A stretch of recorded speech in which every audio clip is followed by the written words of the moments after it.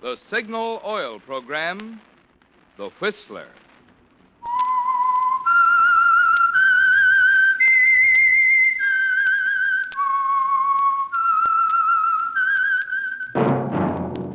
That whistle is your signal for the Signal Oil Program, The Whistler.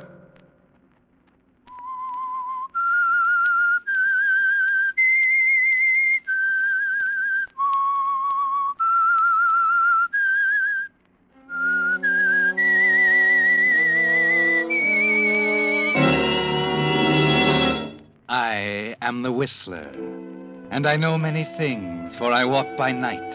I know many strange tales hidden in the hearts of men and women who have stepped into the shadows. Yes, I know the nameless terrors of which they dare not speak.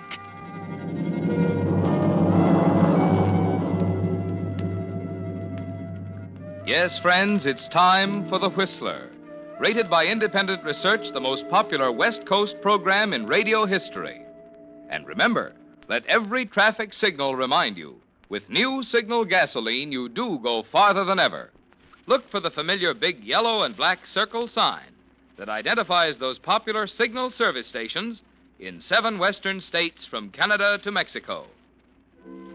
And now the Whistler's strange story, The Trigger Man.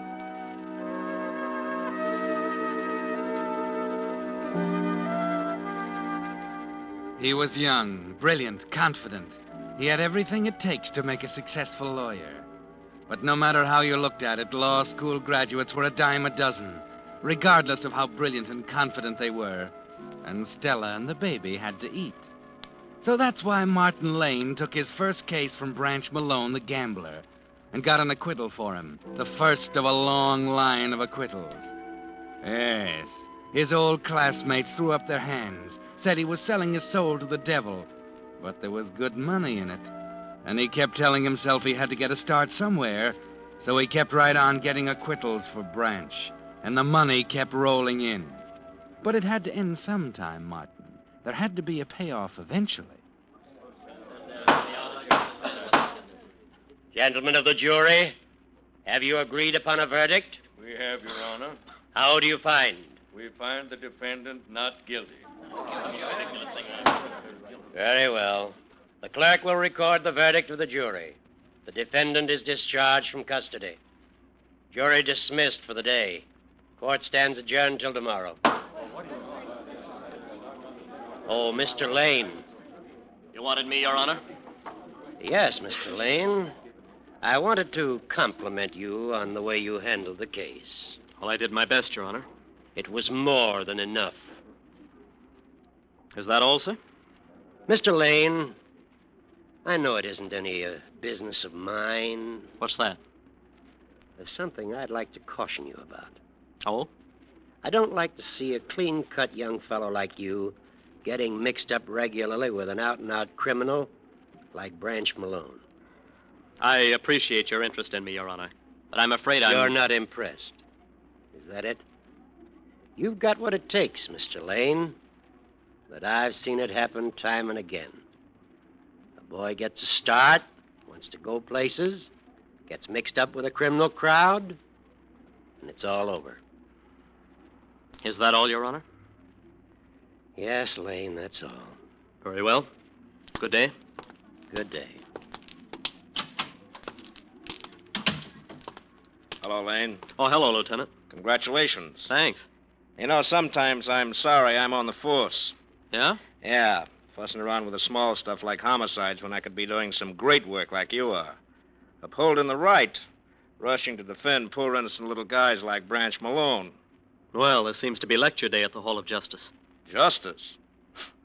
You can buy and sell it like a sack of potatoes. You better run along, Radigan. I've got an appointment. Yeah, I saw him. Malone the Mighty. He's waiting outside for your payoff. Okay, Radigan. Just a minute, Martin. I got a tip for you about cops. Don't give us the brush off, because one of these days you're going to need us. Guys who play bang-bang with the big boys usually do. Suppose we make that our little thought for the day. All right, Martin. It's all right.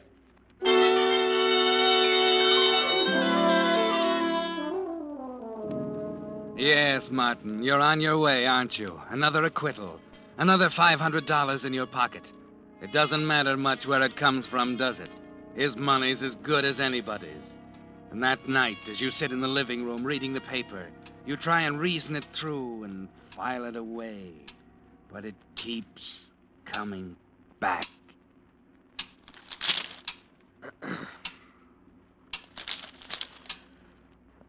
Stella, Yes, Martin?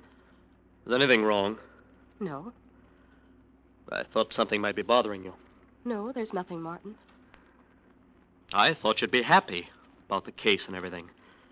We can buy that dining room set now. Yes, we can. It was an easy case. $500 for an afternoon's work. It's not bad. No, not bad. There's nothing to it. State's evidence was insufficient. One of their witnesses didn't show up. Same as the time before. Yeah. And they found the witness at the bottom of the river 3 days later. Well, I can't help that. No, I suppose you can't. Well, Stella, you're not suggesting I drop him, are you? For years I've sweated and struggled trying to make enough for you and Susan. It's my business to defend him. A lawyer isn't a criminal just because he defends a criminal. That's right, isn't it? You're defending yourself now, aren't you?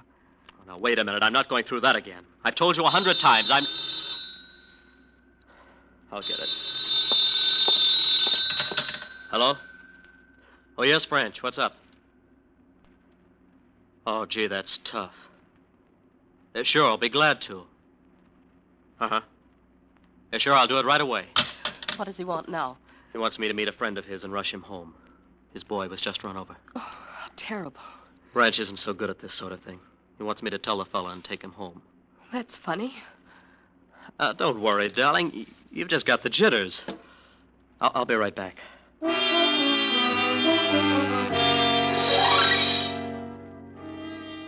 Just a little favor for Branch, Martin. It's the least you can do, isn't it?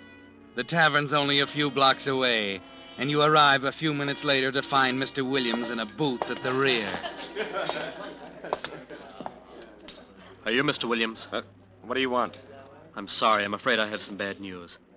You are Mr. Williams, aren't you? What's on your mind? Your son. Lenny? Yeah. What's happened? Quick, tell me. Now, try to be calm, Mr. Williams. He's had an accident. What? What are you... Lenny? He was run over. My Lenny? How? How did it happen? That's all I know about it.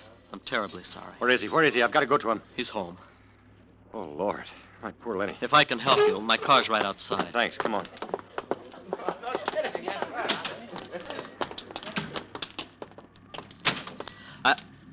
Branch, what are you doing here? Little business deal, Martin. All right, Williams, get in. No. No, Branch. I'll give you every cent I've got. Please, Branch. I heard that before. Get in. I'll do anything you want, honest. But put that away. Don't make me. I won't, Branch. I won't get in. Suit yourself, Williams. Oh!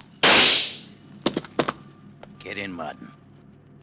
Hear what I said? Get in.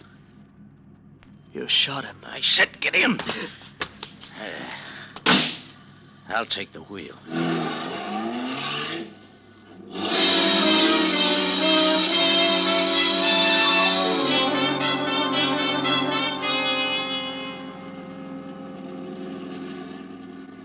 You're sitting kind of quiet for a lawyer. I can't understand it, Branch. It ain't that complicated for a man with your talent. I put the finger on him. Who was he? Oh, I thought I told you, Martin. He's the witness who didn't show up this afternoon.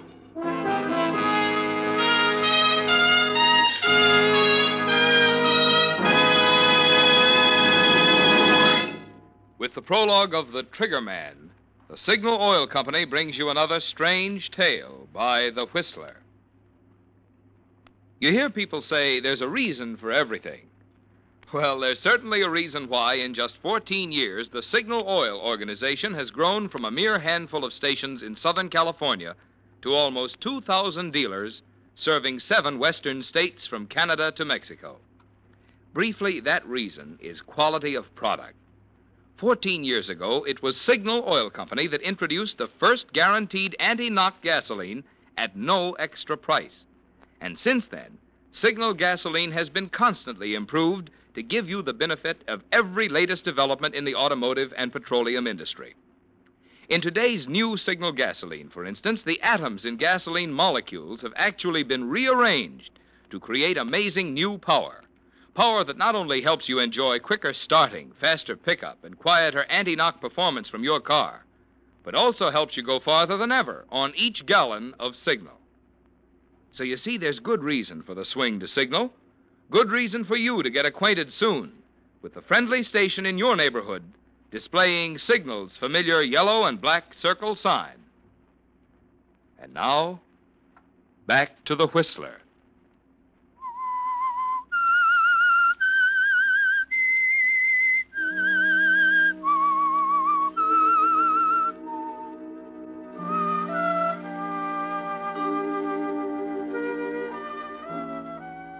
Well, Martin, you've discovered something, haven't you? The judge and Radigan. Even Stella tried to tell you, but you couldn't understand until now. It happened so suddenly that it stuns you. Williams is dead, and you put the finger on him, didn't you? Acted as messenger boy for Branch Malone. Stood by him like one of his gunmen while he pulled the trigger. And there's nothing you can do to make it right again. Nothing you can say to the murdered man's wife or her son or Stella. Martin. Martin, where have you been? It's past midnight. I've been worried sick. It's just a little business, Stella. You'd better go back to bed. What's the matter, Martin? You're white as a sheet. Nothing.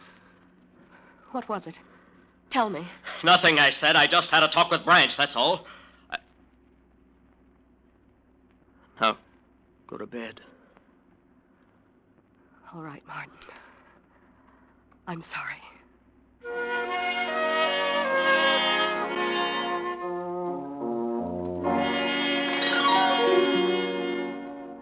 There's only one thing to do now, isn't there, Martin? You're walking down a one-way street, and there's no way to turn back.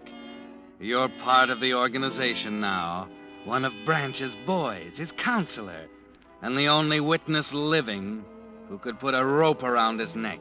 And you know exactly how Branch feels about that kind of a witness. So there's nothing to do but keep your mouth shut and hope for the best. You can't face Stella the next morning at the breakfast table. So you leave the house before she wakes and go down to the office. No one's there. You try and concentrate on your work, but it's no use. Go down to the coffee shop and try to eat, but you're not hungry. Walk in the park for a while, over to the library. You can't get your mind off of it, can you? Finally, at 11 o'clock, you return and find your secretary waiting. I've been trying to get you all morning, Mr. Lane. There was a call from Mr. Malone. What? When? About an hour ago. He wants you to see him. All right. Where, at his club? At the Hall of Justice. He was booked this morning on suspicion of murder.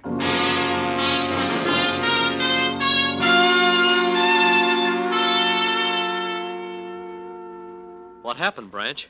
I thought you might know, Counselor. What do you mean? There was a tip-off last night. What? Yeah. Know anything about it? Oh, now, wait a minute, Branch. Don't look at me. Well, you don't think I didn't say nothing. Well, listen, I'd be crazy to do anything like that, Branch. Sure you would. That's what I told Spike. Spike? My trigger man, Martin. Don't believe you ever met Spike, did you? No. Nice guy to have on your side when you're in a spot. We were trying to figure out if any witnesses might have been around last night. Any besides you, I mean. What's the matter, Counselor? Nothing. It's just been a little tough on me, Branch. Sure. You know how I feel about witnesses, Martin. Listen, believe me, I'm not going to talk. I won't say anything. That's what I told Spike. What do you mean? And Spike, he said to me, "Don't worry if they pick you up, boss. Where there's no witnesses, there's no case."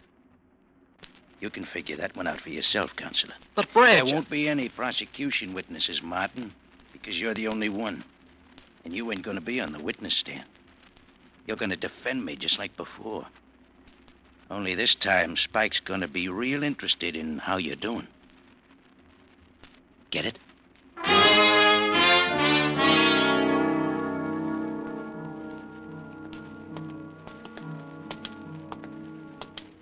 Lane. Oh. Oh, it's you, Radigan. Didn't mean to scare you like that, Martin. A little jumpy, aren't you? What do you want? Get it all settled with the big boy? Heard you just had a chat with him down in his cell. Did he put the heat on? I'm sorry, Radigan. I haven't got time to stand Yeah, I around. know. You're a busy man. You haven't got time to think about little things. Like a guy suddenly not showing up at home and his wife trying to explain it to his kid. What does your wife think of that, Martin? What does she think when she looks at your kid? Cut it, will you? Okay. Just had to speak my little piece. But I just want to tell you, you're playing with dynamite this time, Sonny. Your friend knows all his blue chips are on the table, and whoever put the finger on Williams in that bar is the guy who's going to hang him. And this time, so help me, the witness won't disappear. What are you getting at, Radigan? I think you know enough about this case to hang Malone, and I think you'll come through for us. And when you do, it's going to be dangerous. Why are you telling me all this? I want you to know why I'm putting a tail on you. What? One of my men's going to watch you day and night, and if you know what's good for you, you won't try and give him the slip. Is this for my protection? Right. Like I said, Martin, this time the witness isn't going to disappear.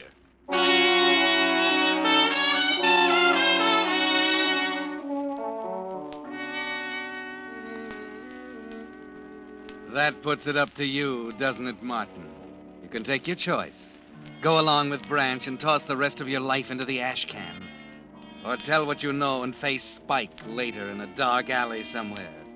Spike will be there, too, won't he, Martin? And you won't have a chance, because you don't know him from Adam. All you know is that he's never missed yet. That when Branch gives him the order, the witness disappears. You can't eat, you can't sleep. And worst of all, you can't explain to Stella. Martin, Yes? what are you going to do? Oh, will you forget it, Stella? He's my client. I've got to defend him. Do you? Of course I do. Why, Martin, you know he's guilty. Why must you involve yourself in it further? You've got a right to turn him down. He doesn't own you. Stella, please, will you let me alone? You're an accomplice. If you defend him, you're as guilty as he is. Where are you going? Out.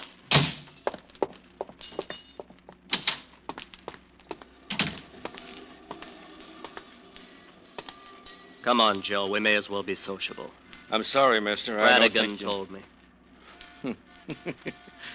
Wonder why he doesn't tell me these things. By the way, my name isn't Joe. What is it? Ed Morris. Okay, Ed. I saw you following me all afternoon. Well, I thought you did. I thought I'd walk around the block. That is, if you don't mind. Why not? Your boss would get a bang out of this, I suppose. Walking around together this way. He just said to keep an eye on you. He didn't care how.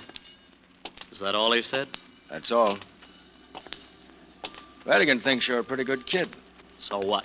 Am I supposed to toss away the biggest case of my life just because he thinks I'm a good kid? The guy's guilty and you know it. What do you mean I know it? If you didn't know it, I wouldn't be here. You better stick to your gumshoeing, Ed. Okay. Hey, there's a bar down the street. I don't want to go on any bars.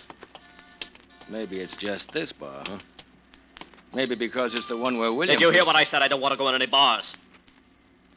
All right, Martin. I've changed my mind about taking a walk. I think I'll go home.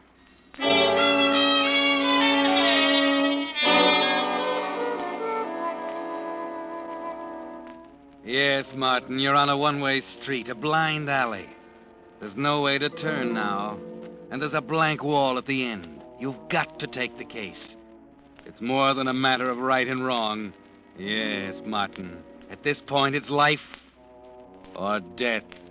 So you go to work on it. Visit Branch every day in his cell. Spend nights at the office preparing the case, plugging loopholes, anticipating points the prosecution is sure to bring out, making it another sure thing for Branch. You have 2 weeks until the arraignment, and Branch wants bail. 2 weeks without sleep, forgetting to eat, until you're almost ready to crack. And worst of all, you can't tell Stella. There's no way to make her understand. And then suddenly, on the night before the arraignment, you can't hold out on her any longer. Martin, darling, you've got to tell me. You can't go on this way. Please, Stella. There's nothing. Are you afraid to tell me? No, Why did you lie to me, Martin? Why did you tell me you had nothing to do with the murder? Williams was the man you met that night, wasn't he? Listen, Stella, you've got to forget it. Please, don't even What think... are you afraid of? All right, I'll tell you. I'm the witness. I'm the only one who can hang Branch. Radigan knows it. They all do, but they have no proof. That's why that guy's always waiting for me across the street. He's a guard. All I have to do is open my mouth and I'm dead. But if that's all there was to it, I wouldn't worry, see? It's you, too, and Susan. Don't you see? He won't stop at anything. Spike Robertson's waiting for me somewhere, waiting for me to open my mouth. And if I do, the guard won't make any difference. Spike won't stop until he gets us all. Martin, Well, now you know it. You were right, all of you. But it's too late now. So you're going to defend him and let it happen again and again? Yes. Martin, I want you to stand up at the arraignment tomorrow and tell them everything. Don't be ridiculous. We'll take our chances, Martin. Susan and you and I. It has to be that way, dear. If we don't, there's nothing left, don't you see? No, I'm afraid I don't. No. You'd better go on to bed, dear.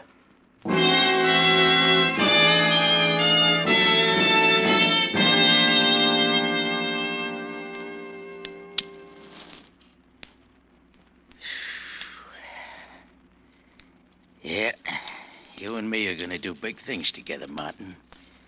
You're a smart boy. Branch. Yeah? Branch, what if I told you that when I get you out of this arraignment and this jam, it was going to be the last time? Huh? That if I get you out of this one, we're all washed up. What do you mean, if, Martin? All right, when I get you out of this one.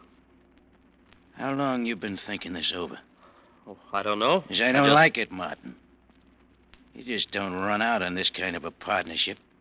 Not when a guy knows as much as you do. Well, I'm not going to talk if that's what's worrying you. Oh, you're wrong, Martin. I ain't worried. And okay, it's the last time if you want it that way. Of course, you won't be taking cases from anyone else either, but if you say it's the last time, there's nothing I can do but... What do you mean, Branch? I ain't in charge of ending partnerships, Martin. I leave that up to Spike.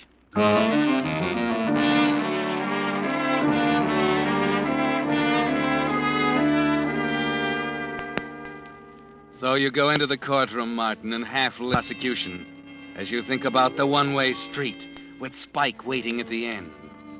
Stella is there watching you, her face white and tense. Branch, confident, half-smiling. The rest of them, Radigan, the judge, the jury, all looking at you, waiting, wondering what you'll say when the time comes. Then finally it comes, and you find yourself on your feet, going into your act. May I remind the court that the so-called evidence presented by the prosecution is neither circumstantial evidence, nor is it direct evidence. It's nothing, gentlemen, but suspicion, based simply on the fact that it is alleged that my client had ample and sufficient motive to... She's not looking at you now, Martin. She's bent over, her face in her hands. Radigan is turning away. The judge is looking down at the bench. Williams' connection has yet to be demonstrated to the satisfaction of either the state or...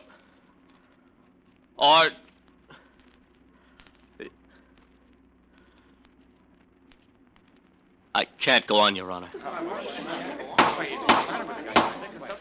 I ask that the court disqualify me as counsel for the defense and offer myself as principal witness for the prosecution. Martin. Oh, Martin, darling. I knew you'd do it, kid. I knew it. Thanks, Radigan. Thanks.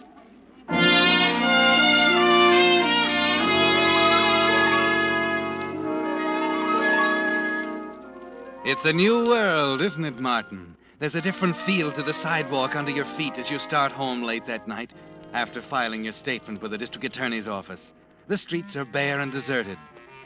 Just you and Ed Morris, Radigan's guard. Well, I missed you when I left the courthouse, Ed. I was there, don't worry. Well, looks like you've got a job on your hands now. I'm ready. That was quite a thing you pulled. I thought Malone was going to pass out in his chair. You know, it's funny, Ed. And now that it's over, I'm not scared at all. They sent 2 men along with your wife. Stake out at your house, you know. Yeah. Is this the car? Yeah. Hop in. Spike. Yeah, that's right. Spike.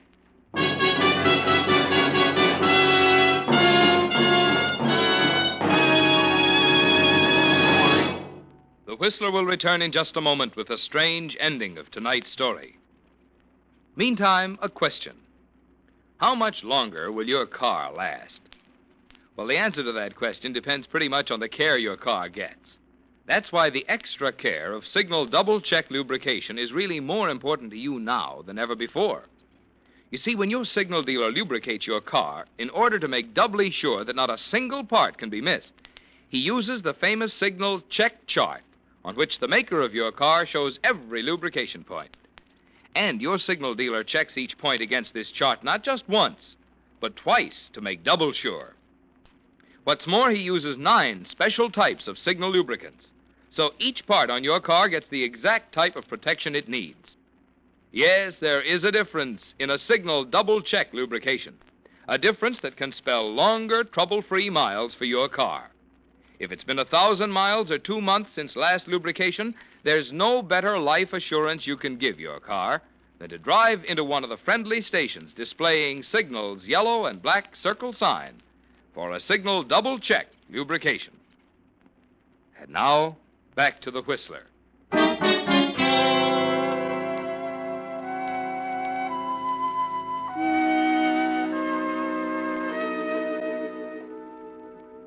Well, Martin, Branch didn't waste any time, did he? 2 shots, and your guard lies dead at your feet. You look at the killer standing in front of you, the gun still smoking in his hand. There's nothing you can do, no way to turn. 10, maybe 15 minutes left to live. Long enough for him to take you to a lonely spot on the highway and make another witness disappear. Then, strangely, you find yourself thinking of the deposition, safe in the district attorney's office. And, stranger still, you discover you still aren't afraid. No use checking him. He's dead. Yeah. I don't miss very often. Oh, what do we do now? Well, maybe we better get in the car and hustle him over to the morgue. What are you talking about? That's what we usually do with the stiffs. I don't get it, Spike. Spike? Yeah? You know Radigan was putting a tail on you, didn't you? Well, sure I did, but... That's me, Stanley, DA's office. The guy in the gutter you've been palling around with for 2 weeks is Spike.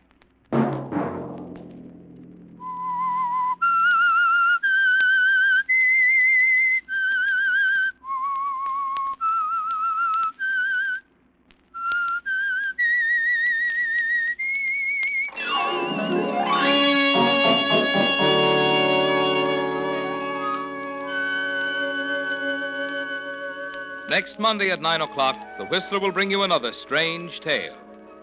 The Whistler is broadcast for your entertainment by the marketers of Signal gasoline and motor oil and fine quality automotive accessories, and by your neighborhood Signal dealer. This program, produced by George W. Allen, written by Harold Swanton from an idea by Robert and Beatrice Gruskin, music by Wilbur Hatch, is transmitted to our troops overseas by the Armed Forces Radio Service.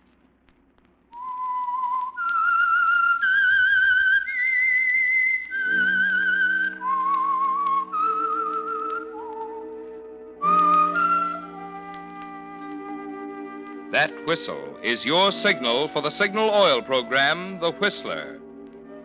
This is Marvin Miller speaking, reminding you to look for those familiar yellow and black circle signs that identify those popular Signal Oil stations in 7 western states from Canada to Mexico. This is CBS, the Columbia Broadcasting System.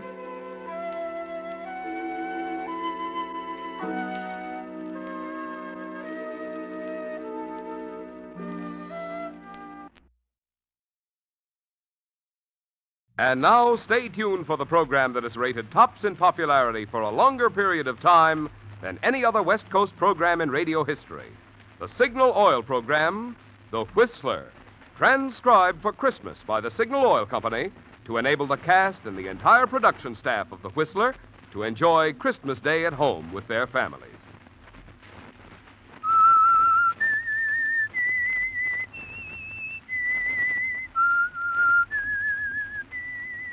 S-I-G-N-A-L.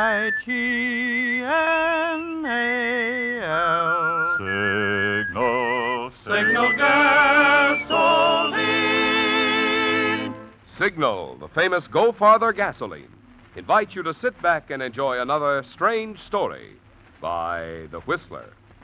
For extra driving pleasure, the signal to look for is the yellow and black circle sign that identifies signal service stations from Canada to Mexico. And for Sunday evening listening pleasure, the signal to listen for is this whistle that identifies the signal oil program, The Whistler.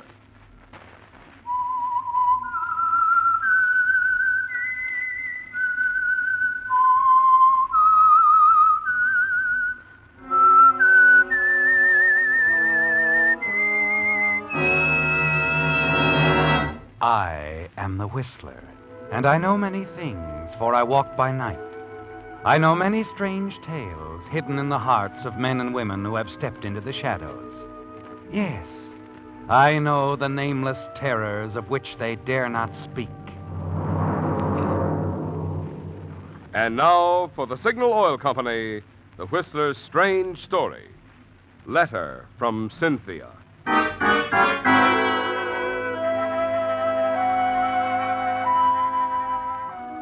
To the holiday staff on duty at the small hospital on the outskirts of a small town on the coast of Southern California, Christmas night was much like any other night. Not quite, of course, for the spirit of the season was in the air.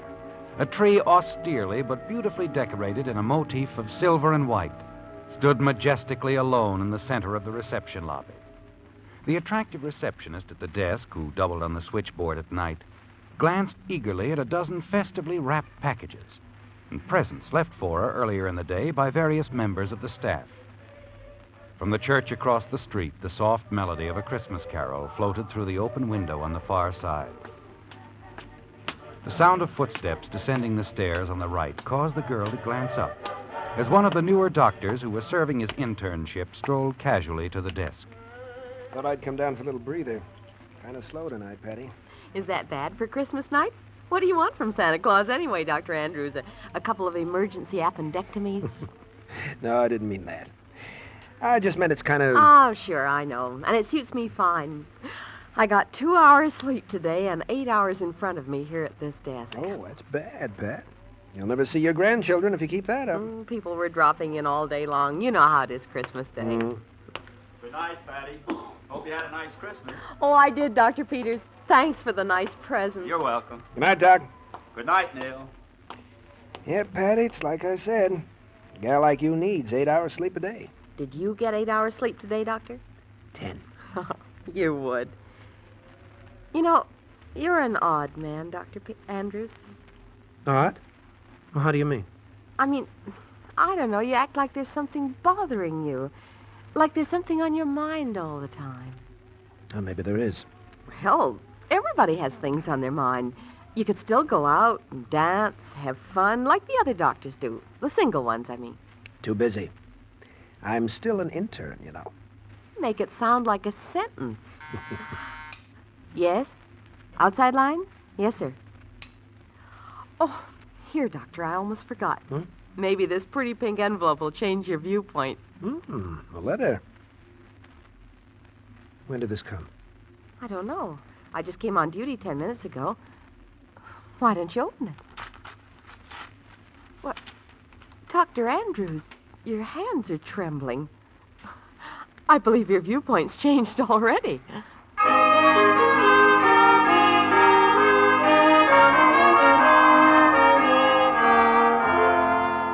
Yes, Neil, your hands are trembling as you recognize the handwriting. Read the return address on the envelope. The address of lovely Cynthia Walker. She's out of your life now, isn't she, Neil? No. She'll never be out of your life, will she? You're just out of hers. You walk across the lobby, choose a chair near a light, and stare into space for a moment. The memory of that last moment with Cynthia crowding every other thought from your mind. It isn't pleasant to recall, is it, Neil? The unfortunate accident that cost you your reputation, your position, and the love of Cynthia Walker. at the very beginning of your career as an intern in an important hospital. You remember Cynthia's thoughtless, angry words that followed. Yes, looking back to that day more than a year ago, it's hard to believe now that a few hours could have made so much difference in your future. But they did. And as you try to read the words on the scrap of paper, Cynthia's letter in your hand, you know that one man is responsible for it all. Charles Arthur Bennett, the man who lied when the truth would have cleared you. Charles Arthur Bennett, the man who called himself your best friend.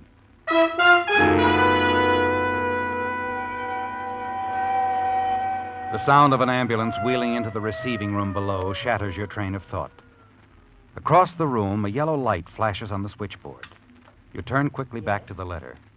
But your thoughts are blurred, and you know you won't have time to finish your letter before you get the call you're sure is coming. Yes, Doctor. Yes, Doctor. Yes. I'll make out the registration card right away. Dr. Andrews. Yes? Yes, Pat? Admitting room? No, Miss Stevens is busy. 412 has had a relapse. Oh. They're taking the emergency to the third floor. Dr. Graham wants you to go to the third floor drug room. What kind of accident? Car crash, traumatic and hemotractic shock. Patient very weak. Dr. Graham wants you to prepare injections of sereptamine and sacralin. Take them to the operating room, third floor. Right. I was afraid we might have one of these before the day was over. You get any details? No, only it was an automobile accident. The man's unconscious, but according to the identification card in his wallet, his name is Charles Bennett, salesman. Who did you say? Bennett. Charles Arthur Bennett, Los Angeles.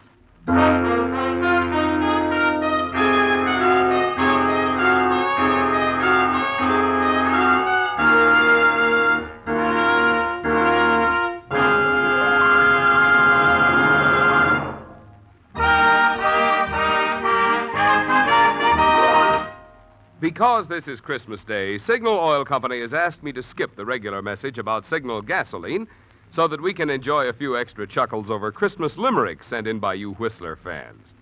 Tonight's first $20 Signal gasoline book goes to Mrs. E. Morrow of La Jolla, California, for this limerick.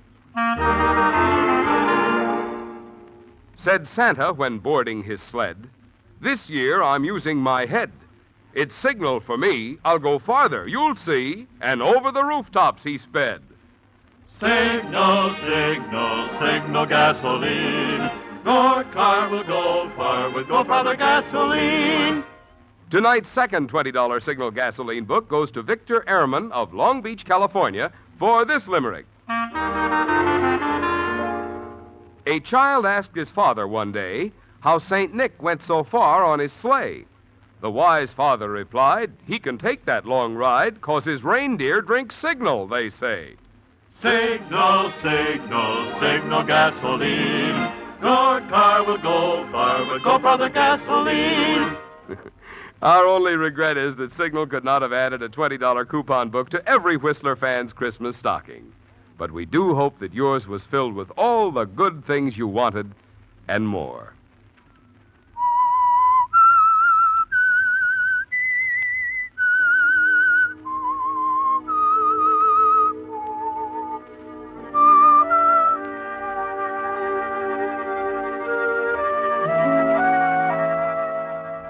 Yes, Neil, it's a shock, isn't it, to realize what's happened. For more than a year, your resentment of Charlie Bennett has smoldered. And now the girl at the switchboard tells you that he's here in the hospital where you're now interning, the victim of an automobile accident. That you have to prepare the drugs that might save his life. Might save his life. As you hurry up the stairs along the hallway to the laboratory, your thoughts go back to that night more than a year ago. The circumstances were quite different then, weren't they, Neil? Because although you didn't then realize it, that night you were at the mercy of Charlie Bennett. The night which began at a birthday party for Charlie Bennett more than a year ago at the home of a mutual friend. But as far as you were concerned, there were just the three of you. Cynthia, Charlie, your best friend, and you. Yes, Neil, things were much different then. Oh, Oh, it's a wonderful party. I wish I didn't have to leave right in the middle of it. Well, if you must, you must. I'll drive you home. No, darling, I've already phoned for a taxi. Now, this is the first time you've been off duty from the hospital in a long time. I want you to stay here and relax and have fun. Okay, but I might get into trouble, you know. I trust you. You're a big boy now. Or I wouldn't have told you I'd marry you. Have you told Charlie? No, not yet. I'll tell him tomorrow.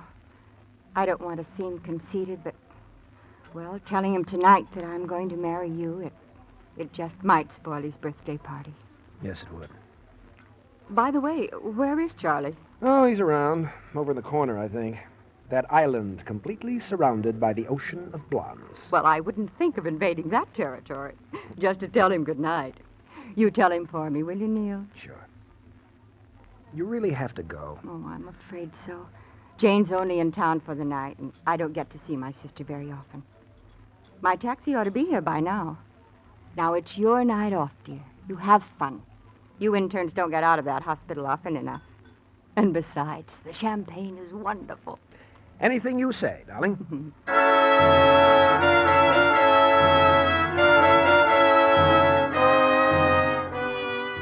Reluctantly, you see Cynthia to a cab and come back to the birthday party for Charlie.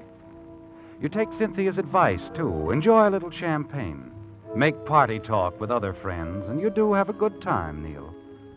You relax for the first time in weeks. In another hour or two, most of the crowd is gone, and finally you even convince Charlie that it's time to go home. And in the lobby going out.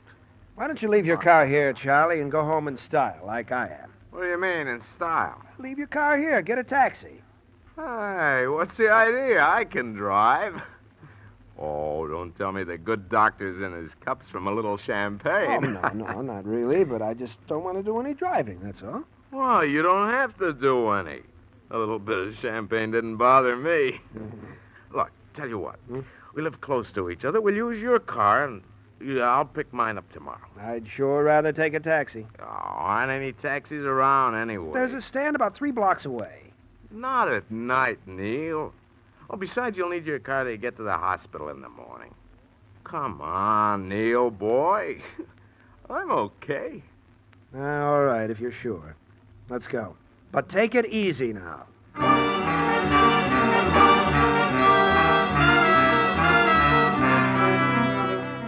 Once in the car, you make one more effort to talk Charlie out of driving, but to no avail. You're getting a little weary of the slight argument, so you let him drive your car. And after the first few blocks, you decide you have nothing to worry about. Charlie seems to be driving satisfactorily. Slightly over the speed limit, but everything seems to be all right until he suddenly turns a corner sharply.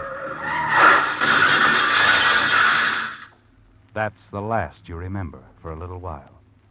When you open your eyes, you feel a dizziness, a dull pain at your temple, and someone's talking somewhere. Come on, fella. That's it. Come on, boy. Come on. Here. Are you hurt? Hurt? Oh, no, no, officer. Not much, I guess. Just a bump on the head. Hey, that lamppost made quite an impression on your car, though. What's the idea of driving like that? Oh, me? Charlie was driving. Oh, Charlie was driving. Yeah, he's gone. He sure is absent. Say, you're a little on the woozy side, friend. Well, Charlie, where's Charlie? Hey, come on, chum. That's enough about Charlie. Now, how much have you had to drink, anyway? I haven't had much to drink. Look here, officer. Charlie was here. I know he was here. No one was here, chum. I heard the crash around the corner and came straight here. No Charlie, no nobody. Just you.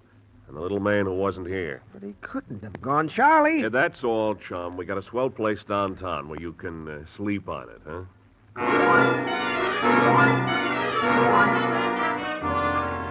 It's like a nightmare, isn't it, Neil? You're bewildered and confused by what's happened. It's all a mistake, isn't it? A horrible mistake. And Charlie will show up soon and explain everything. Then you're booked at police headquarters and spend the rest of the night pacing back and forth in jail. Finally, in the early morning, someone is there to put up your bail. Hello, Cynthia. Hello, Neil. I came as quickly as I could. Thanks. Thanks for, springing me. Come along, Neil. I'll drive you home. How did you find out I was here? The whole story is in the morning papers. And it mentions your connection with the hospital, too. I suppose so. Dr. Rogers called me about it. He was quite concerned. Well, he needn't have been. We'll get this whole thing cleared up in no time. No time at all. Oh, I hope so, Neil. Sure. As soon as I see Charlie Bennett. Charlie? Yeah, you'll tell him what really happened. He was driving the car. It was all his fault. I was just... What's the matter, Cynthia? Why are you looking at me like that? Well, I've already talked with Charlie. Well, he told you then how it really happened. Charlie said he wasn't with you last night when it happened. He took a cab. He went home alone. It leaves you stunned, doesn't it, Neil? You're certain there must be some mistake. But once Charlie understands how much it means to you, he'll realize what's happened and tell the truth. It's too late to prevent the unfavorable publicity for the hospital, but at least you could be cleared in Dr. Rogers' eyes and in Cynthia's. You see Cynthia safely home and then take a taxi directly to Charlie's apartment. He isn't there, but the desk clerk lets you in and you settle down to wait and to think. Nearly 2 hours later, a key sounds in the door. Neil. Hiya, pal. Why didn't you tell me you were coming? I would have waited. I didn't plan on it. The desk clerk let me in. You talked to Cynthia on the phone this morning, didn't you, Charlie? Cynthia? Yeah, crack of dawn, naturally. She was worried about you. Naturally. And what did you tell her? Oh, that's what's worrying you, huh? Well, I didn't really mean to do it, Neil, but I had to. Want a drink? No.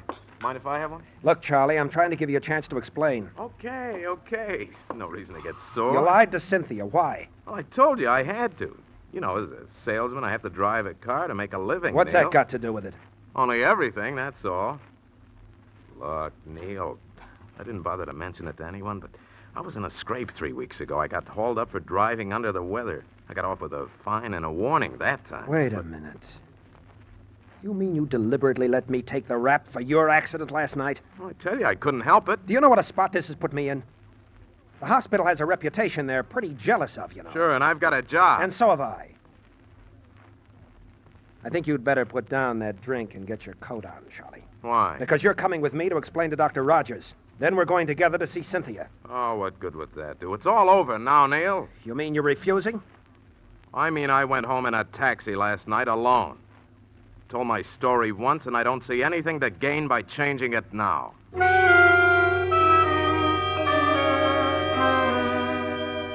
Suddenly it occurs to you that Charlie has a more important reason for lying. His job is only part of it.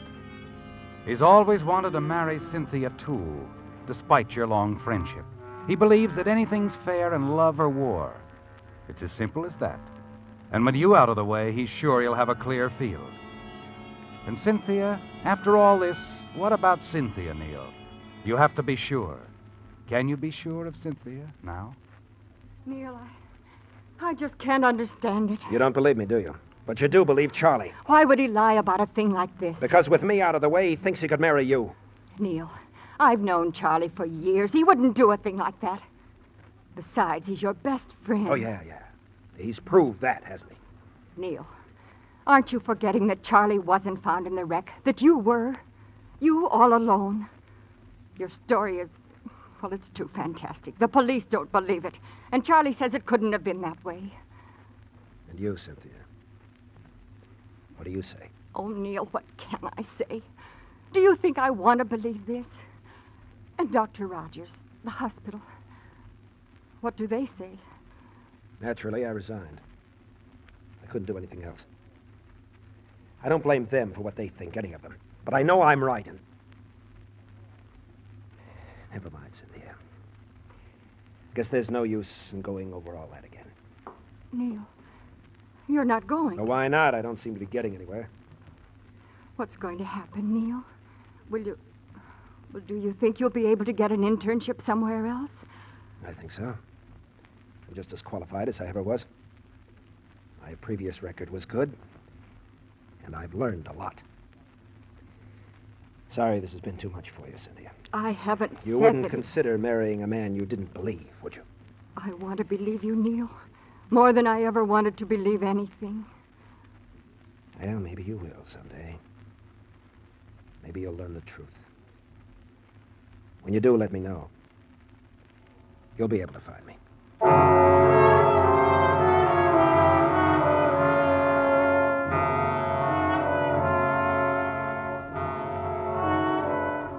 Yes, it all happened more than a year ago, didn't it, Neil? You cut off all contacts with your friends in Los Angeles.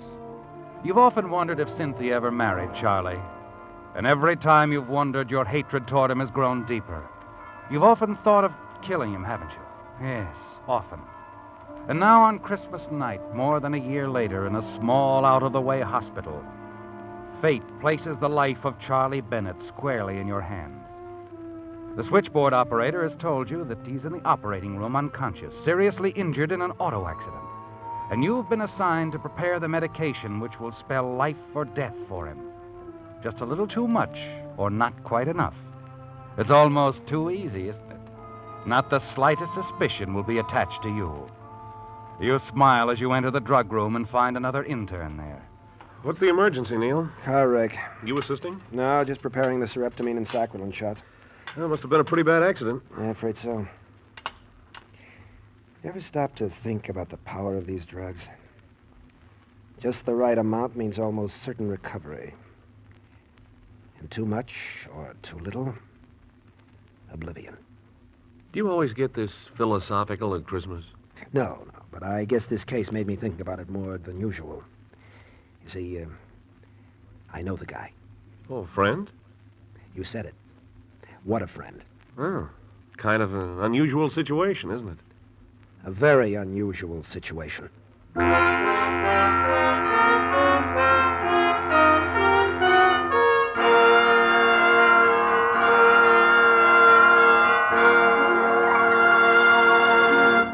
You know, friends, we of Signal Oil Organization feel mighty proud and pleased that you have invited the Whistler into your home so regularly throughout the year, and especially on Christmas Day.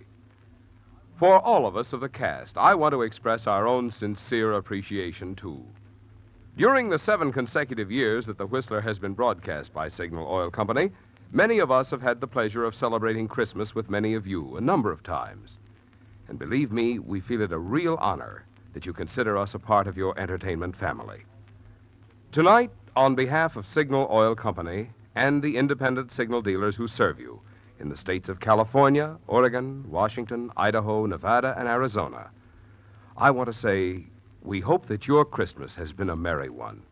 May your new year be filled with peace, prosperity, and the good health with which to enjoy the many blessings of living in the good old USA.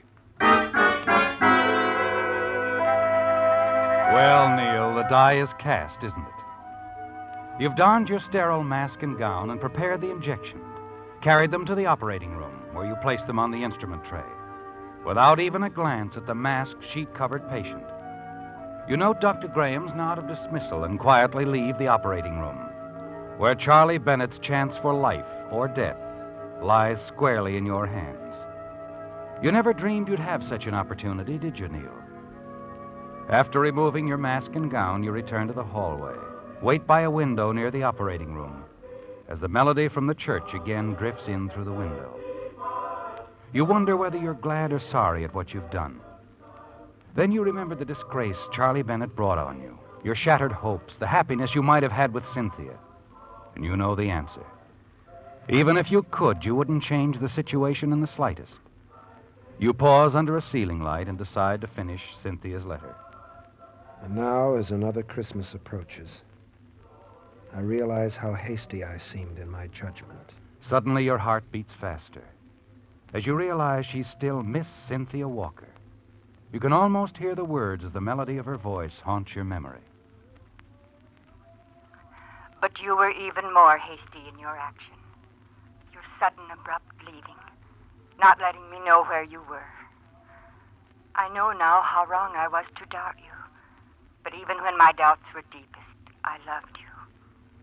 You told me once a woman loves in spite of a man's weakness, not because of his strength. Remember, Neil?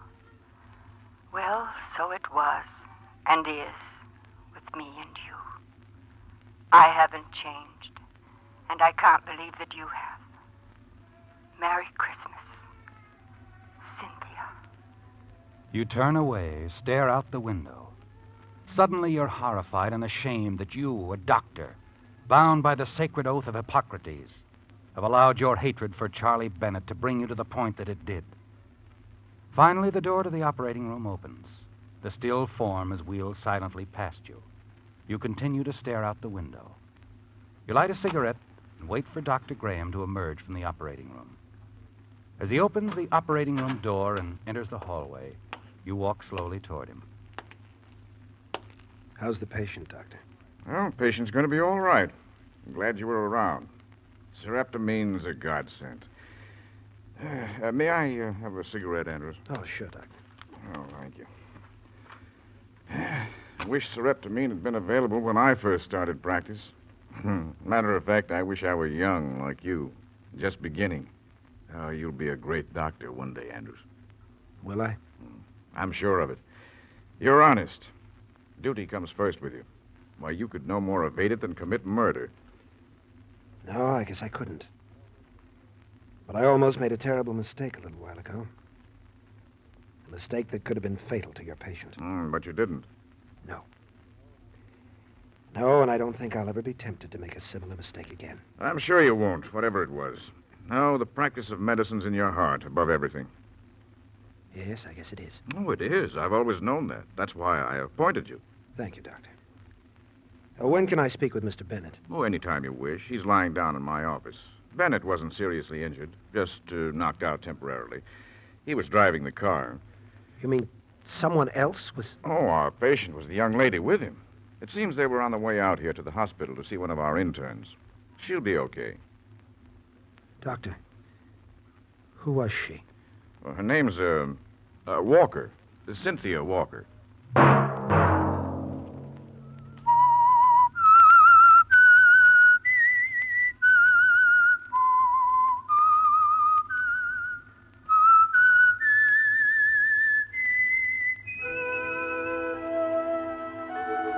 Let that whistle be your signal for the signal oil program, The Whistler, each Sunday night at this same time.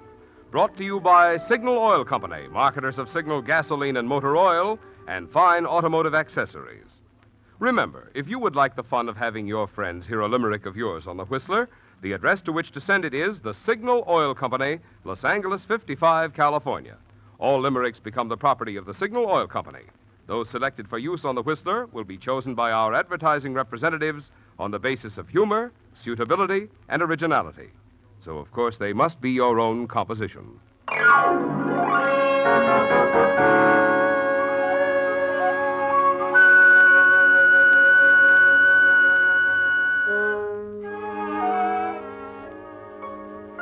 Featured in tonight's transcribed story were David Ellis, Isabel Jewell, and Paul Frees.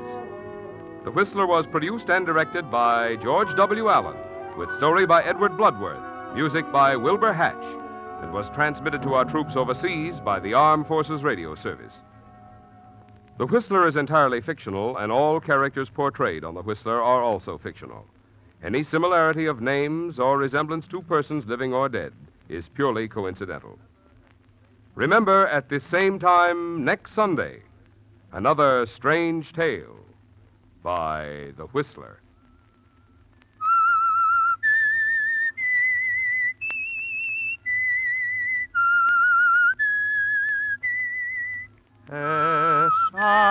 SIGNAL. Signal, signal gasoline.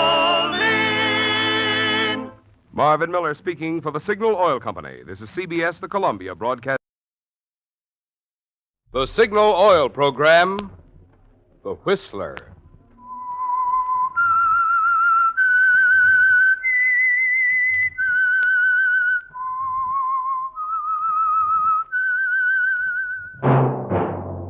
That whistle is your signal for the Signal Oil Program, The Whistler.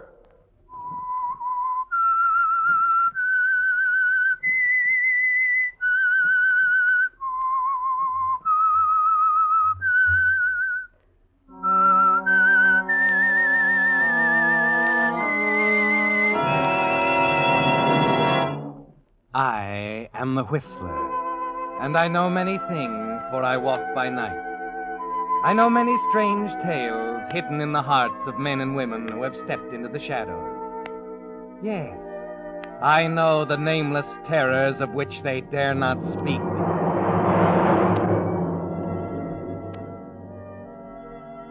Yes, friends, it's time for the Signal Oil program, The Whistler, rated tops in popularity for a longer period of time than any other West Coast program in radio history. And Signal gasoline is tops, too, tops in quality. It takes extra quality, you know, to give you extra mileage. And Signal is the famous Go Farther gasoline. So look for the Signal circle sign in yellow and black that identifies friendly dealer-owned Signal stations from Canada to Mexico. And now the Whistler's strange story. Decision.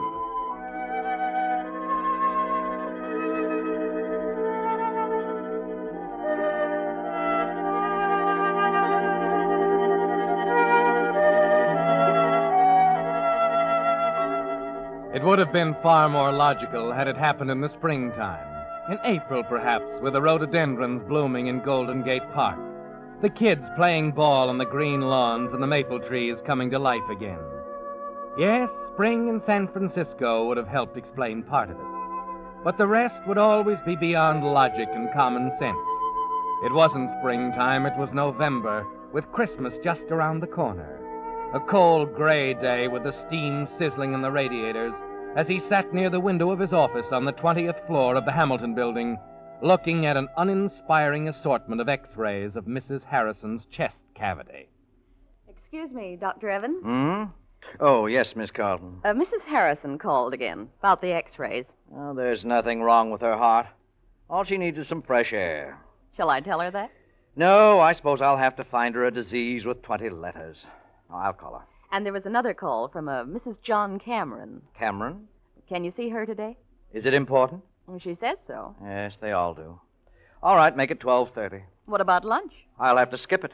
Mrs. Cameron's heart is undoubtedly more important than my lunch.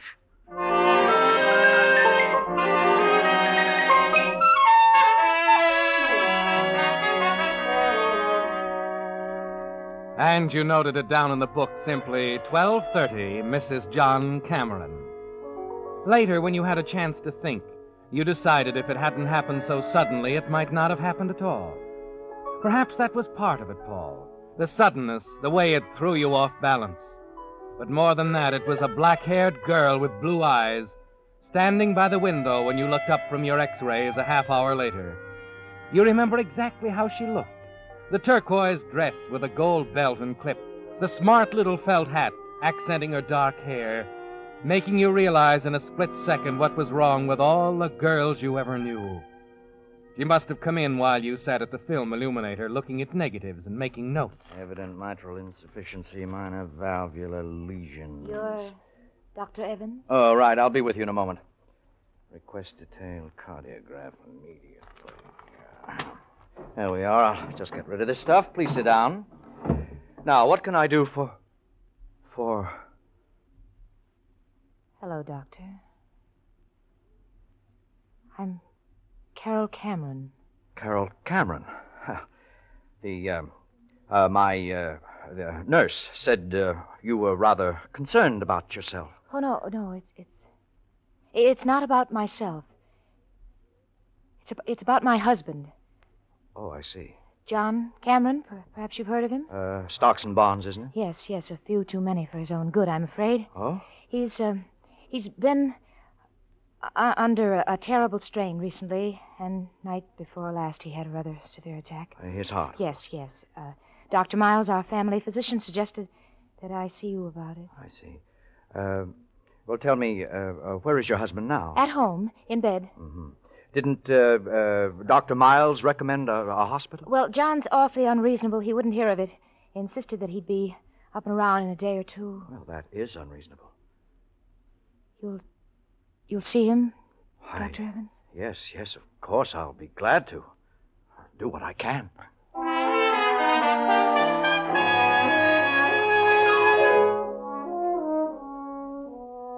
Just like that, Paul. A minute or so and she's gone. You look up, you see her, and 30 seconds later, she could ask if you'd mind going to the North Pole for her, and you'd tell her you'd be glad to. All afternoon, you try to shrug it off. Tell yourself it's fantastic, that this is the sort of thing that keeps you away from second-rate movies. But that evening, when you call on John Cameron, it's still there. Lucinda Withers, the housekeeper, is waiting outside the door after you finish your examination. Oh, where is Mrs. Cameron, Lucinda? She went out for a moment, sir. Tell me, is it serious? Yes, I'm afraid it is. Oh, I knew it. I could see it coming on. He's like a son to me, Doctor. I've been with the family for 20 years now. Since way before she came. Oh, I see. He was never like this before. Oh, what do you mean by that? She's not good for him. She worries him, makes him nervous, keeps him thinking about the 15 years between them. Yes. Well, I'll have a prescription sent over in the morning. I better be going now. My taxi's waiting outside. You just keep him as quiet as you can, and I'll check him again tomorrow. Very well, Doctor.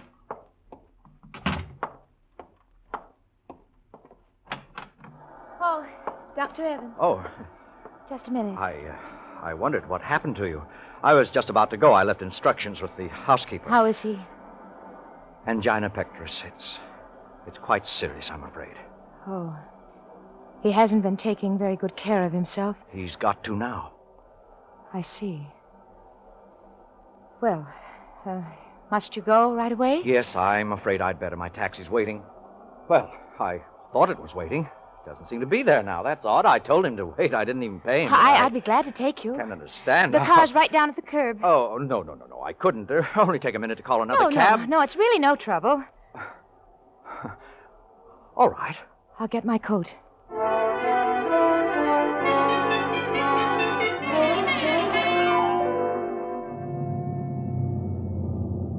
There you are, Doctor. Right to the door. It was awfully nice of you, Mrs. Cameron. It's all right. Well, I guess the next thing to do is get out. Just a minute. I want to tell you I lied about the taxi. What? I told him to go. Why? Because I wanted to take you home. I'm very flattered. That's all. I just wanted to tell you.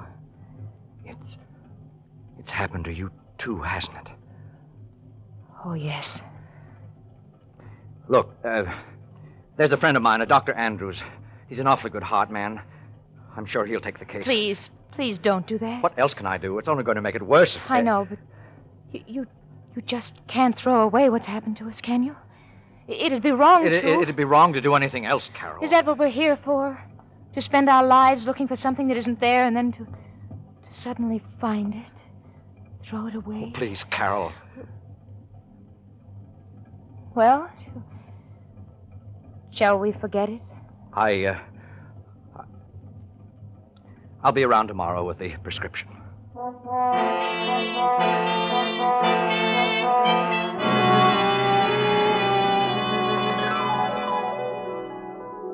So that's how it started, Paul. Yes, it was easy to analyze it, to list a million reasons why it was wrong. But the trouble was that when you were all through analyzing, it was still there, stronger than ever. You visit John Cameron the next day and the day after that. And before you know it, the days have grown into weeks.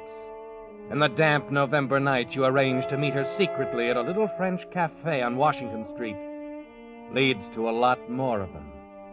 The two of you at the little corner table Henry reserves especially, not saying much, hardly realizing how the time has flown, that tomorrow is the day before Christmas. You know, that's one of my favorite Christmas hymns. Beautiful. Yes. Christmas, day after tomorrow. Uh-huh. It's hard to realize it. You happy, Carol? Happy. And miserable. Or did you expect anything else? No. I knew it was going to be this way, Paul. It's just that I feel so helpless, and I'm glad you came tonight, Carol, because I'm afraid this is going to be the last time. Oh, Paul. Don't you see how impossible it all is? We're both beating our heads against a stone wall. You're absolutely right, Carol. We are helpless. As I see it, the only thing we can do is try to be square with ourselves. Honestly, it just won't work any other way. No, I suppose not. John will probably hang on like this for years. Yes, he might if he's careful. You know, Paul, it's terrible to feel this way. What way? I just can't help it, Paul. I almost wish he'd... No. It's true. Carol. It's true. I never loved him, Paul. My family thought he'd be good for me. I didn't want any part of it. I know, my dear. You don't have to tell me. He's unhappy, and he's sick, and he's miserable, and it'll always be that way. Why should he Please, live? Carol. Now, this is going to be the last time. I mean it. I can get Dr. Andrews on the case next week. Oh, no. Look at me. Carol. Oh, it's going to work out somehow. The right way. Will you believe that? All right, Paul. If you say so.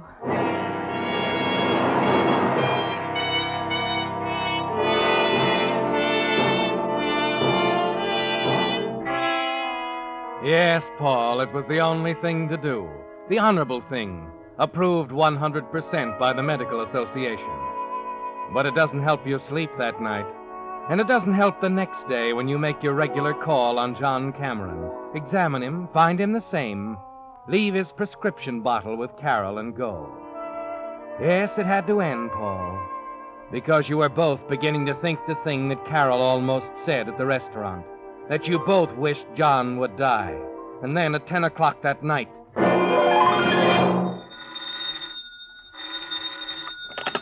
Hello? Dr. Evans. Yes? You must come at once, Doctor. Mr. Cameron's had an attack. I'll be right over, Lucinda. Now listen carefully. There's a bottle of amyl nitrate in the medicine cabinet in the bathroom. Break up a tablet in a handkerchief and make him inhale it. Is that clear? It's too late for that, Doctor. I'm afraid he's dead.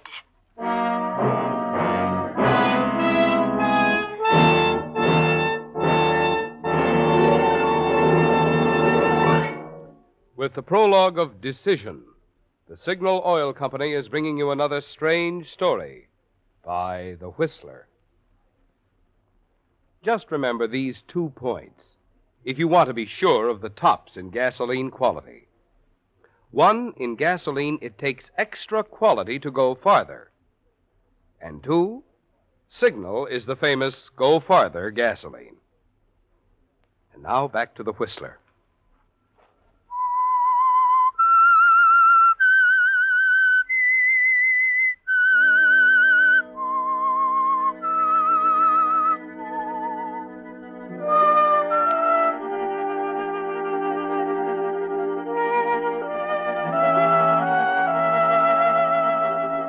So it finally happened, Paul.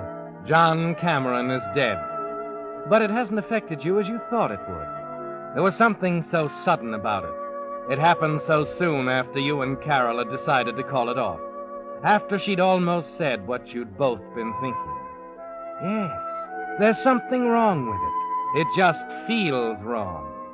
That's why after you've examined him, you turn to Lucinda. Lucinda, Yes, Doctor.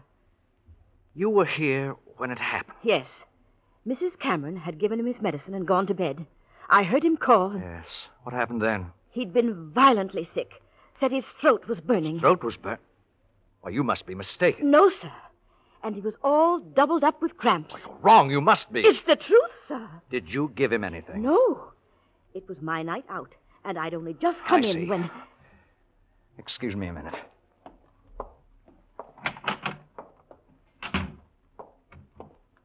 Well, Paul? Don't go in there. There's nothing you can do now. I know. Well, it's over. Oh, Carol. Don't say anything, Paul. I don't want to talk about it or think about it any more ever. We've got to think about it. I know. You don't have to tell me. He was all right this morning, just as well as could be expected. All right, Carol. What happens now? No, I won't say any more. But you know what's ahead, I guess. Of course. I'll be all right. It's just You better go to bed. You need some rest. I'll take care of everything.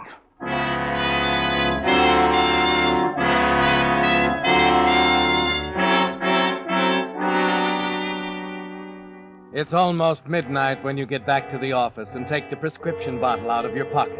The one you took from Carol's medicine cabinet. You forget to take off your hat and overcoat as you throw a few pieces of laboratory equipment together. Dissolve the powder in water and make a test. A very simple test. Thiocyanin. I knew it.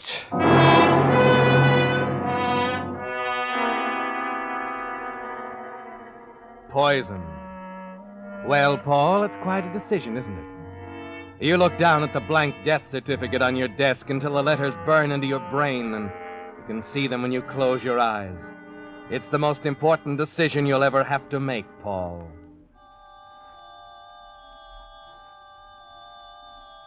Is that what we're here for? To spend our lives looking for something that isn't there and then to suddenly find it? Throw it away?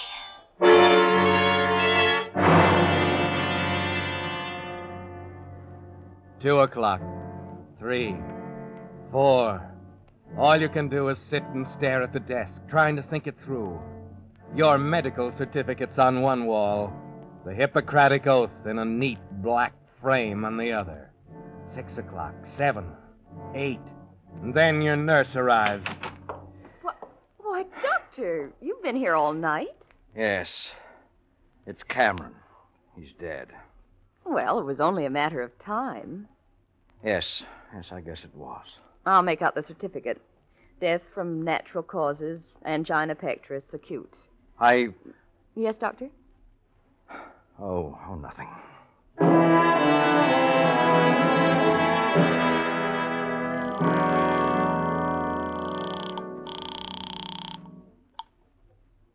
Hello? Carol, Yes, Paul. I've just filled out the death certificate. Heart disease? Yes.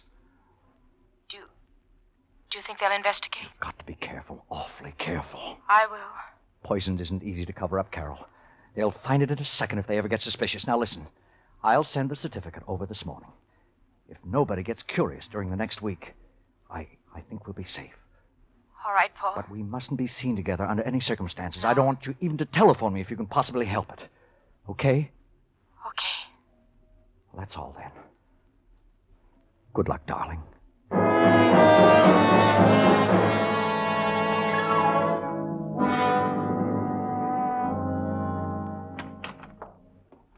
Hello, Evans. Well, hello, Miles. How are you? A little puzzled at the moment. Thought I'd drop in for a minute. I certainly have a chair. Thanks. It's about Cameron.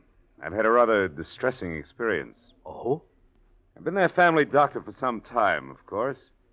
I didn't know Mrs. Cameron before she married John some years ago, but I've always thought her a rather charming person. But she seems to be. Yes. You know her pretty well, Paul? Oh, well, naturally, in attending her husband. Yeah, of course. Do you think she's a woman of character? Yes, I'd say so. So would I. Miss Lucinda Withers, however, seems to think she's a murderess. Just what does that mean? I don't know. The woman was completely confusing. A lot of rambling, disconnected remarks that seemed to imply that you and Mrs. Cameron were in love. Well, as you said, Miss Withers seems to be confused. Yes. Well, I just think, Paul, that you ought to do something about Miss Withers. You know as well as I that this sort of thing can ruin you.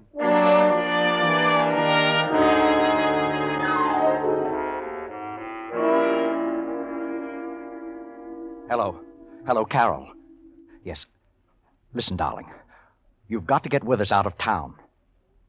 Yeah, I know it'll make it look worse, but it's the only thing we can do. Now, where's her family? Idaho. Well, that's good. Now, tell her she needs a rest, anything. I know it sounds crazy, but it's better than sitting around waiting for the axe to fall. Well, that's it. Good luck, darling.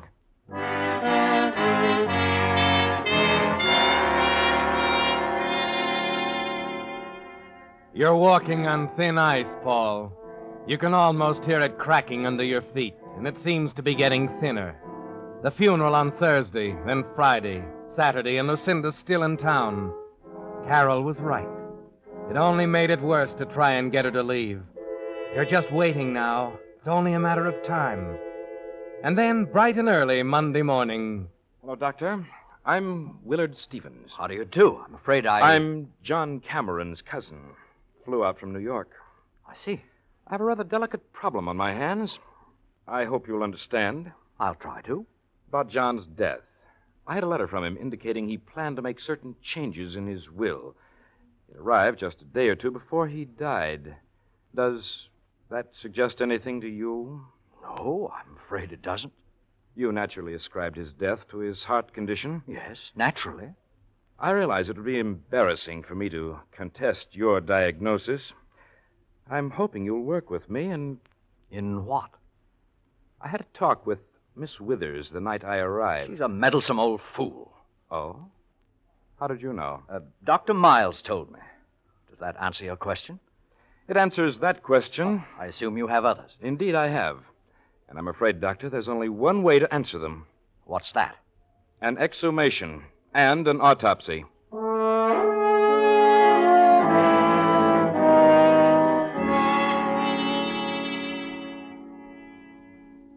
So that's it, Paul. It's all over, isn't it? The autopsy will undoubtedly be tomorrow, and after that, of course, there'll be a trial.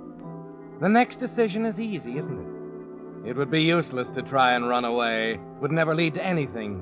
You and Carol could never find happiness with an axe hanging over your heads.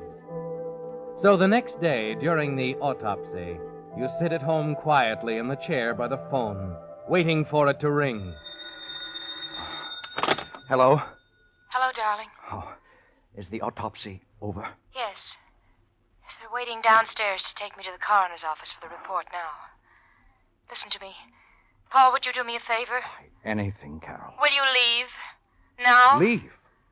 What do you mean? Look, if it's going to happen, there's no reason for it happening to both of us. That's about the most ridiculous thing you ever said. Oh, Paul, please listen Don't to go me. with them, Carol. I'll be down there in an hour. But it's... Carol, there's only one thing in the world right now. And when that's gone, I don't want to be here anymore.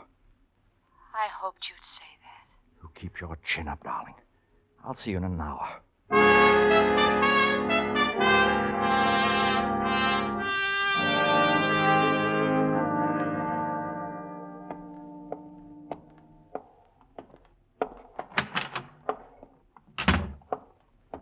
Yes? I'm Dr. Evans. Oh, yes. This way.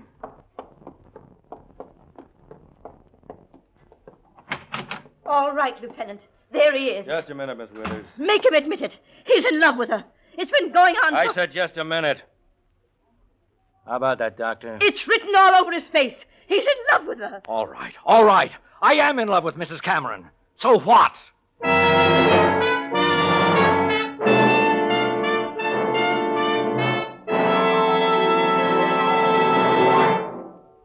The Whistler will return in just a moment with a strange ending to tonight's story.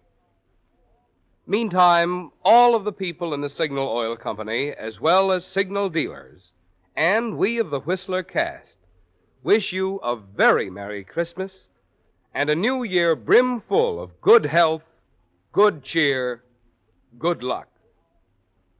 And now back to the Whistler.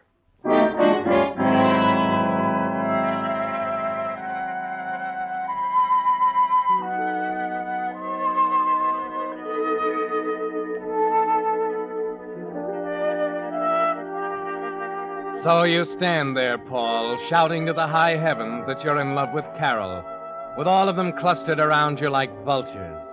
It doesn't seem to matter anymore, does it? In spite of your love for Carol, you know that sooner or later your sense of responsibility would have forced you to tell the whole story. There's a long silence, and then the police lieutenant slowly walks over to Lucinda Withers.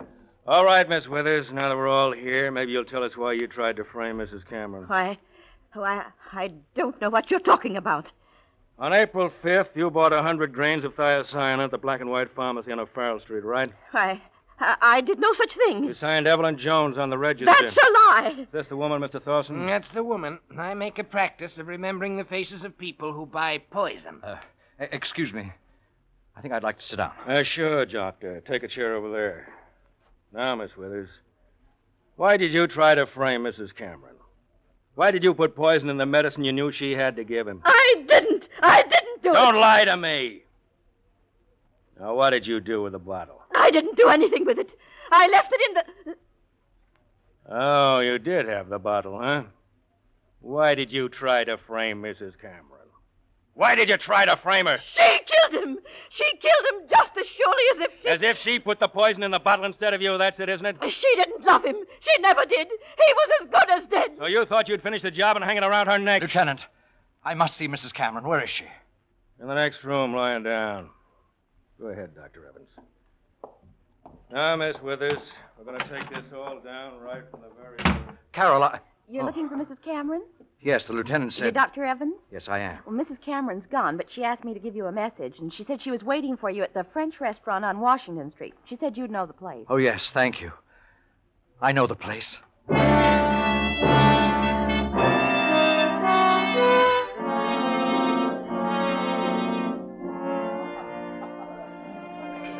Carol. Oh, Paul. Carol. Oh, please sit down, Paul.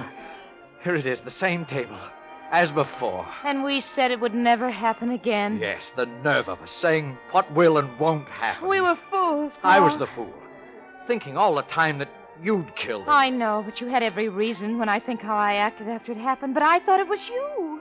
You gave me his prescription that morning, and an hour after I gave it to him, he was dead. We were both wrong. It was Lucinda who killed him. She thinks she did. They say they'll have a better case against her if they let her confess it first before they tell her. Tell her what? Paul, when you brought the new prescription that morning, the old bottle was still half full. And that's the one she put the poison in. What? That's the way it happened, Paul. You see, darling, I used the new bottle the night he died. That's why I was so sure you did it. The prescription was perfectly all right. There was nothing... Of course it was. And I was so sure he was poisoned. Those symptoms... Lucinda was lying, Paul, about the burning in his throat and the cramps. Don't you see? Then the autopsy was okay. There was no murder. No, there was no murder, Paul. You see, darling, your diagnosis was correct. John died of natural causes, just as you said on the certificate.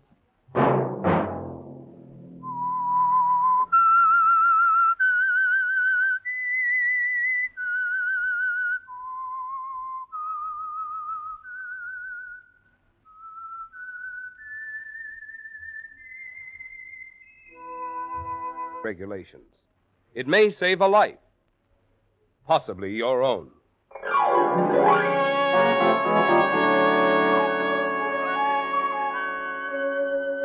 Featured in tonight's story were Kathy Lewis and Joseph Kearns. The Whistler was produced by George W. Allen, with story by Harold M. Swanton, music by Wilbur Hatch, and was transmitted to our troops overseas by the Armed Forces Radio Service. Next Wednesday, for a full hour of mystery over most of these stations, tune in a half hour earlier. Enjoy The Saint as well as The Whistler. This is Marvin Miller speaking. This is CBS, the Columbia Broadcasting System.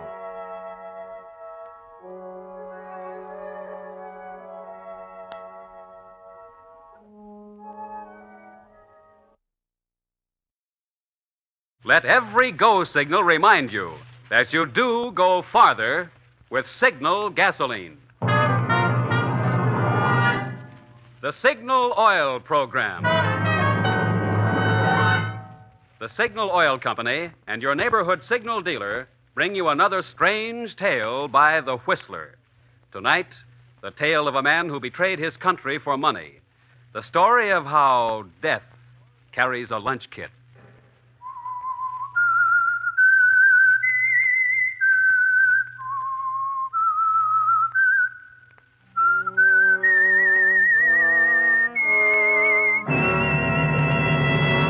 I am the Whistler, and I know many things, for I walk by night.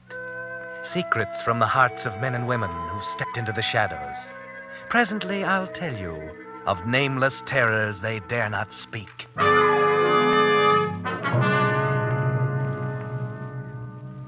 In a moment, the Whistler will tell you his gripping story. But first, I'd like to pass along an interesting comparison made by a Signal gasoline dealer who changed my motor oil recently. Signal 4-Star Motor Oil is like a bank, he said. The bank not only protects your money, but also pays you interest. This fine pre-war quality motor oil protects your motor by coating every part with a tough, lasting film of lubrication that resists heat and wear. I know Signal 4-Star is pre-war quality, and I know it protects my motor, I replied. But tell me, where does the interest come in? That, he said, is something extra you get, the carbon-removing property in Signal 4-Star motor oil. You see, laboratory tests prove that while it's lubricating your motor, Signal 4-Star motor oil actually dissolves out carbon that could cause serious motor damage. Well, then tell me, I asked, how come more people aren't using Signal 4-Star motor oil? When they find out about this feature, he replied, smart motorists switch to 4-Star in a hurry, especially operators of fleets of cars and trucks who keep a record of performance and can't afford to have vehicles laid up. Well, I said, I can't afford to have my car laid up either. And from now on, I'm giving my motor the oil that helps keep out carbon while it lubricates. Signal 4-Star motor oil. And now, the Whistler.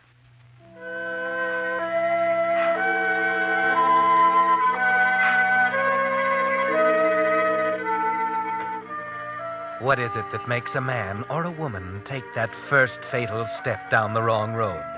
That step that looks so simple and so easy, but from which there is no turning back. There are many reasons, of course, many. In Peter's case, it was simply money. A man offered him a lot of money to forget something one morning, and he couldn't resist it. It didn't matter to Peters that the man had a foreign accent, or that his country was at war, or that his crime was to be one of the lowest in the book. It was the money that mattered to Peters, and he didn't think much beyond that. At first, that is. But then the time came, and he was pulling his car up in front of the house where he was to meet the man with a foreign accent. Hey, Jerry, why are we stopping? Oh, I forgot to tell you, Pop. I have to stop here for just a minute. I have to see a sick friend. But, Jerry, we haven't got much time. We'll be late for work. Don't worry, Pop. I won't be long. I'll get you there in time. Be right with you. Yes, this is it, Jerry. Your throat feels a little tight as you go upstairs and knock on the door. Well, Peters, you are late. Come in. Yeah. I had to pick up a guy. What do you mean, pick up a guy? Pop, my ride. I take him to work every night. Where's he now? Out in the car, waiting. You fool. That might be dangerous. Oh, no. Would have been more suspicious if I hadn't picked him up. What did you tell him? I said I had to see a sick friend. A sick friend. Good. All right, Peters. This is Gus, the one I told you about. Hi, Kate. Hello. He's putting the finishing touches on now. They'll be ready in a minute. Peters watched, fascinated as old Gus continued his work. 3-4 minutes slipped by. By then, Pop out in the car began to get impatient. Oh, the old fool. The old fool? Why doesn't he stop honking that horn? Yes, why doesn't he? I'll tell him to stop. Please do. Does he think we need publicity? I'll call down to him. I'll tell him to stop. Hey, Pop! Pop! Lay off the horn. Didn't I tell you this guy was sick? But we're going to be late for work. I'll be down in a few minutes. Take it easy. Well, you'd better hurry up. I wouldn't want to be late, Jerry. Yeah. Who is this Pop? Is he all right? Will he cause us any trouble? No, I did what you said. I made friends with one of the old-timers down at the plant. Now I can't get rid of him. How is it coming, Gus? It's almost finished. Yes, Gus the mechanic, an old hand and a good one, was almost finished. Peters has watched as he chipped out the inside of the thermos bottle, and now he was working on the detonator. It looked like one of those old-fashioned watches Peter's old man used to own. And as Gus started winding it, somehow the sound was so familiar, it sort of got Peters. For the first time, he wished he'd never started the thing. What time you got, kid, eh? Huh? What time have you got? What's the matter with you? Are you getting too nervous for us? Nervous? Don't worry about me being nervous. It's, 8:29. 8:29. Okay, kid. What are you sweating about, huh? Who, me? Mr. Shark ain't sweating. Well, she'll go off at 6:30 tomorrow morning. Is that okay, Mr. Shark? Fine, Gus. Okay, Fine. kid, huh? Yeah, okay. Okay, then. Gus went to the steel cupboard and took down a metal jug. He came back to the table with it, cradled in his arms. Shock leaned forward. Peters felt himself tightening up inside. Without thinking about it, he pulled a pack of cigarettes out of his jacket and put one in his mouth. He was about to strike the match when Shock looked up. Put that match out, you fool. What? What's wrong with you? Haven't you any sense at all? What do you mean? Tell him, Gus. Kid, if one spark got into this nitro, they wouldn't find enough of us to fill that matchbox. Oh. The unlit cigarette turned to garbage in Peter's mouth. He spit it out and stamped it to pieces on the cement floor. Shocked and Gus looked at each other and grinned. That didn't help Peter's feelings any. When it came to the payoff, it'll be up to him, not these wise guys. Your lunch kit. Here it is. I just bought it this afternoon. Well, look how pretty it is, Mr. Shock. It's a shame to spoil it. All right, finish with it, Gus. We'll make the jokes later. Gus opened the lunch kit and took the bottle out. He screwed the detonator into the cap, and when it fitted right, he laid it aside. Then he put a siphon into the thermos bottle and opened the jug of nitroglycerin. He poured out a thick yellowish liquid, and when the thermos bottle was full, he put the top on the jug and carried it carefully back to the cupboard. You better be far away when this goes off, kid. I'll be far away, all right. Peters is a smart boy, Gus. He comes to us well recommended.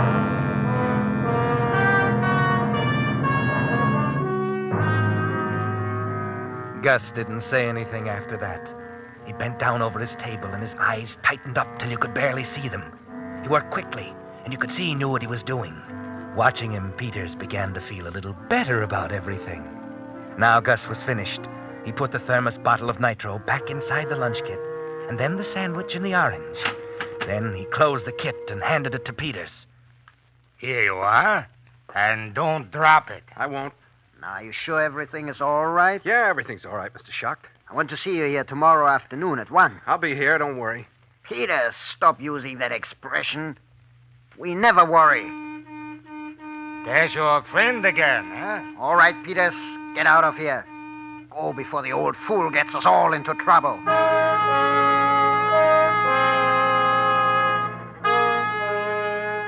Peters had been with Gus and Mr. Shock for some time, and it was almost 9 now. It was a nice night, but Peters wasn't going to enjoy it. The old man was sitting in the Chevy smoking his pipe as Peters walked up. Is that you, Jerry? Yeah. It's about time. What kept you? We got to talking. He's pretty sick. We're going to be late for work, Jerry. Is that any way? You should have taken the bus. And what about you? I'd have been late, so what? So what? Well, that ain't no attitude, Jerry. Okay. Here, put this lunch kit in the dashboard compartment. And be careful with it.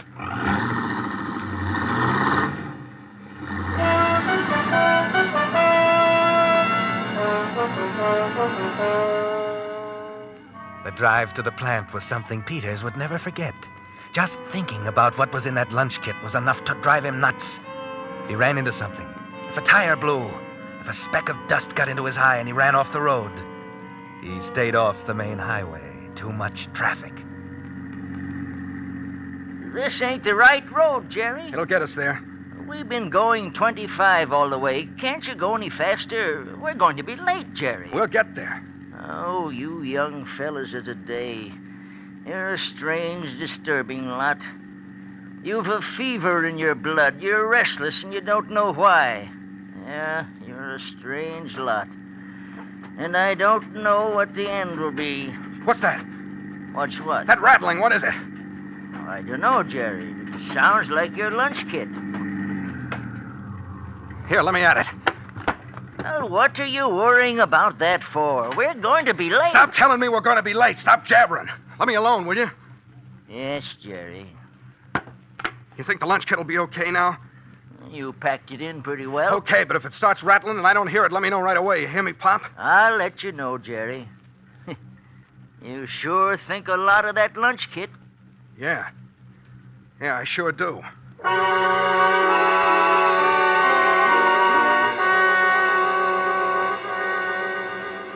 At last, they got to the plant. The night shift was already at work. The parking lot was jammed with cars. Yes, they were late, but Peters was glad of that. Now he'd be able to park near the entrance, and later on he'd be able to get out in a hurry. Okay, Pop, this is it. I'm sorry I made you late. Oh, that's all right, Jerry. You mind if I go back with you in the morning? Okay, just be here prompt. I won't wait for you. Peters took out the lunch kit and started for the main gate. The guard was standing there, inspecting everybody with a flashlight. Peters grinned at him and snapped the lunch kit open. How are you tonight? Okay. Not eating much, are you? No, not much. Well, you ought to put some weight on you. Pass. Peters punched in, changed his clothes quickly, and left the lunch kit in his locker. His stomach felt funny, and he figured he probably looked pretty haggard. So he went up to the washroom and washed his face and let the cold water run on his wrists. It was then he noticed that he'd left his wristwatch in his street clothes. It was against the rules to go back into the locker room until the shift was over. And now, all night long, he wouldn't know what time it was. Have to ask, have to guess. The ache in the pit of his stomach got worse. It wouldn't do to get sick tonight. So he drank a lot of water and the pain went away. And then he picked up his riveting gun and went to work in the shop. Hey, what are you doing? Stop that gun. What's wrong, Mr. Davis? What's wrong? Don't you see with your own eyes what's wrong? Is that any way to rivet a flap? Where's your clamps? Where's your sage? Gee, I'm sorry, Mr. Davis. Don't be sorry. Do it right. Come on, get on the ball, Peters. Yeah, get on the ball, Peters. Don't be so nervous. Don't show how you feel down inside. Concentrate. Think. But you can't think, can you, Peters? All you can find in your consciousness is the thought of that lunch kit sitting in your locker. All you can remember is that thermos bottle filled to the top with nitro. All you can think of is that detonator set for 6:30. Hey, Pop, what time is it? 1:30, Jerry. Hey, Pop, what time is it? It's 10 after 3. Hey, Pop, what time is it? Oh, what's eating you, Jerry? It's 4:25. Pop, what time is it? Jerry, what's wrong with you? Why, you're as white as a sheet. I don't know, my son. Hey, guys! Jerry's passed out. Come over here, quick!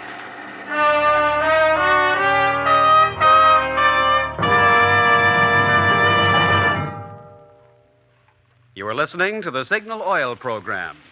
Let every go signal remind you that you do go farther with Signal gasoline.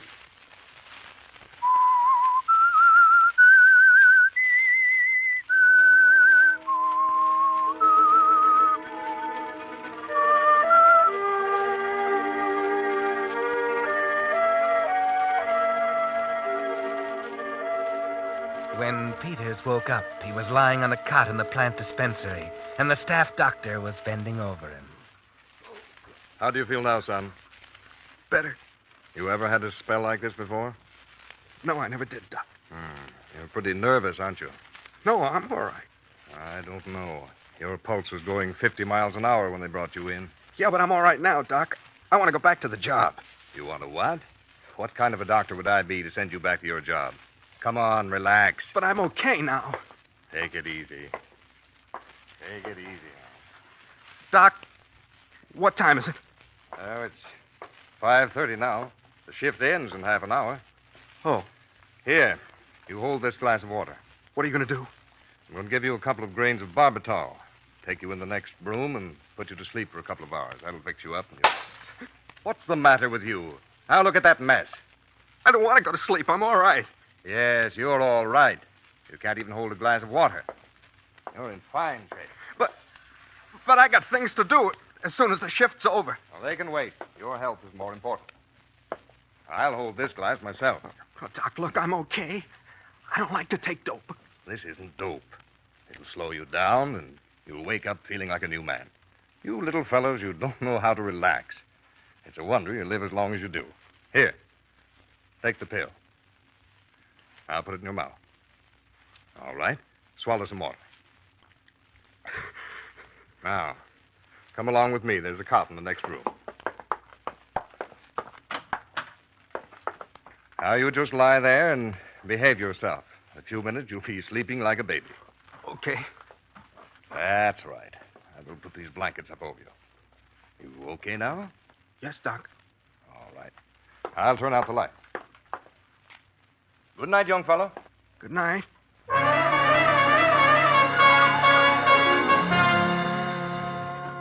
You spit out the pill, didn't you, Peters? Good thing you thought of holding that pill under your tongue. If you'd swallowed it and gone to sleep, well, you don't even want to think about that. There's a window in the room. He said it was 5:30. When the whistle blows at 6, you get up, slip out the window and outside. Yeah, it'll work. Now you better rest. Rest.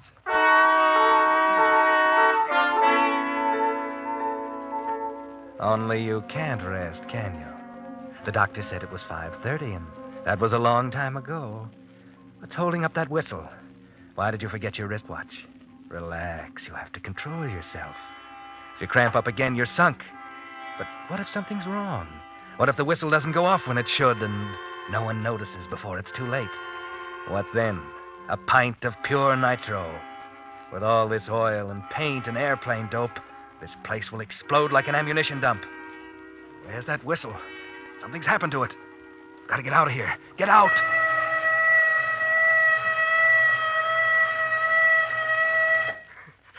That's over. Now I gotta act fast. Get out of here. Do everything right.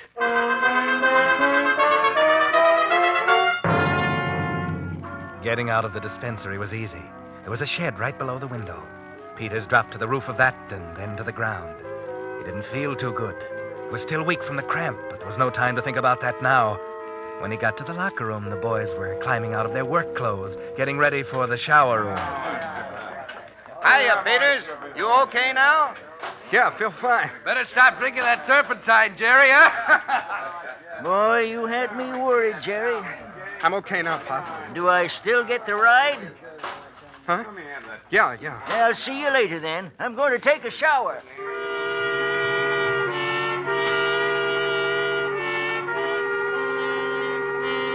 Peters changed into his street clothes and nothing flat, not caring particularly how he looked. What if that doctor looked in and found him gone? Don't give him a chance to catch up with you, Jerry. When he was ready, the other guys were in the shower room. That was the break he wanted. He took the lunch kit out of his locker and slid it underneath. Then he looked at his wristwatch. 4 minutes after 6. He had 25 minutes to get away.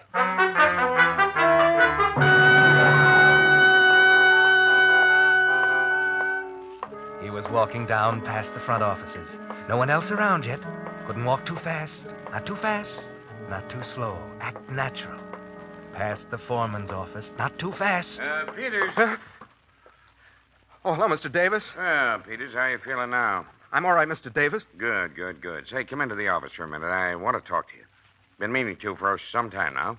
Now? Sure, now. I'm in kind of a hurry, Mr. Davis. Oh, it's 6 o'clock in the morning. Nobody's in a hurry. Come in. All right, but just for a minute. Yeah. Close the door. Yeah. Sit down. I really can't stay long, Mr. Davis. I'm supposed to meet someone. Meet someone? At 6 o'clock in the morning? You still look pale, Peters. Sure you feel all right? Oh, yes. Mr. Davis, if it's about the mistake I made tonight in riveting, it's just that No. Forget it. Everybody makes mistakes. I'm the foreman. I make mistakes. Well, then Look at you squirming in that chair. Must be a blonde you're gonna meet. Yeah. It takes a woman to get a man upset like you are. Mr. Davis, Yeah. You gotta go. Well, look. I always have a little talk with the new boys. Sort of a bull session. Couldn't we get together tomorrow? How do you like our little plan? It's fine, Mr. Davis. Well, we're all mighty proud of the job we're doing here. Look, Mr. Davis, I've got a son overseas myself. Feel that this is the best way to back him up. Guess most everybody who works here feels the same. Hey, Peters! Come back here. What's the matter? What's wrong with that guy?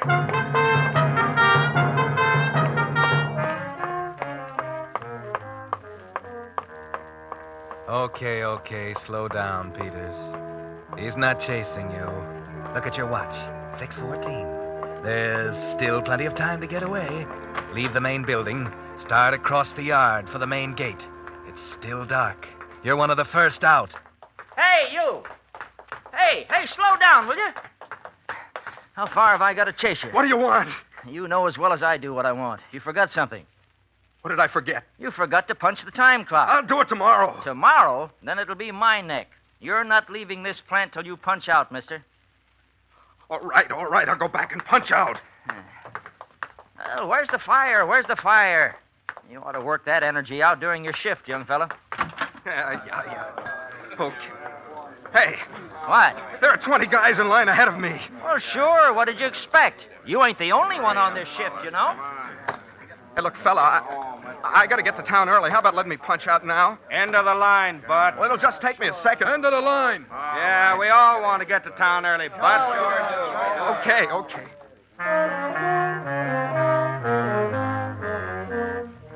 Take it easy, Peters. You've still got time. Get down at the end of the line and stop making yourself conspicuous. Hi there, Peters. Hello. Say, I think Pop's looking for you. Yeah? The old guy sort of adopted you, ain't he? Yeah. Sure a long line tonight, huh? Yeah. Yeah, well, not much to do at 6 o'clock in the morning. My missus will be sleeping when I get home. Yeah. Well, how you feeling now? Huh? Grab. Oh, okay. How you feeling, eh? Say, is my watch right? I have 6:18. Well, yeah. 6:19 I got. I could be wrong. Name? Peters. Check. Name? Thomas.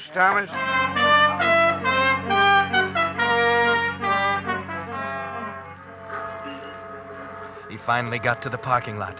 But a whole lot of people are out now, and it's going to be crowded if you don't hurry, Peters. It's a little cold, too, and it takes a couple of seconds for the motor to catch. It's 6:21, Peters. No time to waste now. You're fighting for your life. Start backing out, quick. Hey, look out! Hey, you! Look at my headlights. What's the matter with you? Come out here and see what you did to my headlights. I'm sorry. I'll pay for them. That ain't the idea. You can't buy headlights like this anymore. All right, Peters is my name. Jerry Peters. I work in Shop 5. I'll see you tonight. We'll work out something. Not so fast.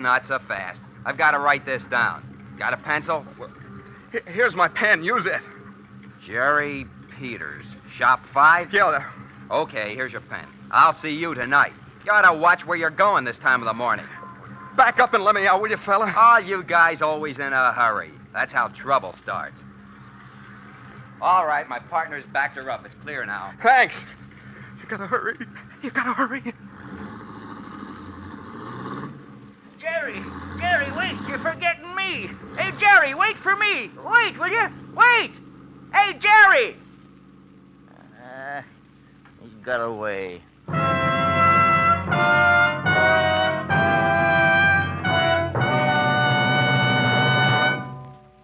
The Whistler will bring us the ending of tonight's story in just a moment.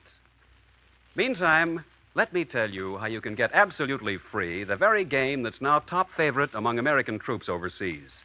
It's Salvo, S-A-L-V-O, the exciting battleship game. Thousands of these fascinating games, printed in color with complete instructions, have been sent by the Signal Oil Company to American troops all over the world. So many men returning from overseas have been telling friends about Salvo. People at home are wanting to play this exciting game, too. Recently, Signal was able to get a limited number of extra Salvo games for civilian home use. One is waiting for you now at your neighborhood Signal dealers. There are no strings to this gift, nothing to buy. You just ask your nearest Signal dealer for your Salvo game and get it free. Naturally, they'll go fast, because Salvo is on the way to becoming as popular here as it is in Burma, France, and Iceland. Better see your Signal dealer tomorrow. When you find what a friendly, conscientious fellow he is, you'll understand why Signal-serviced cars do go farther. And when you see how much fun Salvo is, you'll thank me for getting you in on this offer early, before your Signal dealer's limited supply of Salvo games is gone. Stop by and see him tomorrow, sure. And now, back to the Whistler.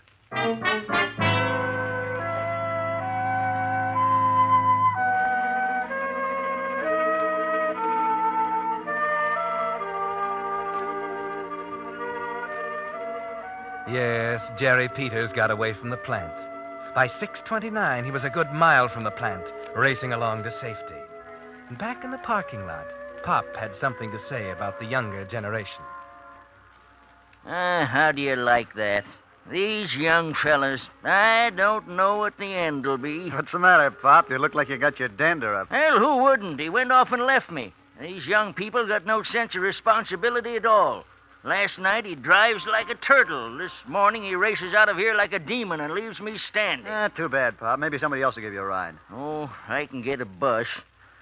But this'll teach me to do a guy a favor. What do you mean, Pop? Well, that Jerry. He was going to ride me into town. So I come out here looking for him, and he's not at the car. So I go back in the plant to look, and I miss him.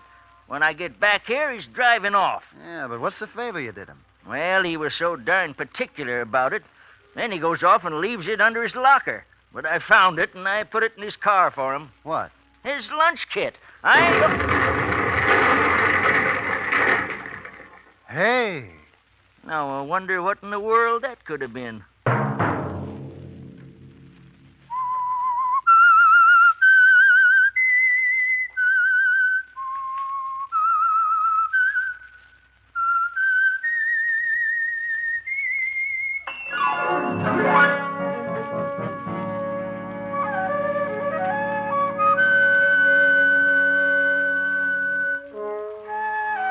Next Monday night at 9 o'clock, the Signal Oil program will bring you another strange tale by the Whistler.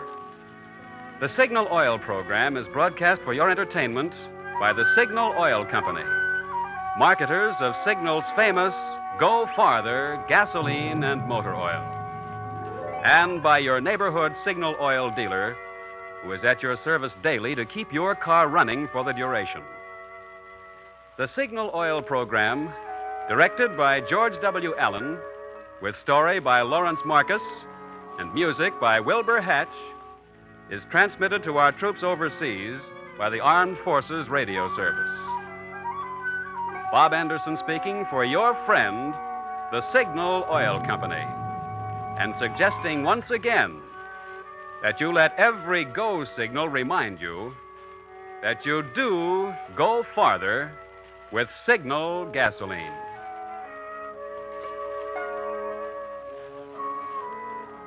This is CBS, the Columbia Broadcasting System.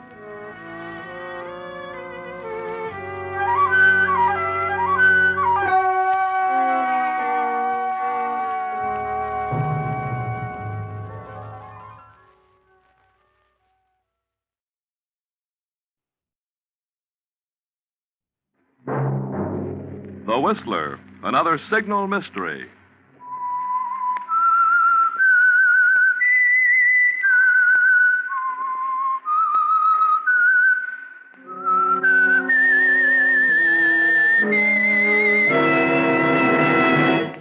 I am the Whistler.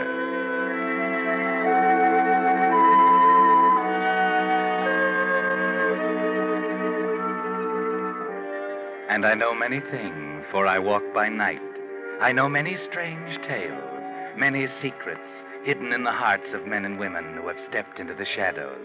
Yes, I know the nameless terrors of which they dare not speak.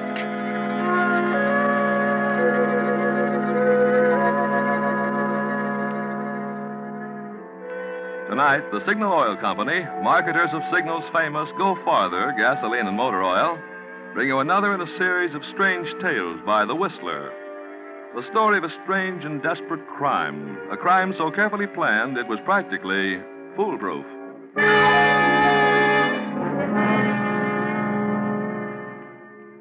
But first, I'd like to take a moment to tell you about Jack Henley, whose signal service station in Santa Ana, California, has been on the same corner for 13 years.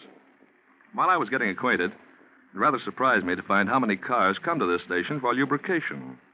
As many as 298 Signal Safety Chart lubrications in 1 month. You see, Jack Henley guarantees no squeaks for 1,000 miles. Because folks know that Henley stands back of his work like that, many drivers trust their car's entire care to his Signal station. One of his old customers, a doctor, recently remarked, "I've traded with Henley's Signal station for 10 years because I know my car will always be ready to go." Well, friends, there in a nutshell is one reason why so many drivers are switching to signal stations these days. They know that signal dealers, being in business for themselves, give the conscientious kind of service that keeps regular customers. And they'll be there, year after year, standing back of their work. These days, when cars must last, that's the kind of service you need. The kind you will find at your friendly neighborhood signal oil dealer. And now, the Whistler.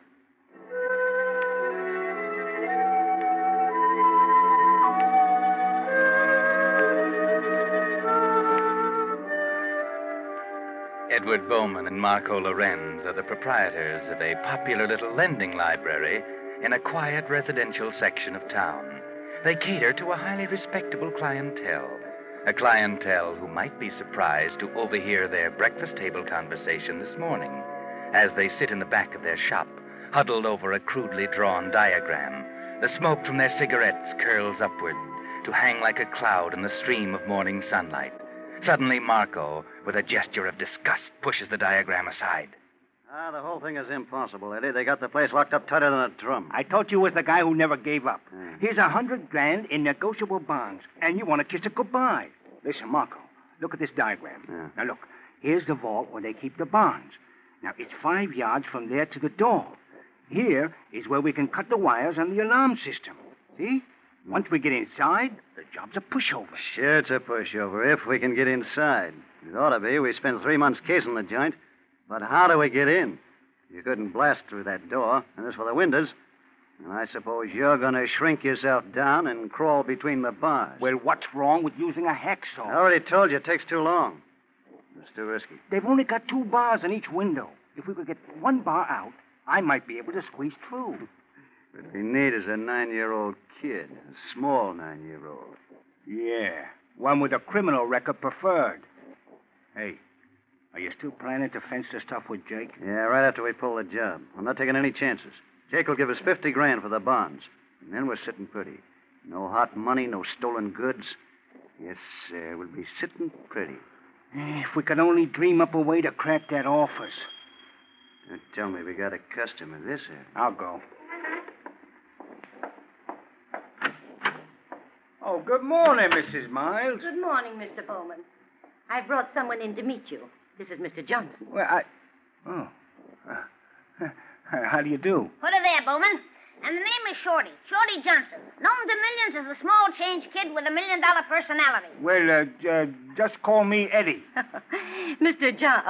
Shorty is my new tenant. Your new tenant? Yes, he just came in from the east. He plans to go to work in the aircraft industry. Fuses, you know. Fuselage, ma'am, fuselage. Yes, sir, Eddie. I walked out on a great theatrical career to come out to the West Coast and serve my country. A great career. You're an actor? Acrobat, my boy, acrobat. Played the palace for 8 weeks. Tumbling Tom Thumb, the world's mightiest mite. That's how they build me. But from now on, I'm taking my cues from Uncle Sam. Yes, sirree. Well, now then, what have you got in the way of a rootin', tootin', hair-raising yarn? Well, I got That was the first thing Shorty asked about when he moved in, Mr. Bowman, where he could get books. I think you're going to have a very steady customer on your hands. That's right, Eddie. I'm a sucker for exciting literature. Mysteries, westerns, spicy stories, anything. Yeah. Well, we got a new mystery called Another Man's Poison. It's a bestseller. Nah, I'm tired of poison. Haven't you got something with a lot of gunplay in it? You know, an old-fashioned gangster story with lots of shooting? Yeah, well, let's see now. What's keeping you, Eddie? Oh, sorry, Mrs. Miles. I didn't see you. Hello, Mr. Lorenz. Marco, this is Mr. Johnson, Shorty Johnson. Huh? What are you staring at, brother? Haven't you ever seen a midget before? Oh, sure. How are you? Shorty just came in from the east. He's renting a room over at Mrs. Miles. Oh, I see. Yes, Shorty's quite a bookworm. That's why I brought him over this morning. I told him you boys had the best rental library in town. Well, I hope he's as good a customer as you are, Mrs. Miles. Well, I guess we might as well push off, ma'am. Nice meeting you, boys. I'll see you around. Yeah, you bet. Sure. Goodbye, Mr. Bowman. Mr. Lorenz. Goodbye. Goodbye. Now I've seen everything. The richest dame in town takes in a roomer. Oh, why not? She's got plenty of room to spare. Yeah, I guess so. Friendly little guy, wasn't he? Oh, Shorty? Yeah, kind of a character. How big would you say he is? Huh? Oh, about 4 feet tall. 75 pounds? Why? Just the right size. Sure. Just right. What are you talking about? Oh, nothing. Just an idea I had.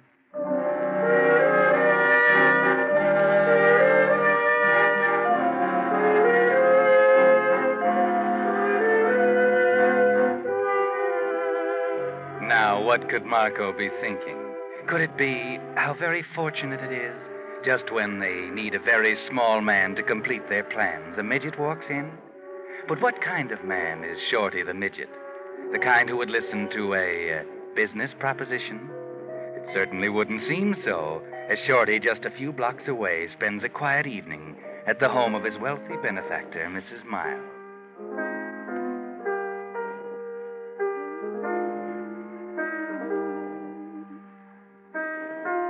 Ha! She got him. Right between the eyes, too. Hot dog. What are you reading now, Shorty? Temptations of a Gun Moll.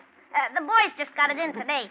I suppose this one is a regular humdinger? A pipperoo, to say the least, ma'am. You'll have to read this one, Mrs. M. Make your blood pressure zoom right up to 300. Yes, sir, just what the doctor ordered. Shorty, what would my friends think if they caught me reading Temptations of a Gun Moll? Only trying to improve your education, ma'am. I used to teach school, you know. My, you've certainly had a checkered career, haven't you? Checkered is the word for it, ma'am. But no more. From now on, it's a time clock and a pair of overalls. Oh, then you've heard from the plant? Yep. I'll start to work any day now. A simple, honest toiler. That's my new role in life. Well, that's fine.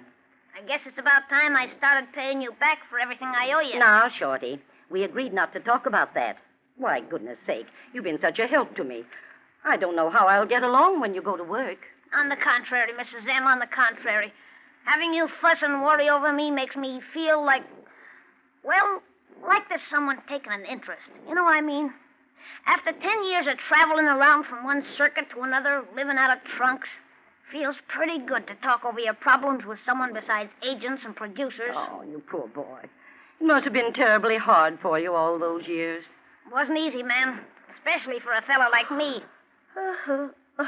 Say, listen here, young lady. Don't you know what time it is? 11:30. Come on now, come on, off to bed with you. Oh, not yet. Oh, yes, come on now. Oh, no, but I'm not sleepy. Now, none of your back talk, miss. Hurry up now. Scat. Oh, all right, you tyrant. Oh, I guess I'll take that book if you're through with it. Are you going to pass up Shakespeare tonight? Well, I think I ought to branch out a little. One can get in a rut with Shakespeare, you know. One certainly can. Well, good night, ma'am. Good night, Shorty. Oh, wait a minute. Yes? Aren't you forgetting something? The picture on the wall? The picture? Oh, the safe. I don't think that's really necessary, Shorty. No, yes, it is. You want to wake up some morning with your throat cut? Besides, you're liable to poke your eye out in your sleep with one of those rings. Oh, all right. But it seems so silly.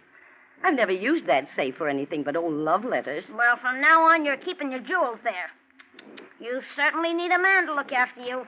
I guess I have one. Well, you store your little trinkets away. All right. I'm going to curl up on the sofa with sagebrush destiny. All right. Now, let me see.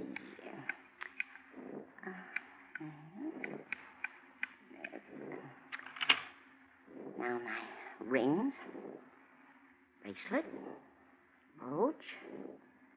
I guess that's all. Oh, my pearls.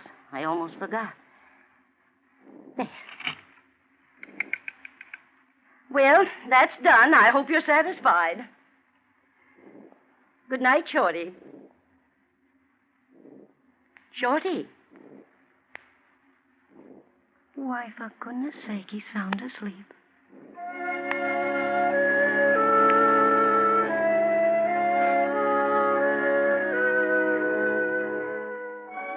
Yes, the little man is sound asleep. The tight, sharp little face is relaxed now, and the lamplight reveals a network of fine lines around the eyes, a tired droop in the lips.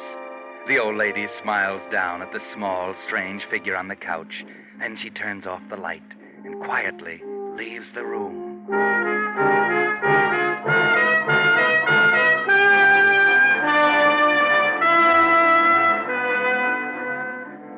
But a few blocks away, in the back room of the rental library, there is no sleep, no rest. Eddie Bowman and Marco Lorenz sit facing each other across the kitchen table, their eyes narrowed, their voices raised in an excited argument. You're crazy. You're crazy, Marco. You're off your nut. We can't get away with a thing like that. What do you mean we can't? I got it all worked out. Shorty's room is in the back of the house, and he's got a separate entrance. And the old lady sleeps upstairs in the front of the house. That's right. Drive over there tomorrow night, about midnight, when the old lady's sure to be in bed. Oh. She won't hear a thing. We get Shorty first. He'll come easy. Yeah. The thing is a cinch the way I got it planned. Okay. Now, look. We give Shorty the combination to the vault. Uh-huh. Then we push him through the window, and he cracks the vault. Yeah. Won't take more than 2 minutes. We get the bonds and take them right over to Jake. Uh-huh. $50,000 in cold cash, and the rest is smooth sailing. Yeah. And what about Shorty? He won't be any trouble. We got a nice barrel of cement for him. Only for him, it won't even take a barrel. Hey, no, Marco. Let's not get mixed up in anything like that. No one can pin a thing on us. We got a perfect alibi. A perfect alibi for the robbery, yeah. But what about the other? Okay, what happens when Shorty's missing? Old Lady Miles calls the police. Meanwhile, the police are trying to figure out how the bond firm was robbed. Well, they find out the midget's missing. Naturally, they put 2 and 2 together. And they find out he was a steady customer here, so they come around here and start pumping us. Sure. But they're not going to be looking for a body. They're going to be looking for an escaped thief. And we don't know a thing about it. The setup is beautiful. Absolutely foolproof.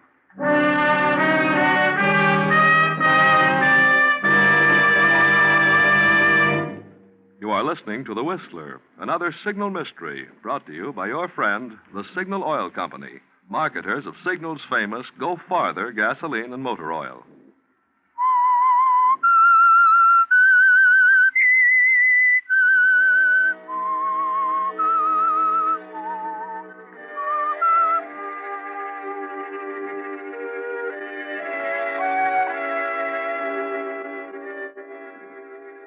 So Marco and Eddie, partners in the business of lending books and borrowing other things, have decided to add a third and unwilling partner, but only for a very short time. Tonight is the night, and they've driven out to the home of Mrs. Miles to pick up their intended victim, Shorty the midget, at his private entrance in the rear of the house. Shorty. Hey, Shorty. Funny, there's a light on. Shorty.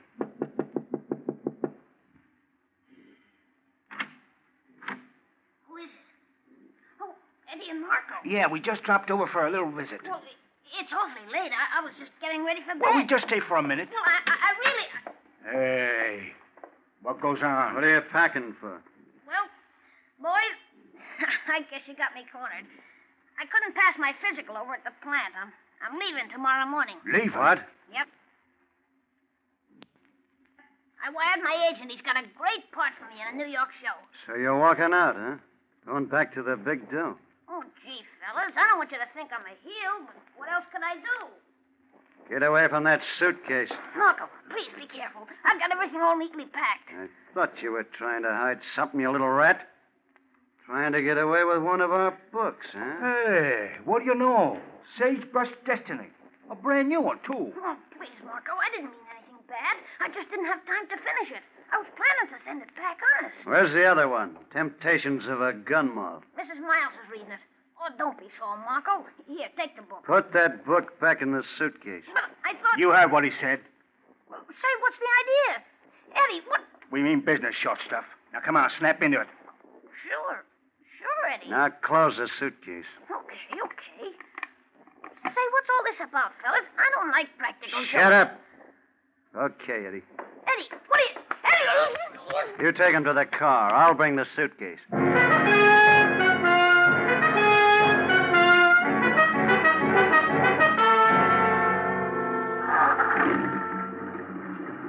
All set. Move over, Shorty.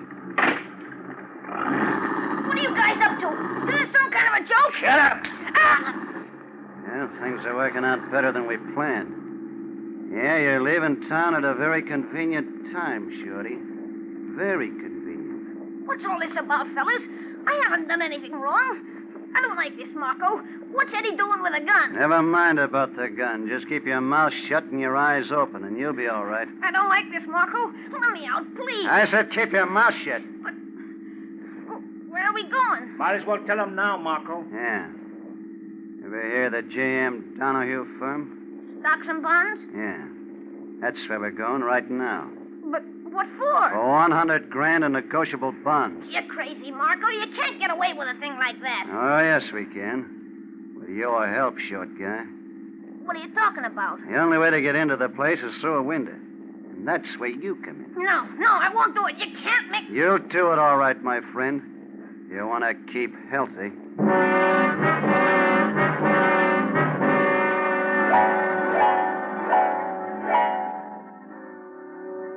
Poor Shorty. Either way, it's not going to be so healthy for him, is it?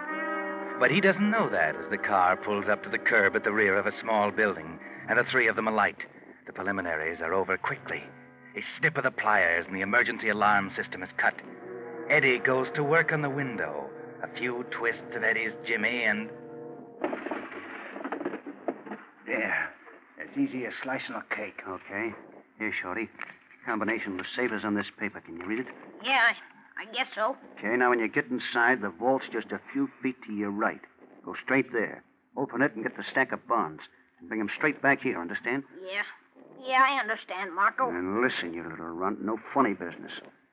We can see every move you make. We ain't got these rods for looks, see? I know it. Okay, come on, Shorty. I'll give you a boost. Give me your hand. Here. Okay. All right, grab hold. That's right. Atta boy. You can squeeze through the bar sideways. That's it. In you go now. Okay? Okay. All right, get going. And don't waste any time. Do you think he can crack it, Marco? You'd better. It's a simple combination. If there's any trouble, we'll know he's stolen. Hey, he's turning the dial now. Yeah? Hey, that's right. 4 to the left. Yeah. Now right. 2. Then back. Okay, that should be it. Pull it open. He did it. Yeah. Hey, he's getting the bonds now. I told you it'd be a pushover. Did you fix it with Jake to take the stuff tonight? Yeah, I told him we'd be there at 2:30. It's 20 after now. Good. Okay, Shorty, don't bother to close the vault. Just bring the stuff over to the window. Okay, here it is, you guys. Look at that lettuce. 100,000 smackers right in my hand. Not bad, huh, pal? Hey, listen, Marco, give me a hand. I can't get out of here by myself. Hurry up, I gotta catch a train. Yeah. Maybe you're gonna catch a train. Okay, here. Get my hand. Wait a minute. I heard you. What did you mean? What are you talking about? What you just said. Don't waste time. Take my hand. No. What did you mean? Maybe I'd catch a train. He didn't mean nothing, Shorty. No, I was just kidding, Shorty. Come on, take my hand. No. I thought you wanted to get out of there. No, I see it now. You're going to kill me, so I can't squeal on you. Now I see it. No, listen, Shorty, no. We'll even cut you on the take, honest. Only just come on down. Get out of there. No, now I see it. I'm going to stay here. Stay here and wait for the cops. Marco, he's running back. He's going to hurt. Eddie. What's the matter? I got him. He won't blab to the cops now. Crazy fool. We had a perfect alibi, and you had to butcher. Yeah, but Marco, I... Never mind. There's no time to talk now. Let's get out of here.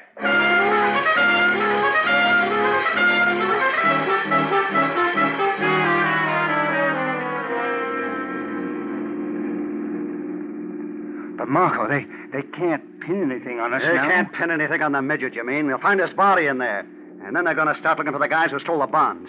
Only now it won't be just a grand larceny rap. It'll be murder. I'm sorry, Marco. I must have lost my head. I thought if he got into that vault and hid... We could have gotten him out some way, given him our guns, given him half the take, something. But now... Well, what are we going to do? I don't know, but we got to get another alibi quick. Yeah. Hey, how about this? Suppose we just walked into the police station, see? And told them we heard gunshots near there, see? That ought to throw them off our trail. Yeah, it might work. It's dangerous, but we got to do something. I guess we better take a chance. I mean, come on, we got to get this stuff over to Jake's first and get rid of it.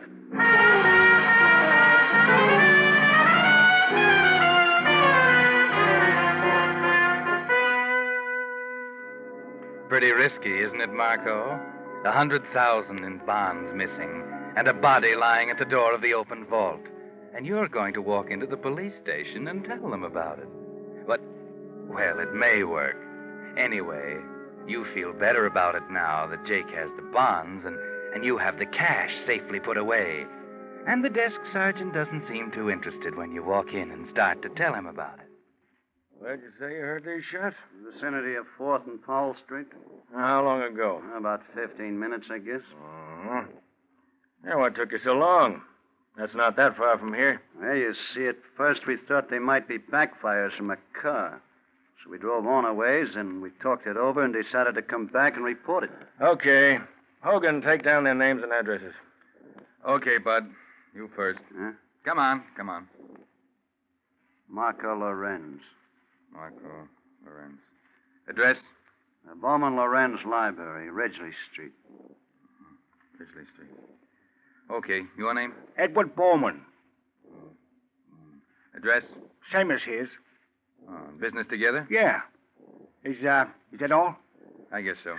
Just a minute, boys. You say you run the Bowman Lorenz Library? Books? Yeah, that's right. Mm-hmm.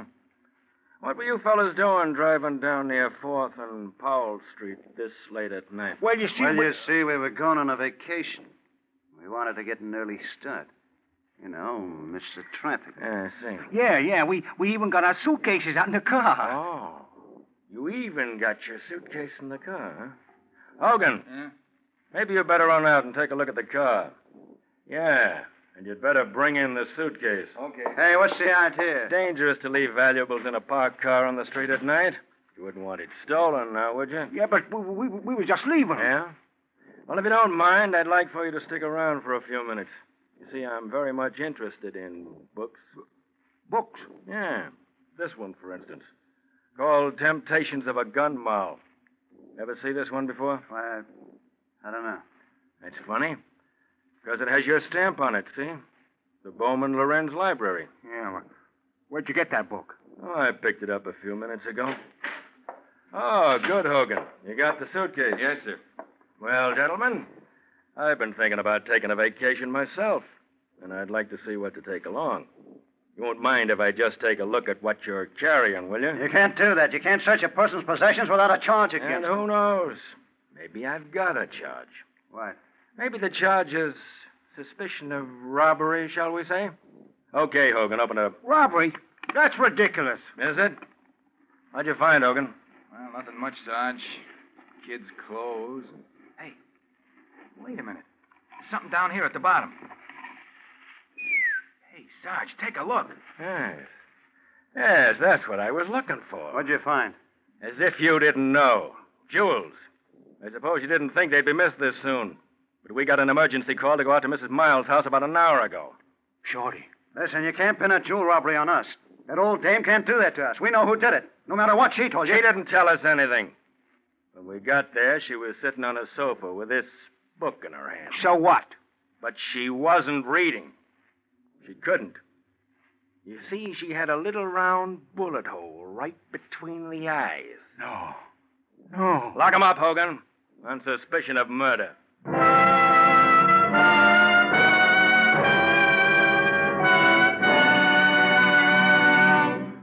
Now, in just a moment, the Whistler will return to give you the ending of tonight's tale. But first, let me give you a life insurance tip for your car. The youngest cars on the road today are 3 years old. Most are much older. Vital parts for many of these cars can't be replaced, and when one irreplaceable part wears out, the whole car stops running. Uncle Sam says that 1 in every 12 cars will break down and go out of service this year. To help prevent that happening to your car, your Signal oil dealer takes this double precaution when he lubricates your car. He has a safety chart on which the engineers who made your particular car show every lubrication point and the exact oil or grease it should have. Before he returns your car to you, your Signal dealer checks every part against this safety chart. Not just once, but twice. That's your double assurance that no irreplaceable part on your car will be left unlubricated and thus wear out. It's typical of the extra thorough job Signal dealers do to help today's cars go farther. If it's been 1,000 miles or 2 months since your last lubrication, now's a good time to get acquainted with your neighborhood Signal oil dealer. Make a date tomorrow to have your car Signal safety lubricated. And now, back to the Whistler.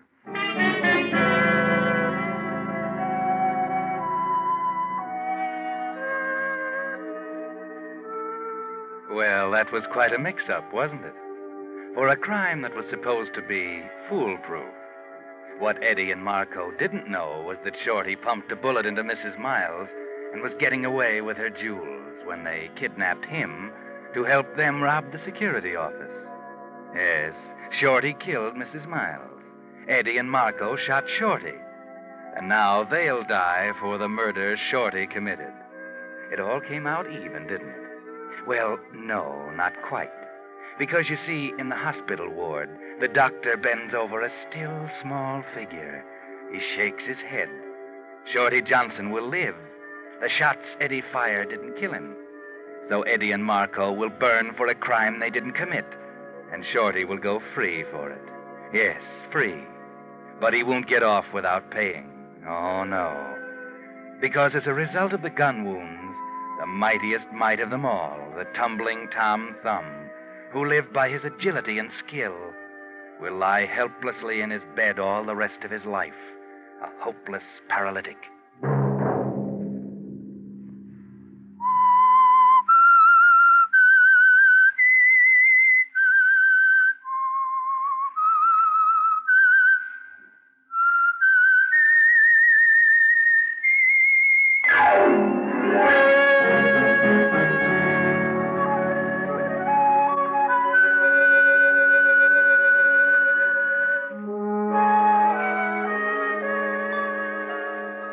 The Whistler is broadcast for your entertainment by the Signal Oil Company, marketers of Signal's famous Go Farther gasoline and motor oil, and your neighborhood Signal dealer, at your service to keep your car running for the duration.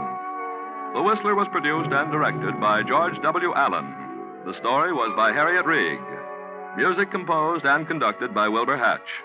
This program is being transmitted to our troops overseas by the Armed Forces Radio Service. Next Sunday night at 7:30, the Whistler will bring you another Signal Mystery. Bill Pennell speaking. This is CBS, the Columbia Broadcasting System.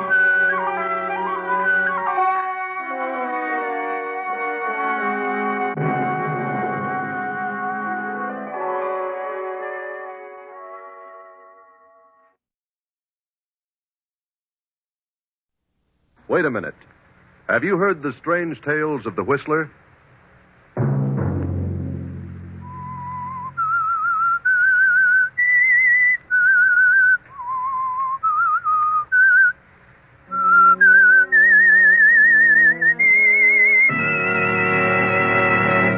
I'm the Whistler.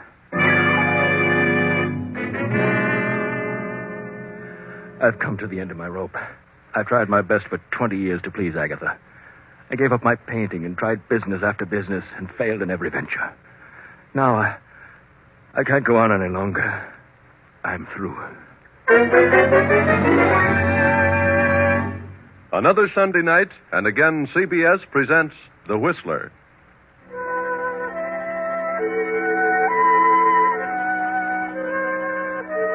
I, the Whistler, know many things, for I walk by night. Strange tales, many secrets hidden in the hearts of men and women who have stepped into the shadows. And so I tell you tonight the amazing story of the alibi. Poor Henry Farrington paces the library floor. Through his mind run the events of the past 20 years, from the day when he married the wealthy young widow Agatha Durant. Henry hadn't a dollar of his own then, nothing but charm. Still hasn't a dollar of his own, and now very little charm. Henry was a struggling artist, but Agatha was a businesswoman and was determined to make Henry a businessman. And Henry had tried hard. Agatha backed him in venture after venture, bossing him, completely dominating his every moment. But Henry experienced nothing but failure, and gradually Agatha's love turned to disgust. And now, 20 years later, his artistic talent long since vanished, he realizes what a wreck Agatha has made of him. What are you doing in here, Henry? Morning, Agatha. I said, what are you doing? Why, I'm just thinking. That's what I thought. What are you doing with the lights on in the daytime? Why, it's cloudy this morning. A bit dull in here. You don't need lights to think. Turn them out. Yes, Agatha. Are you going to do nothing but mope around again today? What do you want me to do? Do you know what day this is? Why, no. What day is it? Perhaps I've forgotten. You'd forget your head if it weren't tied on. It's the 1st of the month. You go into town and collect the rent on the store buildings. Very well, Agatha. Shall I deposit it in the bank? No, bring it back here. And hang on to it. You lost it last time. Or so you said. I did lose it. You need a nursemaid to follow your every move. You've done a pretty good job of it. Did you order the garden hose yesterday? No, I forgot it. I had a lot on my mind. Yeah? What's bothering you now? Well, I've got a chance to get in on a pretty good deal. I need some money. What kind of a deal? Well, it's an oil lease deal. Who with?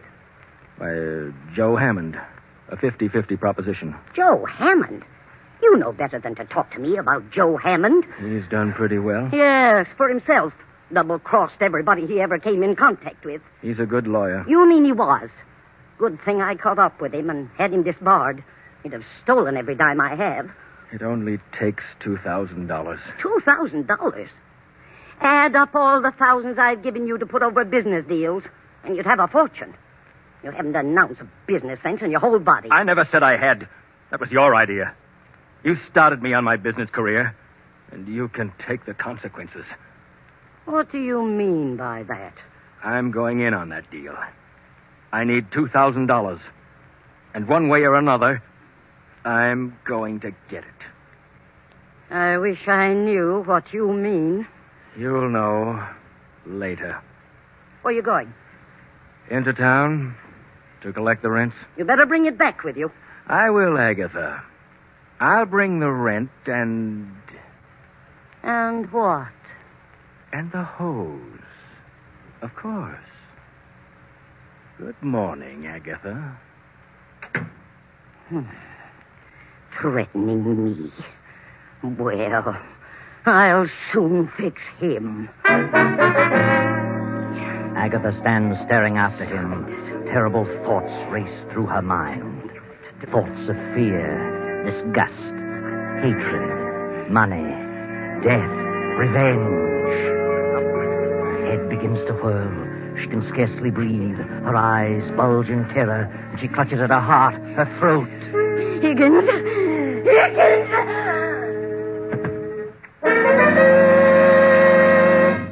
Higgins, the butler, rushes in, realizes at once that Agatha has had another of her heart attacks, carries her to the Davenport, gives her a dose of her stimulant, and calls Dr. Johnson. I heard her call to me, but she was unconscious when I reached her, Dr. Johnson.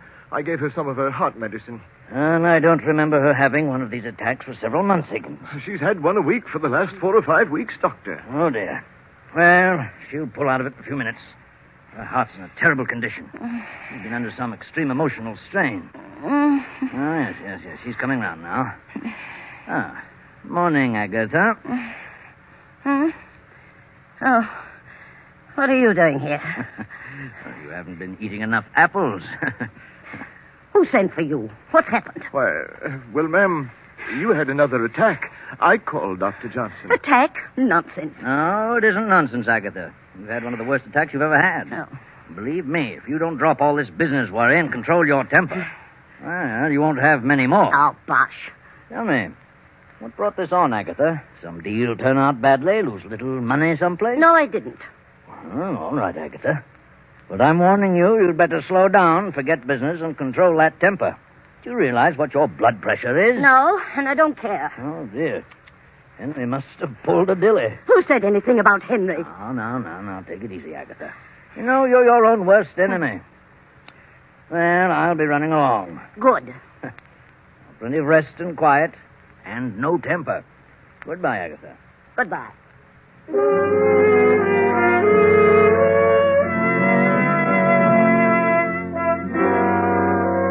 Poor Henry walks around town for a half hour and finally gets up sufficient courage to see Joe Hammond, the ex-lawyer. Well, Henry, have you got the 2,000? Well, no, that is not exactly, Joe. When will you have it? I can raise it, but it'll take a little longer than you gave me. Now, look, Henry, I bought that lease and gave my check for 4,000. Your check bounced. You didn't have a dime and you knew it. Now I'm caught short because of you. And you'd better dig up the 2,000 or I'm turning it over to the county attorney. I'll get it, Joe. How will you get it? I'll figure it out. Did you ask your wife? Yes. But she refused when I told her it was a deal with you. Oh, you're a sap, Henry. You know she hates me. I've told her she was all wrong about you. I couldn't stand to be around a woman like that. Sometimes I can hardly stand it myself. I'd kill her. What did you say? I said I'd feed her ground glass. She's done enough to me. And if I had to put up with her as you have, well, I'd do something about it. What would you do, Joe? I'd wring her neck. I can't stand a bossy woman. You'd kill her, would you? Oh, well, I was just speaking figuratively. You've tried hard, Henry. You've done your very best to be a successful businessman. It isn't your fault. So far, you failed, and she's sore about it. Left her entire fortune to her niece, a mere nitwit of a girl just out of school. I know, but she took out a $50,000 policy payable to me. Oh, what good does that do you? If you die first. But she isn't very well, Joe. She may live for years. You may bump off tomorrow. Yeah. Oh, of course, I doubt that. Nothing wrong with you that a bank account wouldn't fix. Is there? No, I guess not. She's got all the money she'll ever need. She's not in a jam. She's seen everything. It'll all go to that niece. Except the insurance made out to you. That's payable in a few days, you know, after death. Yeah? I'm in a jam, Henry, and you're in a jam. You better start figuring some way out. I'll give you to the end of the week, Saturday at noon. You mean you must have the money by then? Oh, no, not necessarily money. Just some sort of assurance that you know where you can really get it. I see. Yeah. Well, think it over. And I'll always be around if you want any legal advice. Thanks, Joe, for the extension. I'll be in touch with you.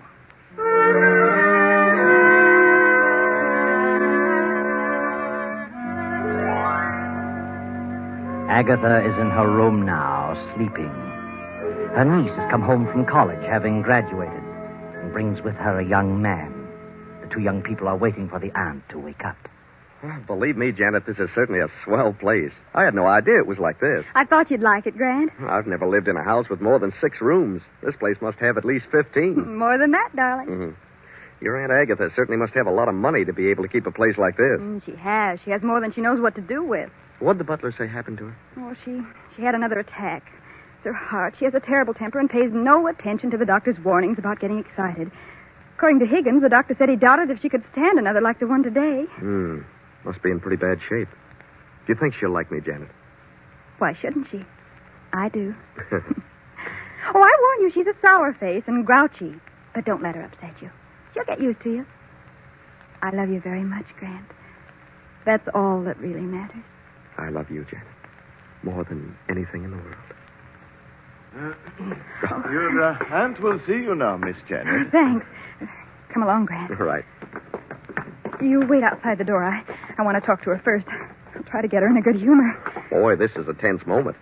I feel like I'm going before a judge. Hello, Aunt Agatha. How do you feel? I feel all right. How long have you been here? Oh, about half an hour. Sorry to hear you had another attack today. You should take things more calmly. That's easier said than done. How's Uncle Henry? He's in town. Good-for-nothing man. Oh, I wouldn't say that. What do you know about it? Nothing. Oh, I think I know Uncle Henry rather well. All men are the same. I wouldn't trust one around the street. Well, that's a matter of opinion. Aunt Agatha, Well, what's on your mind? What are you trying to say?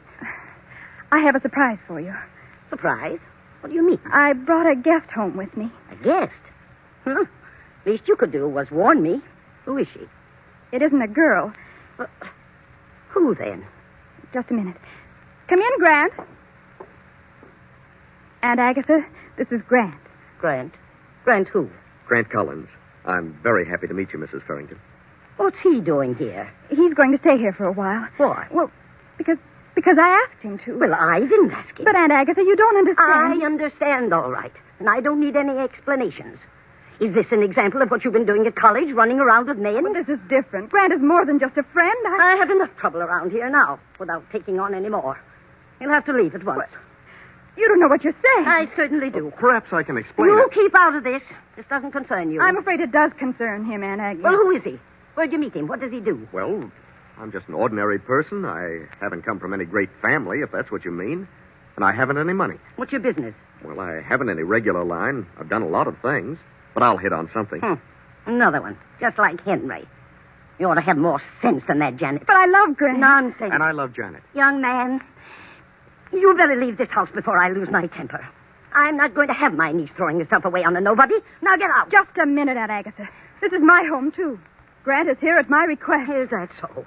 Your home, eh? It's your home only so long as I choose to make it so. You're my heir, but if you dare to defy me, I'll change that quicker than you can bat an eye. Oh, you're jumping to conclusions. After you get to know me better, I think you'll like me, Aunt Agatha. Aunt Agatha? What do you mean by Aunt Agatha? I'm your nephew. Did you say nephew? Yes, he did.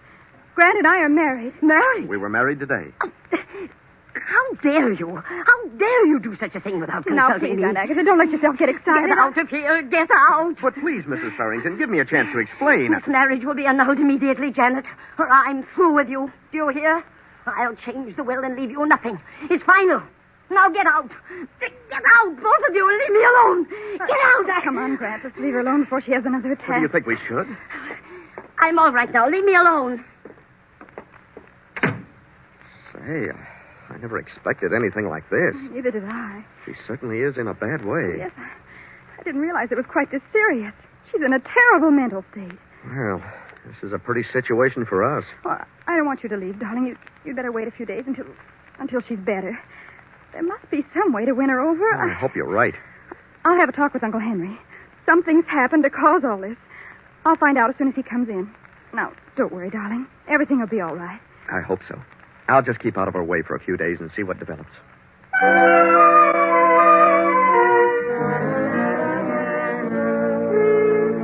Now, long after dinner, Uncle Henry sits alone in the library, deeply lost in thought. On the desk before him is a small calibered revolver. His fingers toy with the weapon. And as the door opens, he slips the gun into his desk drawer. Janet closes the door and steps into the room. Uncle Henry? Huh? Oh, come in, Janet. I wanted to talk with you alone. Talk with me? Very well. What is your opinion of Grant? Why, I like him. Fine boy. Do you suppose it would do any good if you talked to Aunt Agatha? I? You know as well as I do how she feels about me. And in her eyes, Grant is an exact counterpart of me. She thinks it's the same situation over again. And she's determined that you won't have to put up with a failure as she did with me. But how does she know he'll be a failure? I'm her yardstick for all men without means. What happened today to cause the heart attack? Her violent temper. But there must have been a reason. Yes, Janet, there was. I had a deal on, and I needed $2,000. She flew into a rage and had the attack after I left the house. What on earth are we going to do about her? I don't know, Janet. As for me, well, I've come to the end of my rope. I've tried my best for 20 years to please her. Now, well, I just can't go on any longer. I'm through. What do you mean? Just that. There's nothing left for me now. I'm too old to try anything new. Too old to go back to my painting, and Agatha is becoming more resentful every day. I'm licked. Uncle Henry, are you trying to tell me that you're planning something? Planning something, my dear? What do you mean? You mustn't, Uncle Henry. Regardless of how you feel, there's still much to live for. Is there? You've always been so kind and good to me. I just couldn't stand it if you were... No, please, darling. I'm much older than you are. Well, I just see things differently, that's all. And it's been terrible lonely in this house since you've been gone. Now it'll become lonelier and lonelier, filled with hatred and greed and resentment, and I couldn't stand it. Promise me you won't do anything foolish. Janet, whatever I do will be for the best. Please believe me. Everything will come out for the best.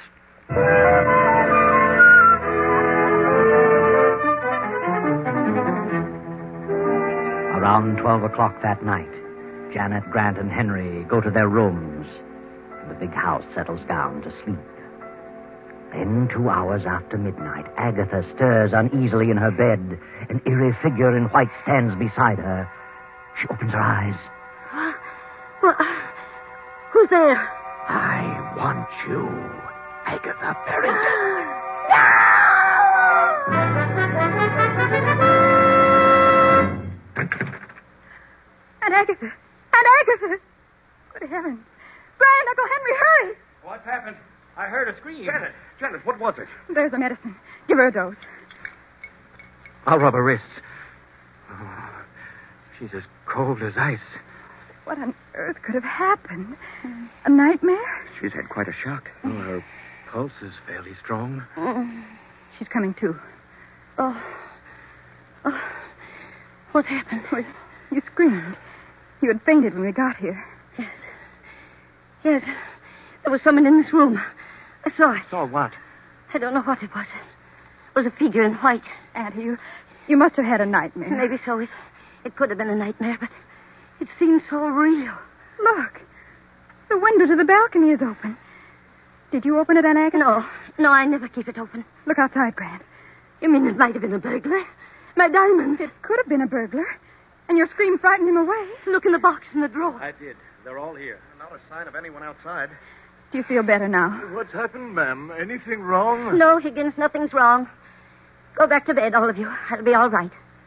And lock that balcony window.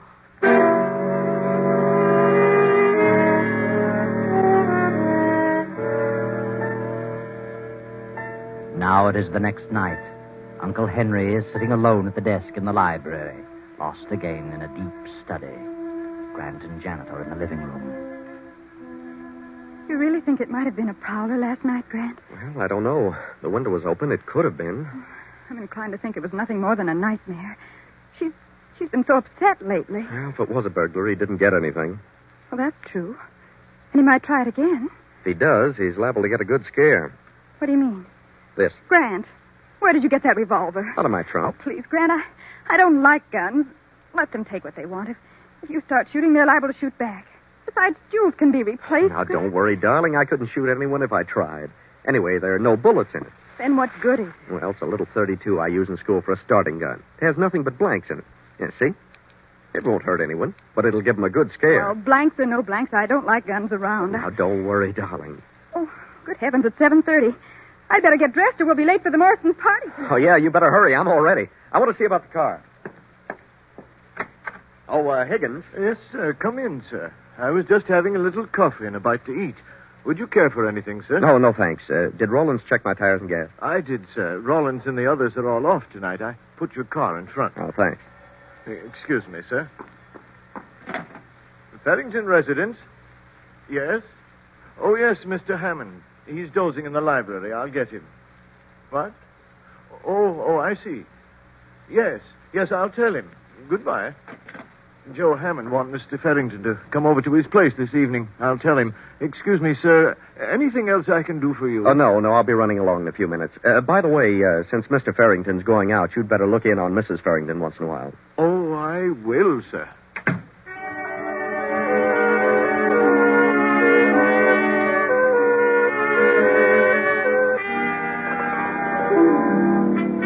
So Grant and Janet drive to the Morrisons' estate to attend a charity lawn party. And Henry goes to talk things over with Joe Hammond, the ex-lawyer who holds Henry's bad check.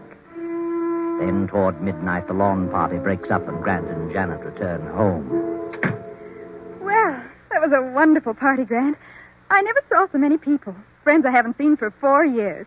I was thrilled to death. Yes, it was quite an affair. I wonder how much they raised. Good many thousands, I imagine. And did that red-headed gal sell war bonds? I'll run up and see how Aunt Agatha is. I'll be right down. Right. I think I'll have a nightcap. Want one? No, thanks. Hello, Grant. Oh, hello. Party over already? Yeah, big affair. Had a great time. I got to talking business with Joe Hammond, and first thing I knew, it was almost midnight. Grant, call Dr. Johnson. What? Janet, what is it? Aunt Agatha. Come quickly, Uncle Henry. Call Dr. Johnson, Grant. You can't get him. Call the emergency hospital. Get a police ambulance.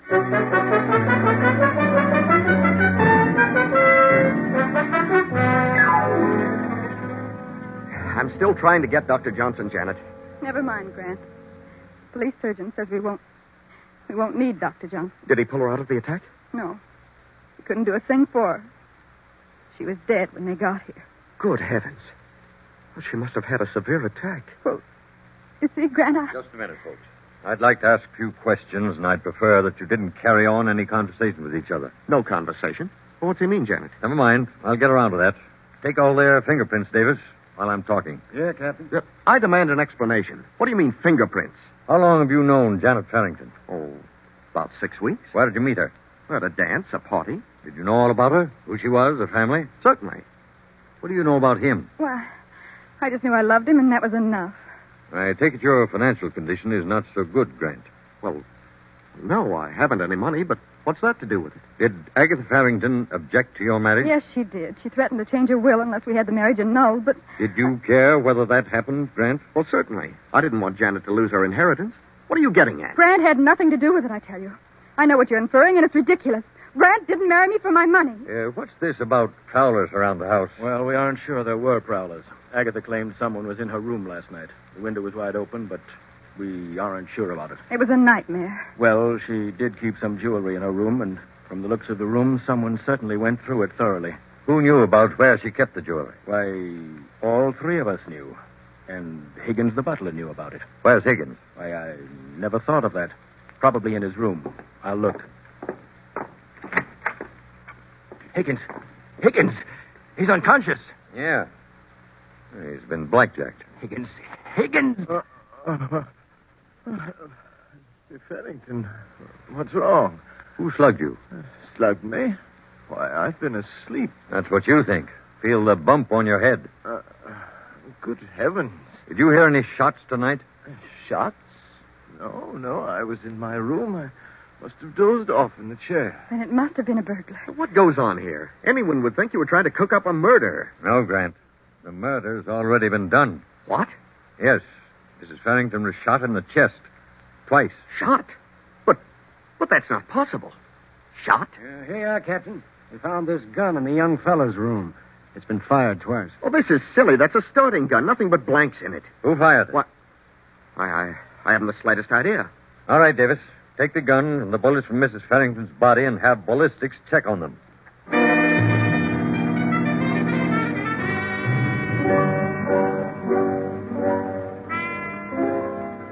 Well, young fellow, according to the ballistics test, the bullets that killed her were fired from your gun. But it isn't possible, I tell you. My gun had nothing but blanks. And there were no fingerprints but yours.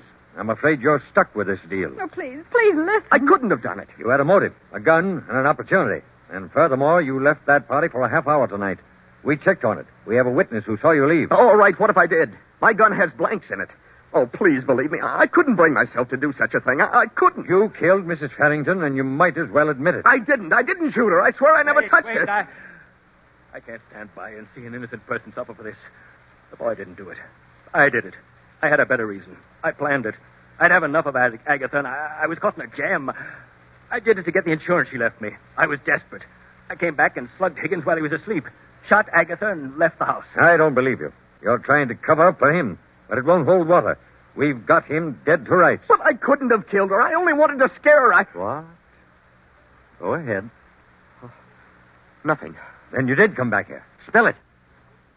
Well, all right, I did come back. Grant, what are you saying? I had the gun, but there were nothing but blanks in it. I doped Higgins' coffee before I left the house. I came back and went to her room. I fired the blanks. Why? Well, I knew she had a weak heart. I figured the shock would bring on her death. I was the figure in her bedroom.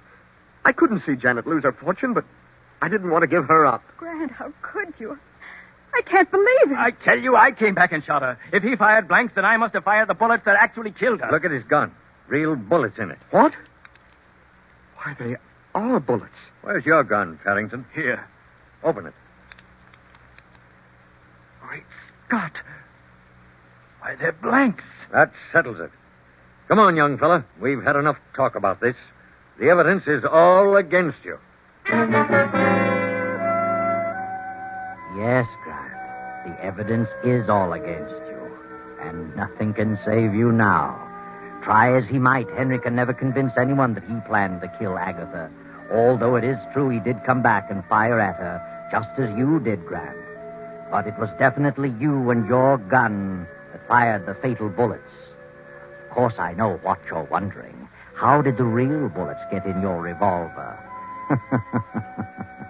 You know, don't you, Janet?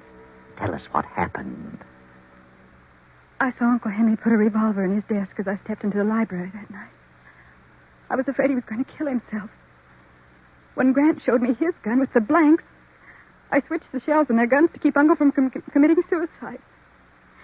You see, I never dreamed that Grant had a plan afoot to cause my aunt's death by mental murder. There you are. Another tale of greed and revenge and hatred, all unraveled as neatly as you please.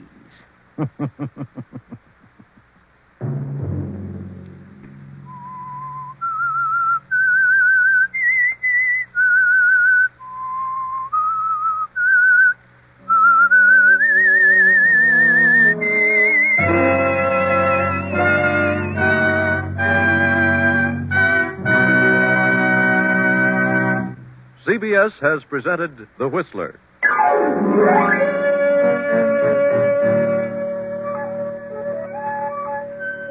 Original music for this production was composed and conducted by Wilbur Hatch.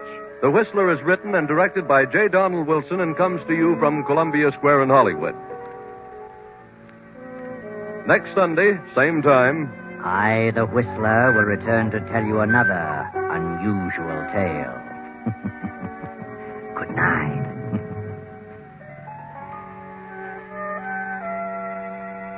This is the Columbia Broadcasting System.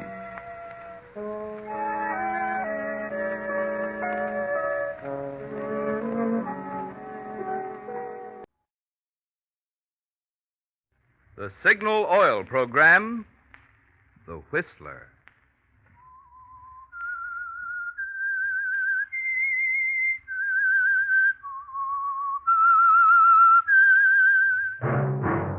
That whistle is your signal for the Signal Oil Program, The Whistler.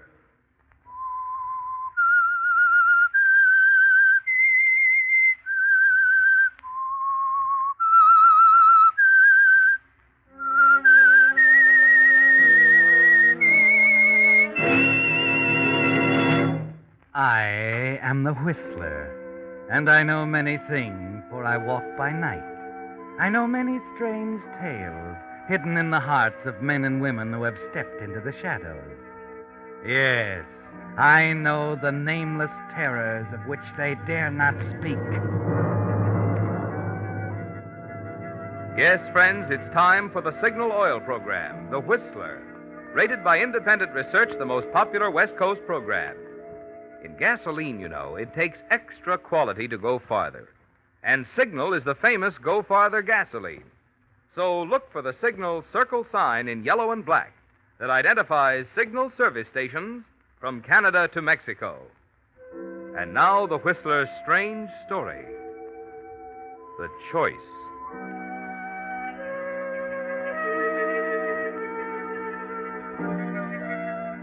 When the door of his office opened, Mark Fallon didn't have to turn away from the window to know that it was Harry Cheng coming in for more of the vouchers.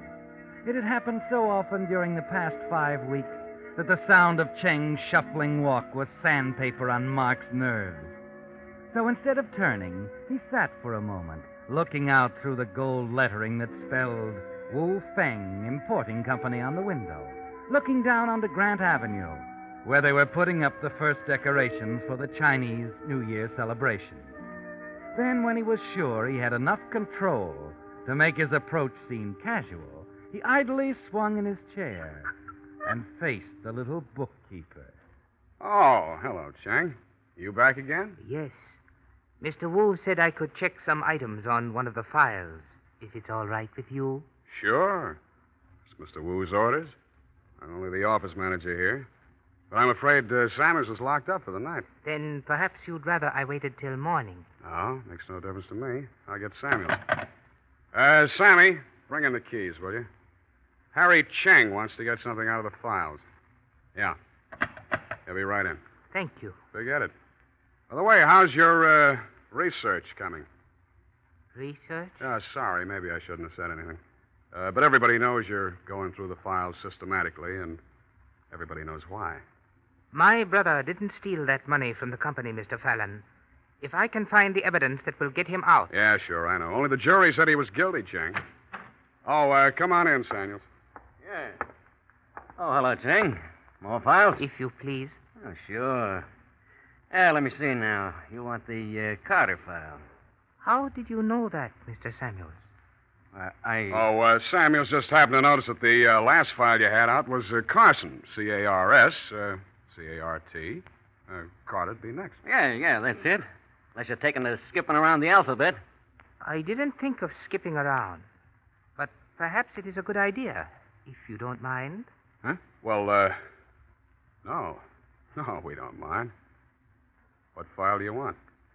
I think I will start on Randall. Randall. Well, sure.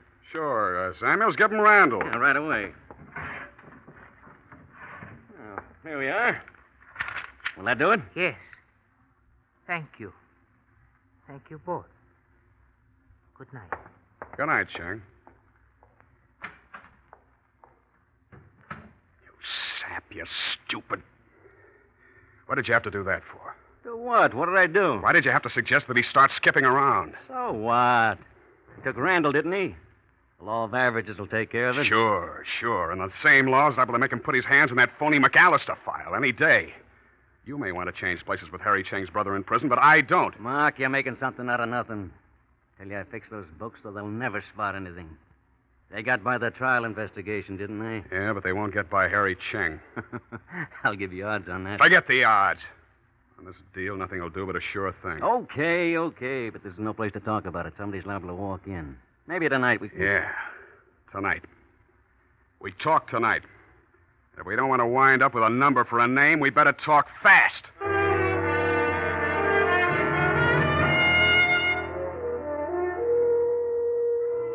Yes, Mark, the time for fast talking has come sooner than you expected. But then, you should have known you were in for trouble the day Harry Chang started going through those records. When it was ABC, you had time before he'd reach Samuel's forgeries and the McAllister account. But now it's almost as if you could feel his fingers around your throat already. And something else you've noticed. Samuel's is calm about it. Almost too calm. And when he comes across the hall to your apartment later that evening, he brings his girlfriend, Lena, with him. Well, Mark, darling, what is this? No drink? No bright sayings? Don't mind him, Lena. He just knows his own scotch better than we do. I had a couple of drinks before you came. I didn't know this was going to be a social evening. And that takes care of little Lena. Excess baggage again. Forget it. We didn't have anything important to talk about anyhow.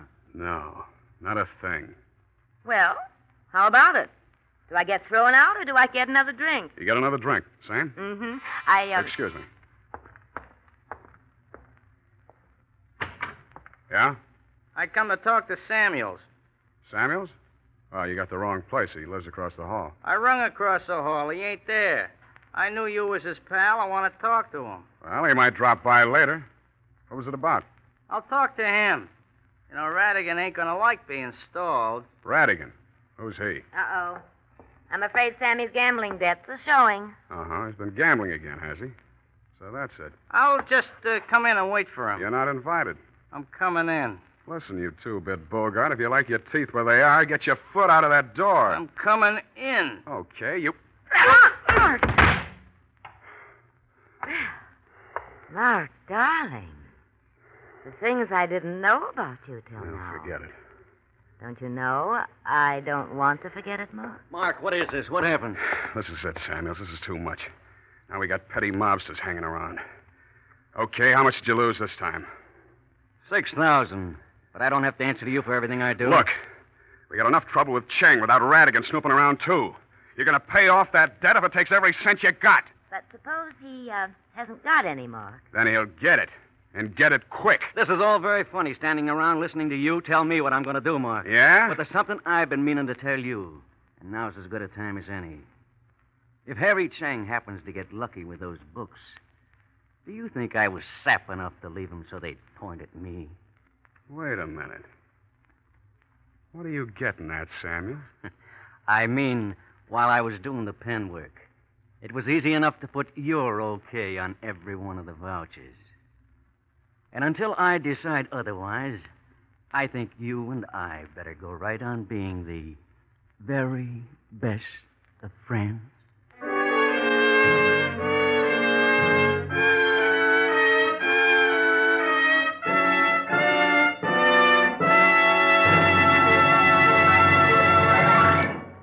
prologue of tonight's story, The Choice, the Signal Oil Company brings you another strange story by The Whistler.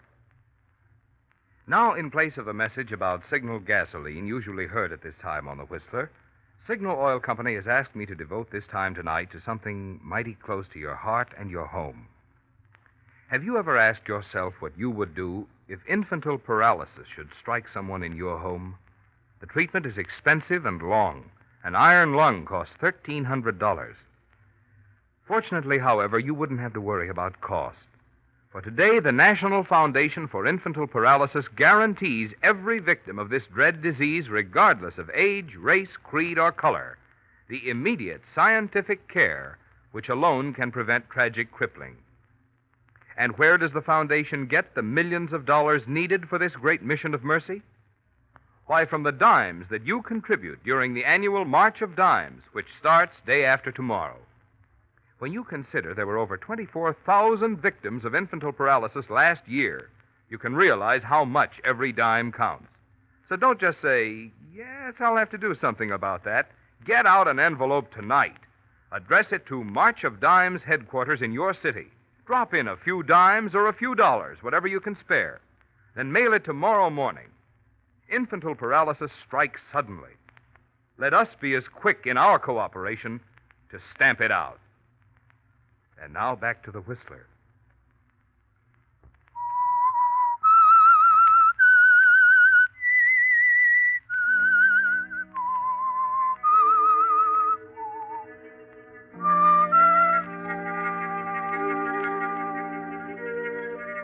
Well, Mark, there it is. The phony McAllister account, the trial, Harry Cheng's game of ABCs, your friend Samuel's happy-go-lucky ways, and your name on every one of the forged vouchers. Yes, you can add it all up, but it's one account you'll have trouble balancing. But at least you're sure of one thing. You've got to see that Harry Cheng never gets to the M file, and you've got to watch Samuel's at the same time. That means you'll need help. And an hour after Lena and Samuels have gone, you've made a date for yourself. Well, here's looking at you, Lena.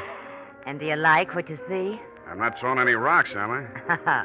You've been known to. By the way, Lena, you made a remark tonight about Samuel's not being able to pay off that debt to Radigan. Oh. So we're not going to talk business, eh? I'm sorry. Skip it if you want to. I was just curious. Well, of course, I wouldn't know Sammy's personal affairs, but, there was the cutest little bracelet I wanted. And then we haven't been going many places lately. Well, we ought to do something about that. You probably could go places with the right guy. And you're the kind of a girl who should have cute little bracelets. Well, tell me more. Oh, it's just that if we were real nice and helpful to each other, Lena, this might be the beginning of a beautiful friendship. You know something, Mark? I'll drink to that.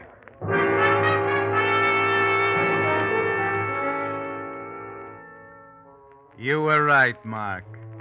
You've always felt you could count on Lena if the need ever came. So for the next few days, you're thoughtful and attentive, and you begin to see her part in a plan that's taking shape in your mind.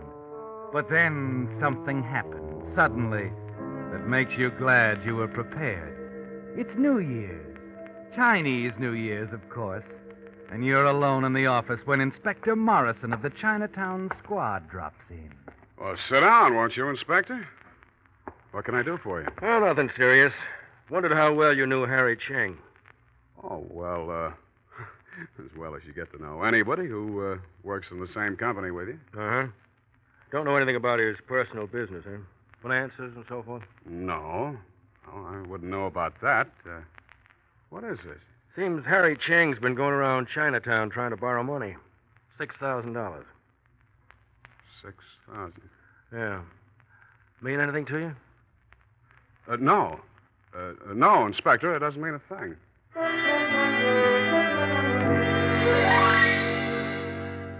But it does mean something, doesn't it, Mark? Yes. 6,000. It couldn't be coincidence that it's exactly the same amount Samuels owes Radigan. He's going to sell you down the river for the $6,000 that Cheng is canvassing Chinatown to borrow. The minute the inspector leaves, you rush to the filing cabinet. It's locked. You break into Samuel's desk. And a few seconds later... Lewis, Ling, Lyons, Mayberry, McAfee. That's what I thought.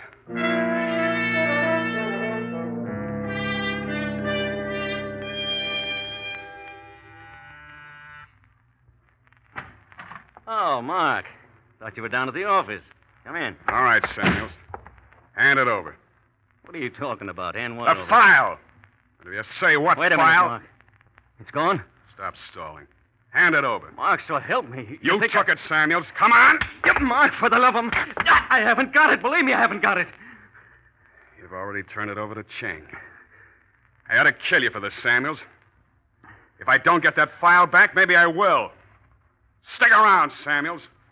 We'll have a little talk when I get back. Where you going? Never mind. But you're not here when I get back, I'll... Oh, hello, Inspector. Hello, Fallon. You again? Samuel's around? Yeah. Yeah, he's here, Inspector. Thought he might know something about our friend Cheng.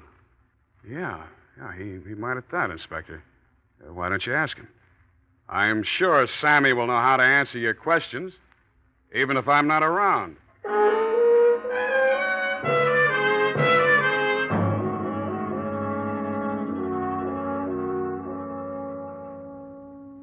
This is a surprise, Mr. Fallon.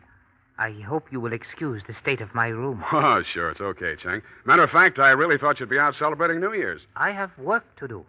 Yeah? Oh, I see you're still working on the Randall vouchers. You need them at the office?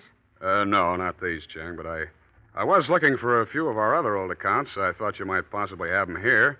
The McAllister file, for one. No, I don't have it, Mr. Fallon. So I see. Well, what's that? Firecrackers. Oh, yeah. I almost forgot. The children have been dropping them off the roof of the building across the way. You can see them up there now. Yeah. Say, that's kind of a dangerous place for kids, isn't it? They try to keep them off, but they get up by the fire escape in the rear. Children have no fear of danger. No, I guess they don't. Well, Happy New Year to you, Cheng. See you at the office in the morning.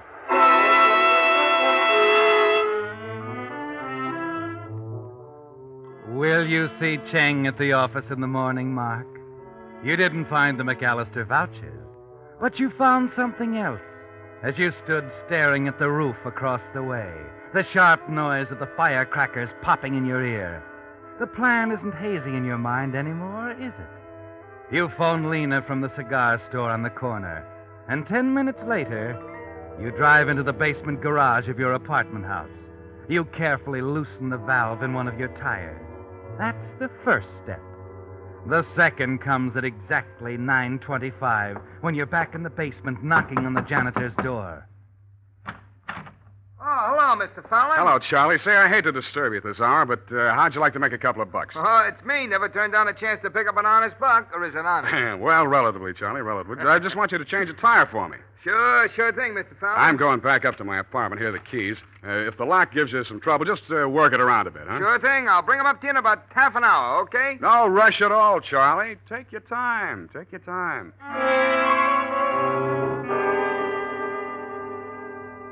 Yes, by all means. Take your time. You're counting on that, aren't you, Mark? About 20 minutes of Charlie's time. 20 minutes in the garage and away from his apartment. You watch him as he disappears down the corridor. And then you slip through his apartment and out into the court behind the building. You glance at your watch. Exactly 9:30. And Lena picks you up right on schedule. Good girl, Lena. Did you bring the gun? Yes. All right. Slide over. I'll be in the driver's seat.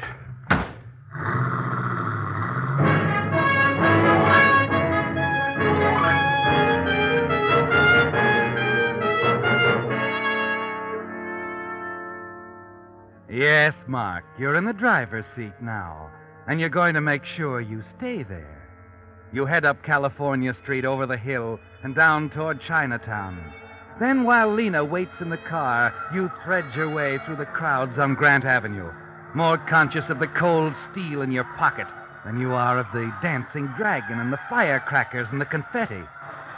You have no trouble locating the fire escape leading to the roof across from Cheng's. Then you're looking across the gun sight, across the 30 yards that separate you from the figure bent over the books at the desk.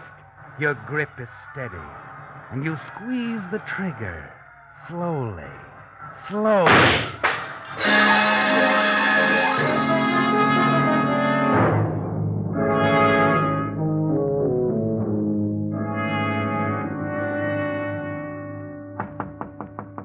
Come in.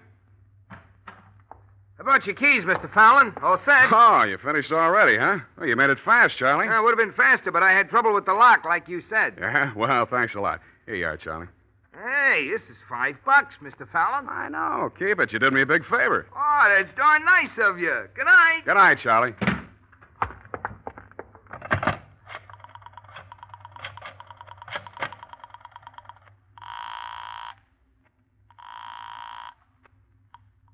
Hello? Lena? Yes. We're in, baby. You just brought back the keys. I didn't go out through the lobby. I didn't go out through the garage. In fact, I didn't go out at all. We're completely in the clear.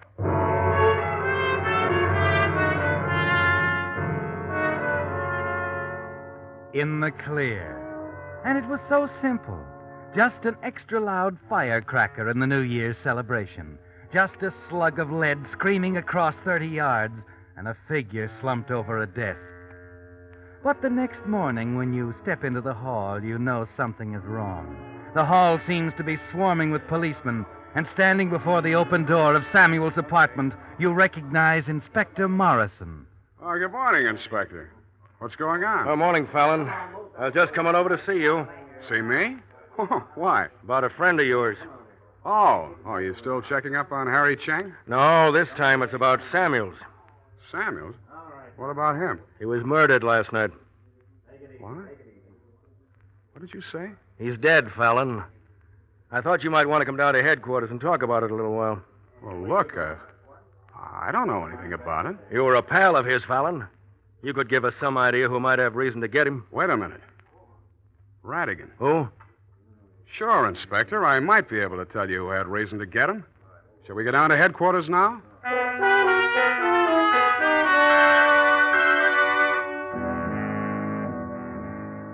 So Samuels is dead, Mark. And suddenly you realize that this has worked out better than you'd hoped. With Samuels out of the way, you've got that sure thing you've wanted so long. So naturally, you're more than willing to tell the inspector the whole story of Samuel's gambling debt and the baby-faced hoodlum who was out looking for him. In fact, you're so busy giving the inspector the information he wants that you're entirely unprepared for the question he asks you when you reach the Hall of Justice. Well, that's all very interesting. Well, that reminds me. I came to Samuel's door yesterday, too. What were you two arguing about? Arguing? I guess we were a little sore at each other. I don't even remember what it was about now. I thought you two might have been arguing about this guy, Harry Cheng. Cheng? What's he got to do with this? Suppose we ask him.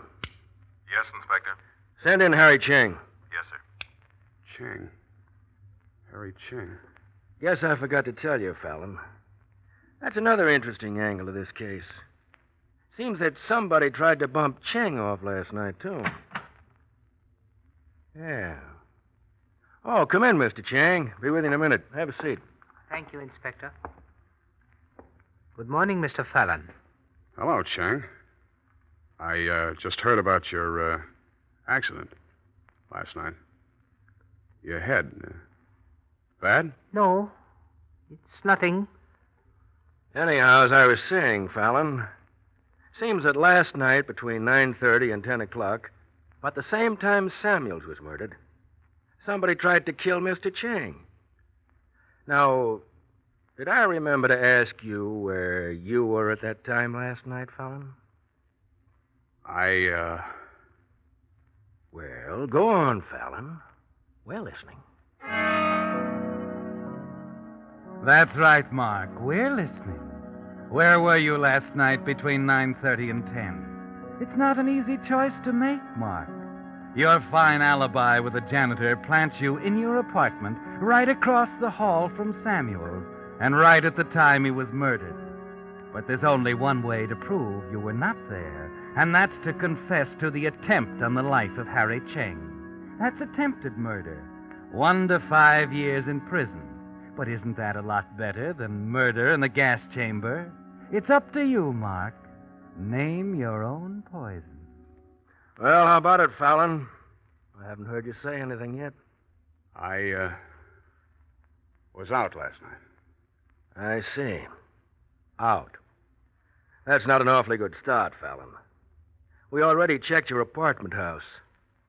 You didn't leave it all night. Use your head, Inspector. Samuels was my friend. You're not going to sew me up for his murder. I was outside that door for a long time yesterday afternoon, Fallon. I couldn't catch it all, but it seems somebody was going to kill somebody. All right, so maybe I did threaten him. But I tell you, I was out of the apartment when he was killed, and I can prove it. I can show you how I sneaked out of the building without being seen. And I can produce a witness to testify that I was out of the building. Sneaked out, Fallon? Why? Well, Go on. You don't leave me much choice, Inspector, but you might as well have it straight. I was the guy who took the shot at Harry Cheng last night. And if you got the slug, I can produce the gun to match it. Will that convince you? I'd say it was a step in the right direction. Where do we start looking for the gun? You can get it from Lena Merrick, 384 Palmer, apartment 3. But you better break it to her gently, Inspector. I don't think she's going to like the way our beautiful friendship went sour.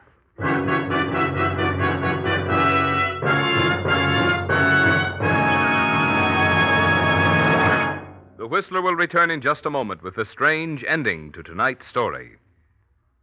Has your car been acting different lately? Well, it has if you're a Signal customer, because Signal gasoline is now better, much better than even a few weeks ago. You see, the ingredient necessary for higher octane in gasoline has become more plentiful, so the octane rating of Signal gasoline has been raised. Not just a little, mind you, but a lot, which means you'll now enjoy even smoother, knock-free power as you take those steep hills in high. Yes, you're going to like the new driving pleasure in today's improved Signal gasoline. And you're going to like the mileage, too. After all, you know, a gasoline that gets more efficiency from your motor naturally gets more mileage from each gallon. That's why we say, in gasoline, it takes extra quality to go farther. And Signal is the famous Go Farther gasoline. And now, back to the Whistler.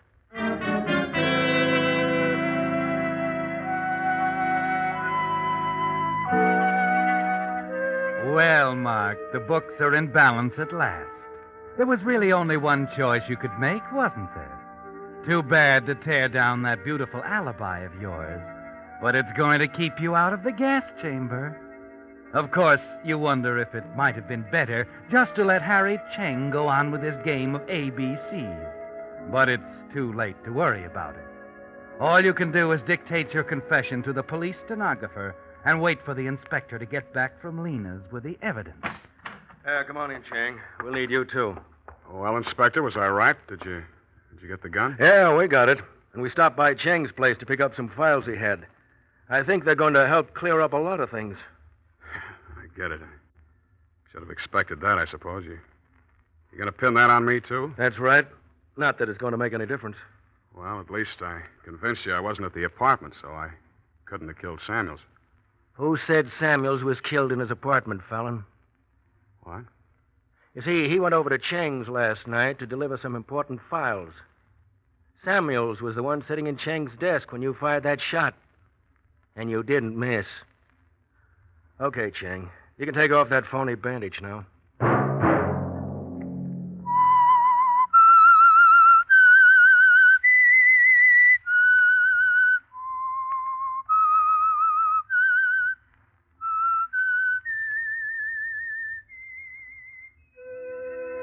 Let that whistle be your signal for the Signal Oil program, The Whistler, each Monday at 9. Brought to you by the Signal Oil Company, marketers of Signal gasoline and motor oil and fine quality automotive accessories. Signal has asked me to remind you, to get the most driving pleasure, drive at sensible speeds, be courteous, and obey traffic regulations. It may save a life, possibly your own. Featured in tonight's story were Howard Duff and Jack Petruzzi. The Whistler was produced by George W. Allen with story by Adrian John Doe, music by Wilbur Hatch, and was transmitted to our troops overseas by the Armed Forces Radio Service. This is Marvin Miller speaking for the Signal Oil Company. This is CBS, the Columbia Broadcasting System.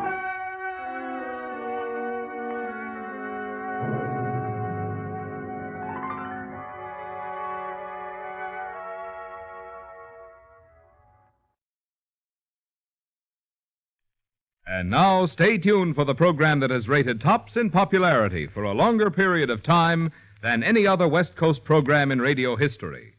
The Signal Oil program, The Whistler.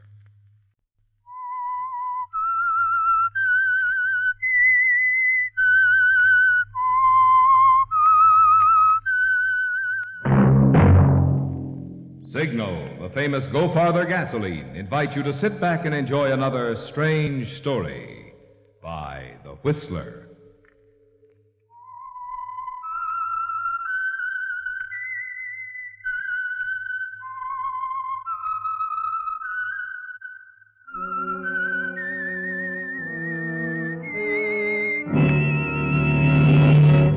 I am the Whistler, and I know many things. For I walk by night. I know many strange tales hidden in the hearts of men and women who have stepped into the shadows. Yes, I know the nameless terrors of which they dare not speak. And now for the Signal Oil Company, The Whistler's strange story, The House on Hainsley Boulevard.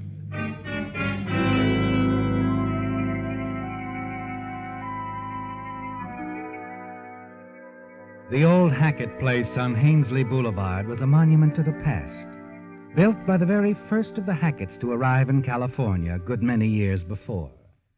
It clung now to its former grandeur with a sort of quiet, determined tenacity. But one evening shortly after midnight, the quiet of the neighborhood was suddenly shattered, the air torn with a startling cry. Fire! Fire!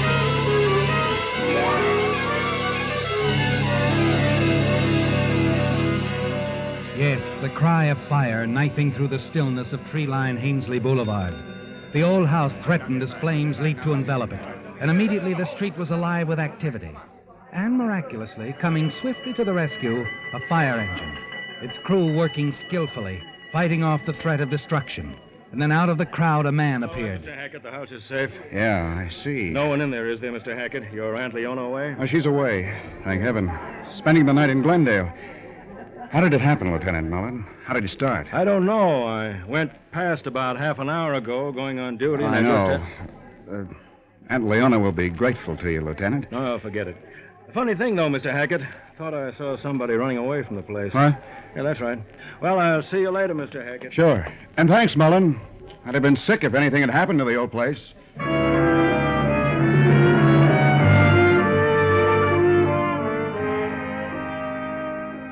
You are sick inside, aren't you, Frank? Because your plan failed so completely. And even as you thank Police Lieutenant Mullen for his swift action, you inwardly curse yourself, forgetting that he passes this way regularly, and that only a matter of a half an hour destroyed your timing. And you have to have money soon. $5,000 to clear your gambling debt with Dino DaCosta, or the payoff will be your life. Even with the damage very slight, the scene with Aunt Leona the next morning is an unpleasant one, as she surveys the scorched section at the rear of the old place. Disgraceful. Oh, there's very little damage, Aunt Leona. It isn't the extent of the damage. It's your carelessness that disturbs me. I've left you everything I have in my will, and all I ask in return is that you assume some responsibility and make things easier for me while I'm still here. Look, Aunt Leona, it could have been much worse. You worry yourself sick over this house. It's my home, isn't it? It's my home, too, Aunt Leona.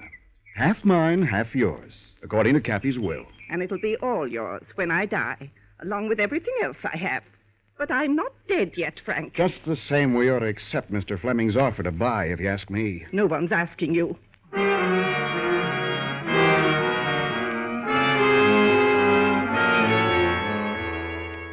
The old argument sounds even more hollow than usual, doesn't it, Frank? You're not getting anywhere with Aunt Leona, and you wish she were out of your way. You can't help thinking how pleasant your situation would be if something happened to her. You'd have everything you wanted. You could square yourself with Dino and have all you'd ever need besides.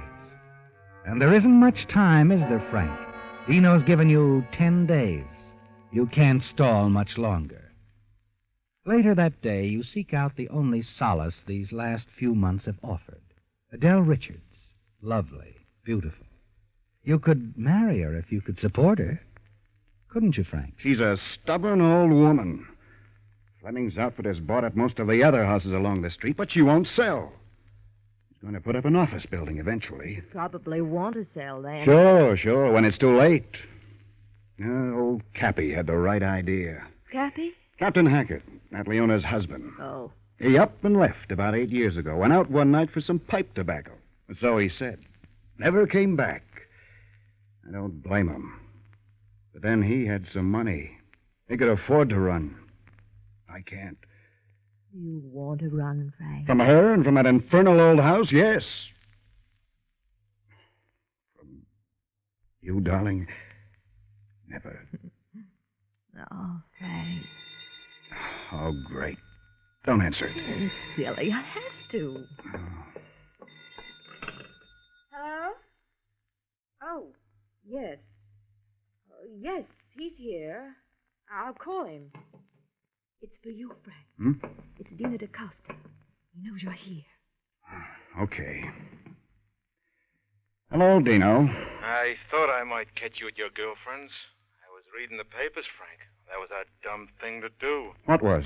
Setting fire to your house. You're nuts. No, Dino, you're wrong. I didn't do it. Sure you did, and it didn't work. Just wanted you to know that's a bum angle, Frank. I don't like it. What difference does it make to you what I do to settle with you? I don't like strings on anything that's mine. That $5,000 you owe me. I want it on time, but I want it clean. Remember that, Frank. Hello? Hello? Frank, what is it? Nothing. Frank. I'm sorry, honey. I've got a lot on my mind. Something to do with gambling and Dino DaCosta, that's obvious. What is it? It's... Well, might as well know. I'm into Dino for $5,000. Frank. I've got to get hold of the money some way. Oh, Frank, why don't you go to your aunt? Tell her everything. She'll blow her stack. You don't know Aunt Leona, Adele. If I did that, she'd cut me out of her will, everything. No. I'll have to get the money for Dino some other way.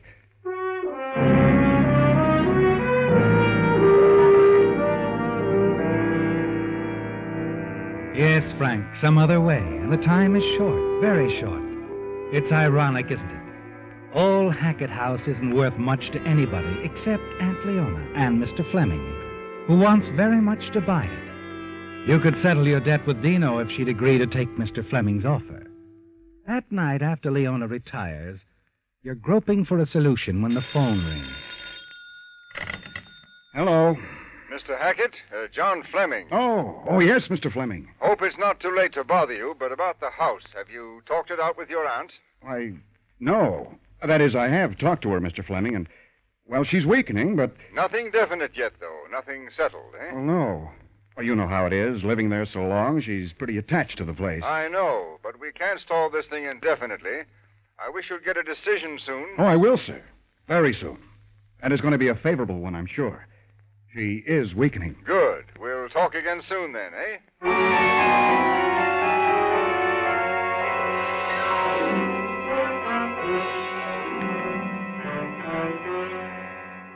You wish it were true, don't you, Frank? That there was even a slight sign of Aunt Leona weakening in her stand against selling the house. The next morning, you decide to bring the subject up once more, when, as you step out into the yard, you hear voices raised angrily.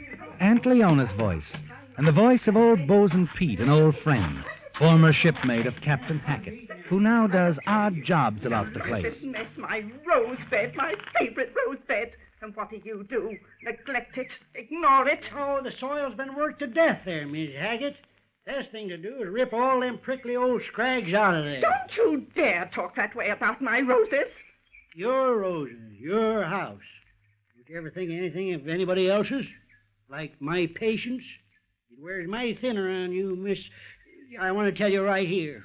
Now, look here, Bosun. If you don't enjoy the way I do things, you don't have to stay around, you know. All right. I will quit, and with pleasure. Goodbye to you, Miss Leone. Old fool. Aunt Leona. Oh, Frank. Well, I suppose you heard. Who didn't? Well, the neighbors must have heard you, too. Aunt Leona, you can't send that old gent away. Can't I? Cap Hackett said he was to have a place here as long as he wished it. Captain Hackett's been gone over 7 years, Frank. I'd say that makes him legally dead. And dead people don't dictate to me. Nor live ones either.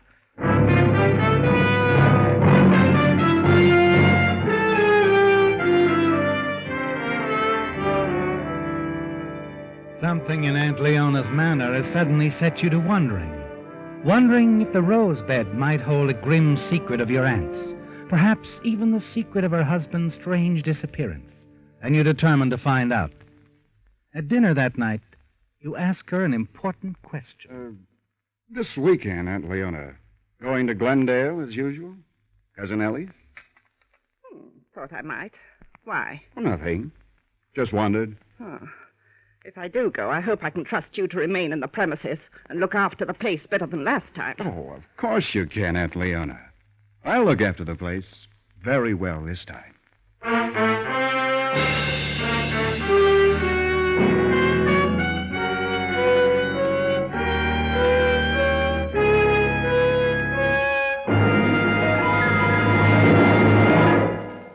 Tonight, I'm predicting again.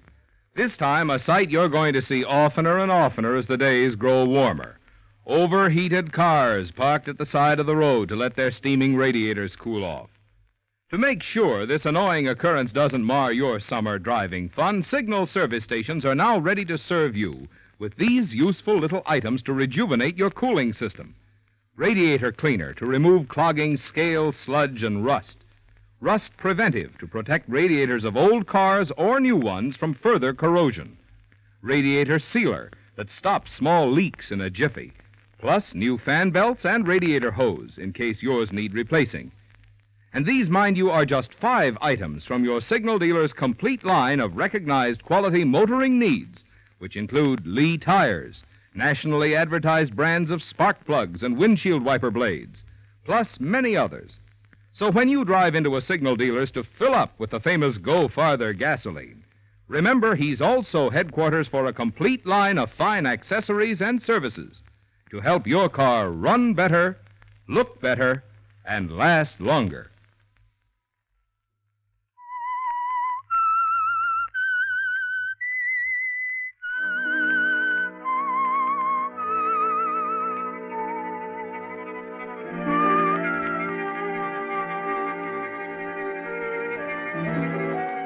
It's a hunch, isn't it, Frank? A growing belief.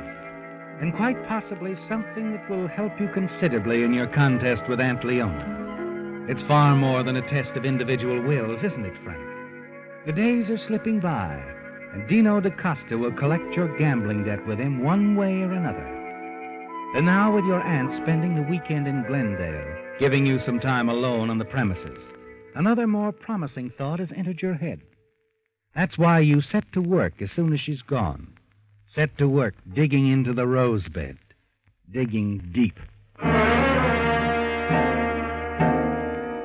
But all your efforts avail you exactly nothing. Only a ruined flower bed.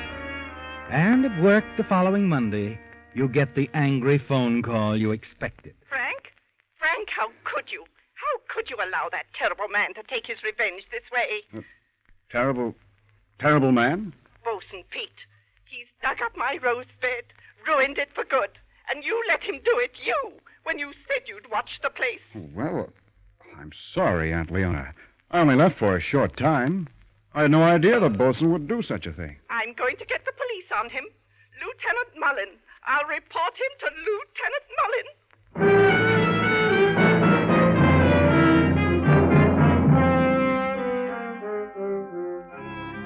That evening, as you sit on the front porch of Hackett House with Aunt Leona, you're a little hesitant to bring up the matter of Mr. Fleming's offer, aren't you, Frank? Yes, because you know she's still upset about the rose beds. You're sitting back, puffing on a cigarette, trying to think of some way you can ease into the subject when... Someone's coming up the path, Frank. Hmm? Oh, yeah. Looks like Bosun. Bosun? Well, I've got something to say to him. Now, take it easy, Aunt Leona. I'd say from the looks of that walk, he's had a few beers. Yeah, hello, Frank. Miss Leone. Well, you have a nerve coming back, showing your face around here after what you've done. What are you talking about? I'm talking about your tearing up my rose beds. Me? I didn't have nothing to do with them rose beds. I just come for my money. Your money? What money? You know what money. Long before Cappy went away, he said I should have part of his money when he died. Oh? Did he tell you that? He told you too, and you know it. Really? I don't seem to recall. Listen, Miss Leone, I'm warning you. I better get my money or you'll be sorry. Are you threatening me? Well, call it what you want. I'll get my money if I have to choke it out of you. Come on, Bosun. Let's take a walk. Now, let go, Frank. I ain't finished here yet. Yes, you are. Come on.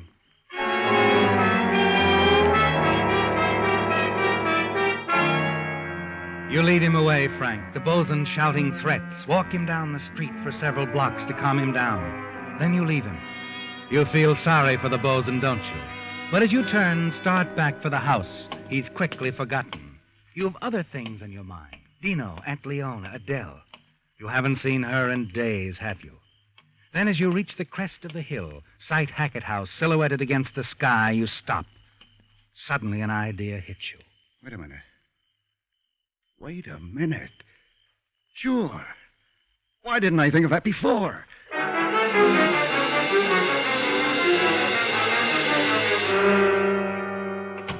And Leona! And Leona? In the kitchen, Frank. Oh. I was fixing a cup of tea. Would you care for No, one? no, thanks. Look, I just got an idea, Aunt Leona. Cappy left you several lots up in Glendale, didn't he? Not far from Cousin Ellie's place? Yes, that's right. Aunt Leona, why couldn't we have the house moved there? Just have it picked up, hauled away. Move? To the lots in Glendale. Why not, Aunt Leona? Why not? Why not, indeed? It'd be nice being close to Ellie. Sure it would. But wait, wouldn't it cost a bit of money? Oh, I don't know. Look, let me talk to Fleming. Now, don't rush me into this, Frank. I want some time to think it over. Okay, you think it over. But I've got another idea, and I'm going to see Fleming about it first thing in the morning.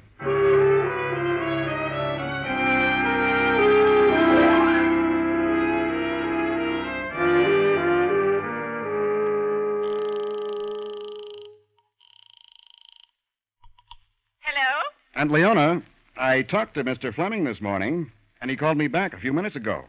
His company is willing to move the house for us, stand all the expense. Oh, really, Frank? How about it? Do I tell him it's a deal? Well, all right, Frank. All right. Good. Now, listen, they're anxious to get on this thing right away, so you'd better scout around, see if you can find us another place to live for the time being. There's a cottage just round the corner from here and up the street. It's for rent. I saw it this morning. Check on it right away. I'll see you tonight, Aunt Leona.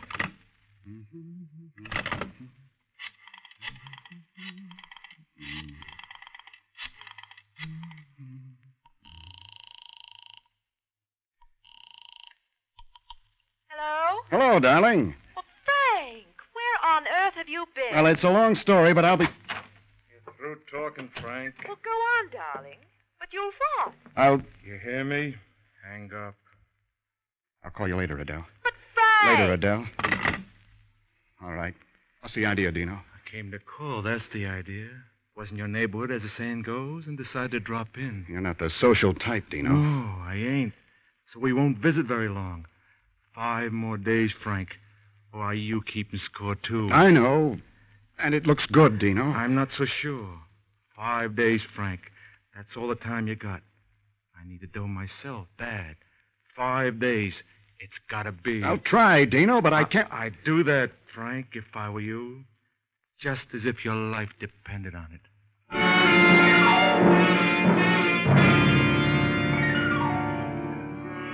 Dino means business, doesn't he, Frank?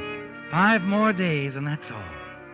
Somehow you managed to move yourself and Aunt Leona to the little cottage not far from Hackett House in 2 days' time.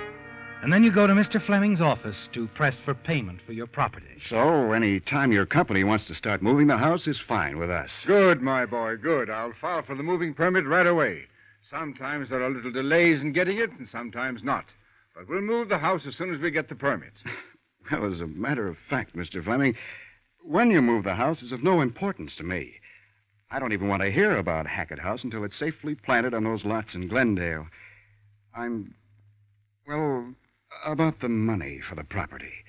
Since Aunt Leona and I own the property jointly, can we each receive a check for half the total amount? Perfectly agreeable with us, and I should say, if there's some rush about it, our accounting department could get the checks out for you right away. Oh, fine, Mr. Fleming, fine. There is some rush about it.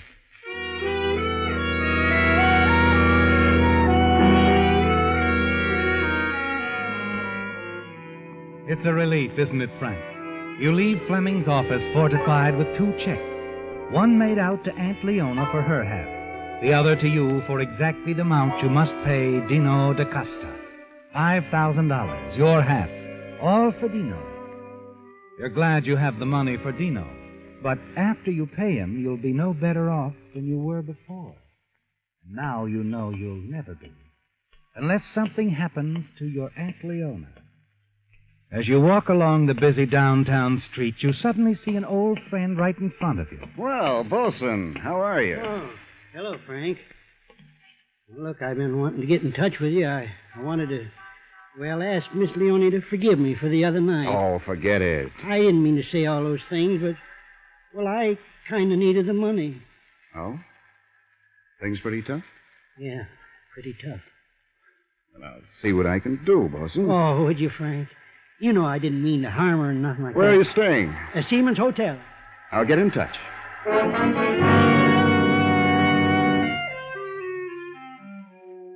You watch Bosun as he turns away, disappears into the noonday crowd. Now you know what you're going to do, don't you, Frank?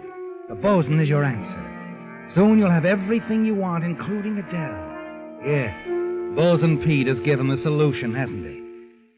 That night, a little after midnight, you make it a point to run into another old friend, Lieutenant Mullen of the police department, on his way to work.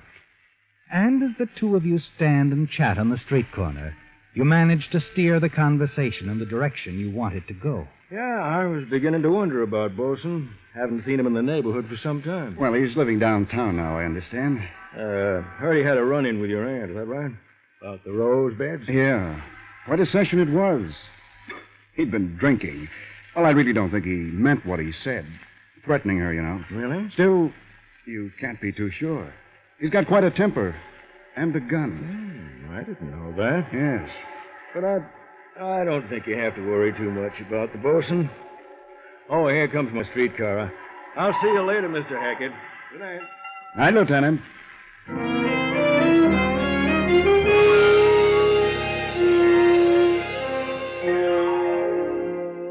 You're pleased, aren't you, Frank? Satisfied with your meeting with Lieutenant Mullen. The following afternoon, you phone the Seaman's Hotel. Ask Bosun to pick you up that night, drive you out to the cottage. You've made a decision, haven't you, Frank? Set your plan into motion. Your debt with Dino will be settled. And when it's all over, you won't have to share the money from the sale of Hackett House with anyone. And you'll have all your Aunt Leona's money besides. Late that night, you're waiting on a quiet side street for Bosun to pick you up. And finally, he rounds the corner and pulls up at the curb. Hello, Frank. Right on time, Bosun. Yeah. Shouldn't want to keep Leona waiting, you know. Sure she'll be up this late? Seems like a funny time of night. Oh, you're wrong, Bosun. The time's perfect.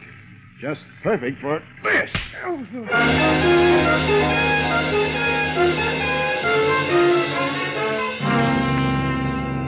10 minutes later, you're parked in front of the cottage, and you're wearing Bosun's pea jacket and cap. Bosun is out of sight, slumped down on the seat beside you, still unconscious. You glance at your watch, then slip out of the car and hurry quietly up to the porch of the cottage to wait. It'll all be over soon, won't it, Frank? Once you get away, you'll wreck the car. Bosun will be killed, and the murder weapon will be found in his pocket. You'll glance at your watch again, a little after 12, and down the street. And you see him approaching, right on schedule. It's Lieutenant Mullen. Yes? Who is it? It's Frank. Well, Frank, did you forget your keys? What in the world are you doing in the bosun's cap? What?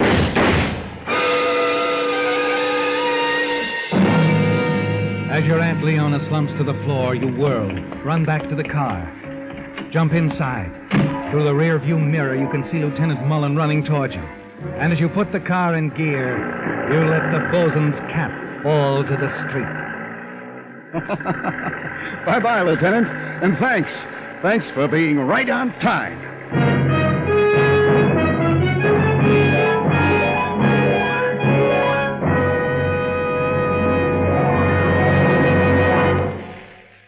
Like a spare tire without air. That's just how much good an oil filter does your car when the filter cartridge inside is filled up with sludge and goo. It can no longer do the job it was put there to do. And what is that job? Well, for every 1 gallon of gasoline an engine uses, it sucks in up to 9,000 gallons of air. And air carries gritty dust which gets into the oil and has to be strained out by the oil filter. Also, tiny metal particles wearing off engine parts must be trapped by the oil filter, so they won't act as an abrasive on other costly parts. In recognition of the importance of oil filters, signal dealers are this month joining in the national program of the Purolator Company to check the condition of oil filters. If he finds your filter cartridge too clogged to give your motor proper protection, your signal dealer can replace it with a genuine Purolator filter cartridge. After all, the best two ways we know to prevent engine wear are 1, a good, clean oil filter, and 2, a change to new Signal Premium, the heavy-duty type oil that reduces engine wear due to lubrication 50%.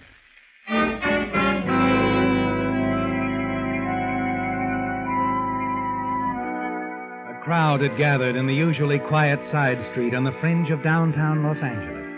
Spoke in excited whispers, stared at the body on the sidewalk. A few feet away, Lieutenant Mullen stood by, puffing slowly on a cigarette, and his face wore a puzzled frown. Then another officer pushed his way through the crowd and joined him. This one dead, Lieutenant? Yeah.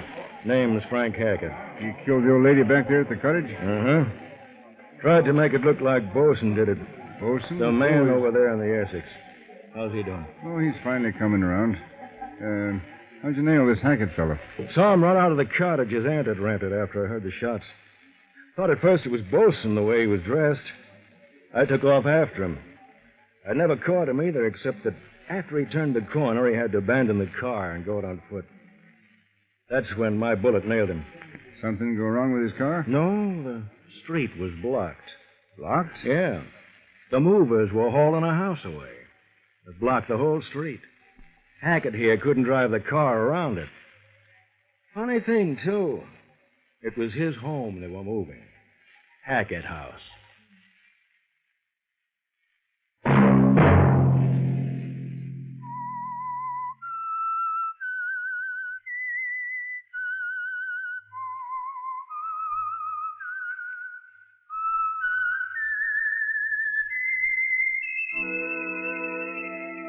Let that whistle be your signal for the Signal Oil program, The Whistler, each Sunday night at this same time.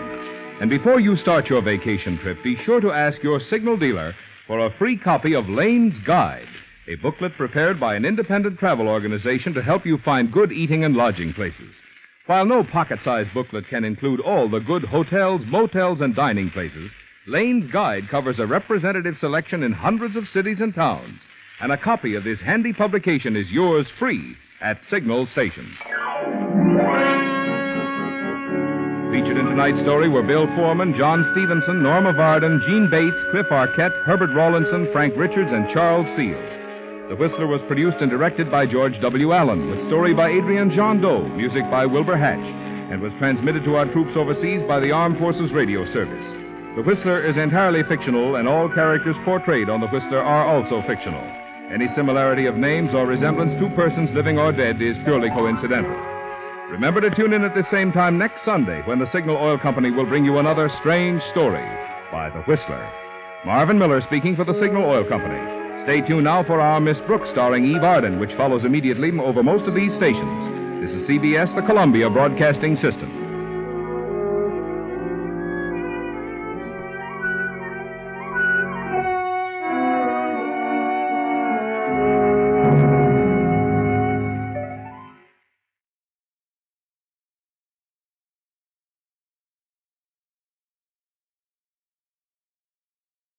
Let every go signal remind you that you do go farther with Signal gasoline.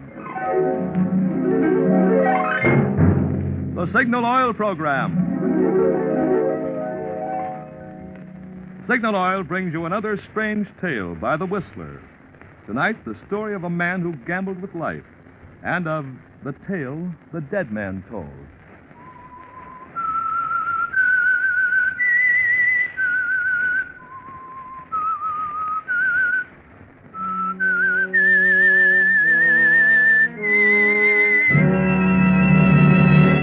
I am the Whistler, and I know many things, for I walk by night.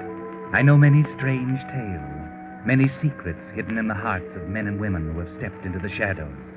Yes, I know the nameless terrors of which they dare not speak.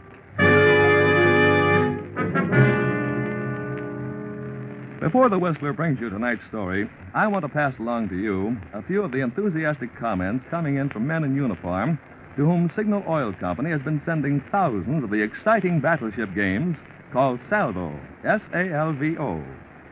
Lieutenant Commander Hartung, commanding the USS Bladen, writes, Signal's generous gift of Salvo games is of inestimable recreational value and will do much for the morale of this ship's personnel. And Commander A.L. Mayer of the USS Haskell writes, the crew of this vessel deeply appreciates Signal's kindness. Salvo games provide much pleasure during leisure hours. Well, friends, because of the popularity of this great game for two persons, Signal Oil Company thought you, too, would enjoy playing Salvo. So, in addition to those going to the armed forces, Signal has been able to get a limited number to be given away by neighborhood Signal gasoline dealers. A Salvo game is yours for the asking.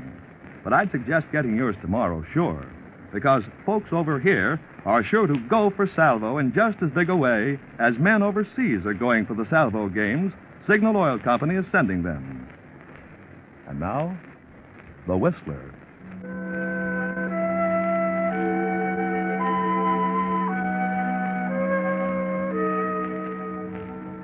A driving rain slants down outside the Golden Pheasant nightclub. It drenches the streets, but it doesn't seem to dampen the gaiety of the crowd inside. Yes, it's a gay crowd, happy and carefree, which just goes to prove once again that all that glitters is not gold. A couple detach themselves, make the short dash from door to curb and climb into a car. They seem far from carefree. I can't understand it. It's only 11 o'clock. How come you're tired already? Oh, I'm not tired. Just want to go home. Okay, so we're going home. Darling. What? Don't be angry with me. Oh, I'm not. How can I be angry with you? Sandra... You're so sweet. So understanding. Well, I don't understand this. We were going to have fun tonight, going on to Sammy's place after the Golden Pheasant, make a night of it. You were going to. Those were your plans. Well? Those weren't my plans. And you know, sweetheart, that we always do what I want to do. Is that so? Mm-hmm. You know, sweetheart, that I can make you do anything I want you to do. Can't I? Is that so? Well... Yeah, I guess you can. You little minx. That's better. So I take you home, when we could be having a good time. But what I want to know is why. All right, I'll tell you. Because I'm afraid of Arthur. I'm afraid he might get home ahead of us. Look, baby, I told you your husband is at the office. I left him there myself at 6 o'clock. He said he'd probably be there all night, or most of it, going over the books. This is inventory time. Very convenient, huh? Yes, very convenient for us. By the way, Bert, didn't you say you wanted to stop at the office on the way home? Yeah, I'm going to Richmond tomorrow morning. I might as well pick up my papers and things tonight. Thanks for reminding me. What would I do without you? Oh, you've gotten along pretty well. But I'm not going to get along forever without you. Sandra, when are you going to quit Arthur? When are you going to make the break? Oh, let's not worry about that just yet. Maybe something will happen to make things easier. But this has been going on now for months. I'm not going to wait forever. You'll wait, darling. Just be patient. How can you be so calm? Oh, here's the office, dear. Turn in. Oh, okay. Sandra, you're a wonderful woman. A remarkable woman.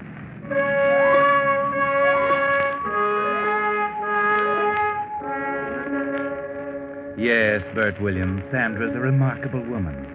So remarkable that you're risking everything to be near her. Your friendship for Arthur, her husband. Your business partnership with him. Your reputation.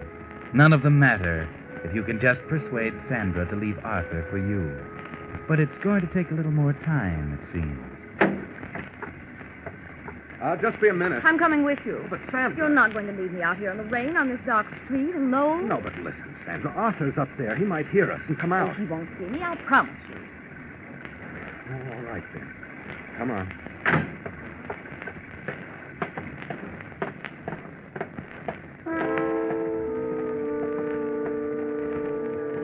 He might as well find out now as later anyway, mightn't he, Bert? That might be the best way, just get it over with. So you walk up, not being especially careful about the footsteps. Down the hall, into your office. Get the papers. Back past his office. Across that patch of light on the floor, coming through his closed door. That's funny. What? Listen. Not a sound. Well, he wouldn't be talking to himself. No, but maybe he's already gone and forgotten to turn out the light. Arthur and waste electricity? Not Arthur. Oh, still, he might have. Maybe you better stick your head in and see. I'll stand back out of sight. He'll never know. But Sandra... You might as well. Besides, he'd think it was funny you didn't stop and say goodnight. Yeah, I suppose so. Okay, just a minute. Hi there, you old workhorse. What are you up to? Funny, he must have fallen asleep. Arthur, this is a fine way to act. Come on, wake... Arthur. Arthur. Bert? Sandra, stay out of here. What's the matter? Something wrong? Sandra, go backstairs. Something the matter with Arthur? Why is he lying there with his head on the desk? What? Oh! Oh! Arthur! Sandra, be calm. I don't know what happened, but... He's dead, isn't he? Yes, he's dead, all right. Bullet right through his temple. Oh, no! Why did he do a thing like that? I don't know.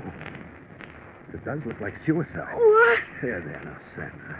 Sit down. Try to keep calm. Oh, Bert.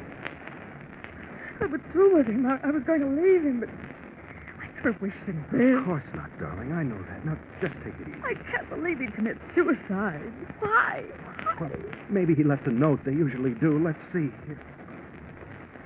There is something on the desk. Here. Here, look. It's addressed to me. You? Yeah. Dear Bert, this will probably be a shock to you, but believe me, it's best. Business is bad, but that's only part of it. You'll be able to carry on with me out of the way. Just one thing, look after Sandra for me, will you? Goodbye, Arthur. Oh, Arthur. How could he do such a thing? I can't tell from this whether he knew or not.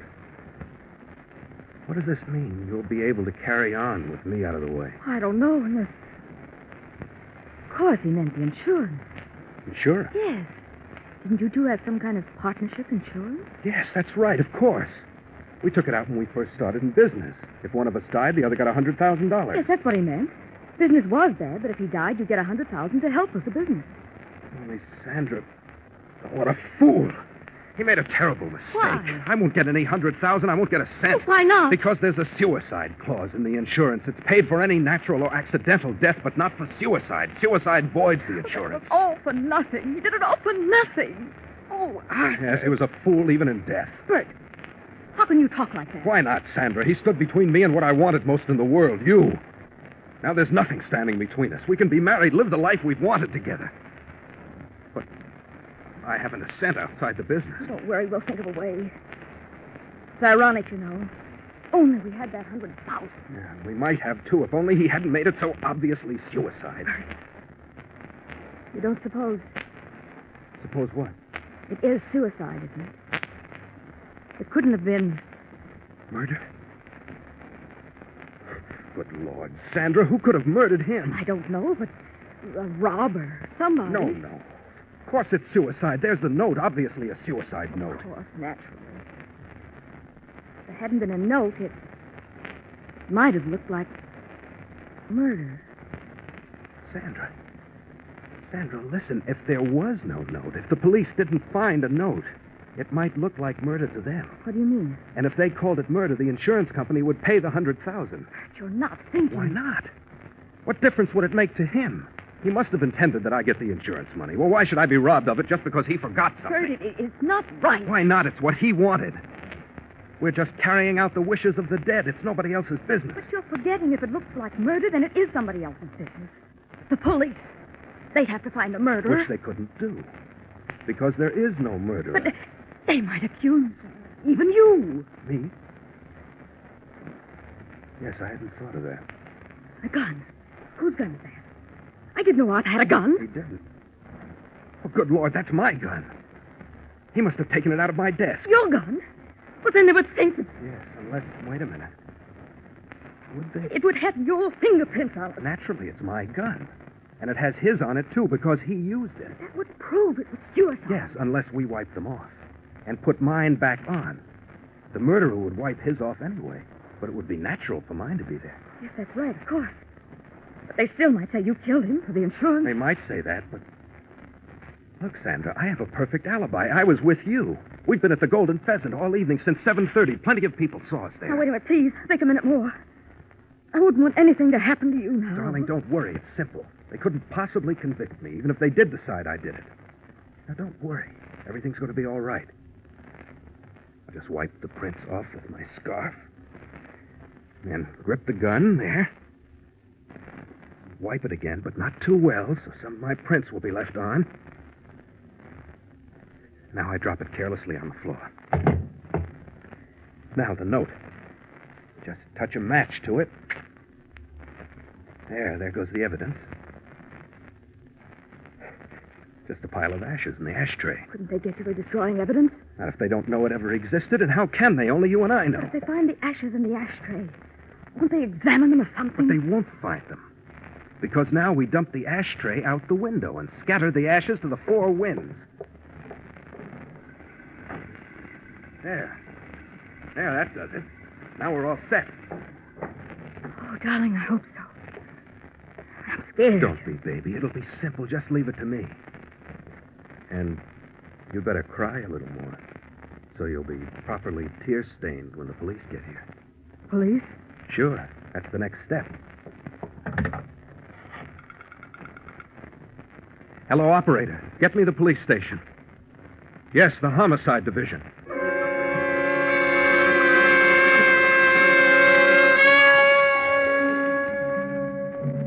Well, Bert, you're skating on thin ice, don't you think? Making the police believe that Arthur's suicide is murder and possibly making them think you did it. That's a dangerous game you're playing. But now that it's done, the police seem to fall for your trick.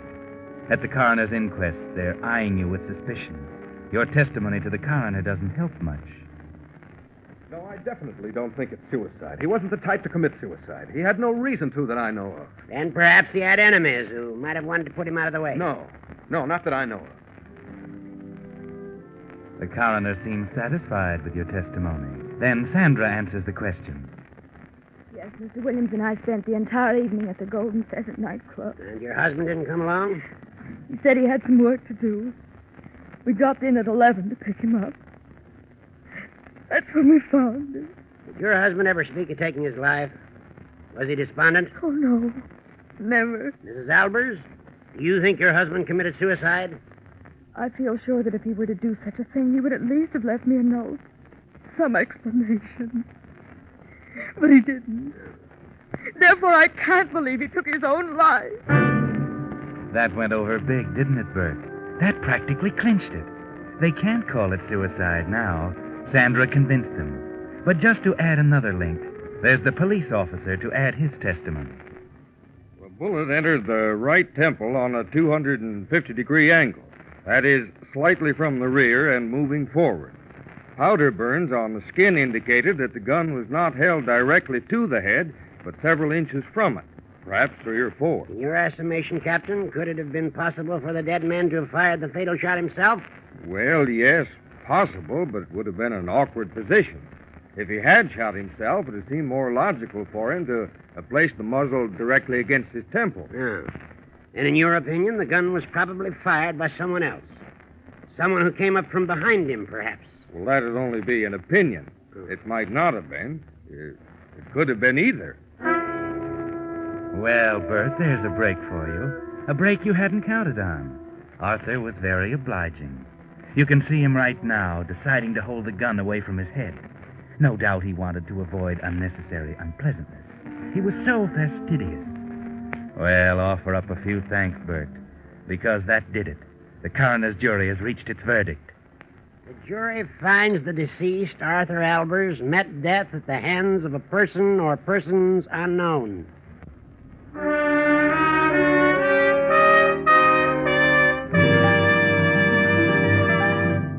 You are listening to the Signal Oil program. Let every go signal remind you that you do go farther with Signal gasoline.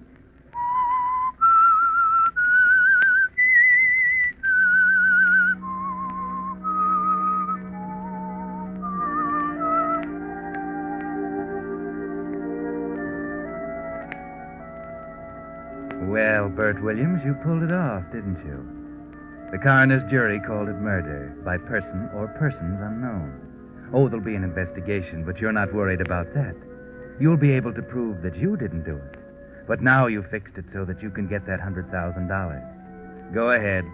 Go on down to the insurance company and collect it. Yes, naturally, Mr. Williams, you want the insurance benefit. It's rather customary to give us a little time to investigate a case like this, in which there seems to be some question of doubt. But I need the money right away. The business, you see. Yes, of course. I understand that. But, you see, in case it were later proved that Mr. Albert's death was by suicide, then we'd not be able to pay it. I know that, but the coroner's jury has already said that it was murder. Unless I'm very much mistaken, that makes it legal. Yes, unless we could prove otherwise.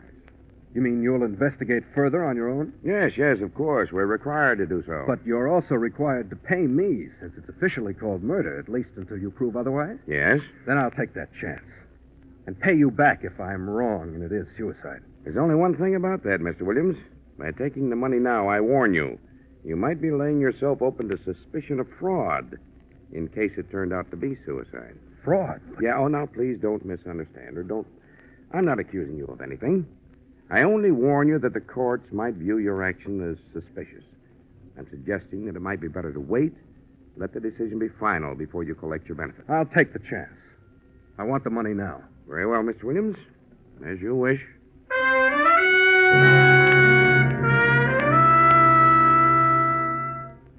Yes, you're sure of yourself now, aren't you, Bert? Very sure. And why not? You've deposited that certified check for $100,000 in your bank. And they can't touch you. So you go to Sandra to tell her the good news. Now, baby, we can get out. Maybe in a week or two when it's all blown over. Head for Mexico or Florida, anywhere you say. Sounds wonderful, darling. I'd like to start out right now. So would I. We better let things cool off a little first. The insurance company might smell a rat if we pulled out too quickly. The insurance company has nothing to do with me. I could leave right now. Rest after the strain of the funeral, you know. Without me? Hey, now, none of that. From now on, it's us together. It's a fallacy, you know, that two can live as cheaply as one. That 100,000 would go a lot farther for just one of us.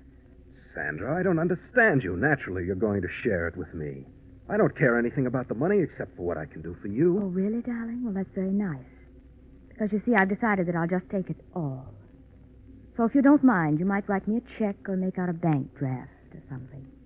Sandra, what is this, a joke? No joke, I assure you, dear. I'm very attached to money. And the thought of that 100,000 thrills me, so I'd rather not have it piecemeal like a housewife's allowance. I want it now. Good Lord, Sandra, do you realize what you're saying? You're telling me it's the money you want, not me. Well, you might put it that way. Are you trying to tell me that all this time I've meant no more to you than that? Oh, it's been fun, darling. Fun? Sandra, you can't mean I'm that. afraid I do, Bert, so there's not much need for any further talk. Just transfer the $100,000 to my account tomorrow morning, and we'll call everything even. Even? What fantastic notion makes you think I'd give you the money now? It's far from fantastic. I have a notion you wouldn't like for me to tell the insurance company and the police that you perpetrated a fraud.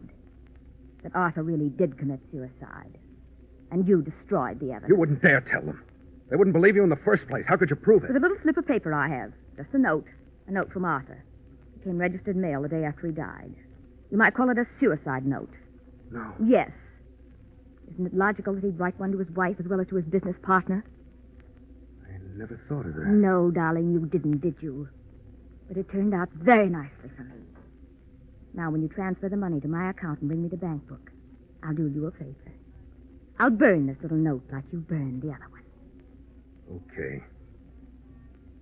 You win, Sandra. That's a good boy. I'll expect you then about 10 in the morning.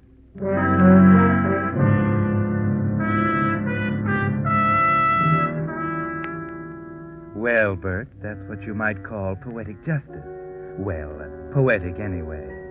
You really got taken, didn't you? But there's nothing to be done about it. She has you on a spot. And so you'll have to go down, transfer that $100,000 to her account, and bring her the deposit slip. You watch her burn the note and destroy the ashes, and now you're even. Thanks, darling. Someday, Sandra, you'll pay for this.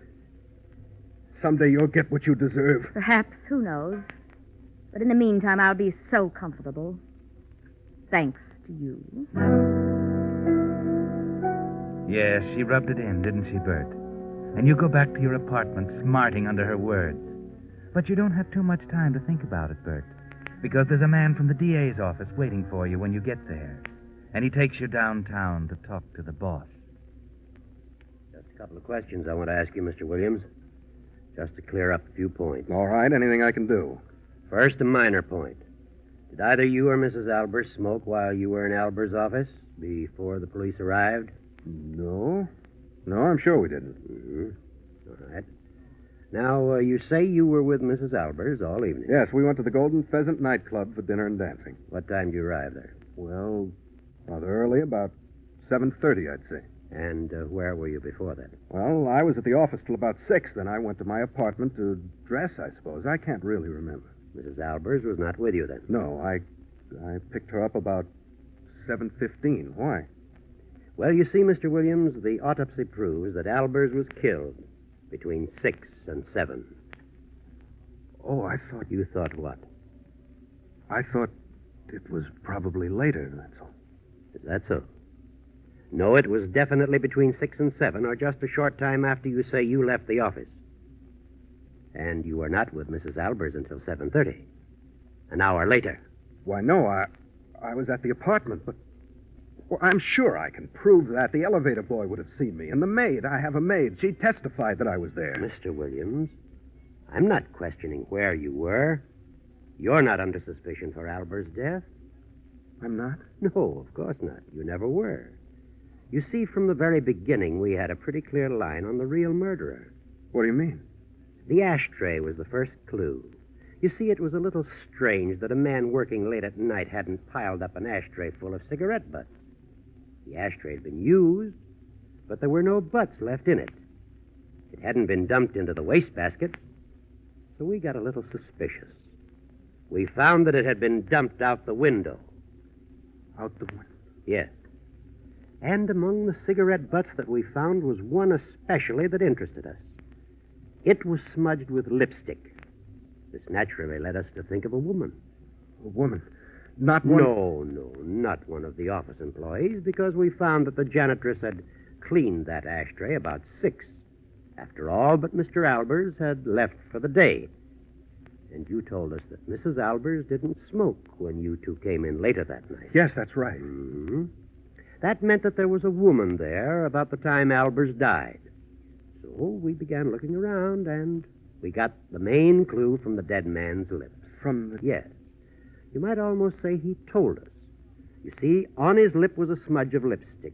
That told us that indeed there had been a woman there, and she had been someone known intimately enough to kiss him and incidentally to stand behind him without arousing his suspicion. From where she placed the gun to his head and fired. But that might have been his wife's lipstick. Yes, it might. Mightn't it? But, I mean, it could have been there all day, ever since she kissed him goodbye that morning. It's possible, but not probable. He'd have seen it and wiped it off, or it would have worn off. But anyway, the next clue pointed in the same direction. Your prints on the gun had been smudged with some kind of fabric, not a handkerchief. We decided it could have been gloves worn by the murderer. Not leather gloves, but cloth gloves like a woman wears. Now, what woman might know where you kept your gun, be in the habit of kissing Albers, and so on? Only one, since Albers was the kind of a man he was. His wife. You mean you're charging Sandra with the murder? Yes. You clinched it with what you just told me. What do you mean? You told me the truth. That you didn't pick Sandra Albers up until 7:15. She slipped. She told me you picked her up shortly after 6, at exactly the time she was killing her husband. No, she didn't do it. You're making a terrible mistake. I know she didn't do it. How do you know, Mr. Williams? Because Arthur Albers committed suicide. Oh, come now, Williams. He did. There was a note, a suicide note. What happened to it? I burned it. I burned it so it would look like murder and I'd get the insurance money. Mr. Williams, I know how you feel about Mrs. Albers, and I know you're trying to protect her. But I warn you, she's not worth lying for. She's going to be prosecuted for the murder of her husband, and she's going to be convicted. Nothing you say can help her.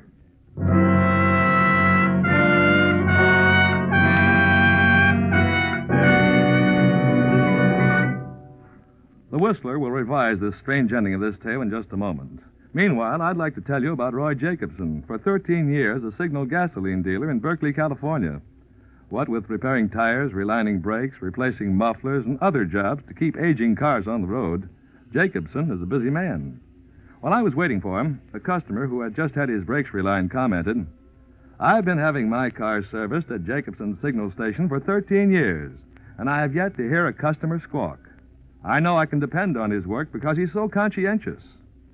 Conscientious. That word, friends, characterizes the kind of service you'll find in Signal gasoline stations from Canada to Mexico. And the reason for their conscientious, thorough service is that every Signal dealer is in business for himself. Most of them for many years, like Roy Jacobson. Naturally, they want to serve you so well, you'll be their permanent customer.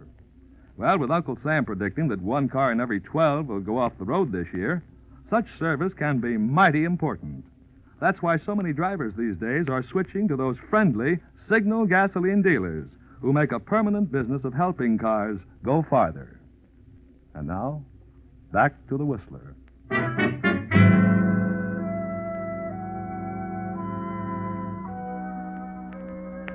Well, the district attorney was right. He did convict Sandra Albers for the murder of her husband. All through the trial, Bert Williams kept trying to explain the clues they brought in, kept protesting Sandra's innocence, but it was no use. Nobody believed him. And when she died, something happened to him. He said he'd murdered her, that ghosts haunted him, that he heard her calling to him. His friends decided his mind had snapped and they had him put away. Too bad. No need for it at all. No. Because what Bert didn't know was that Sandra really had killed her husband. Yes, the district attorney was right. And Bert, who had started out to make it look like he had committed a murder he hadn't, ended up in a madhouse because he thought he had committed one that he hadn't. Funny, isn't it?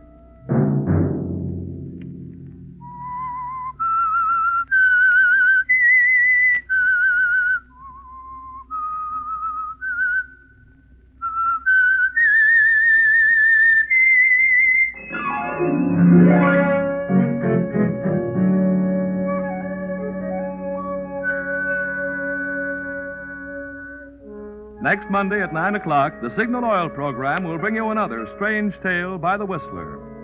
The Signal Oil program is broadcast for your entertainment by the Signal Oil Company, marketers of Signal's famous Go Farther gasoline and motor oil, and by your neighborhood Signal Oil dealer, who is at your service daily to keep your car running for the duration.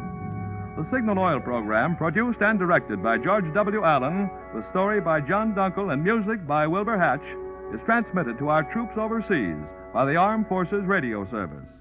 Bill Pennell speaking for your friend, the Signal Oil Company, and suggesting once again that you let every go signal remind you that you do go farther with Signal gasoline.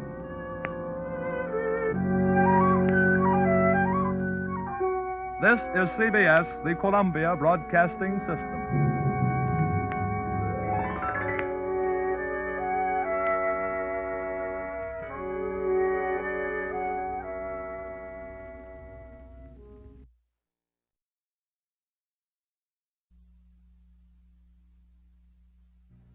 The Whistler.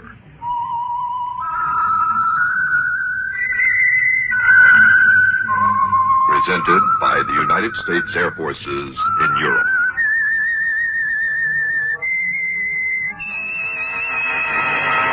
I am the Whistler, and I know many things, for I walk by night. I know many strange tales hidden in the hearts of men and women who have stepped into the shadows. Yes, I know the nameless terrors of which they dare not speak.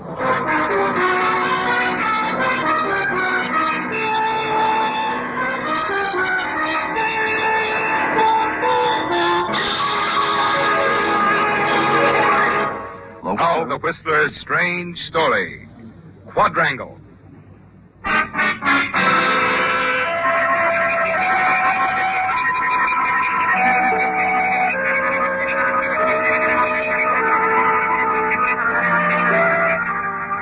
On the edge of Cartertown, a small aging community in Northern California, stands the equally aging structure known as Channing House.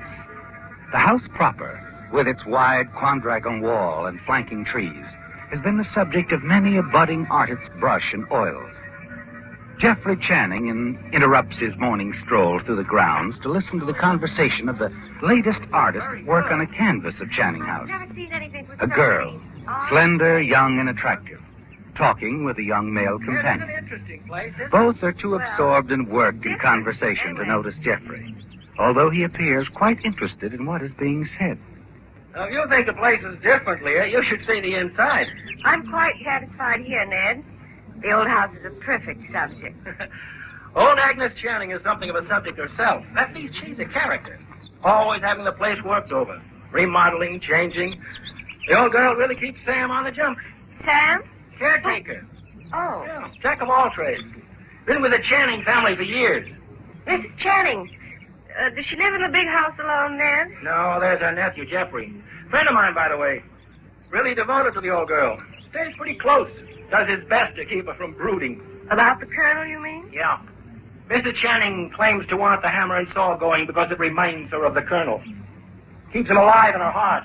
He was always puttering around the place, building one thing or another. Hello, Ned. Huh? Oh, Jeffrey. Going to order us off the property? Well, no, not if I can win an introduction by allowing you to stay. Certainly. Miss Munson, Jeffrey Channing. How do you Pleasure. do, Mr. Channing? Well, if you're an artist, Miss Munson, you must see the inside of Channing House sometime. It's quite picturesque. You'd enjoy it. I would. I really would. Well, we'll arrange it soon. Good morning. Good morning, Mr. Channing. You turn, Jeffrey. Walk away along the path to the house. An attractive, exciting girl, isn't she? And you tell yourself you do want to see her again soon. Suddenly, an odd sound reaches you. Not the sound of carpentry, is it, Jeffrey? No, the dull, frightening sound of a pick striking against stone. You break into a run. Finally, as you enter the garden, you slow down and stare with an expression of relief on your face as you catch sight of Sam, the man of all work. He's only tearing down the old fountain, not the wall, and there's no cause for alarm at all. You continue along the walk and then enter the house. Jeffrey? Good morning, Aunt Agnes. Didn't keep you waiting, did I? No, I slept late this morning. Breakfast is ready. Do sit down. Are you out for your usual morning stroll? Uh-huh. Met a friend from town. He brought an artist out. I promised her a look inside. Oh, Jeffrey, I wish you hadn't. Well, now, what harm could Oh, there... please, I don't want gawking curiosity seekers wandering through the house. The memories here, they're too sacred. Yes. All right, Aunt Agnes. Pass the marmalade, would you?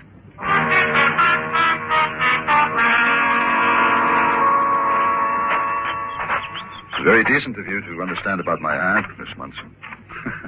She can be quite stubborn. She isn't being stubborn. Well, She's entitled to privacy with her memories. How did her husband, the Colonel, die? It was an accident. He was with me. It was a fishing trip. We were out farther than we should have been. A squall came up, capsized our boat. He was drowned? Yes, that's right. His body was never found. I guess I've always held myself to blame in a way. I suppose that's why I lean over backwards to make things easier for Aunt Agnes. Hello! Ned. Over. I've been looking all over for you, Leah. Jeffrey, that is, Mr. Channing just happened by. He was kind enough to show me the garden. Mm-hmm. Oh, by the way, Jeff, when is your aunt going to have the big wall around the place torn down? The wall? Yeah. She's torn down everything else. Well, I rather hope she won't go that far, Ned. Quite a project, I'd say. Why, I've never seen a wall so thick, so massive. Don't be fooled, Leah. It isn't as impressive as it looks. The wall's hollow. Right, Jeff? Yes. It is. You want to scream the words, don't you, Jeffrey? Because the wall has been on your mind so much the past 5 years. Yes, it's hollow, isn't it? And it's one landmark you'll do everything in your power to prevent your aunt from destroying. That's because of what the hollow wall contains. Colonel Channing didn't perish at sea, did he, Jeffrey? No, you killed him in a blind rage when he refused to loan you $5,000 you needed. In the dead of night, you placed his body inside the wall and sealed it up. Then you invented the story of the drowning at sea, and everyone believed it. Everyone, that is, with one possible exception. You've often wondered about Aunt Agnes, haven't you, Jeffrey? Mr. Channing, are you all right? He's dazed, Leah. Over you, I'd say. I just call him Jeffrey. He'll be all right. Yes. Oh, yes, I'll be all right, Leah. I thought so. Got something else to think about, haven't you, Jeffrey? Something beside Aunt Agnes and this old house. Yes, Ned, I do have something else to think about.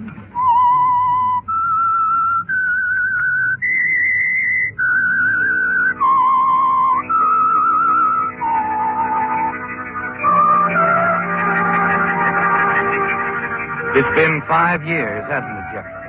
5 years since you killed old Colonel Channing, hid his body in the hollow wall surrounding Channing House.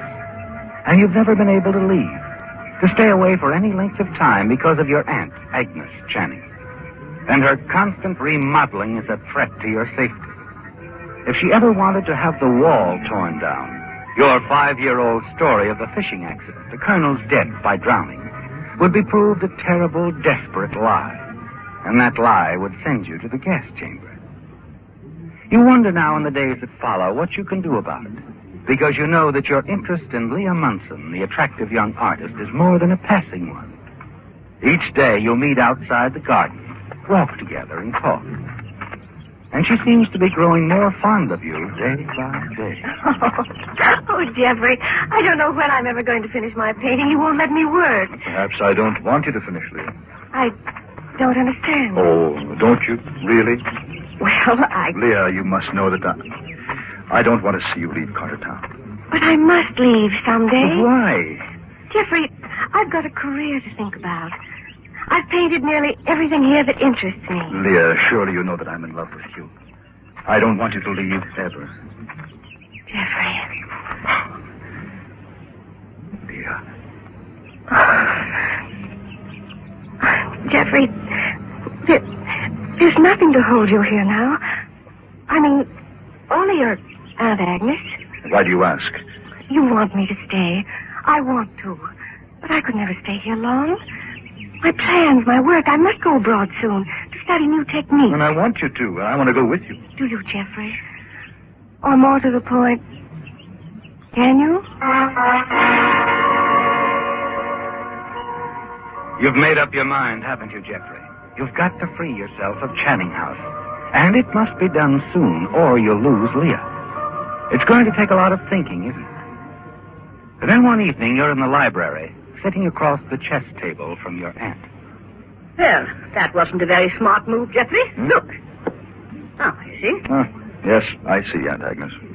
You just haven't your mind on the game, that's all. I'm afraid not. It's that girl, isn't it? Leah Munson. Why don't you bring her here? I'd like to meet her. I wanted to bring her around a long time ago, but you said... Never mind what I said. Ask her for tea tomorrow. Well...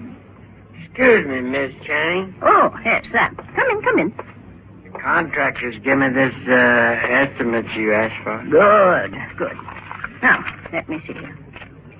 Oh, Jenkins gave us a better price. Yes, I was sure he would. I'll call him in the morning and give him the order. Yes, ma'am. Night, Miss Chang. Good night, Sam. Now, let me see. Where were we? What is it this time, Aunt Agnes? Oh, Sam's going to start tearing down the old wall. First thing in the morning. It's happened at last, hasn't it, Jeffrey? The wall. Aunt Agnes is going to have it torn down. And the secret that has remained hidden within it will be revealed. Somehow you manage to finish out the game of chess. And then hurry up to your room. You pace the floor well into the early morning hours, wondering what to do, how you can stop her. Dawn finds you stretched out on the bed, still fully clothed, staring at the ceiling. And then suddenly you're aware of a sound outside.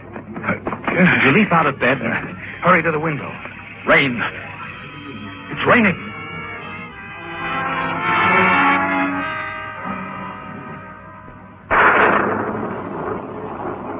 Good morning, Aunt Agnes. Oh, it's a miserable morning. Absolutely miserable. I do so detest rain. It's so depressing. Oh, I don't know. I rather like it. You look rather tired this morning. Didn't you sleep well? No. Matter of fact, I got very little sleep at all. It's the weather. We're in for a few more days of it, according to the paper. I'll let you have some of my sleeping powders. Now, Jeffrey. if you don't mind, Aunt Agnes, I'd rather you didn't. Oh, nonsense. I'll put them on your night table. I suppose the sudden change in weather has altered your plans about the wall? Yes, but I'll get around to it as soon as the rain's over. I've made up my mind to that, Jeffrey. Yes. I'm sure you have.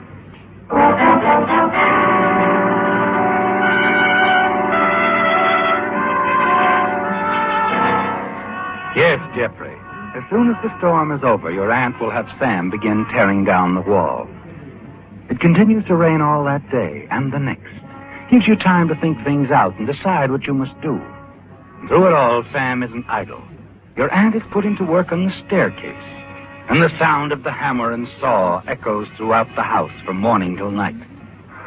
And then on the fourth day, the storm's still raging outside. You've made up your mind and know for certain what you must do. But just how you're going to do it isn't quite clear, is it? No, that is until late in the evening. You're alone in the study when your aunt enters. Oh, there you are, Jeffrey. I wondered where you'd gone to. Well, you and Sam had your heads together in the library. I didn't want to disturb you. Making plans for the assault on the wall, were you? No. As a matter of fact, we didn't discuss it at all. Oh. When's Sam going to finish up with the stairway? He quit rather suddenly this afternoon. Oh, I had something more important for him to do. Well, I'm rather tired of having to pick my way through all that lumber, those loose steps and bits of torn carpeting every time I go up and down the stairs. He'll finish up in the morning. What are you doing, dear? Oh, I'm fixing some hot chocolate. Just the thing for a rainy evening. Hot chocolate. That sounds rather nice. Want me to fix you one? Yes, I'd like to try it. I don't know why the idea didn't occur to me before. Perhaps that's just what I need to. Oh, and then I could throw away my sleeping powders. Yes, that's right. You probably could. You'd like that, wouldn't you, dear? Well, now, you know I never really approved of your taking sleeping powders. Well, neither did anyone else. And accidents can happen. Oh, nonsense. Now, about that hot chocolate. Well, I'll have to heat some more milk. Why don't you go on upstairs to your room? I'll bring it to you. Would you? Oh, that would be nice, Jeffrey. Very nice. You stand there, staring after her as she leaves the study. The way has suddenly become clear, Jeffrey. It's perfect, isn't it? All your aunt's friends are well aware of the fact that she takes sleeping powders. All have cautioned her about it. A few minutes later, You hurry upstairs with her hot chocolate in your hand. Step inside your room. And there on the nightstand, where she placed them for you a few days ago, the sleeping powders. You quickly empty all of them into the cup, then cross the hall and go into her room. You find her sitting in the big easy chair by the window. You're not going to turn in yet? Oh, no. I thought I'd sit up a while and read a bit. Oh. Here's your hot chocolate, Aunt Agnes. What a delightful aroma. You better drink it while it's hot. Well, of course, Jeffrey. Good night, Aunt Agnes, and sleep tight.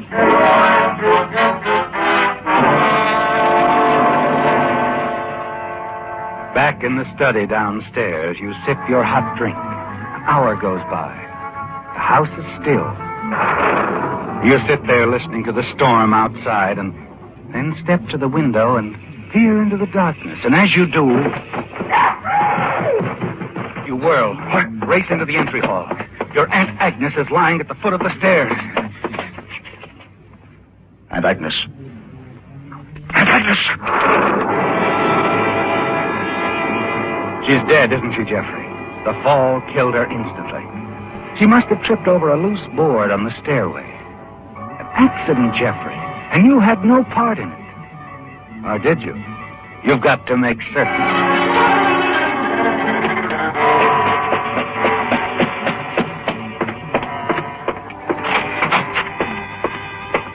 The cup of hot chocolate with the deadly sleeping powders you fixed for your aunt is on the nightstand next to her bed. But you see, she hasn't touched it. You sigh with relief. Your aunt's death really was accidental. Then you pick up the cup. Huh? The sound of the bell startles you. The cup slips from your fingers and spills the chocolate over the pillow on the bed. A dark stain begins to spread slowly over the pillowcases. With your aunt killed accidentally by a fall down the stairway, this could ruin things for you, couldn't it, Jeffrey? You can't afford to have any trace of the deadly drink containing the sleeping powders found. Quickly, you pick up the stained pillow and hurry back to your room. Pull out one of the drawers from the old bureau in the closet and stuff the pillow inside far to the back. Close the drawer.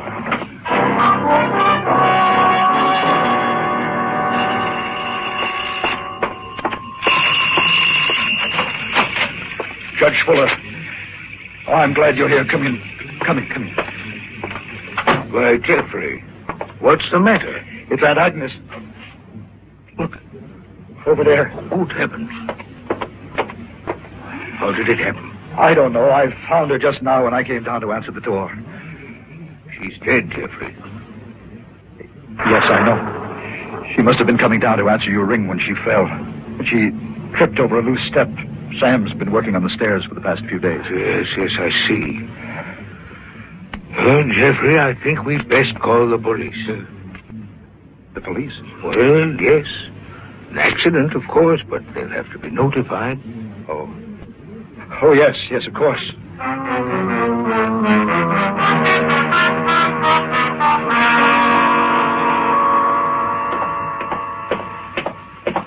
Well, Sheriff, what do you think?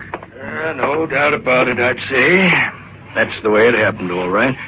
Mrs. Channing tripped over those loose boards up there. Poor Aunt Agnes. I'm real sorry about this, Jeff. Real sorry. It's a great loss, my boy, for all of us. By the way, Judge, what were you doing here tonight? Why, Mrs. Channing wanted to see me. As you know, I've been her attorney for years. Yes? She sent Sam around in the car to pick me up. Oh, what was on her mind? Well, when she called, she said she wanted to discuss a financial matter, but she didn't say what it was. She did make quite a point of my being here at 11, though. Well, that's odd. When she went upstairs, I thought she was going to retire for the night. Perhaps you did, my boy. I don't know that she considered our appointment a secret, but I can assure you she had no idea of going to sleep when she called me to see me. I don't quite understand. Well, it's certainly not important now, Jeffrey. No, I suppose not. Can I be of any help to you, Sheriff? No, Judge, I don't think so. Jeffrey, I guess I don't have any more questions to ask you either. As far as I'm concerned, your aunt's death was accidental. Purely accidental.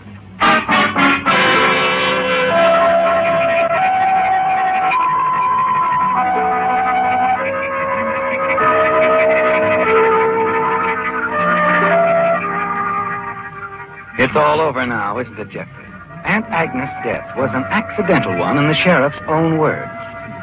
While you had planned to poison her with an overdose of sleeping powders, you had absolutely nothing to do with it. You're no longer a prisoner in Channing House. Now you're free to marry Leah Munson. Go wherever you please, aren't you? Sitting now in the study, the judge with you, you can hear the sheriff and his men moving about in the hall outside.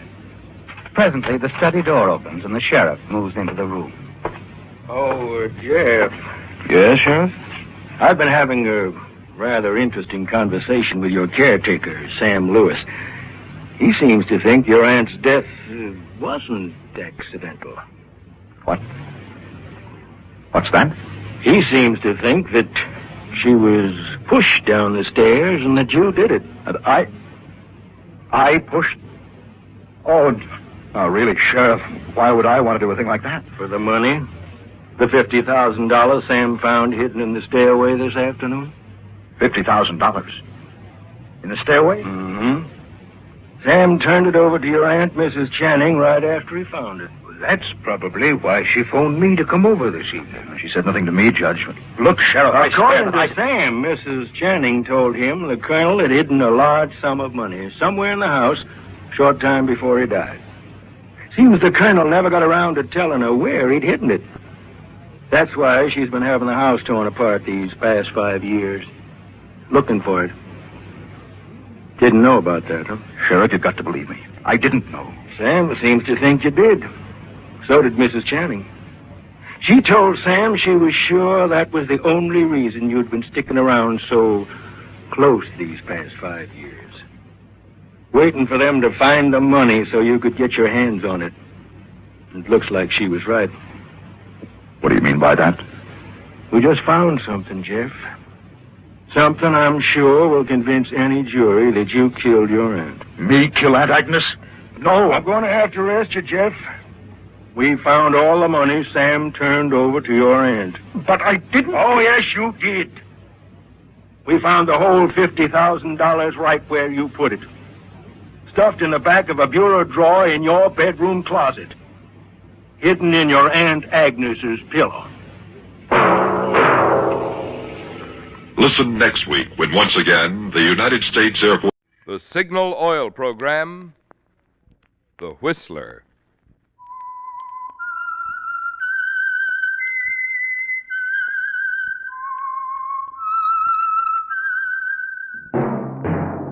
That whistle is your signal for the Signal Oil Program, The Whistler.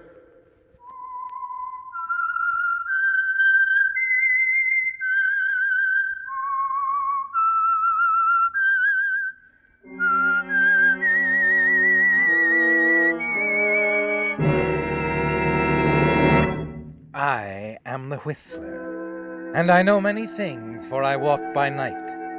I know many strange tales, hidden in the hearts of men and women who have stepped into the shadows.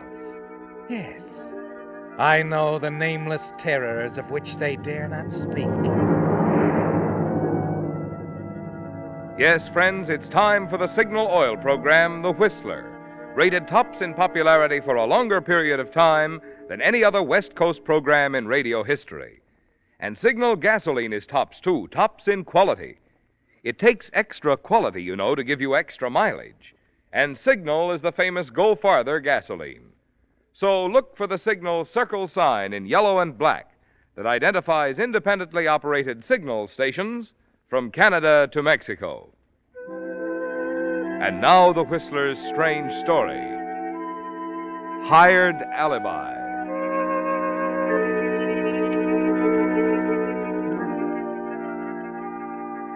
The dry desert heat that enveloped the highway seemed to add to the pressure and anguish tormenting the lone man in the swiftly moving automobile.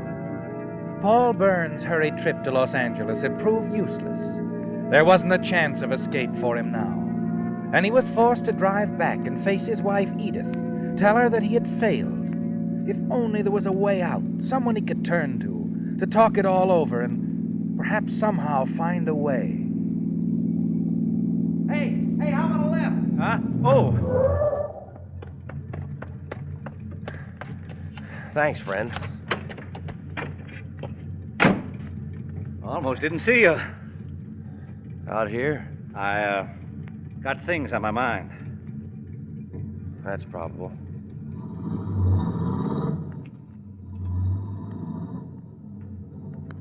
When you're driving with the sun in your face, it's sometimes hard to see anything but the white ribbon in the road. How far are you going? Flagstaff. Then 50 miles north I'll to... get out at Flagstaff. All right. A little warm for this time of the year, isn't it? Yeah, the weather's warm. As for what happened in the election, I'll agree with you. That's how I pay for my ride, isn't it? By talking? No. It isn't necessary. I just Go thought... on. Pick a subject. Only keep it down to my level.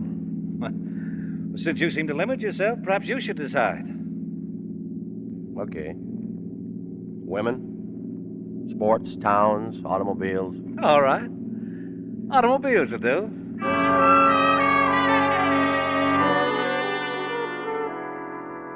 Yes, Paul. It's good to have someone to talk to. Only your interest is not in the relative performance of various automobiles, but in this young man himself. He's rough and hard, but oddly handsome. And as you drive along, you begin to speculate about him. Wonder vaguely if you haven't seen him somewhere before. And suddenly it comes to you, Paul, and you tense with excitement. If it's true, it can change a lot of things, can't it? Yes, but you've got to be sure. Something wrong? No, I just noticed I'm out of cigarettes. I thought I'd pull in at that cafe up ahead. Oh, sure. Would you mind running in for me? Hey, look, you sure you're not just tired of my company, maybe? Of course not. Here, get a pack for yourself. Thanks. Thanks, I'll do that. You wait nervously, Paul, until he disappears into the little roadside cafe. Then immediately you turn around and pick up the newspaper on the back seat. His picture stares up at you from a newspaper dated early in the week. Norbella. He's Joe Norbella. Yes, Paul. Your hitchhiking friend is Joe Norbella, a fugitive, wanted by the Los Angeles police for killing a theater manager during a holdup. You hide the paper in the back and force yourself to relax as Joe comes back and climbs into the car. There you are. Oh, thanks. Here's the change.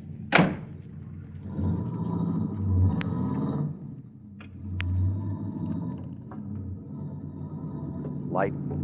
Sure. Thanks. Okay. What do you do for a living, son? Odd jobs. I like to keep on the move. You said you were going east.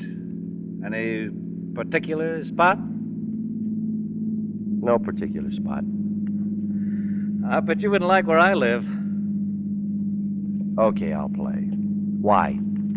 I'm Paul Burns, general manager of the Silver Canyon Mine. Am I supposed to be impressed? No. Just my way of explaining why we're tucked away up in the hills. You wouldn't like that, would you? Wouldn't I?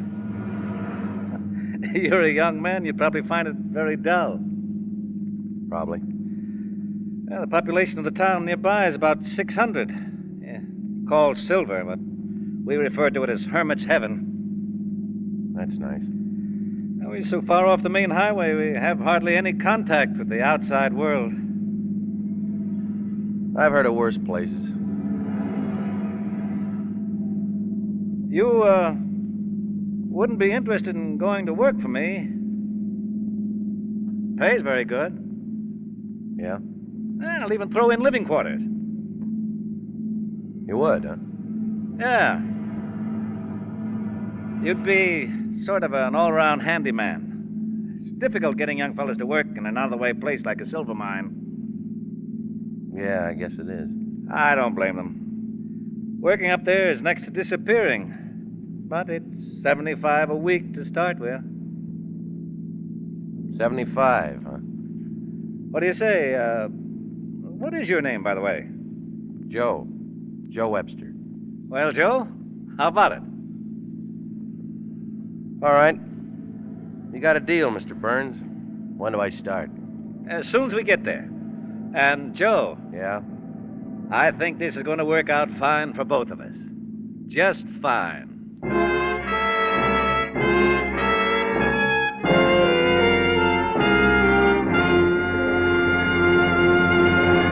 With the prologue of Hired Alibi, the Signal Oil Company brings you another strange story by The Whistler. If you're one of those folks who like to carry a pocket calendar, you're probably wondering where you're going to get your new one for next year. Well, worry no more, because your Signal dealer is now offering free the neatest little pocket calendar you've ever seen. These Signal pocket calendars are just the right size to fit in a man's wallet or milady's handbag. They're made of moisture-proof plastic, so the numbers will stay legible, and the edges won't fray from wear. And they're printed in attractive colors, with all the holidays indicated in red. Of course, like all good things, they'll no doubt go in a hurry. So if you want one of these Signal pocket calendars, I'd suggest that you stop in for yours soon. Remember, they're free. And remember where? At your nearest Signal service station. And now back to the Whistler.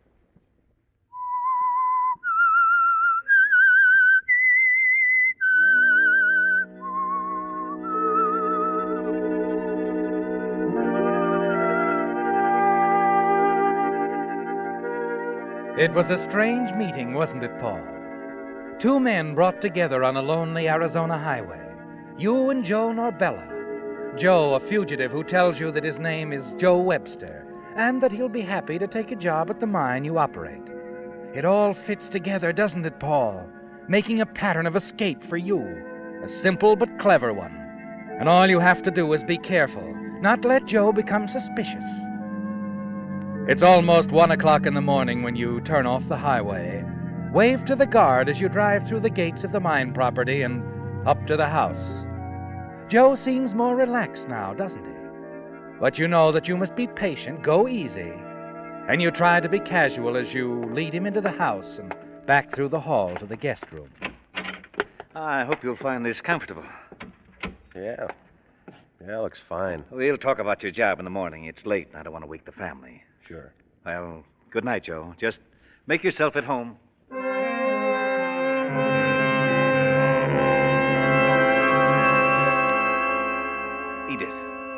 Edith, wake up.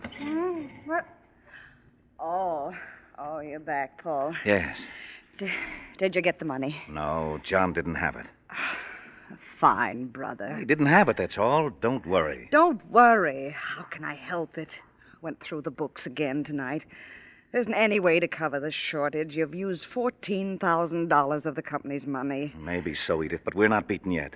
Is Ruthie home? Yeah, she's asleep. Nothing on her mind. And she's not going to have either. I won't have her involved in this. Let me handle it my way. Like the way you handled the $14,000 making those surefire investments? Well, you thought it was a great idea while I was doing it. Go wake Ruth and tell her to come in. There's something I want to discuss with both of you. Something important. All right, Paul. I hope you know what you're doing.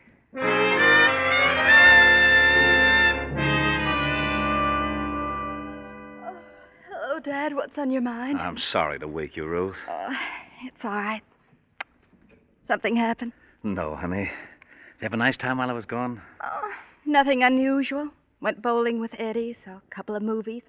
Same old thing, you know. Paul, what did you want to tell us? Oh, yes. Well, I wanted you to know tonight so there wouldn't be a lot of questions in front of Joe when you meet him in the morning. Joe? Who's Joe? Joe Webster. A very nice young man, Edith. He's going to work for me in the office. Oh, I see. He's going to live with us here in the house.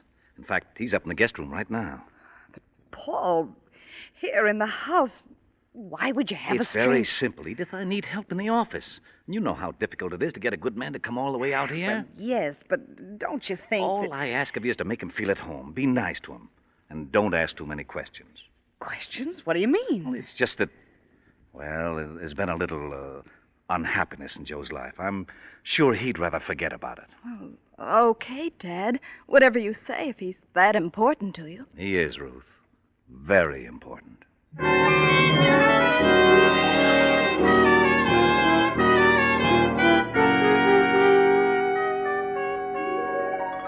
For the first time in months, you sleep peacefully that night, knowing that everything is going to turn out all right after all. And the next morning at breakfast, you're completely satisfied with the warm, friendly welcome Edith and Ruth give Joe. That's important, isn't it, Paul? Yes. Joe Webster must be happy here.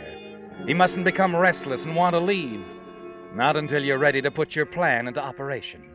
And then after breakfast, you lead Joe down the path to the office. You think you're going to like it here, Joe? Yeah, I like it. So far, no complaints. Maybe I'm wrong, but I sort of got the idea I'm supposed to go on living with you at the house. That right? Of course. I want you to feel right at home, Joe. Oh, it won't be hard. You got a nice family. There's only one thing bothers me. Well, what's that? You. What? Now, look, you don't know me. You pick me up off the highway, you give me a job. Next thing, I move right in like I'm one of the family. Why? Well, Now, don't tell me that you've always wanted a son. I couldn't take that. No, I'm not going to tell you. It's just that it's hard to get a young man to stay in an out-of-the-way place like this. Yeah, but why put me up in your own home? Just one more inducement. It's hard to find good boarding places around here. Besides, it's convenient for me. I won't have to go looking for you if I want you after hours. Now, here we are. What have you got to lose by staying here, Joe? Nothing, I guess. Nothing at all. That desk over there will be yours, Joe. You want me to sit behind a desk? What's wrong with that? Look, put me on an engine. Give me a pick and shovel. But, Joe, I need you here in the office. Work isn't hard. Typing records, time cards, payrolls. I'm a little better with a bulldozer than a Remington. You'll learn. Anybody can do this work. It won't be too difficult, believe me. I still don't get... Don't back down on me now. I need you here in the office. To be perfectly frank, I've been counting on it. You have? Well, that's the way you want it, okay, but you may be sorry. I don't think so, Joe. I don't think so at all.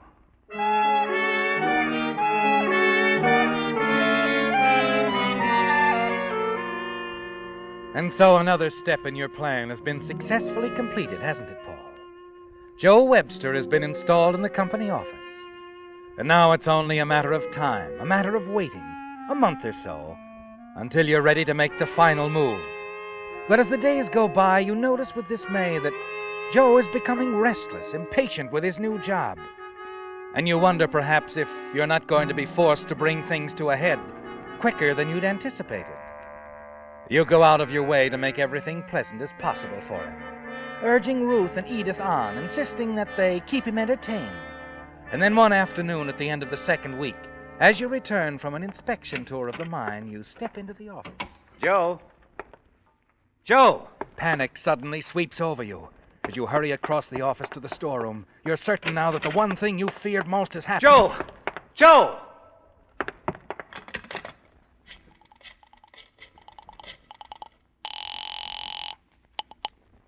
Main gate. Frank Nelson speaking. Johnny, have you seen Joe Webster? Webster? Yeah, Mr. Burns. He came through here a couple hours ago. One of the boys gave him a ride into town. Into town? What for, do you know? Well, beats me, Mr. Burns. Oh, he did ask me about the bus schedules, the Flagstaff. Maybe The bus? I see. All right, thanks. Slowly you cross the room and slump down into your chair behind the desk. He's gone. Joe Webster is gone and he won't be back. You're certain of that, aren't you, Paul? He's walked out on you, and your plan has collapsed. You stare at the date on your calendar, a date circled in red, little less than a month away. Only a miracle can save you now. You lean back in your chair and stare out the window. Watch the distant hills turn from gold to purple, and then fade from sight as darkness sweeps in over the desert. Then, wearily, you walk back up the path to the house.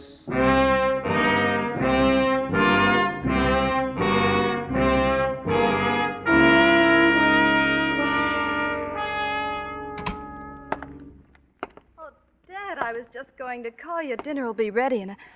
Oh, where's Joe? He's gone, Ruthie. Gone? This afternoon. Oh, but why? Did he say... He left without a word. Oh, I see. Well, that's that. Dinner will be ready in a few minutes. All right, Ruthie. All right.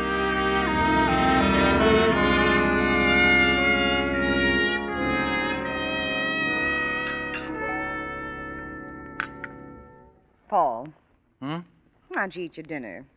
Oh, I'm not hungry. Oh, nonsense. Now, you eat your dinner. Joe walked out on you, he walked out, that's all. Brooding about it won't bring him back. It's not that. I'm just not hungry. Dad, Yes. did Joe mean so much to you that leaving upset you so that you can't even eat? Oh, no, of course not. I'm just tired, that's all. Really? Dad, Oh, what was that? The front door. Somebody just... Joe! Sorry to be late. Joe, I thought you'd left us. Well, things were kind of quiet around the office this afternoon. I didn't think you'd mind if I went into town. Had to buy a couple of things. Oh? Oh, of course. Yeah, I figured as long as I was going to be a white-collar worker, I ought to look the part. Joe, you haven't had your dinner? No, I haven't. I expected to get back earlier, but I had a little trouble picking up a ride. Well, sit down, Joe. I'll get you a plate. So you thought I'd walked out, huh? Yes. The guard at the main gate told me you'd asked about the bus schedules, and I thought you'd walked out on me. You want to know something? Huh? I was walking out on you, but I changed my mind before I got to the bus depot. I figured it'd be a lot smarter move for me if I stayed. Good. I'm glad you changed your mind. You have no idea how glad I really am, Joe.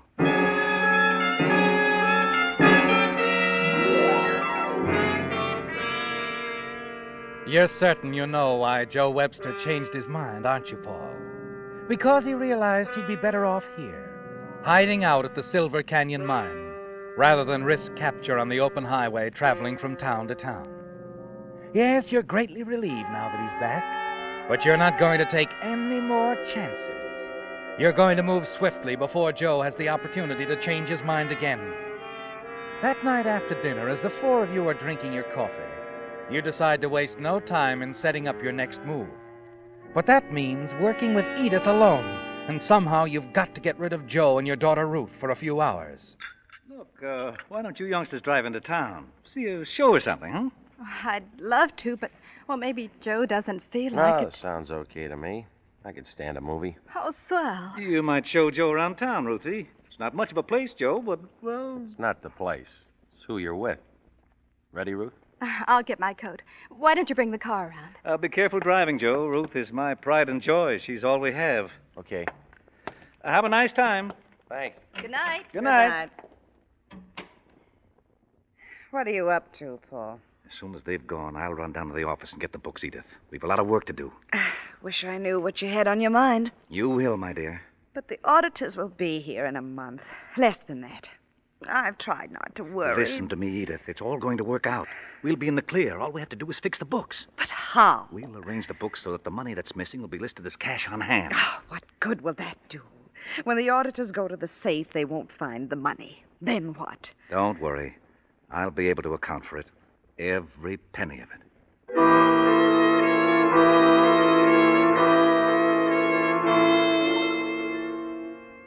2 days later, you decide the moment has arrived at last.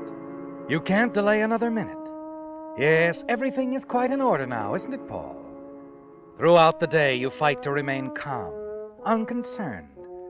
And that evening, as you retire to your room upstairs, you don't sleep. You listen to the clock tick away the minutes. Your eyes are wide open. The hours drag on. And then, shortly before 2 a.m, you slip out of bed and dress quickly. Moments later, you hurry to Joe's room. Joe. Joe! Huh? What do you want? Joe, keep your voice down. Listen to me. What's the matter? Shh. The sheriff was here looking for you. The sheriff? What'd he say? Nothing much, except that your name wasn't really Joe Webster. Yeah, well, look, I want... No, I don't want to know any more about it. I don't care what you've done, Joe. Right now, you've got to get out of here. Yeah, sure. I told the sheriff you were probably hanging around town. Now, you have to hurry because he'll probably be coming back. I don't figure you at all. Don't try to. Here, the key to my car. You can park it at the water stop north of town. There'll be plenty of freight trains. Thanks. And take this, Joe. $200. You'll need every cent of it. I don't know why you're doing this, but thanks anyway. Just call it a bonus, Joe. I'll go back to the office now in case the sheriff comes back. No, wait a minute. How am I going to get past that guard at the gate in your car? He might have been tipped off. Don't worry, son. I'll take care of it. You'll get through. Now, hurry.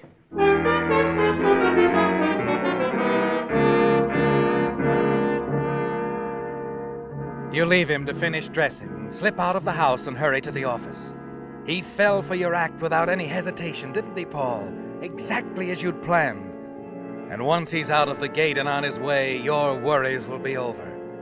As you wait in the darkened office, you begin to wonder why Joe is taking so long.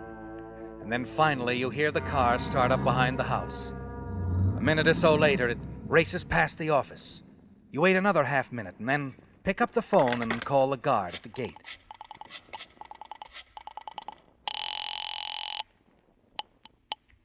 Main gate, Carter speaking. Hello? Main gate. Hello? Quickly, you move across the office to the window. Hold your breath as you peer out into the darkness. Then you see them, the headlights on the highway. Your timing was perfect, wasn't it, Paul? Drawing the guard away from the gate to answer the phone made it possible for Joe to speed through without being stopped or questioned.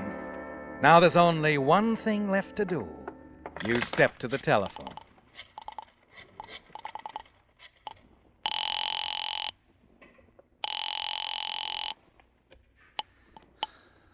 Sheriff's office, McHale speaking. Sheriff, this is Paul Burns at the Silver Canyon Mine. Oh, yeah. What's up, Mr. Burns? There's been a robbery here. The safe's been cleaned out. Over $14,000. What? My car is gone, too. I guess that's what woke me up. I heard it start up. Well, any idea who... Yes. I'm afraid it's a young man I had working here in the office. Joe Webster. He's gone. All right, Mr. Burns. Let me have the license number of your car. And don't worry. He won't get far.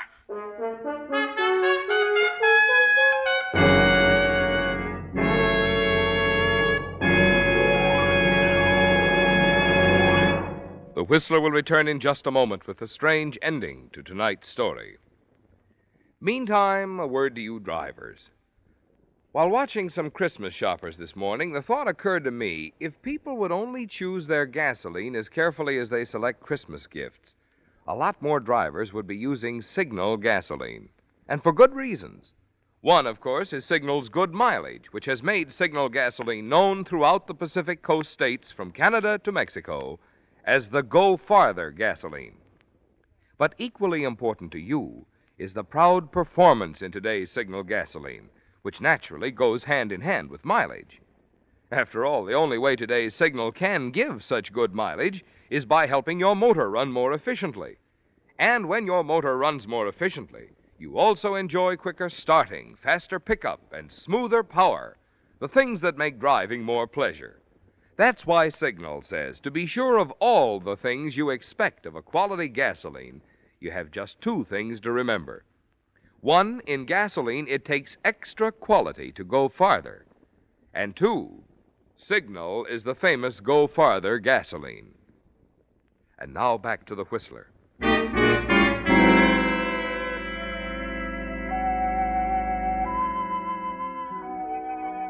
Yes, Paul. You're quite pleased with yourself, aren't you? As you sit in the mine office waiting for the news of Joe Webster's capture. News that will spell out your final victory. Then you can wake Edith. Tell her the shortage in the books has been covered, and you're certain she won't blame you. For Joe Webster, alias Joe Norbella, is wanted for murder anyway. And one more crime won't make much difference. It's true they'll never find the missing money. But as far as the company is concerned, it'll be accounted for. Then, shortly before dawn, a car grinds to a stop in front of the office, and a moment later, the sheriff enters. Morning, Mr. Burns. Morning. Did you get him, Sheriff? Yep. Picked him up about an hour after you called. You have no idea what a shock this is to me. I never dreamed he'd do such a thing. Well, this may be another shock. Huh? He only had a couple of $100 on him. A couple of $100, but there's more than 14,000. Maybe he hid the rest somewhere. Don't worry. If he did, we'll find it. I hope so. Might interest you to know Joe Webster's wanted by the L.A. police on a murder charge. Murder? Mm-hmm. His real name's Norbella. Pretty smart operator, so they tell me. Yeah, he was a fool to try this, even with an accomplice. Accomplice? Yeah, we had to book both of them. But Joe didn't have any... Norbella claims he was framed. Says you gave him the $200. He's lying. Well, that's what I figured. Too bad, too, because if Norbella was framed, we might save his accomplice. Why? If they were together, they were guilty. Yeah, I'm afraid you're right. Too bad, though. What do you mean? Well, this is going to shock you, Mr. Barnes. The accomplice I spoke of is your own daughter, Ruth. Says they were running away to be married. Ruth? Married? That's right. I know she's everything in the world to you. Oh, but... no, Sheriff. Not Ruthie. She's innocent. I framed Joe Norbella. I gave him the $200. Sit down. I'll tell you the whole story.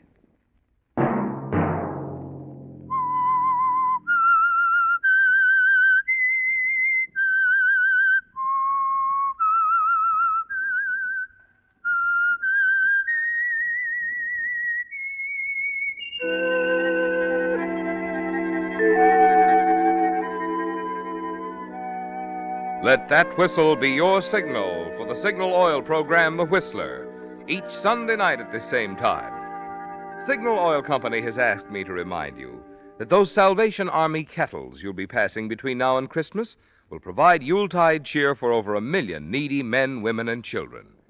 Even a few pennies that you'll never miss will help to make this Christmas merrier for someone less fortunate.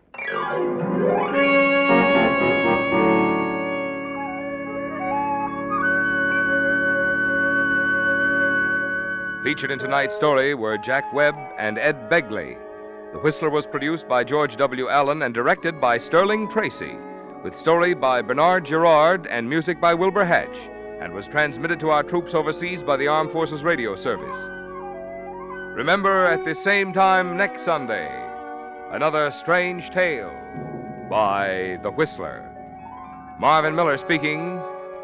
This is CBS, the Columbia Broadcasting System.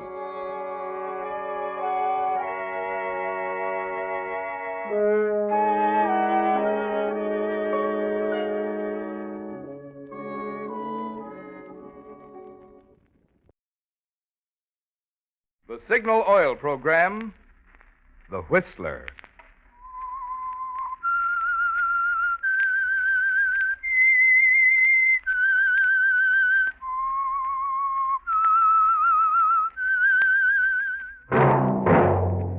That whistle is your signal for the Signal Oil program, The Whistler.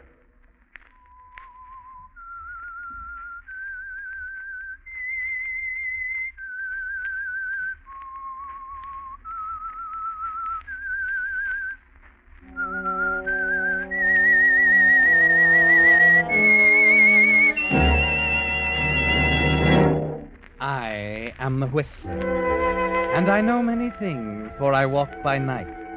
I know many strange tales hidden in the hearts of men and women who have stepped into the shadows. Yes, I know the nameless terrors of which they dare not speak. Yes, friends, it's time for the Signal Oil program, The Whistler. But first, an important announcement. Beginning next Wednesday, The Whistler will come to you at a new time, 1/2 hour earlier, 7:30 Pacific Coast time. Same station, same day, only the time will change. Remember, beginning next Wednesday, tune in The Whistler 1/2 hour earlier. And now The Whistler's strange story. Sleep, my pretty one.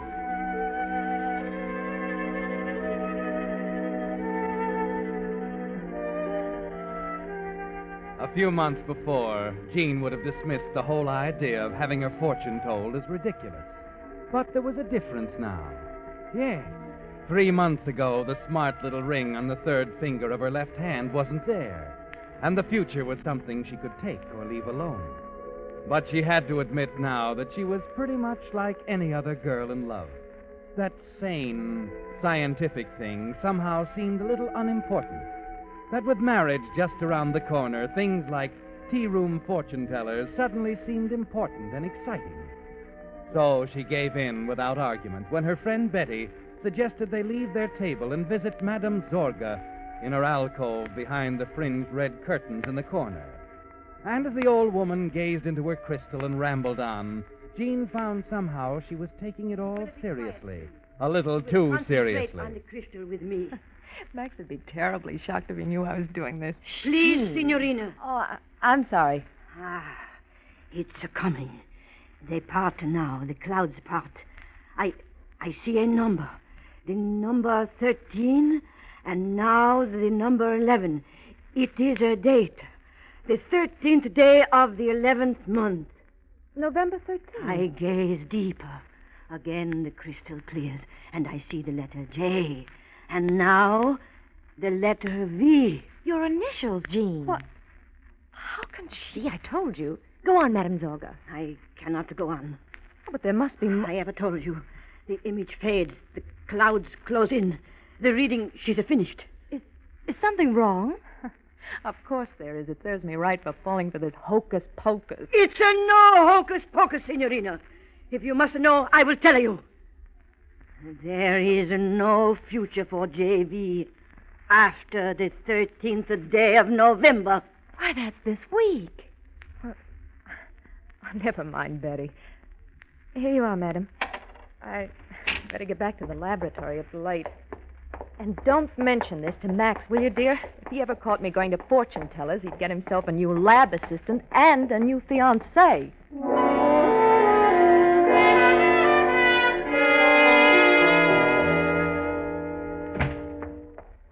Oh, sorry I'm late, darling. I had lunch with Betty, and she insisted on a tea room across town, and you know how that is. Mm-hmm. There. Miss me, Doctor? Oh, that's a silly question. Of course I miss you, dear. Hand me that beaker, will you? Huh? Oh. I've been up to my ears around here. Oh, here you are. Thanks. Gesundheit. Oh, excuse me. Where'd you pick up the cold? I don't know. Oh, I have to do something for it. May I see you a minute, Mitchell? Oh, well, yes, Dr. Olson. I'll be with you in a minute, dear. All right.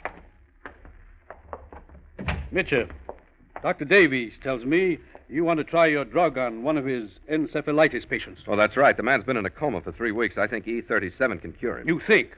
That's no basis for administering an untried drug. But it looks like he hasn't a chance otherwise. Nevertheless, as head of this institute, I'm afraid I'll have to refuse you my permission. The fact that you injected a bunch of rats with the virus of sleeping But sickness... you don't understand, Doctor. Those rats had sleeping sickness, with all the symptoms. Double vision, sleepiness, fever. E37 cured every last one. That doesn't mean it's safe for a human being. I'd hoped you'd remember the last hopeless patient it was tried on. How long did he last, Mitchell? Was it 10 seconds or 20? I told you I found what was wrong. I've eliminated the toxic factor. You've eliminated the toxic factor. Well, I'm glad to hear that. It's a highly constructive development, but it still is an experiment. And this institute will not experiment with human lives. I absolutely forbid you giving Davies this drug. That's final. Institute will not experiment. I couldn't help hearing it, Max. The transom. Yeah. Seems, my love, that my work for the past year has been dedicated to a batch of white rats. There ought to be a way that... There is, just one. The drug's got to be proven on a human patient. Olson knows that. For thousands of years, encephalitis has been killing human beings like dogs, and Olson says we can't afford to take a chance. Well, he's thinking of the institute. I'm thinking of humanity. There's always a risk. That's how we learn. That's how we progress. That's science. Jean. Yes? Jean, will you help me? Oh, of course, darling. I'm going to test my formula. I can make the test, and Olson need never know about it. What kind of a test? On a human subject. What? But how can you... Darling, listen to me. You love me. Well, yes, Max. You trust me. Trust you? You've got to have faith in me, darling. It means everything now. Of course I have faith in you, Max. I have an aunt in Dorset, Vermont. We can drive up there tonight. But I don't understand, Max. How can you make a test on a human subject? Who can... Leave that to me, darling. I'm going to inject the subject with the virus, then follow it at the peak of the attack with E37. It's the only way I can show Olson. But you haven't told me who you... You said you trusted me, Jean. Did you mean it? Yes, Max. Good. Come on now. Let's start packing the equipment.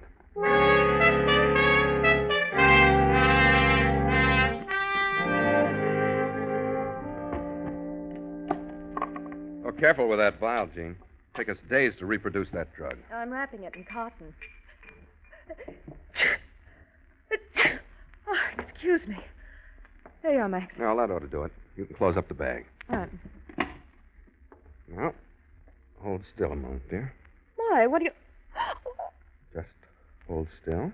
Max, what is this? Giving you a shot for that cold of yours. Can't have you sick at a time like this. feel a little faint. I know. It always affects you this way. There. That's why I didn't warn you. I don't like injections, Max. Why did I told you, dear. It's for your cold. You better have faith in the doctor, don't you? Yes. Yes, Max. Of course. Good. Feel better now? Yes, I suppose so. Well, let's go then. It's a 5 or 6 hour drive. And Max, aren't you going to leave word where we're going? Of course not. I don't want anyone to know where we are or what we're doing until it's over.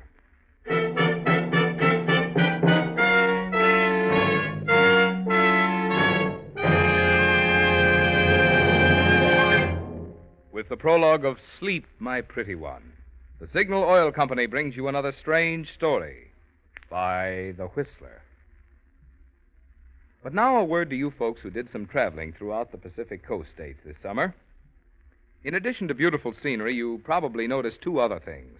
One, that wherever you drove, you found friendly, dealer-owned Signal service stations. And two, that from Canada to Mexico, Signal gasoline is known as the Go Farther gasoline. Now, naturally, we're mighty proud of Signal's good mileage, but even more so, we're proud of the thing which makes that mileage possible. I'm talking about the extra efficiency Signal gasoline gets from your motor. For after all, extra motor efficiency also means more thrilling pickup, more silent, responsive power. The things that make driving so much more fun. Yes, it's a fact. Extra driving pleasure is the result of the same features a gasoline must have to give you mileage, the very thing Signal gasoline is famous for. That's why we say, to be sure of the tops in gasoline quality, there are just two things to remember. One, it takes extra quality to go farther. And two, Signal is the famous Go Farther gasoline. And now back to the Whistler.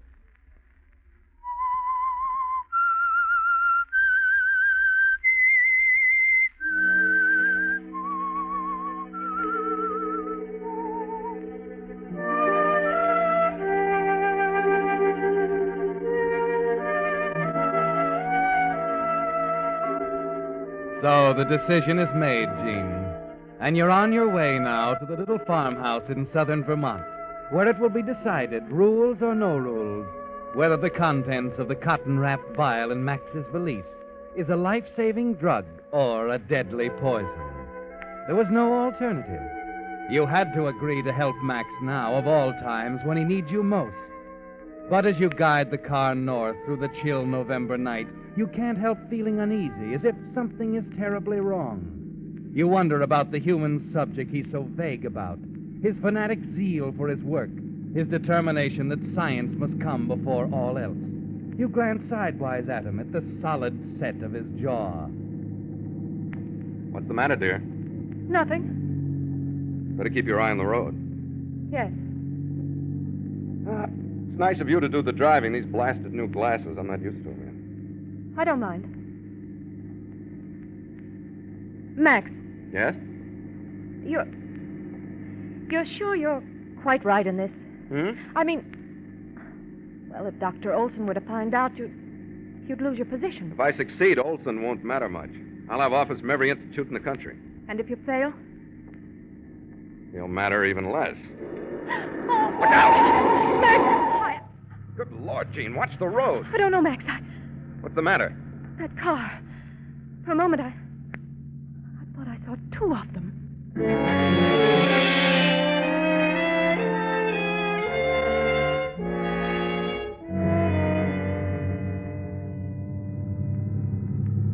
Now, careful now. The road's pretty narrow. I can see, thank you. Well, there's the house up ahead. Well, I'm glad the snow held off. We're in for a blizzard. There we are. There's the old pump house, the crabapple tree. And watch it, there's an old stump on the right. If you don't mind, Max, I've just driven 200 miles of ice-covered road safely. I think I can handle a country lane without advice. I'm sorry.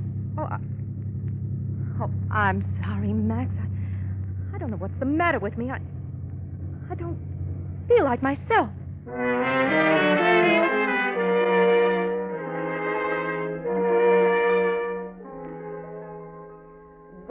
Well, this must be Jean. How do you do? Come in. I declare, Max, you got mighty good taste. I've been telling you. You Aunt must Agnes. be froze to the bone. Well, there's plenty of hot coffee in the kitchen. Now make yourselves to home, folks, and I'll take your things up to your room. Oh, don't bother. And get out some extra blankets. No, she can't hear you, Jean. What? She's stone deaf. Best to just let her go her own way. She will anyhow. I see. Come on to the kitchen. I got to get this stuff on ice. I'm glad we're warm again. I'm so drowsy, though. Well, you're just tired, dear. Yeah, I guess so. Yeah, here we are. Same old icebox. We'll have to clear a place here at the back for the vials. You got them there? Right here. Good. Max, I don't like to keep asking this, but What is it?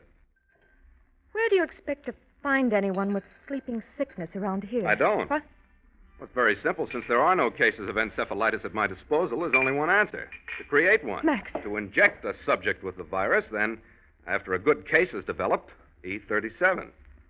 But we're completely isolated here. Where can you find... I found the subject, Jean. No. Now, please let it go at that, will you? Max! Look what you've done. It slipped. I'm sorry. Why did it have to be this one? E37, Jean, the cure. Every bit of it was in that vial. Max, listen to me. Maybe it's better this way. Maybe you'd better forget about E37. Treat the patient in the ordinary way. There must be a hospital somewhere. Don't be ridiculous. E37 was our only chance. I injected 20,000 units of sleeping sickness virus. A fatal Yes, dose. a fatal dose. We've got to start work on another batch of E37 right now. Come on.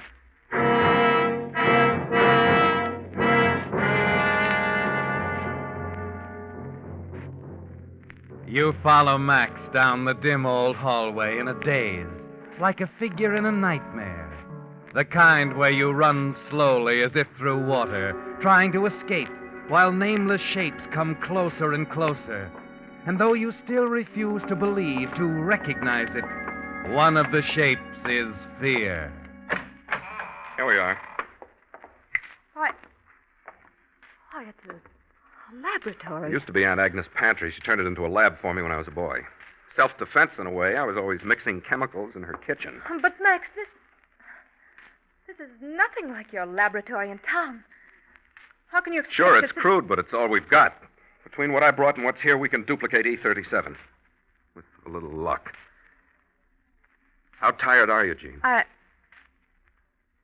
I'm all right. Once we start the process, we can't let up for a second. Let's get to work.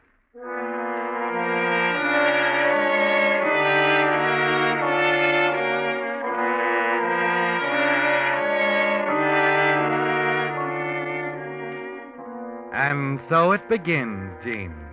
It's midnight when the two of you have straightened out the dusty laboratory, cleaned the glassware, the retorts, and Bunsen burners.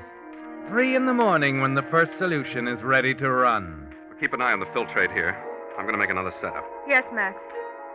The autoclave's working. Good. How do you feel? Just tired. Of course you're tired.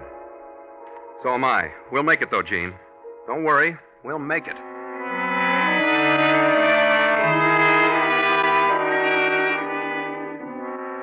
Make a note of that, will you? Right. November 10th, 5:20 a.m. First dilution complete. 100 c. Max, What's the matter? my eyes, I don't know. I can't seem to focus. Sit down and rest a minute. You'll be all right.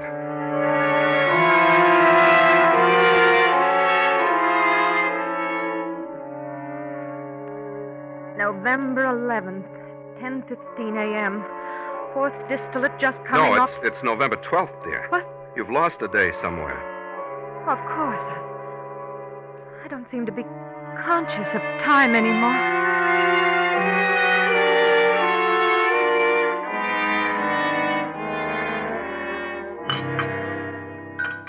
Yeah. If I ever get through this, I'm going to build a monument to black coffee. Hasn't any effect on me anymore. What time's it now?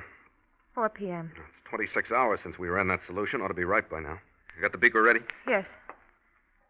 Here, Max. Sterilized. All right. Put it on the burner, will you? All right. That's it. Now we wait some more. Oh, time. What a maddening dimension. You hurry, you're in a frenzy of haste. But everything has to go at its own rate. You can't hurry a fire or a chemical reaction. While you wait for them, a virus is multiplying, increasing, threatening a brain, life. Max! What? Please don't talk about it. Not now. Give me a cigarette, will you? Yeah, of course. Thanks. And a light. Steady. What? Your hand's shaking like a leaf. I just can't seem to control them. Yeah. I guess I'm pretty tense, too. Equipment's obsolete. It's a gamble any way you look at it. But we've got a good chance. You've never been afraid of taking chances? Have you, Max? Why do you say that? Even if it meant gambling with our happiness, your work would come first. Science comes before everything, doesn't it, Max? That's not a fair question. I think it's appropriate right now. What do you mean? I love you, Max. I'll always love you, no matter what happens. I want you to know that. Jean, this is no time to... There's still time to drop this crazy business. There's still time to give the patient one of the standard treatments. What are you talking about? Oh, Max. Let me call Dr. Olson. I see. You're giving up, huh? It's not that, Max. Well, I'm not giving up. We're going through with this. If my experiment's successful, I want to know that E37 alone is responsible. And if not... Go on, Max. What if it isn't? Then I'll just have to face the music. I see. Where are you going? To get some more coffee.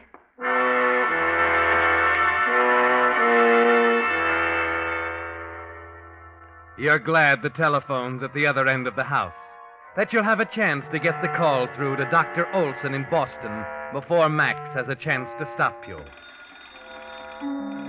You wait for the operator to answer, trying to fit the words together in a way that will tell Olson the story without going too hard on Max. There's no other explanation, is there, Jean? The dull pain in the back of your head, the nervous disturbance, the deadly fatigue, the double vision can mean only one thing. Why, Gene. Oh, Aunt Agnes. Land, you're not trying to make a phone call, are you? Why, the line's been down for hours, kind of the storm. Oh, no. Oh, you look all worn out, child, and no wonder. The way you two been working. Wait. Oh, you Listen to me, Aunt get Agnes. Some rest, child. Listen Never to me. seen such dark circles under anybody's eyes. Agnes, listen. Why are you shaking me like that? What's the matter, child? I'll write a note. There's paper and pencil by the phone. Watch, Aunt Agnes. Watch. Eh? What are you writing? Oh, Max trying dangerous experiment. That's right. Stop him. It's life and death. My life and my death. Stop him, my land You child. I understand wouldn't that? dream of such a thing. Life Ever and death. interfered with his doings. Not even after the time he and I blew out the side of the barn. Please. Well, the rest of the family It was means all life. at him for My one life. thing or another, but not me. That's science, you know. Max says that's the way we learn. Jean, wait. Now, why'd she run off like that?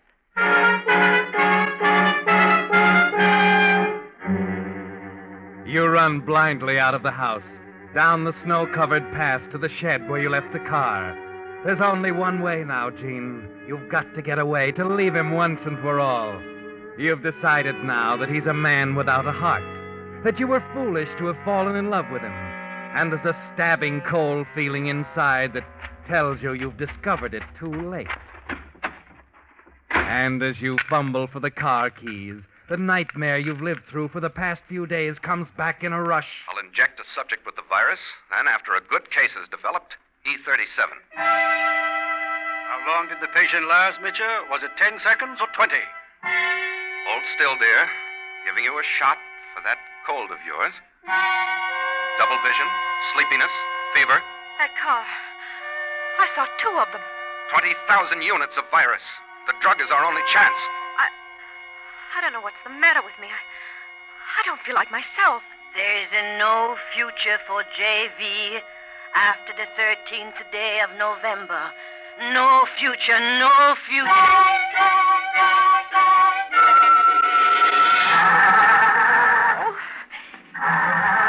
Why don't you start? Please, Jean, what on earth are you doing out here? Where do you think you're going? Oh, Max, I thought if I could reach Dr. Olson, I wanted to get some help. We settled that once. I know, There's no help outside, only here. Now, where's the oxalate? On the top shelf of the cupboard. I looked there. You'd better come and show me. All right, Max. I'll come.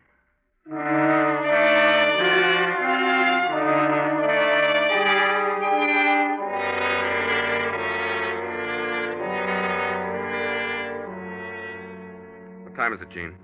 About 9. Is the hypodermic in the sterilizer? No. Well, put it in. We're almost ready. Now, where are the notes? Notes? Oh, here. Let's see. Virus injected Monday, November 10th. Disease approaches critical state. It's pretty close. Better make the final entry, Jean. Or next to final while I finish here. All right. Ready now? Yes, Max. Preparing to administer anti-encephalitic drug E37 to subject. Work commenced on drug at 1 a.m., November 10th. Completed at 9 p.m., November 12th. Your hand trembles as you write. As you watch Max rise, walk slowly to the sterilizer, lift the lid, and remove the hypodermic. There's no future for JV after the 13th day of November. You fight it out of your mind. Struggle against the fear that grips you as Max turns, hypodermic in hand. Everything begins to waver before your eyes. You drop the journal. I'll be over in a minute, Gene. See, I simply put the needle in the solution, release the plunger. And now... No, Max. Gene. Please.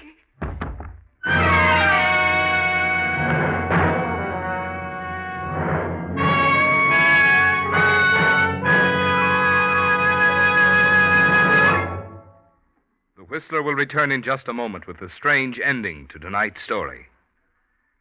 Meantime, a word to you drivers.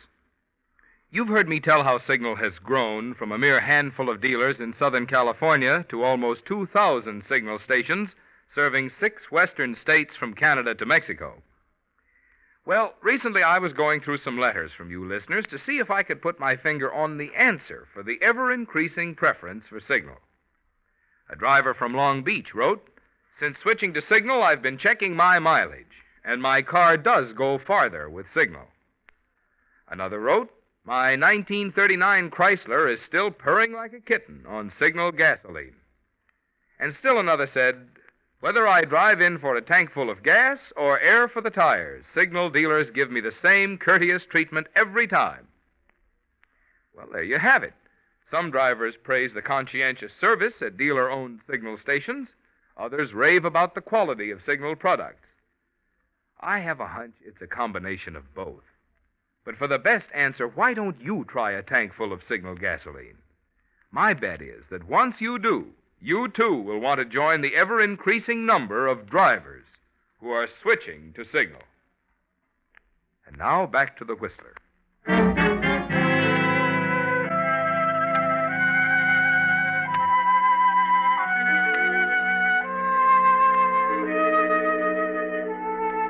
It was too much, Jean, the sight of Max standing there with a needle.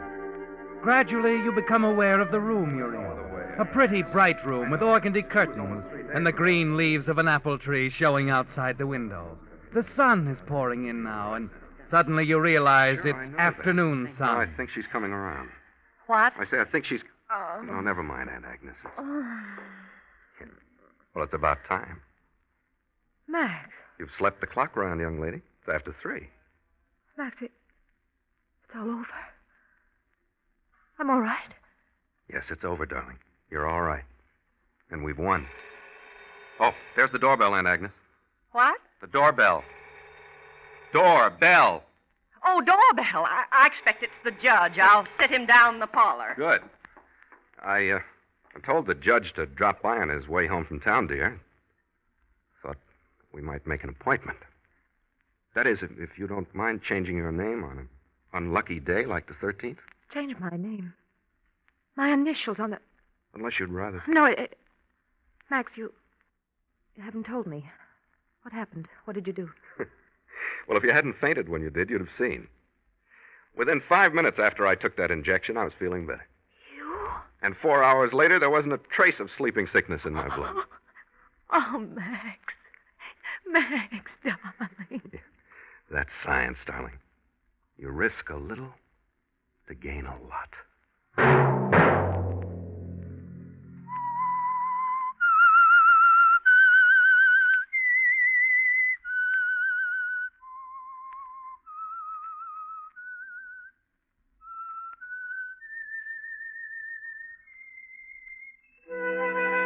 Let that whistle be your signal for the Signal Oil program, The Whistler, which will come to you half an hour earlier, beginning next Wednesday at 7:30 Pacific Coast time. The Whistler is brought to you by the Signal Oil Company, marketers of Signal gasoline and motor oil and fine quality automotive accessories. Featured in tonight's story were Gene Bates and Elliot Lewis. The Whistler was produced by George W. Allen with story by Ruth Bourne, music by Wilbur Hatch, and was transmitted to our troops overseas by the Armed Forces Radio Service. Marvin Miller speaking. This is CBS, the Columbia Broadcasting System.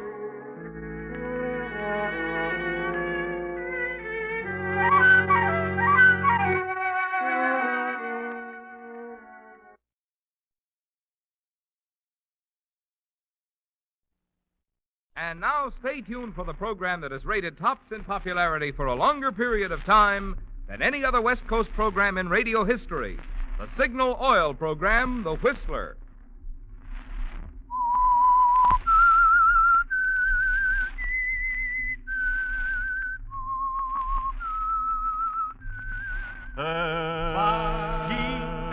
S-I-G-N-A-L Signal gasoline.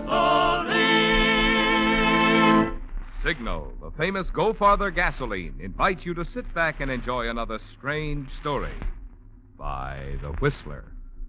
For extra driving pleasure, the signal to look for is the yellow and black circle sign that identifies Signal service stations from Canada to Mexico. And for Sunday evening listening pleasure, the signal to listen for is this whistle that identifies the Signal Oil program, The Whistler.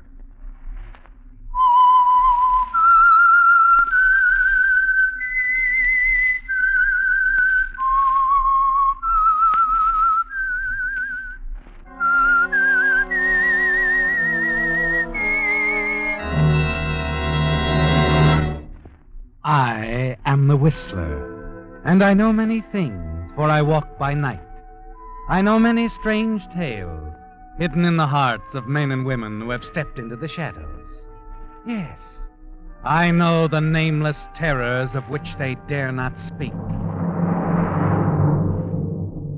And now the Whistler's strange story, Smart Girl. She looked beautiful standing there by the window. Part of it was because she knew how to look beautiful, and more important, when to look beautiful.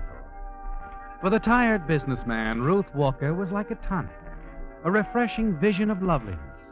And at this particular late hour, Charles Harrison was particularly tired, particularly susceptible. He smiled over at her, just as he had on many occasions before, and Ruth smiled back, just right. The relationship of employer and secretary always changed in that moment. Here at her apartment, Charles' mind left the pressing urgencies in business back at the Club Formosa, left the gaming tables that crowd and everything but Ruth. Did you drink, Charles? Thanks, Ruth. I love being here with you. You're wonderful. You know, if you keep saying that, you might convince me. Then I'd be unbearable, darling. Oh, no, not you. Charles, Uh-huh.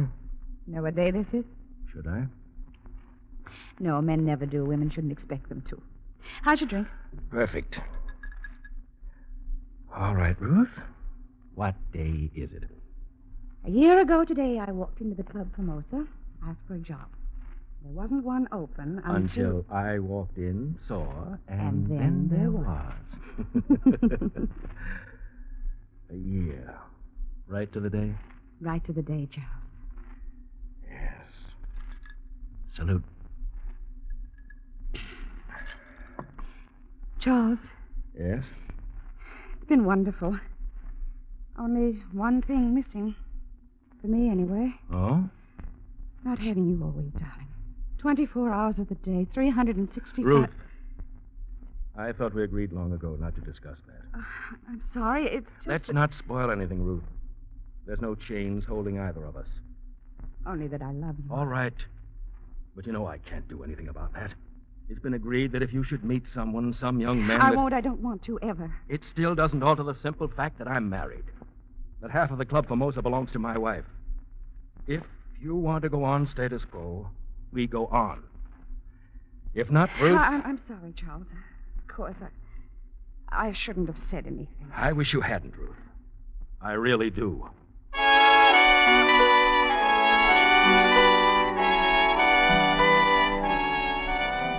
Well, Ruth, even after a year, it's moving too fast, isn't it? Charles is still cautious, on guard. You're not even sure that you haven't spoiled your original plan. You're still wondering about it after Charles is gone when...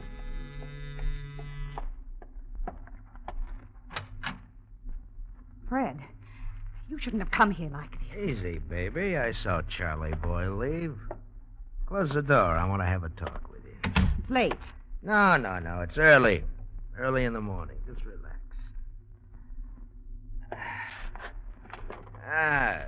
Comfortable chair. Only Charlie Boy's been sitting in it too long. What do you mean by that? When do we go to work on him? What's holding things up? I'm getting sick and tired of waiting around. You're always in a rush. Yeah, and you're always taking too much time. Look, you got enough on the guy. When do I drop around and threaten to tell his wife? I'll tell you when. You told me that 6 months ago. Say, you wouldn't have something else on your mind, would you? Like what? Like deciding you'd make a better deal for yourself by marrying Charlie Boy and cutting me out of the deal? That's ridiculous. I don't think so. You had plenty of time to work on it. Well, I'm warning you, sweetheart, don't try it. I could really jam things up for you.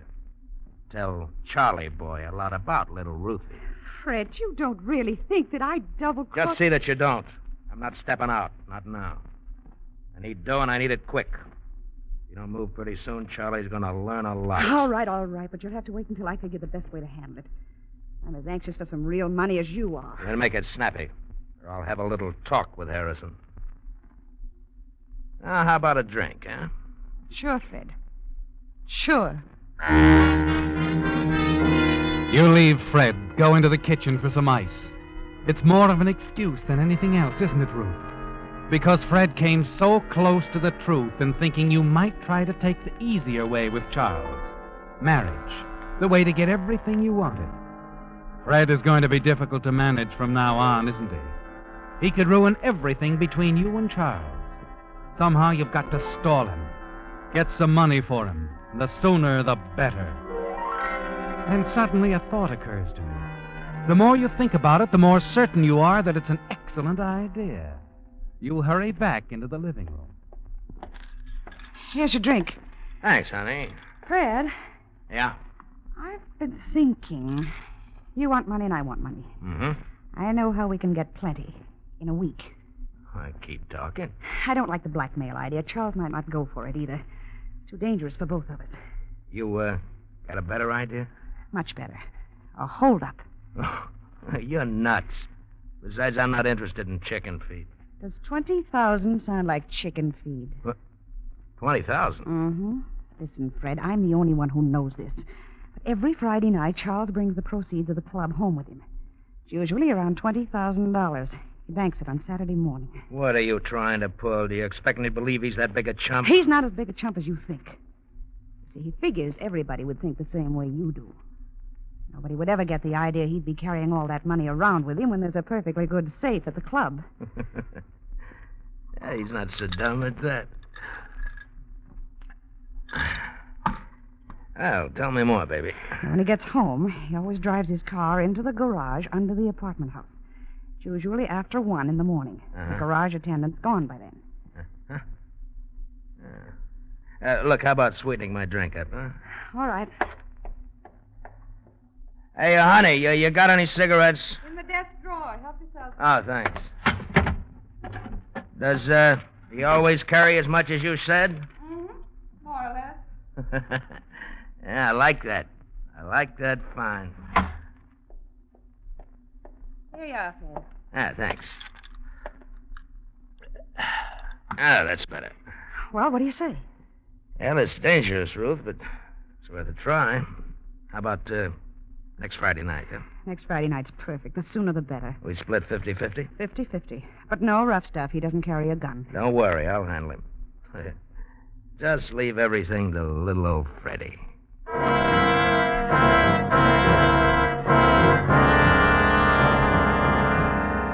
It's a perfect setup, isn't it, Ruth? And you're confident everything will work out just as you have it planned. That confidence stays with you until the following Friday. Then, as evening comes and the hour for the hold-up draws near, you're calm, not the least bit nervous. Fred knows exactly what he's to do, and so do you, don't you, Ruth? A few minutes before midnight, you leave the club and hurry to the corner drugstore.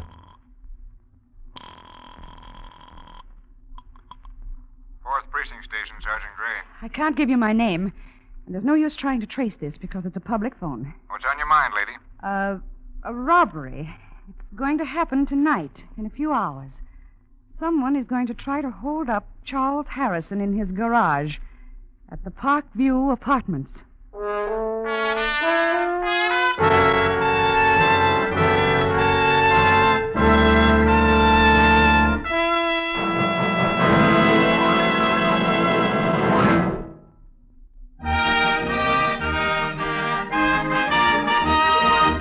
A few weeks ago, when we announced that we'd send a $20 Signal gasoline book as a token of our appreciation for every limerick read on the Whistler, we expected to use only one on each program. But some of you Whistler fans have been thinking up such good limericks that we felt you'd all get a kick out of hearing them. So tonight, Signal has asked me to skip the regular commercial and instead read 2 limericks. The first $20 Signal gasoline book is being sent to Mrs. Mary Cotts of Portland, Oregon, for this limerick. A skeptical fellow named Starr tried out every gas in his car. On business or pleasure, his mileage he'd measure, and found Signal better by far. Signal, signal, signal gasoline. Your car will go far with go farther gasoline. Tonight's second $20 Signal gasoline book goes to Eldon L. Collins of Santa Barbara, California, for this limerick. Said a thrifty young driver named Martin, I buy Signal gas in a carton. It doesn't take much, for its mileage is such that a savings account I am starting. Signal, signal, signal gasoline. Your car will go far with go farther gasoline. Well, that's all we have time for tonight, friends, but our thanks to all of you who sent in limericks. Listen for more Lucky Limericks next Sunday.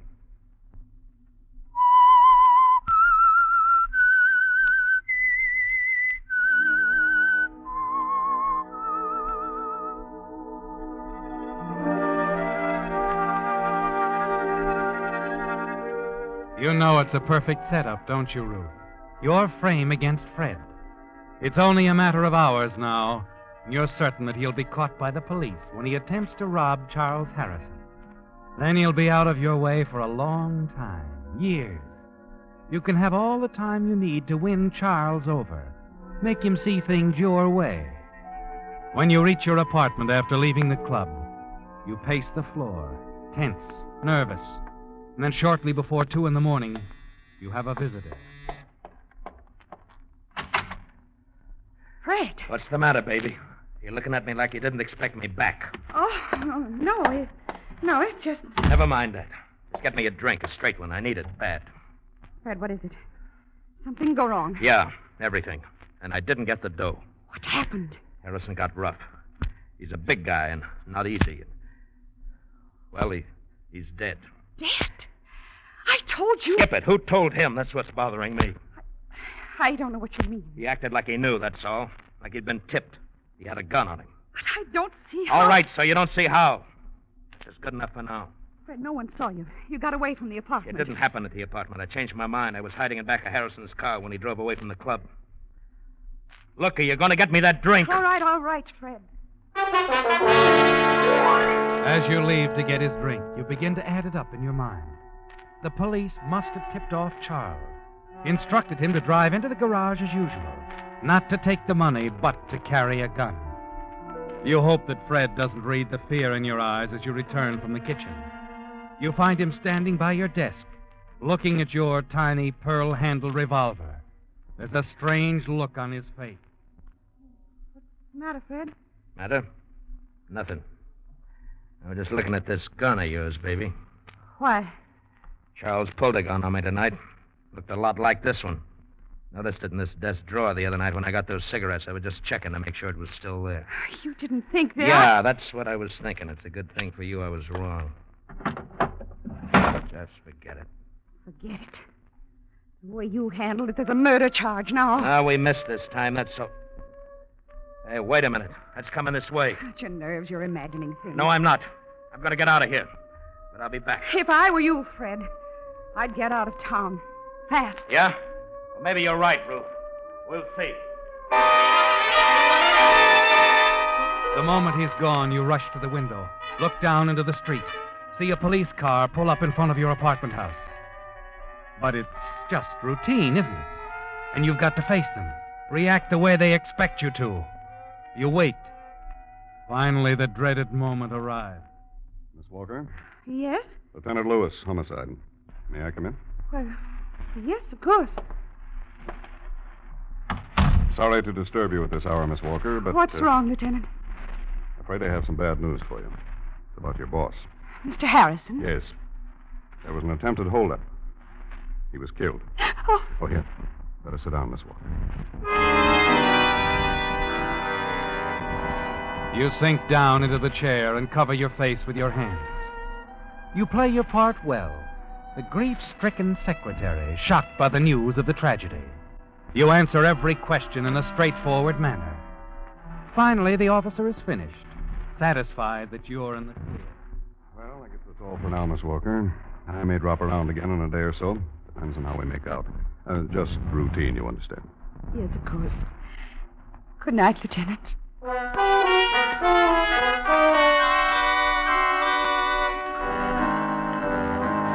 It's over, isn't it, Ruth? And you breathe a sigh of relief as the police lieutenant leaves. He doesn't suspect a thing, does he? As the days go by, it seems evident that the police have no clues to the identity of the killer of Charles Harrison, much less to your part in the crime. So you go on working at the club. You hear nothing from Fred and decide he must have played it safe and left town. This is more than you'd hoped for. Someone else takes Harrison's place, and in the weeks that follow, you become very well acquainted with your new boss, young, good-looking Bob Faraday, Charles Harrison's brother-in-law. Ruth, Oh, yes, Mr. Faraday. look, you want to go over these bills for me? I can't make much sense out of them. Of course. Afraid Sis made a bad mistake turning this place over to me. Nonsense. Mrs. Harrison knows what she's doing. You'll get on to it. I don't know. Thank heavens you're around. This just isn't my line. What is, Mr. Faraday? Horses. Oh, now, don't tell me you never heard of Faraday Farms. Why, of course, but I didn't know that you... Boy genius. I tell you a secret. I have the best trainers in the business. Is that so? Seems to me I had a rather sad experience with a horse of yours named Melanie D. at Santa Anita not long ago. The track wasn't right. Accept the alibi? Sure. Well, she's running at Del Mar now, and if you'll take a tip... Thanks. No, really, she's ready. If you could just see her. Wait a minute. I'll prove it to you. How about going down tomorrow? Watch her work out. I'd love to. Fine. I'll pick you up at 4. In the morning? Sure. Oh, now, really, you seem to forget I'm just a poor working girl, and I don't get home till 1 in the morning. Well, tonight I promised to have you home by 10. Oh? Well, didn't I tell you? You're getting the night off. Have dinner with me. And we're going to a decent restaurant. Get some good food for a change. Traitor. How about it, Ruth? All right.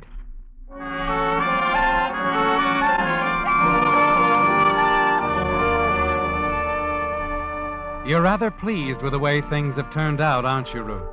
Losing Charles, the opportunity of marrying a wealthy man, was a shock to you.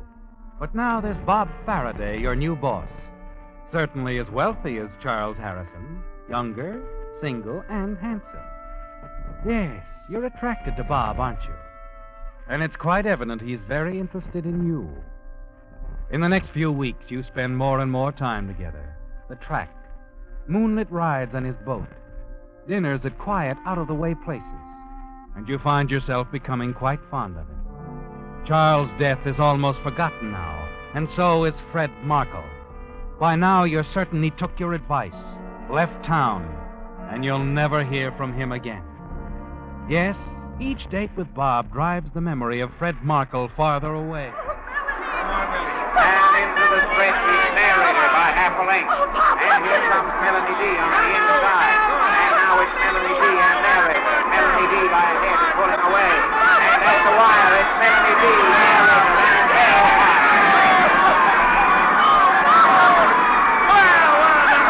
How do you like my baby now, Ruth? Oh, darling, I take back every nasty thing I ever said about Melanie D. She's wonderful. All is forgiven? With all that money I had on her to win, what else? Hey, you know, we're not doing badly today. That's our 5th winner. We can't miss, darling. I just feel lucky. All right, let's see you pick the next race, then. It's not easy. Mr. Faraday. Yeah. One of your boys asked me to give you the message you wanted at the stable. Oh, well, all right. Excuse me, darling. I'll be right back. Meet you at the bar. How's that? Fine.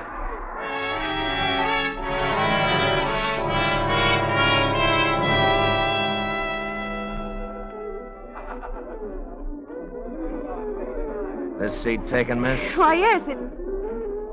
Fred. I've been watching you. You won a lot today. I'm gonna need some dough, baby. Get out of here. Leave me alone. $5,000 ought to do for a starter. Where can I get that kind of money? Are you crazy? Bobby boy is pretty well healed. Don't you ask him? What? Oh, Fred, I can't do that. Oh, sure you could. Sure you could. Tell him it's for a sick relative, huh? You're out of your mind. I won't do it.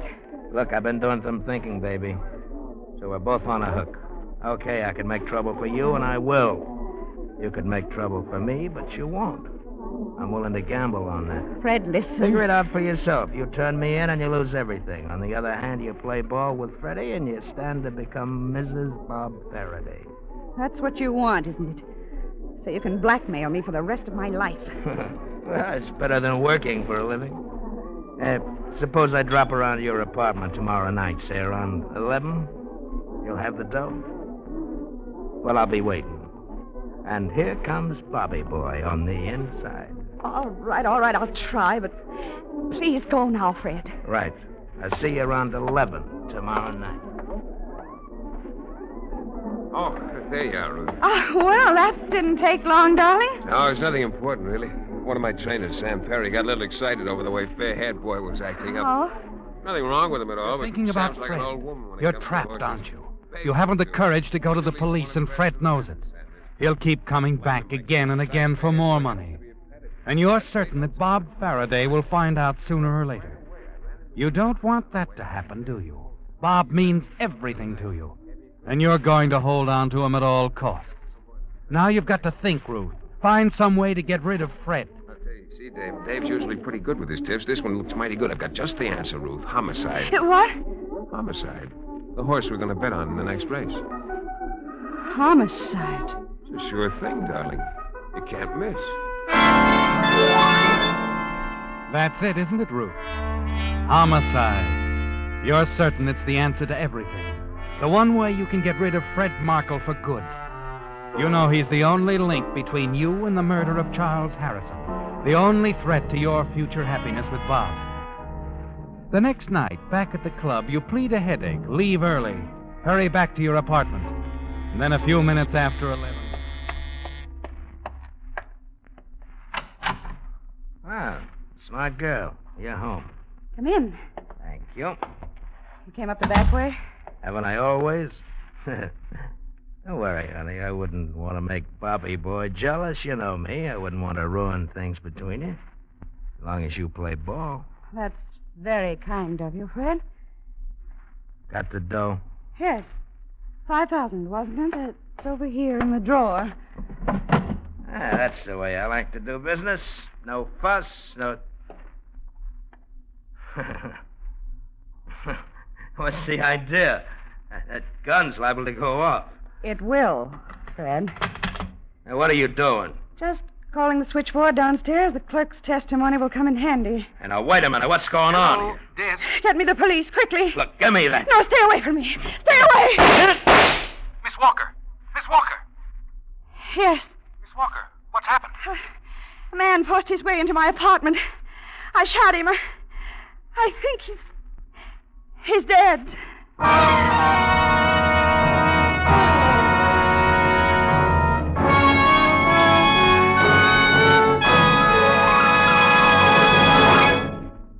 You know, I was thinking the other day, if automobile engines were made of glass, a lot more drivers would switch to Signal Premium Compounded Motor Oil. Because through the glass, you would see how the scientific compounds in this improved type Signal oil help to keep wear down and performance up. In the cylinder head, for instance, where temperatures rise to around 3,000 degrees, you would see how one of those compounds makes Signal Premium stand up under heat, keeps it from breaking down and forming harmful gum or varnish.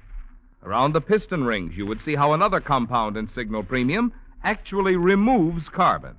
And down in the bearings, you would see how still another compound prevents corrosion. Yes, if automobile engines were made of glass, you'd see the many things that Signal Premium does for your motor besides just lubricate. In short, you'd see why, if you want to keep that like-new performance in your motor longer, you should get your next oil change at a Signal station. Get it changed to Signal Premium Compounded Motor Oil.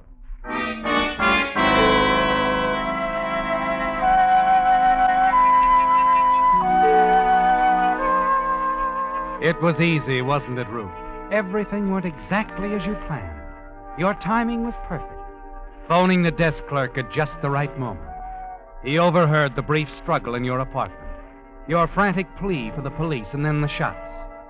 Now Fred Markle is dead. And with a desk clerk's word to back you up, even Police Lieutenant Lewis believes you killed Fred in self-defense. You're certain, too, that the last link between you and the murder of Charles Harrison and the threat to your future happiness is Mrs. Bob Faraday has been eliminated. Late the following morning, you're having coffee in your apartment when...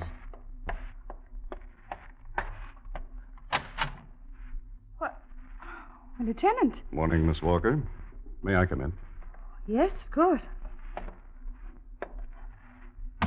I brought your gun back. My gun? I didn't even know you'd taken it. Whenever there's a fatal shooting, we always take the gun to ballistics. Routine, you know.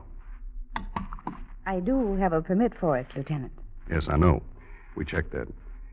You keep it in your possession at all times? When I don't have it with me, I keep it in the desk drawer there. What's this all about, Lieutenant? Miss Walker, you're going to have to come down to headquarters with me. Now. What for? Murder. Murder? But you said... Last night you said it was self-defense. I'm not talking about last night. I'm talking about the murder of Charles Harrison in that attempted holdup a few weeks ago. Charles Harrison? But I wasn't anywhere near there. How could you possibly... The gun you used on Fred Markle last night, your gun, Miss Walker, is the same gun that killed Charles Harrison. My gun killed Charles Harrison? That's right. Ballistics prove it beyond a doubt. But it couldn't have been... Unless... Fred. As he took it. The night he got the cigarettes from the drawer. What's that? Nothing, Lieutenant. Nothing at all.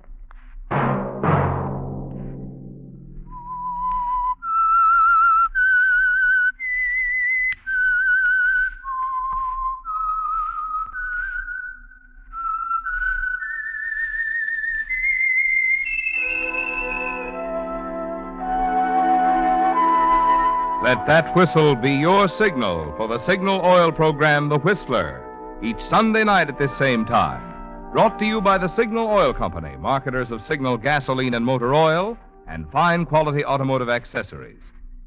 Remember, if you would like the fun of having your friends hear a limerick of yours on The Whistler, the address to which to send it is Signal Oil Company, Los Angeles, California. All limericks become the property of Signal Oil Company. Those selected for use on the Whistler will be chosen by our advertising representatives on the basis of humor, suitability, and originality. So, of course, they must be your own composition.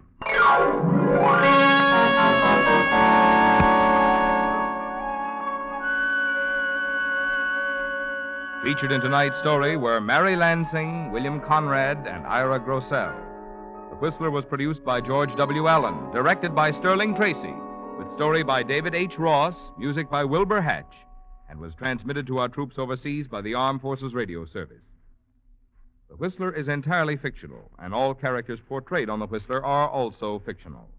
Any similarity of names or resemblance to persons, living or dead, is purely coincidental. Remember, at this same time next Sunday, another strange tale by the Whistler.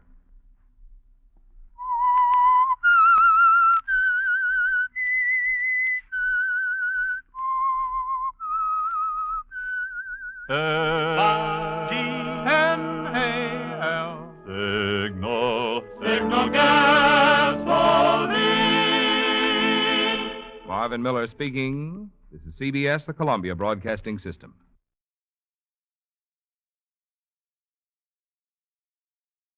Signal gasoline. Let every traffic signal remind you, you do go farther with Signal gasoline.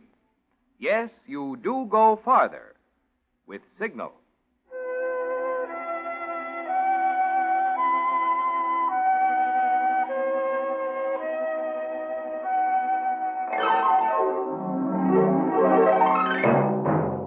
The Signal Oil Company and your neighborhood Signal dealer bring you another curious story by The Whistler. Tonight, Escape to Danger.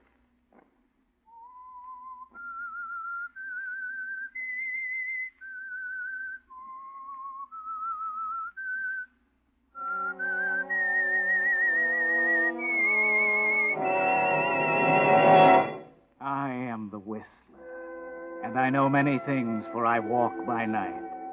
I know many strange tales hidden in the hearts of men and women who have stepped into the shadows. Yes, I know the nameless terrors of which they dare not speak.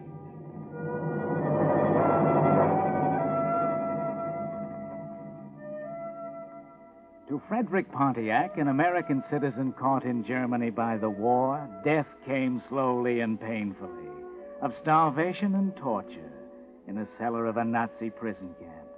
But death was not the end for Frederick Pontiac.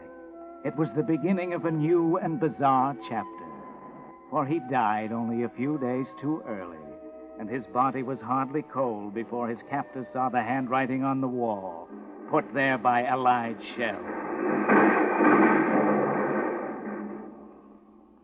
Yes, the Nazis' hours were numbered, and they all knew it. And that was when a plan was hatched in the brain of Commander Ernst von Muller, commandant of the prison, a man high on the list of war criminals. Where is the man, Doctor? In the cellar. He died last night. I think he'll do. I must look at him first. We will have to hurry. The American swine will be here soon. They are storming the hill now. Yeah. You have the dossier on, what's the man's name, Doctor? Pontiac. Friedrich Pontiac. Yeah, I have it. Friedrich Pontiac. Yeah. Friedrich Pontiac. This one is Friedrich Pontiac. See? Nein. He was an old man. But see, Commander, the bone structure, the hair and eyes. Of course, he is very thin now, and he has aged. But you will see by the dossier he is but 40, your age. And you will see by the photograph in the dossier there is a striking resemblance to yourself. You won't need to change your face, Herr Commandant. Let me see the dossier, Doctor. Here. Thank you. Friedrich Pontiac, born Zurich, Switzerland, 1905. Attended school in Geneva, 1911 to 1918. Emigrated to America in 1918 with his parents and attended school in New York in 1918 to 1924. In 1926, he became a United States citizen. He went to work in his father's drugstore until 1928. When his father died and the business was sold from 1928 to 1932, he did various odd jobs. In 1933, he entered Germany. He spoke German well. That's good. And English with an accent. Good. The fatherland made use of him in the chemical factory in Berlin, where his work was unsatisfactory. He drank too much. And had fits of melancholia. This became worse until in 1941 he was of no further use to us, and so was sentenced for inefficiency to hard labor here at this camp. Excellent, Herr Doctor, excellent. I think it will work.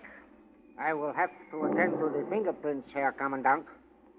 It may be rather painful for you. I understand, Herr Doctor. It does not matter. From now on, I shall be Frederick Pontiac, American citizen.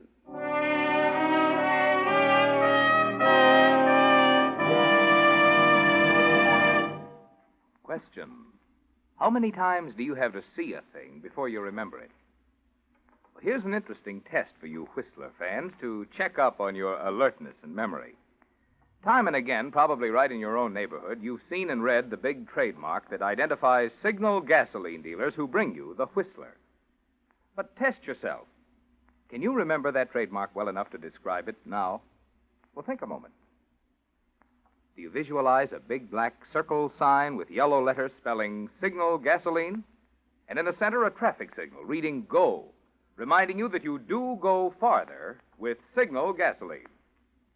That yellow and black circle sign is a mighty good sign to keep in mind these days, because with gasoline mileage still an important factor in today's driving, Signal Go Farther Gasoline offers your best way to get most miles per ration coupon. So next time you invest one of your gas stamps, try Signal Gasoline.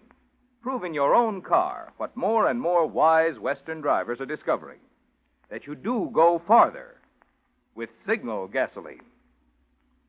And now, back to the Whistler.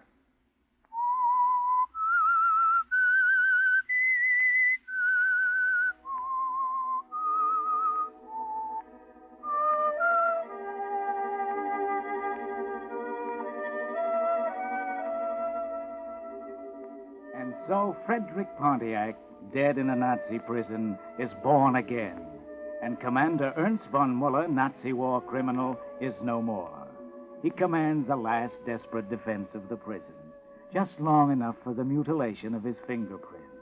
It's a painful operation, but it's worth it, von Muller, or should I say Pontiac, because now, when the Americans arrive and find you lying among all your dead companions, your mutilated fingers make the picture all the more convincing.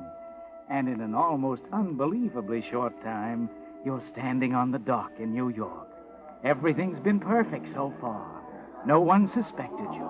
They hardly even questioned you back in Germany. If you can just get through the customs men. Frederick Pontiac? Yes, sir, I'm Frederick Pontiac. Relax. There's no need to click your heels here. You're in America now, back home. Silly of me. Forgive me. It's been a long time. You look very pale. What's the matter? Are you frightened? Sea voyages disagree with me. I think it's perhaps seasickness. Take it easy. We all know how much you've been through. We want to make things as easy as possible for you. Thank you. Why do you want me? It's only that your passport is expired. You'll have to fill out this form. I see you can't. Your hands are injured. Very well, just answer the questions. I'll write them in. Frederick Pontiac, age? Frederick Pontiac, born 1905, May 16th. Attended school in Switzerland, 1911 to 1918. Came to America... Oh, wait a minute, one at a time. First, where were you born? Zurich, 1905, May 16th. 16. Your father's name, nationality? Franklin Pontiac, American. Mother's name and nationality, maiden name? Sarah Smith, Swiss. Where'd you attend school? Geneva and New York. The name of the schools and how many years in high school and what grades, please? What grades? I don't remember now. You will have to excuse me. I have a severe migraine headache. All right, then. You just sign it, or just make a mark. It'll be all right. Just sign here. Yeah. That's it. Thank you. Take it, and best of luck to you. Thank you, sir. Thank you. Oh, just a minute. Where's your luggage? Got to have it inspected for the customs. I don't have any.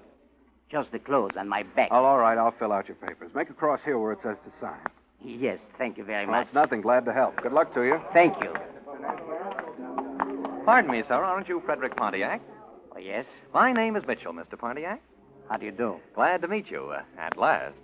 Yes? I'm sorry to have to give you this after all you've been through, but can't be helped. What is it? I can't open it. Oh, well, suppose we step over here a moment? My hands. It's a court order, Mr. Pontiac. I'm Mrs. Pontiac's lawyer. When you deserted her in 1933, she got a divorce. You owe $12,000 back alimony to my client. Like I say, I'm sorry about greeting you back home with this, but that's my business. $12,000? That's impossible for me to pay. Oh, come, Mr. Pontiac. Don't let's have trouble. We've been nice about this. We never slapped a lien on your bank like Mrs. Pontiac wrote you we had. We want to do things right by you. So, what do you say? We get in my car and run over to the bank, get that safe deposit box out, and you pay off like a gentleman. Safe deposit box at my bank? Yes, I know your little secret. You can't fool me, Pontiac. I know about the money you have in the State and County Bank on 84th Street. Yes, Mr. Pontiac, I found out about that. Oh, my wife told you. Shall we say trade secrets, and that a little birdie whispered it to me? But you don't have to worry about me. No, just so long as I get my fee and the money for my client. Now, what do you say? We run over to 84th Street right now. Very well.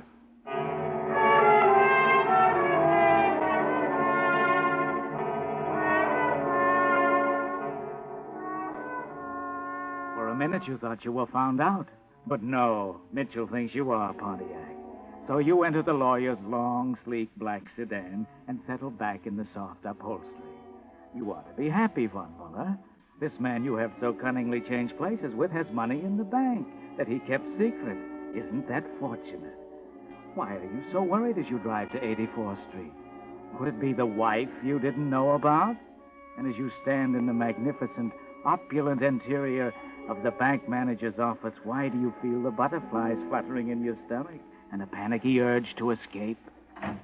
Good afternoon, gentlemen. This is Mr. Frederick Pontiac, Mr. Crane. How do you do? How do you do, Mr. Pontiac? Mr. Pontiac has a safe deposit box here. Been here since 1933.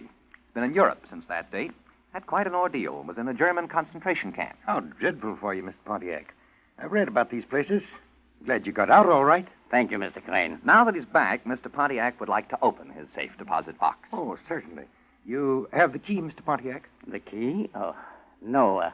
They took everything from me. Well, do you remember the number? Yes, the number, You haven't forgotten the number, have you? I'm trying to remember my memories and what it was since... Oh, of course. Well, I can look it up in my file here. In the meantime, perhaps you'll sign this form? Yes. You see, my hands have been injured, but I'll do the best I can. Oh, yes, I see. Have you some other means of identification? You see, I wasn't manager here in 33. I suppose I could get Miller over. He was manager here in 33. He'd remember you. Remarkable memory that man has. Never forgets a face. Nobody could fool him. Just a formality. You have your passport, haven't you, Mr. Pontiac? Oh, yes, of course. Well, that's enough, isn't it, Mr. Crane? You can check on that. Well, yes, I think in this case we can make an exception. Here it is. Yes. You've aged since this photo was taken, haven't you? It's an old photo, yes. Well, that seems all in order. I think you can have your deposit box, Mr. Pontiac. It's number 173. Will you step this way, please? Thank you.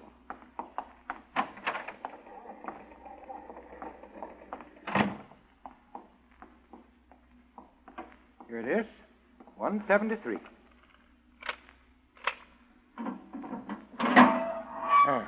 There you are.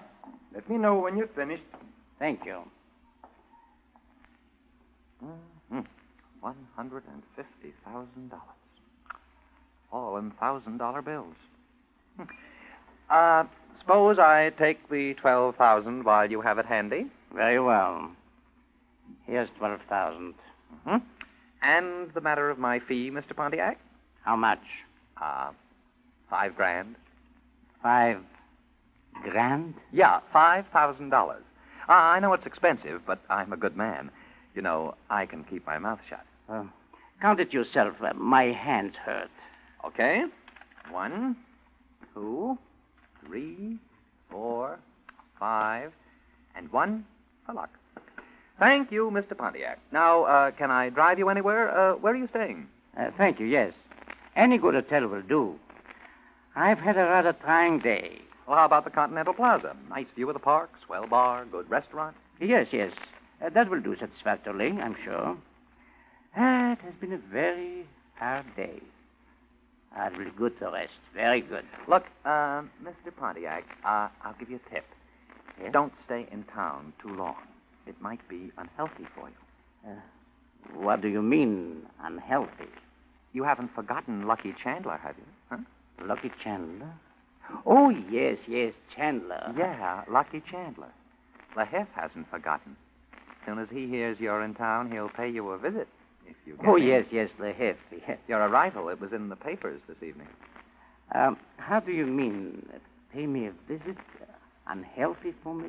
Forget it, chum. It was just a hint. You know me. I can keep my mouth shut. I don't want any trouble. Yes, I see. What you don't see, do you, Herr von Muller? You don't know who these men are, LaHiff and Lucky Chandler. What does Mitchell mean, unhealthy? You don't know, do you? But you're too tired to worry now. So you go to your hotel suite and fall into a fitful sleep. And in the morning? How can that be? Yes? What is it? Good morning, Mr. Pontiac. I was calling to let you know your wife is on her way up to your room. My wife? Yes, sir. Mrs. Pontiac is on her way up. Yes? Who is it? It's me, Gloria, your ex-wife. Remember me? You can't come in. Oh, Freddie, don't be silly. I only wanted to say hello and take a look at you. Get away. I order you out. I just wanted to say I'm sorry about the Mitchell greeting you with the court order. It wasn't my idea. Out, I say. Get out. I don't want to speak with you. I don't want to see you. Get out. Now, look, Freddie, don't push me. I said get out. And stay away from me. Well, what's the matter with you? Are you sick? Changed. Go away. All right. I'll be back, Freddie. I'm worried about you. Himmel, was ist denn das? Yes, what is it, please? That you, Pontiac? Yes. This is LaHiff. Your pal, LaHiff. Hello. How are you? What the devil do you care how I feel, you double-crossing rat? You gonna come across with the dough? Or do you want me to take it out of your hide and then refresh the cop's memory about Chandler's death? About Chandler's death? Yeah, you don't think they've forgotten, do you? Sure, 12 years is a long time, but not long enough. What do you want from me? My cut. 75,000 leaves of best lettuce. I'll be around for it at noon. You see you have it there. Hello. Hello. Hello. Hello. Refresh the cop's memory about Chandler's death. Gott im Himmel. Pontiac killed him. Yeah, that's it. Pontiac was a murderer. Now, I'm Pontiac.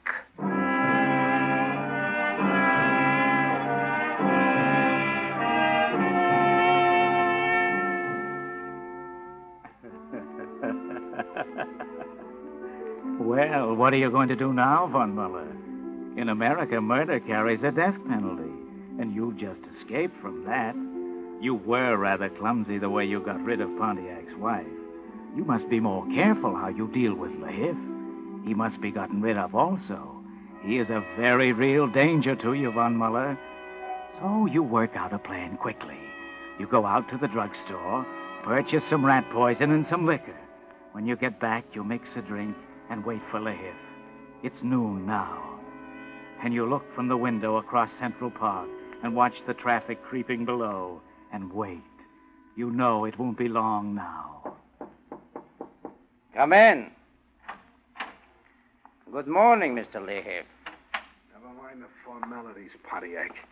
What's the idea of having a blinds drawn? Oh, you'll excuse it, I'm sure. I have a severe headache. I can imagine. Will you join me in a little drink?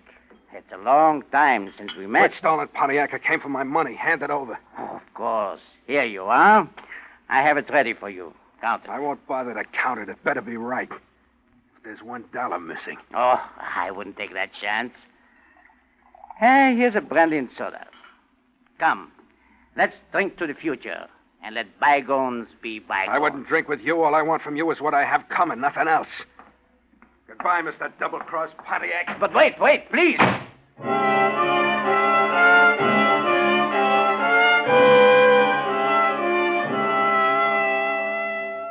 Well, you're slipping, Ernst.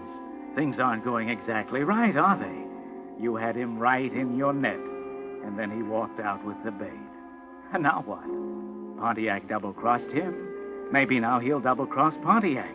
You. He didn't go to the police before because he wanted the money.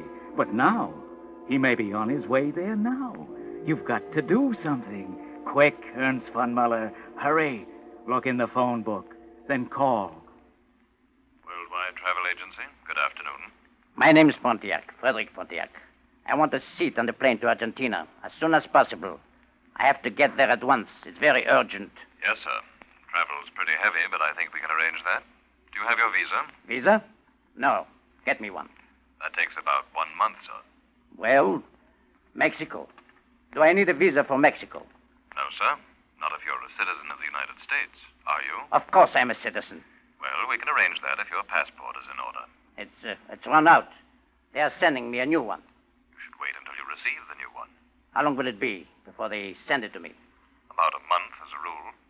Can't I go without and they send it on to me? Yes, that could be arranged, I think. I'll call you back when I've made inquiries, Mr. Pontiac.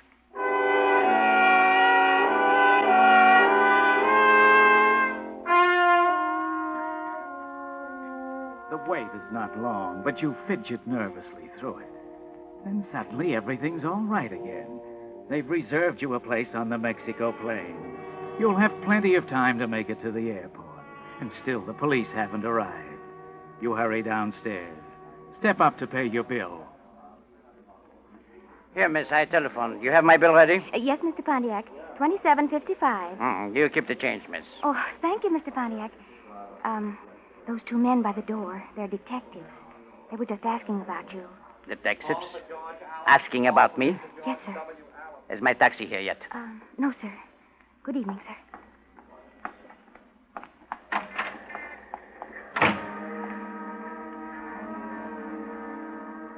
Lahiff has told the police. Yes, he's told them about Pontiac. But they won't stop you now. You've come too far to be caught. You only have to lose those detectives. And then Mexico City. You'll be free, able to start all over again without Pontiac's stupid involvements. Shouldn't be hard. There must be a way.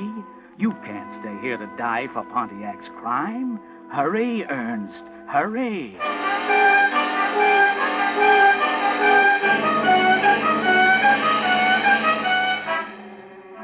But these men are worse than your Gestapo, aren't they, Ernst? You try everything you can think of. Taking a taxi cab, switching cabs, doubling back, ducking into a movie theater and out a back entrance. But they're still there. You go down into the subway, try to lose them in the crowd. They're still following you. You can't get rid of them. And suddenly the panic begins to grow. It's almost time for the plane to leave. You've got to get to the airport. Maybe you can lose them there. Maybe.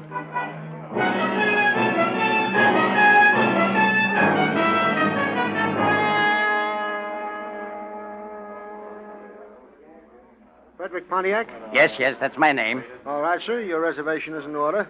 Now, if you'll leave your bag here, we'll check it. I'll just carry it with me. Oh, I'm afraid we'll have to weigh it anyway.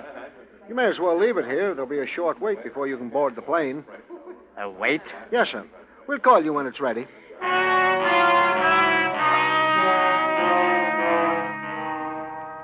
Wait. But you don't want to wait, do you, Ernst? There are those two men over there. You have to get on the plane and get away. But you know down in your heart that you never will. They're just waiting for that. As you step up to board the plane, they'll arrest you, Ernst. You know that. You're trapped, Ernst. You walk down to the washroom trying to think of something to do, but you can't. You know you're trapped. You escaped from Germany in trial as a war criminal, and now you're going to have to stand trial as a murderer. Might have been a lot easier the other way. You know what they do to murderers here. You might have escaped that over there. Yes, that's it. Of course.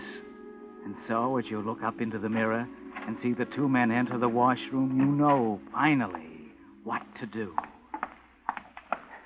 Look, you. You men are following me. Yeah? What about it? And I know why. But you're wrong. You'll never hang me for that murder. Murder? What's he talking Wait. about? No. No, you don't trick me that way. You know what I'm talking about. But you will never convict me of a murder. Because you're after the wrong man. I am not Frederick Pontiac. No? No, you must believe me. I'm not Frederick Pontiac. Then who are you? I'm Ernst von Müller. Commander Ernst von Müller of the German Navy. I escaped from Germany as Frederick Pontiac. But Frederick Pontiac is dead. You don't believe me. But you must. Take me to the military authorities, the federal police. But not for murder. I'm only an escaped prisoner of war. I can prove it, I'm sure. Yeah? Okay, brother. You just might be telling the truth. Maybe you'd better come along with us.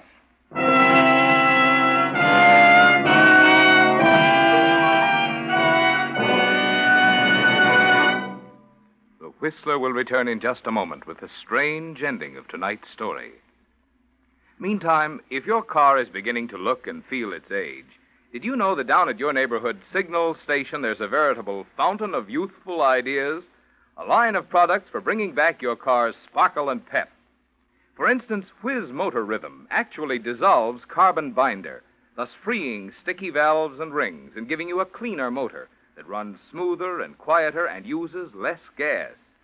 Then there's Radiator Cleaner and Conditioner that removes clogging sludge, rust, and scale from your radiator, putting your cooling system in shape for hottest summer driving. And your signal dealer's famous Venus Auto Polish cleans and waxes in one easy operation, bringing back new car luster and color while it protects the finish. But these are just 3 of your signal dealer's many car pepper-uppers. Next time you stop at one of the friendly stations displaying Signal's yellow and black circle sign, why not look over the rest of his fine quality automotive accessories? Each plays a part in your Signal gasoline dealer's complete service to help your car run better, look better, and last longer. And now, back to the Whistler.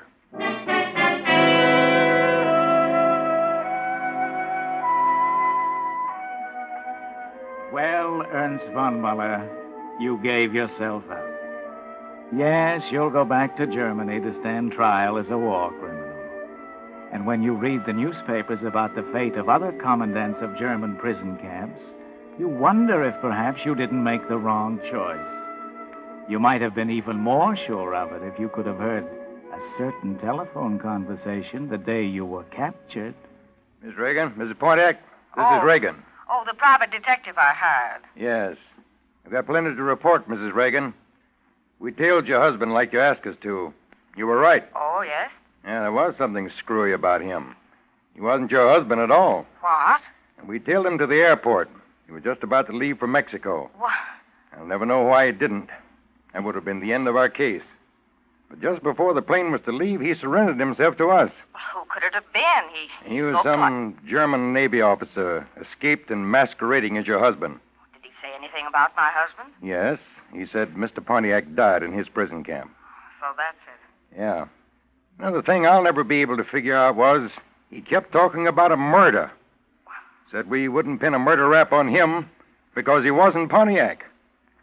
You know what he was talking about? I have no idea. I haven't either. I thought the only thing Pontiac was mixed up in was that racetrack scandal back in 1933 when Lehilf went to prison for poisoning a horse, the odds-on Derby favorite, Lucky Chandler.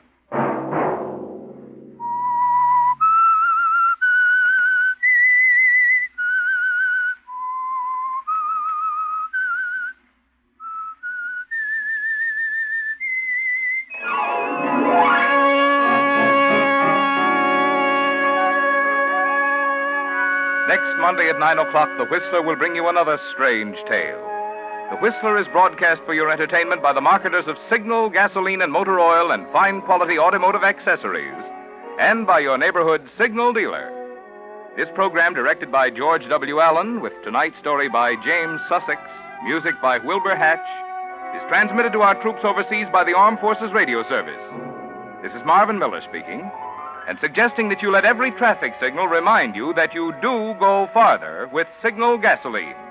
Yes, you do go farther with Signal. This is CBS, the Columbia Broadcasting System.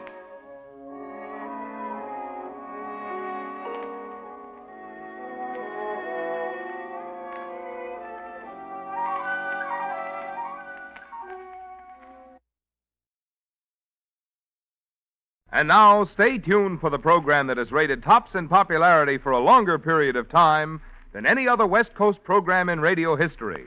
The Signal Oil program, The Whistler.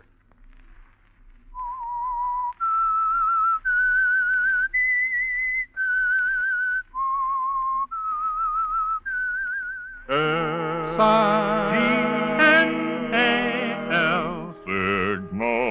Signal gasoline. Signal, the famous Go Farther gasoline, invites you to sit back and enjoy another strange story by The Whistler. For extra driving pleasure, the signal to look for is the yellow and black circle sign that identifies Signal service stations from Canada to Mexico. And for Sunday evening listening pleasure, the signal to listen for is this whistle that identifies the Signal Oil program, The Whistler.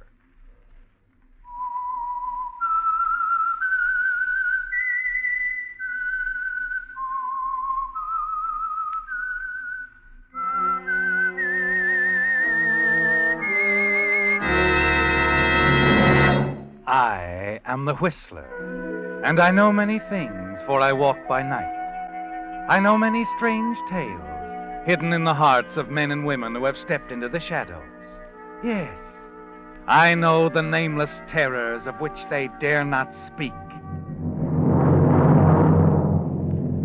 And now, the Whistler's strange story, Death in 16 millimeter.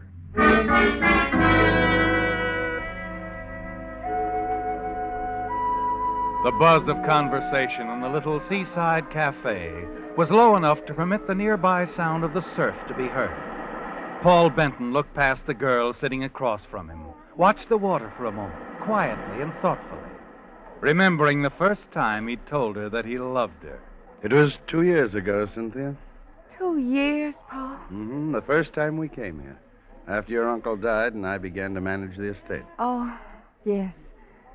You did so much more, Paul. I don't know what I would have done. I have tried, Cynthia. It can't just end. After these weeks of not seeing you, I know I couldn't stand it. It must end. You know that, too. Why, if Edith ever found out that, well, that things have gone beyond a mere attorney and client relationship, But she hasn't found out, Paul. She doesn't have to, ever. I'm sorry, dear, but I think too much of you to just go on and on this way. You really mean that, Paul? Can you question it? No. No, only... Oh, Paul, I can't give you up. But, darling, there's just nothing else to do. Nothing else for either of us. That is, as long as Edith is my wife. Oh, Paul, darling, there must be a way out. We've got to find that way.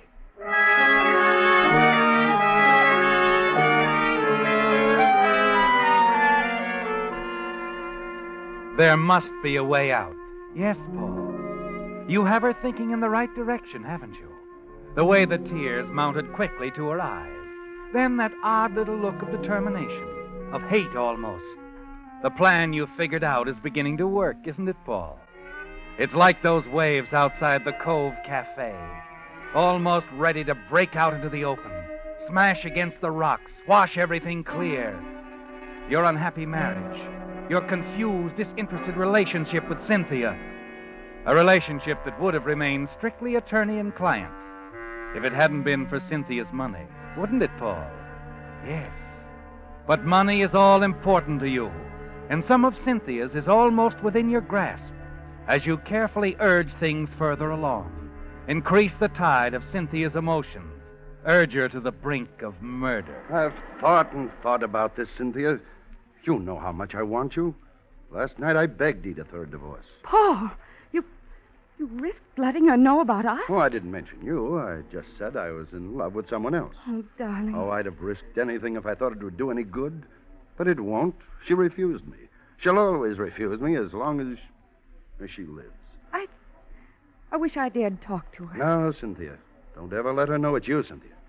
Because talking to her won't do any good. I'm certain of it. Edith and I have become fairly good friends, Paul. If I could get her out someplace where just the two of us... It's useless, I tell you. There's no way, Cynthia. No way in this world. I'm not so sure, Paul. I'm not so sure. Cynthia, what do you mean? Nothing.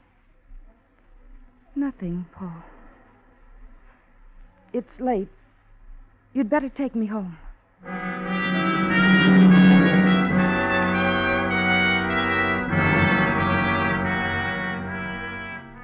It's going well, isn't it, Paul? Smoothly. And you know exactly what's in Cynthia's mind. You're certain of it the way she kisses you goodnight. No, Paul, she hasn't any intention of giving you up. If you had any doubts, they're dispelled the following day when you overhear a telephone conversation from the extension in your den. A very interesting conversation between Cynthia and your wife, Edith. Hello? Edith, darling, it's Cynthia. Cynthia, I haven't heard from you in weeks.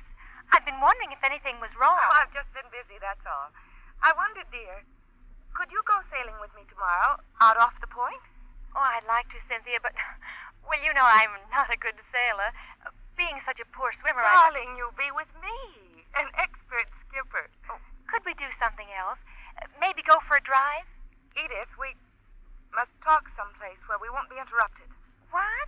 I wasn't going to say this until I saw you, but it's important. Why don't you Please tell me now? don't question me over the phone. Meet me at the boat tomorrow at 10. All right. And Edith. Yes? I wouldn't say anything about this meeting. Don't let anyone see you. I won't, Cynthia. I'll be there tomorrow. 10 o'clock. I'll be waiting, darling. I'll be glad to get this off my mind. Goodbye.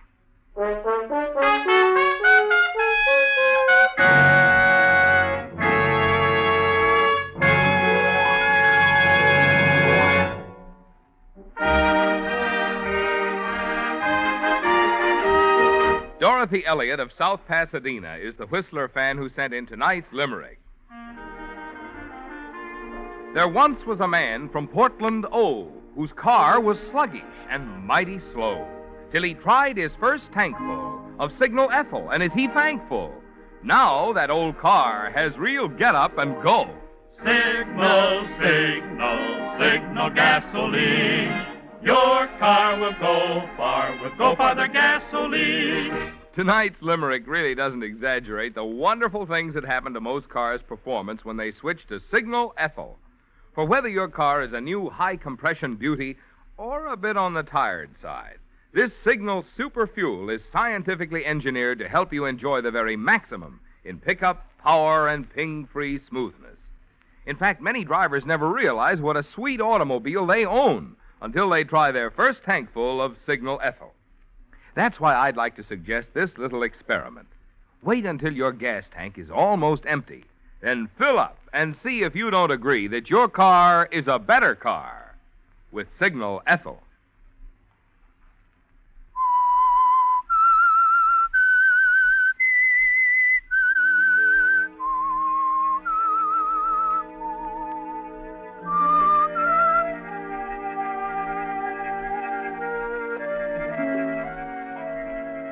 Well, Paul, so Cynthia is planning a sailing trip with Edith, a secret one, with a promise of telling her something about you. You're certain that it can have all but one meaning, and it can't happen soon enough to fit in with your own plans for some of Cynthia's wealth. At least $100,000, Paul. Perhaps even more later on. But there's still one more move, isn't there? That evening takes you downtown to an out-of-the-way studio apartment, which serves as a base of operations for a client and friend of yours, a commercial motion picture producer, Fred Mason. I'm afraid I don't get this, Benton. I don't get it at all. What's the matter, Fred? You've never questioned any other deal that's been offered you? This isn't nearly as unusual as most. Sure, I take pictures of lots of things. But this doesn't sound so good. $10,000 sounds good, doesn't it? Yeah, but sometimes it depends on how you earn it. You could afford to move away from all that racket. Oh, it doesn't bother me. Dust the milk train. Lets a guy know what time it is. Quit stalling, Fred. Business hasn't been good, and you know it. All you have to do is take a half a reel or so of movies for a client of mine. Yeah, movies of what? Not commercial, I'll bet. Not exactly. You see, my client believes the wife of a friend of his is going to meet with an unfortunate accident. Wait a minute. If this is murder, I don't want any part of it. Who said anything about murder? Besides, you wouldn't be involved. I just want your pictures for proof in case it should happen. Why doesn't your client's friend save himself a lot of trouble and just get himself a divorce? He thought of that. His wife won't give him one. Now, it seems that he has a girlfriend who's the jealous type, and she's taking the wife sailing tomorrow. Where? Off Fisherman's Point. You know the spot. Tomorrow morning, sometime after 10. My friend has a feeling something will go wrong. So I want you around in another boat with a movie camera to get pictures of the whole thing. What for? Well, like I said, for proof. Sounds more like blackmail. Look, suppose I did go along and nothing happened. There's still $1,000 in it for you. But if there is an accident, your client will pay me $10,000 for the picture? And for keeping your mouth shut. Why don't you do it yourself? I've seen some pretty good stuff you've shot. I want a professional job. It's safer. Then there's the developing of the film. Look, I'll do a lot for dough, but like I said, you can handle it. I don't figure getting mixed up in any murder. You're forgetting something, aren't you, Fred? What? That little hit-and-run accident you were involved in last week? The one you came to see me about? You told me to keep quiet unless something came up. Yes. At the time, silence seemed like the best defense. But since the victim died, I'm not sure it isn't my duty to report it to the authorities. You can still count me out, Paul. There's not enough money in the world to mix me up in a deal like that. But I'll forget you were here tonight, if that'll help any. All right, Fred. If that's the way you feel about it, just forget it. Forget the whole thing.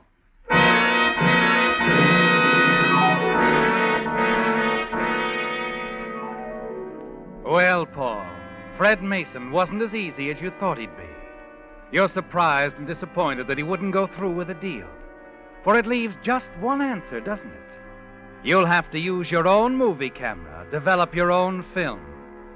Do the whole job yourself.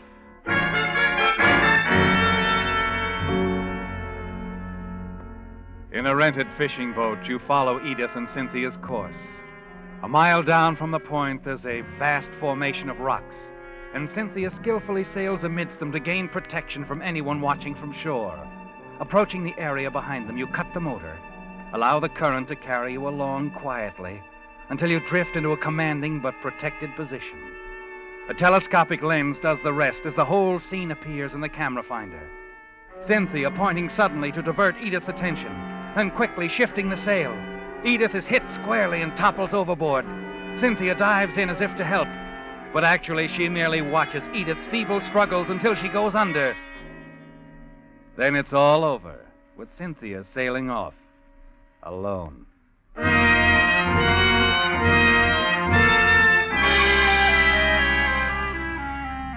Minutes later, piloting in and out between the rocks, you navigate to the spot. React excitedly as you see Edith struggling back to the surface, the tide helping her toward the rocks. She might make it and hold on, but you take care of that. You swing the boat around. You catch her with a bow. Yes, it's really complete now, isn't it, Paul? All over. For good.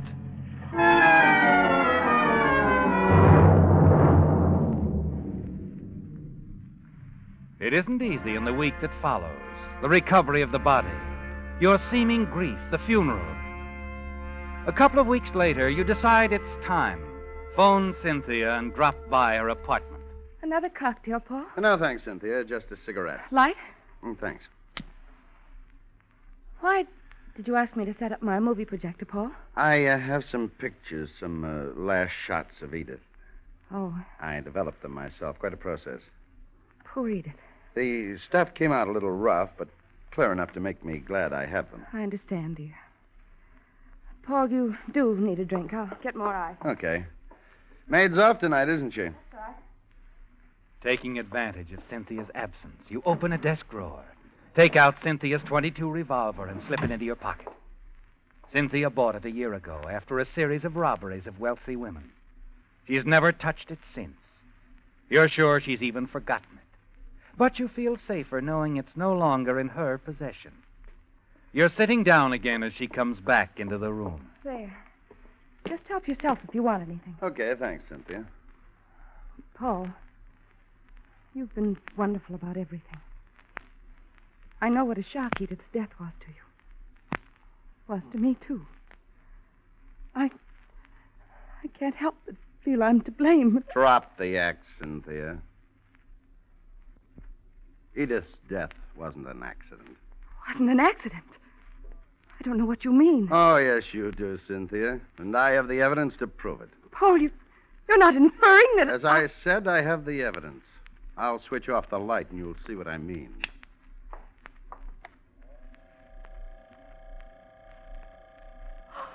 Why, it's a movie of Edith and me. Sure. You're the star. But how did you... This scene coming up is my favorite. It's the one where you deliberately push Edith overboard. What's the matter, Cynthia? Don't you like it? Stop it! Shut it up! Okay. Paul, you won't believe it. I planned to tell you about everything later. You said you'd marry me if anything ever happened to Edith. I know, and it turned out exactly as I thought it would when I said it. Something did happen to Edith. Yes, darling. And in a little while we can get married. That's what we wanted. Well, not exactly. I never figured on marrying you, Cynthia. Not at all. You see, I'm in love with someone else. Oh, you can't... Oh, you planned it. From the beginning. All the things you said about loving me. It was a big joke with you, wasn't it? You never cared about me at all. Oh, I wouldn't go that far. I like you a lot. So much that if you were to give me, say, $100,000, I wouldn't even tell the police about what happened. I'd even give you the pictures, too, the negative. 100,000? I've already picked out the stocks you can sell to raise the cash amount. But you can sell the first thing in the morning. Then you'll have plenty of time to get the cash for me before the banks close. Let's say tomorrow evening, shall we, Cynthia?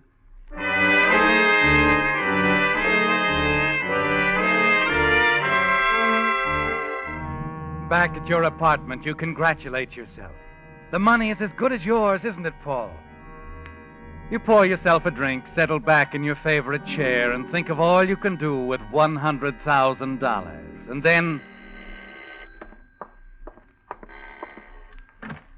Hello, Paul. Well, Fred Mason. How about asking me in? Oh, sure. Come in. Sit down. I'll mix you a drink. Oh, no. Don't bother. This isn't a social visit. I got to thinking over the little deal you offered me. Decided it was an easy way to pick up $10,000 after all. You're a little late, Freddie. I didn't want to disappoint my client, so I took the pictures myself. Maybe you like mine better. What? I was fishing further down, you see. You took pictures, too? Mm-hmm. Of you, Paul. Finishing Edith off with your boat. How much do you want? $10,000. When? Tomorrow soon enough. And if I can't raise the $10,000? Oh, I know another party who'd come across right away. A lady named Cynthia Winters. Okay, Fred. I'll have it for you tomorrow. Good. Bring it to my apartment. Around 5 o'clock. I'll be there.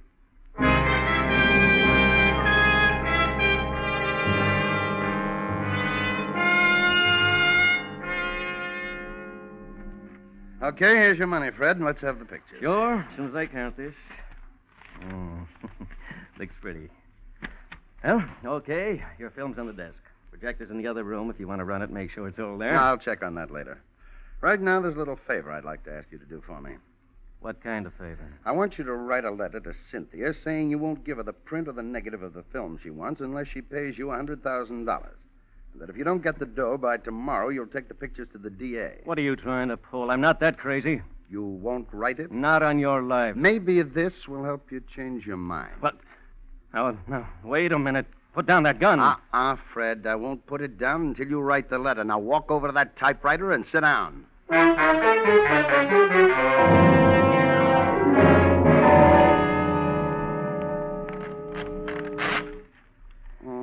Very good.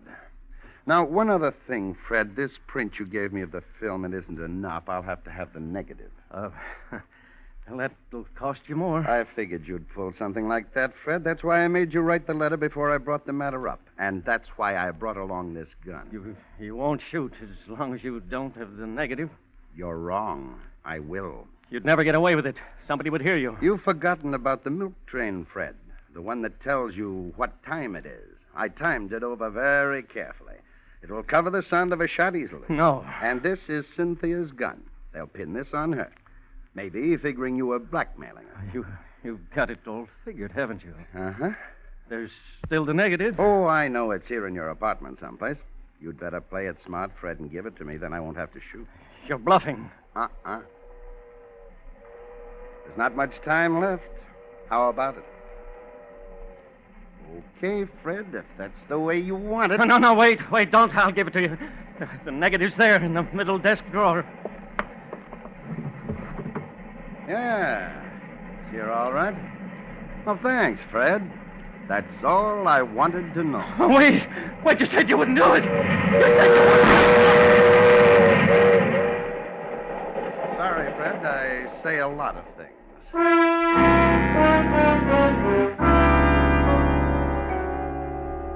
You make sure you have the negative and all the prints of Fred's film. Then you walk to the fireplace, touch a match to the edge of the blackmail note which Fred typed, and snuff it out quickly so that the police will think Cynthia attempted to burn it. You're having to alter your plans as far as Cynthia's money is concerned, aren't you, Paul? You'll have to be satisfied with $100,000 because Cynthia's arrest for the murder of Fred Mason will close the source of any future supply. You decide to get the money as soon as possible. You're sure Fred's body won't be discovered for several hours. So you look quickly around the studio, wipe the fingerprints from everything you've touched, shut the door, and hurry outside. You hurl Cynthia's gun into a small flower bed as though Cynthia had hidden it. But where you're sure the police will find it. Then you hurry home, destroy Fred Mason's films, and phone Cynthia.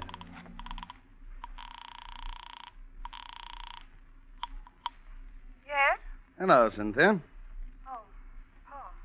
How are things? Ready to complete our little deal? Yes, Paul, I'm ready. You've got everything for me? Everything. Paul. Good. I'll be there in just a few minutes. I'll be here, Paul. Goodbye.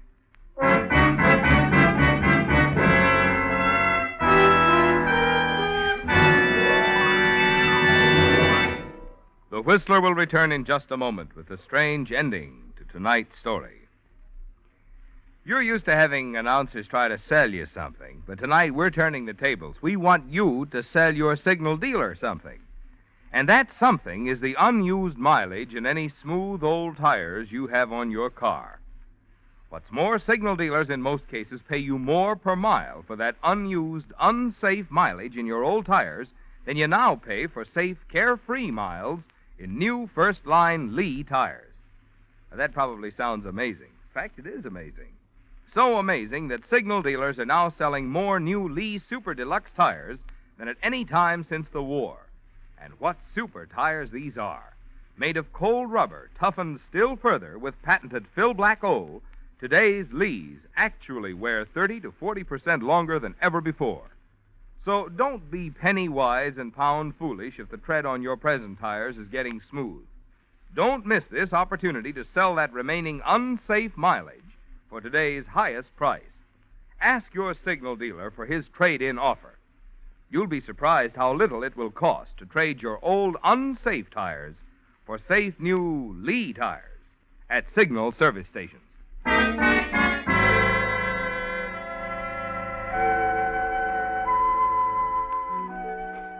So, Paul, at last your plan is going to pay off.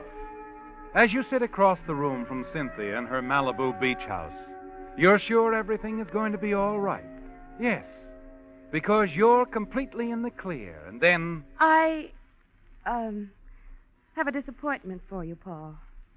I'm not giving you the money. No, wait a minute, Cynthia. The police will be very interested in that film. They'll be more interested in the last half. The part where you kill Edith with your boat. What? You see, Paul, a man named Fred Mason came to see me a few days ago. His price was a lot cheaper than yours, and his merchandise much better. Double cross. Clever picture man, isn't he? Why don't you see how clever, Paul? I have the projector set up for you. Another print. He made another print. I wouldn't be surprised if he made several prints. And the part where you become the star is ready to go. Go on. Run it off, Paul. What are you going to do, Cynthia? I haven't quite decided. You're in the first half of this film. If you showed it to the police, you'd only implicate yourself. Uh-huh.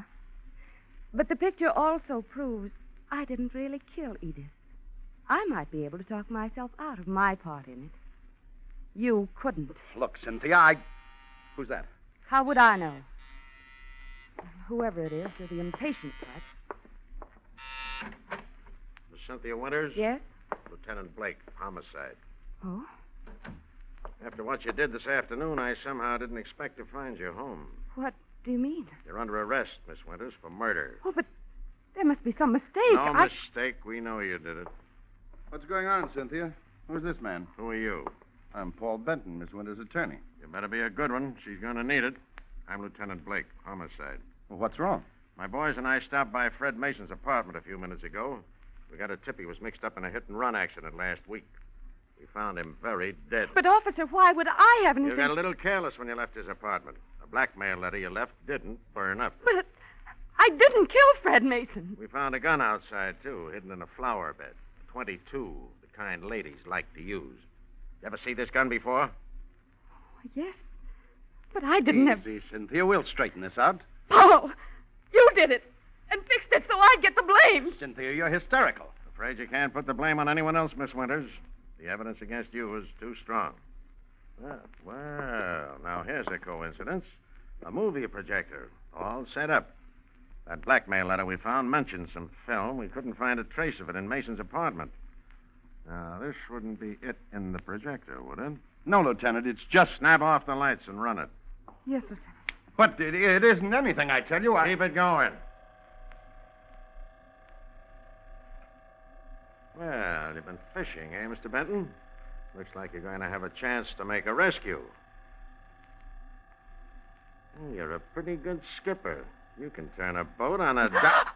Turn on the lights. Well, that's the first time I've ever seen anyone murdered by a boat. I don't think you'll do her much good defending her for that Mason killing, Mr. Benton. You're going to need an attorney yourself for the murder of your wife.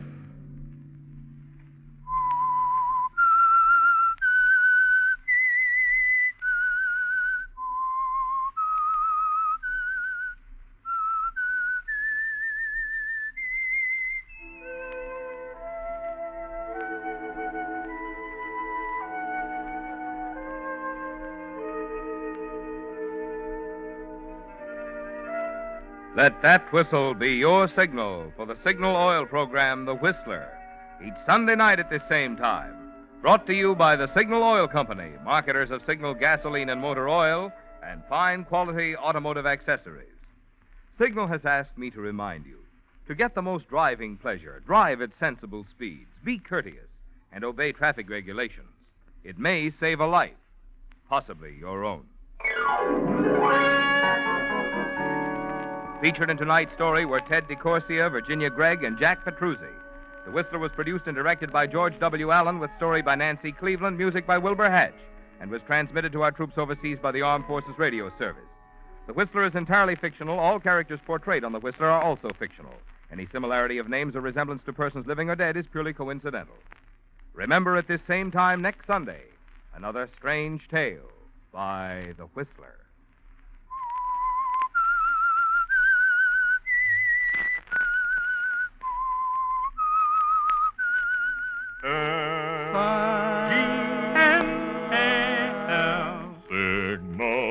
Signal gasoline. This is Marvin Miller speaking. This is CBS, the Columbia Broadcasting System. And now, stay tuned for the program that has rated tops in popularity for a longer period of time than any other West Coast program in radio history. The Signal Oil program, The Whistler.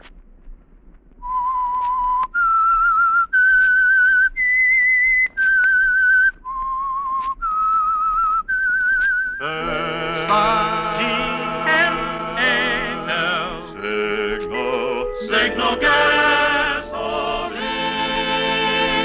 Signal, the famous Go Farther gasoline, invites you to sit back and enjoy another strange story by the Whistler.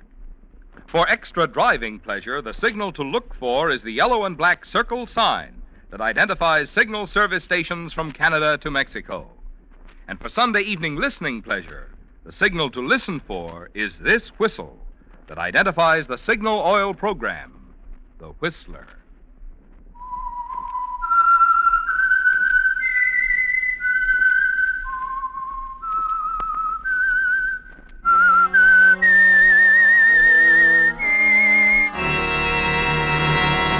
I am the Whistler, and I know many things, for I walk by night.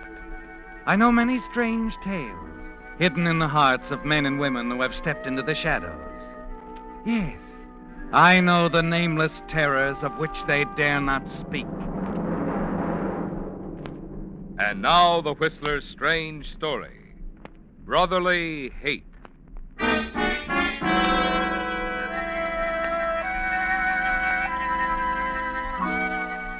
Visiting hours were over. The Jeffrey Long Museum in San Francisco was quiet.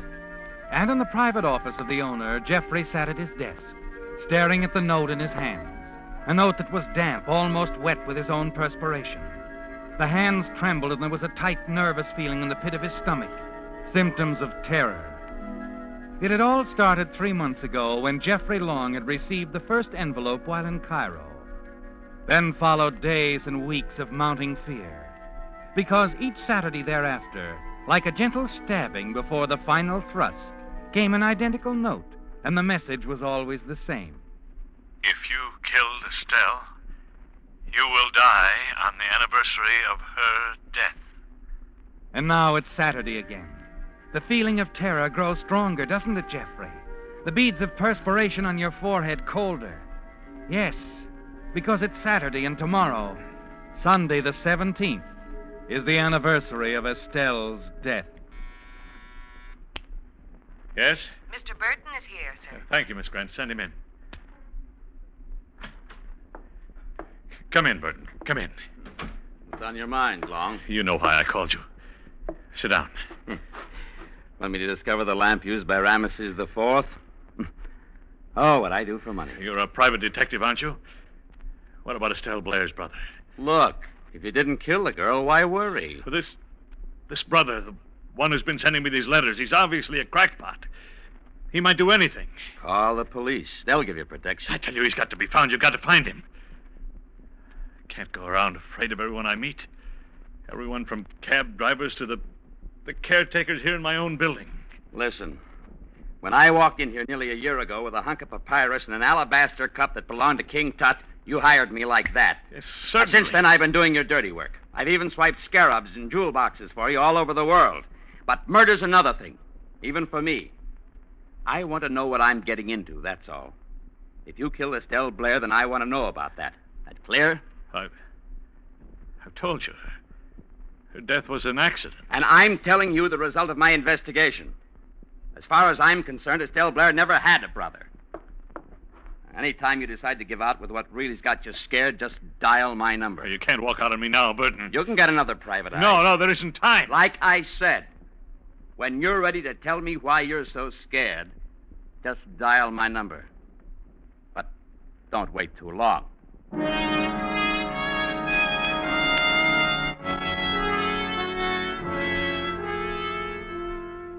It's turned out as you feared it would, hasn't it, Jeffrey? Yes. Burton, the private detective, hasn't been able to find Estelle Blair's brother. And now there's only one thing to do. You know there's too much to lose if you are murdered. The resultant investigation would certainly reveal the ugly facts surrounding your former assistant's death. You have immortality to lose, Jeffrey. Your name is the greatest private collector of Egyptology in the world. The proud name that shines brightly from the brass plaque on your great museum. The museum you intend to will to the city on your death. Quickly, you get to your feet. Hurry to the small cabinet and take down a bottle marked poison. There is a way out, isn't there? A way you can preserve the honored name of Jeffrey Long. Excuse me, Mr. Long. Yes? Oh, what is it, Miss Grant? You won't be needing me anymore this evening, sir. I thought I'd run along. No, I won't be needing you, Miss Grant. No. On second thought, perhaps you'd better stay a few minutes.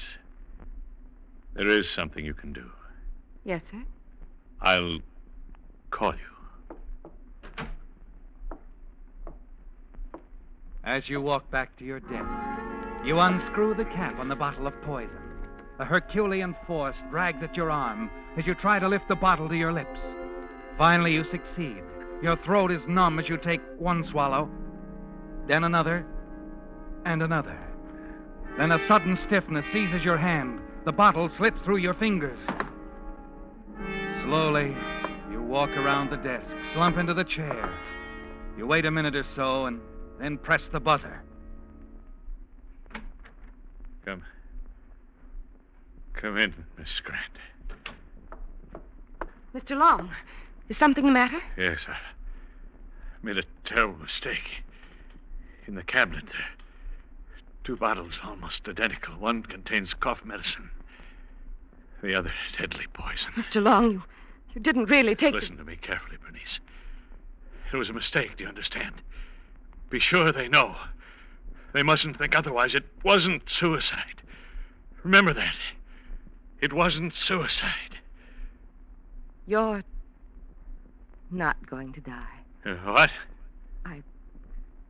I was afraid you'd do something like this. I poured the poison down the sink yesterday afternoon.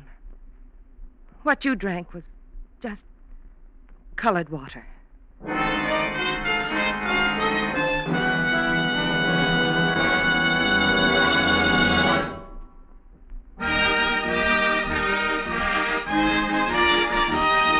Ed Stevens of Long Beach, California, is the Whistler fan who receives a $20 Signal gasoline book this week as a token of our appreciation for sending in this limerick.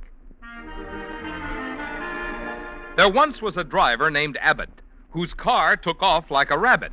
Signal Ethel, said he, is the fuel for me. From now on, I'll make it a habit. Signal, signal, signal gasoline. Your car will go far with Go Farther gasoline. If, like our friend Abbott, you like pickup that's quick as a rabbit, then Signal Ethel is a gasoline for you. But flashing pickup, mind you, is only one of the improvements you'll discover when you power your car with this super fuel. In addition, you'll enjoy Signal Ethel's extra power that makes cars fairly fly up hills and makes passing safer. And you'll be amazed at your engine's contented ping-free purr. For Signal Ethel is scientifically engineered to bring out the very peak of performance your car is capable of, regardless of age. So why not discover how much fun driving can be? Next time, treat your car to a tank full of the gasoline that's packed with more go. Next time, fill up with Signal Ethel.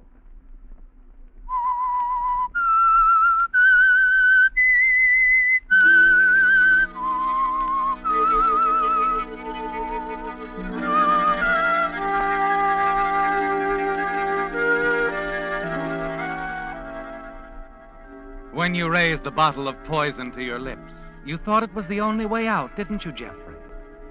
You would cheat Estelle Blair's brother, the man who had sworn to kill you, if you took your own life and make it appear as an accident, and you would preserve the honored name of Jeffrey Long.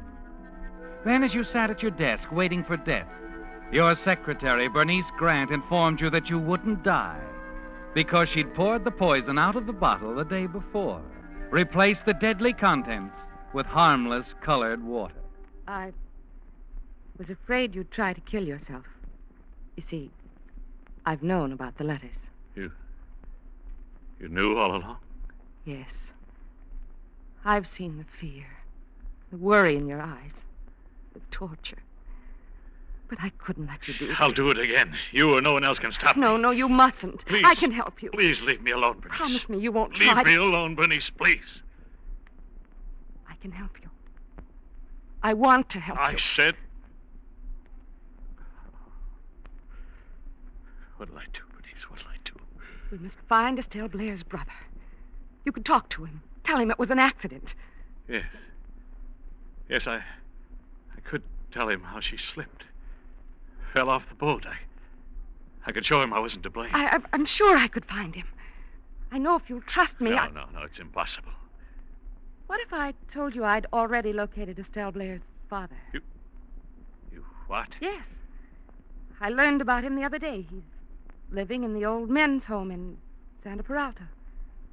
I know if I can talk to him. Oh, please, let me try. Well, You promise not to try again to take your life. Are you sure you're not making all this up just... I tell you, I know I can find Estelle's brother. Now, promise me. All right. Then go to the King Tut room in the basement. There's a telephone there and a couch. Stay there until I call you.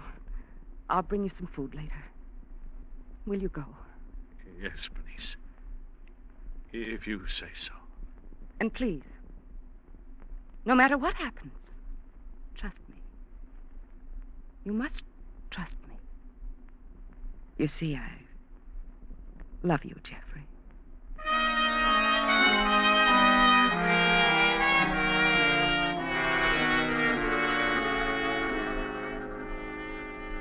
Still numb with shock, you find your way down to the King Tut room, the large storage room filled with relics from the Valley of the Kings in Egypt. Without even taking off your tie, you lie down on the couch and drop into a deep sleep. You awake much later, and when you look at your watch, you see that it's Sunday morning, the morning of the day you expect to be killed. Your thoughts fasten on the tiny bit of hope Bernice gave you yesterday. You quickly reach for the phone.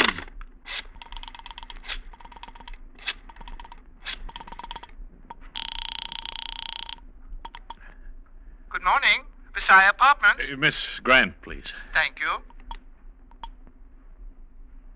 Hello? Bernice, this is Jeffrey. Have you found anything more about Estelle's brother? Not yet, but Jeffrey, I've made progress. I definitely know she had a brother. He's somewhere in San Francisco. But today is the anniversary of Estelle's death. The day it's going to happen. I can't just wait. You've got to wait. You must be patient, Jeffrey. At any moment, I may have some news. What about the father in Santa Peralta? You must trust me, Jeffrey. I know, but what did he say? What's the brother's name? I don't know yet. But the father, didn't he tell you? I'm working as fast as I can, Jeffrey. You must believe that.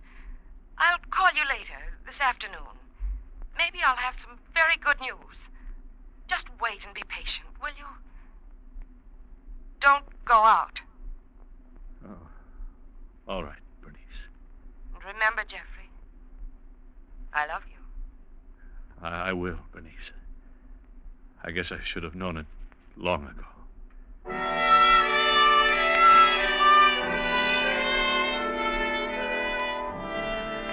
She convinces you to wait, doesn't she, Jeffrey?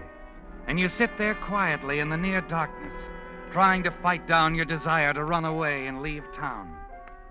You're debating this when you hear footsteps from the direction of the stairs outside. You tense nervously, staring at the door. Someone is coming, Jeffrey, into this room. Someone who moves quietly and has a key. You want to run, but the door's the only way, and then... Good morning, Mr. Long. Carruthers, what are you doing here? Why, Grady, the regular caretaker, is on his vacation, sir. I'm relieving him this week. But this is Sunday. You're not supposed to be here on Sunday. Miss Grant instructed me that you were here, sir, doing some special work.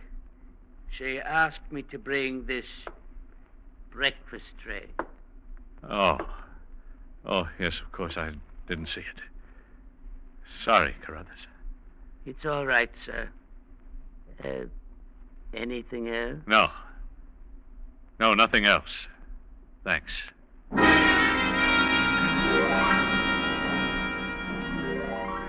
You watch him leave, stare at the food, suddenly realize you're unable to eat it or to even think of hunger.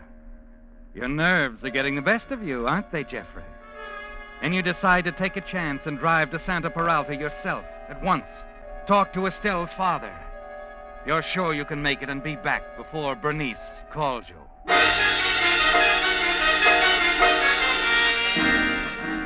You're on the highway in 5 minutes, headed south. An odd feeling tells you that a car somewhere behind you has been making the very same turns and that it picked you up near the museum. But you try to put it out of your mind when no attempt is made to catch up with you.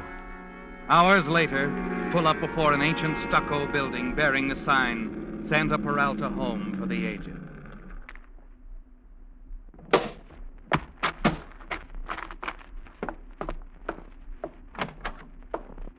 Well, a visitor so early. Welcome. Oh, thank Welcome. you. I'm looking for a man by the name of Blair. I'm sorry, Mr. Long. Jeffrey Long. Oh, I'm sorry, Mr. Long. No one here by that name. Well, maybe he's here under another name. He had a daughter named Estelle. No one here with a daughter named Estelle. She's a pretty girl, blonde. Tragically killed about 2 years ago at sea, the Mediterranean. She fell overboard. Oh, pity. Yes. But I'm afraid you have the wrong place. We have only 10 gentlemen here, and I know their records very well. We've never had your Mr. Blair here in San Peralta. You're sure? Absolutely, Mr. Long.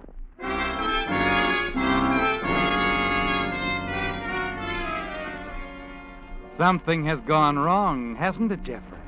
Bernice told you Estelle's father was in the old men's home at Santa Peralta, but apparently she was lying.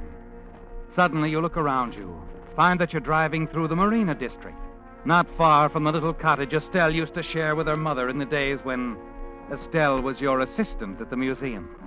You turn left, then right, and you see the house. Hardly recognize it after all these years. You stop and get out of the car and walk toward a tall woman who is watering the lawn next door. Hello. It's a lovely day, isn't it? If you like 'em hot, this is going to be a scorcher. You live here long? 9 to 15 years. You're not a collector, are you? Oh, no. No, I'm neither a bill collector nor a process server. An old friend of mine used to live next door. Andrews, maybe? No, the name was Blair. Oh, them. Mother, big woman. Arms like the posts on that porch. Yeah, well, the girl, Estelle, was my friend. Sweet little thing, blonde as corn silk. She was killed, you know. Fell off a boat somewhere near Europe or Asia or somewhere like that. Worked for a museum. Well, I've been trying to locate her brother. Brother? I don't seem to remember any man in the Blair family. Seems like there was just Estelle and her mother. Oh, I see. Well, I've got to be going. There was a girl, though, used to live with the Blairs, a friend of Estelle's. Dark girl, slim, about 5'2", trim little thing. Wore hair in a bun. You know, I used to say to my husband, Mac, that dark girl looks more like Mrs. Blair than Estelle does. I bet you they're sisters. I used to say to my husband, Wait a minute. Mac... Be quiet. What? That car. It went past and now it's turning around down the street. Oh, no law against... Well, what is it? What's the matter?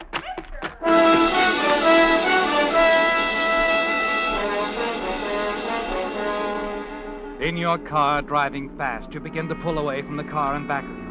Soon lose sight of it altogether. Slowing down, your mind stops racing too. And then it hits you, Jeffrey. Something that woman back there said. Dark girl, slim, about 5'2", trim little thing, wore hair in a bun. You know, I used to say to my husband, Mac, that dark girl looks more like Mrs. Blair than Estelle does. I bet you they're sisters. That's it. Sisters. Of course. Yes, Jeffrey, that's it. An exact description of Bernice, your own secretary. Suddenly it all becomes very clear to you, doesn't it? You noticed it the first day she came to work for you. There was something familiar about her.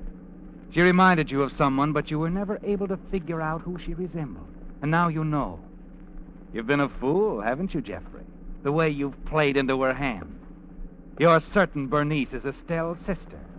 And all the while, she's the one who's been sending the notes, intending to avenge her sister, Estelle.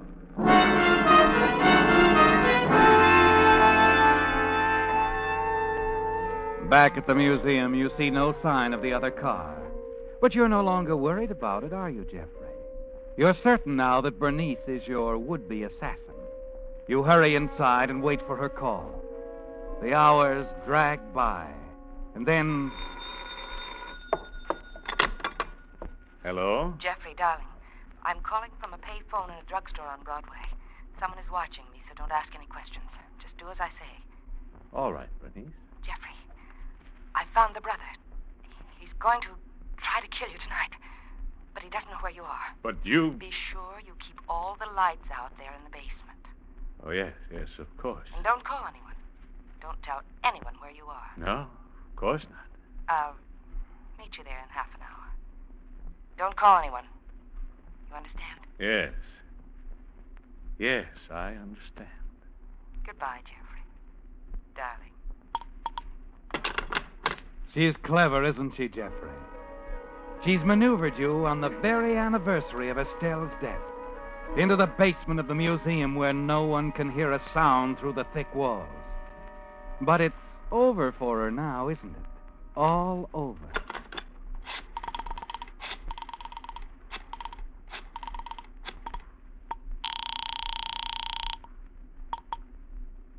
Burton Detective Agency, Burton speaking. This is Jeffrey Long, Burton. Oh? What now? I know who's been sending me those notes. Yes? My secretary all along. Bernice Grant. What? Yes. She's Estelle's sister. Now, you've got to help me. Look here, Long. I've told you where I stand. Before I do anything, I have to know. Are you prepared to go along with me the whole way, if I tell you? What do you mean by that? I mean, even to doing away with someone? You mean Bernice? Yes. If it's necessary. Anything for money. You know that. All right. Yes, I killed Estelle. I pushed her overboard, but she had it coming. I'll tell you about it later. Are you with me now? Of course. I'll be right over. You better bring along a man you can trust. Bernice is coming here to the King Tut room in the basement in half an hour. She'll probably have a gun. Can I depend on you? Don't worry about a thing. We'll meet you there. It seems ages as you sit there in the dark waiting. Then when the illuminated hands on your watch point to 8:30, you hear Bernice coming.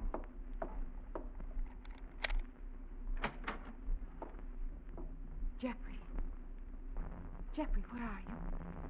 I'm here. Oh, I've been so worried. Here, let's turn on the light. Oh, I'm so tired, darling. I've been so worried. Isn't this carrying things a little too far, Bernice? Jeffrey, what do you mean? How stupid do you think I am? Jeffrey, what's this all about? Still playing the game. Didn't you think I'd see through it all? You know, Bernice, I visited San Peralta. And as you know, Estelle's father has never been there. I had to tell you something to keep you from doing away with yourself. It was all I could think of. Jeffrey, I've been working every minute, working for you. I asked you to trust me. Trust you? You've had me so worked up, I've suspected everybody I ran into. Even thought it might be Carruthers, the caretaker. And in the car, I imagined someone was following me. You didn't imagine it. You were being followed. What? I was afraid you might go out. I called in the police, begged them to put a man on you. Do you expect me to believe that? Here, give me that purse. Jeffrey! So carrying a gun. For what, Bernice? Jeffrey, it's for your protection. I was afraid he might find you here. Why are you pointing that gun at me, Jeffrey? You see, Bernice, I know all about you. Found out from a woman next door to your old house in the Marina District. I know you were the one who wrote me those notes. No. I know Estelle never had a brother. I've discovered something even more interesting. But it... I've discovered that you, Bernice, the sweet secretary who said she loved me, you are the one who intends to kill me. Because you're Estelle's sister. And that's why I'm going to kill you.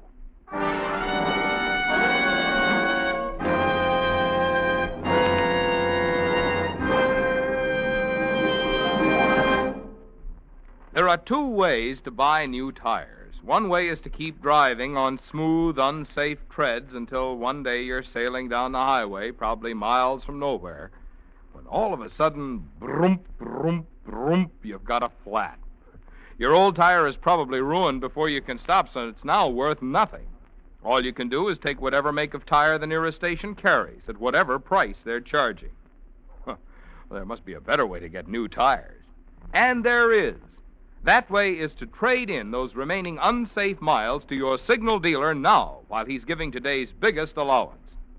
What's more, the new tires on which Signal dealers are giving this generous trade-in allowance are first-line Lee tires, famous over 47 years for long mileage.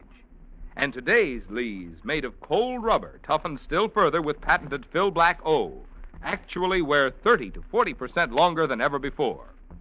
So from a dollars and cents standpoint, you just can't afford to keep on driving on treadbare old tires. Not now, while Signal service stations will trade them for new Lee tires at such surprisingly small cost. Stop in at your nearest Signal dealers tomorrow. Get his generous trade-in offer, and you'll know what I mean.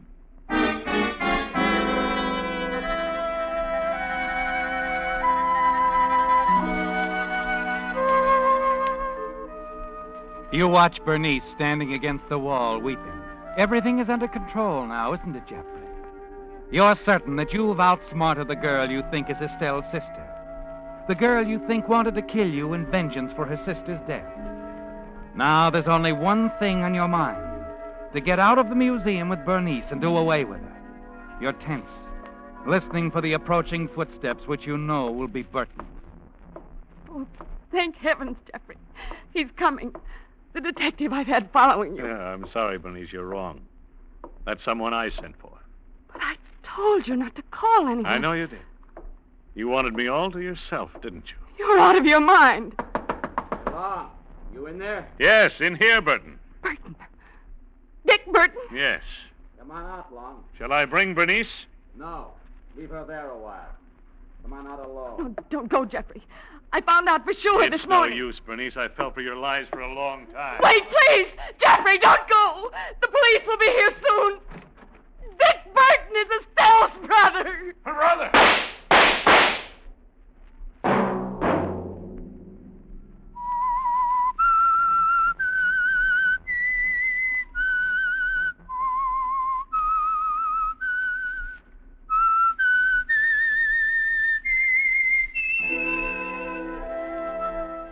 Let that whistle be your signal for the Signal Oil program, The Whistler, each Sunday night at this same time. Brought to you by the Signal Oil Company, marketers of Signal gasoline and motor oil and fine quality automotive accessories. Remember, friends, if you'd like the fun of having your friends hear a limerick of yours read on The Whistler, the address to which to send it is Signal Oil Company, Los Angeles, California. Your limerick must be your own composition. It will be judged on the basis of originality, humor, and suitability, and the decision of the judges is final. All entries become the property of the Signal Oil Company.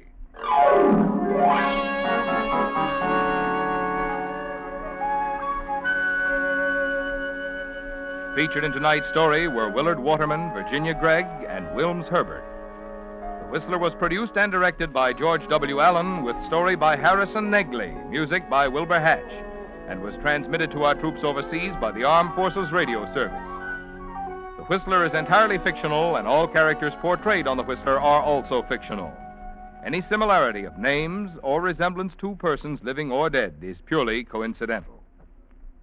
Remember, at this same time next Sunday, another strange tale by The Whistler.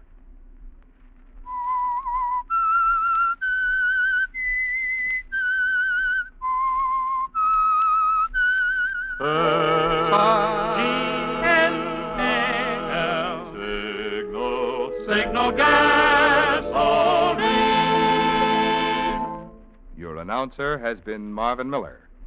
This is CBS, the Columbia Broadcasting System. The Whistler.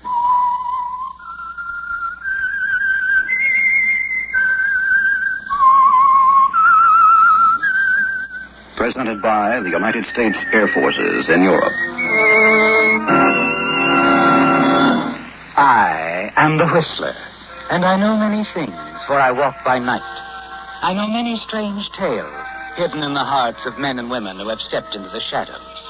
Yes, I know the nameless terrors of which they dare not speak. Tonight transcribed, it's the Whistler's strange story, Element X.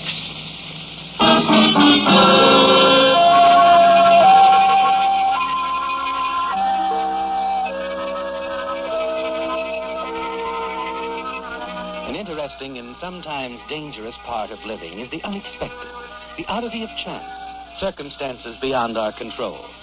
It was chance that brought Grant Forbes out of a downtown building at almost the same time that his friend Lieutenant Driscoll of Homicide was passing by.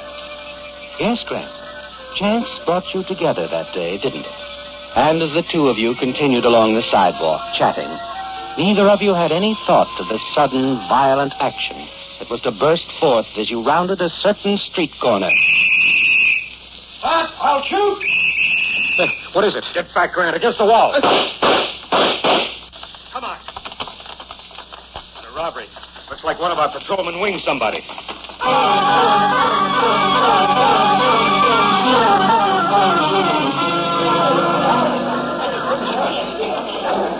All right, keep back, folks. What's it all about, officer? Oh, Lieutenant Driscoll. Hold up, sir. I just happened to walk into Mr. Reynolds' store. This guy turns, starts to run out, and Reynolds yells. We heard the rest. Good work, officer. Nothing to it, Lieutenant. Just happened.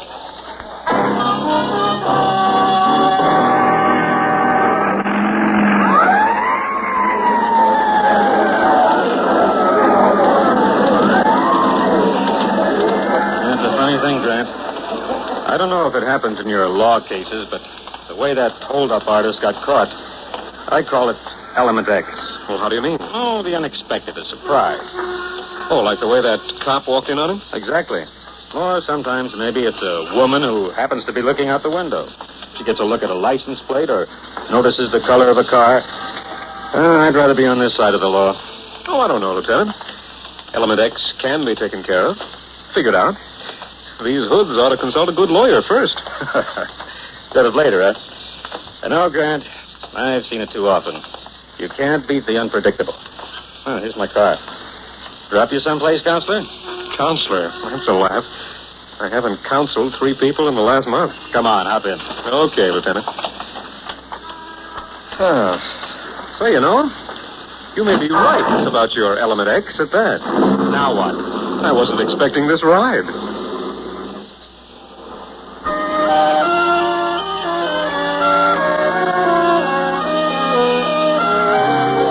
It was many weeks after you talked to your friend, Lieutenant Driscoll, wasn't it, Grant? Yes. And they were weeks that seemed like months. And then came that phone call that was to make so much difference. What was the name again? Markham, Floyd Markham. I'd like for you to drop out here to Malibu, Mr. Forbes. Discuss a certain domestic matter.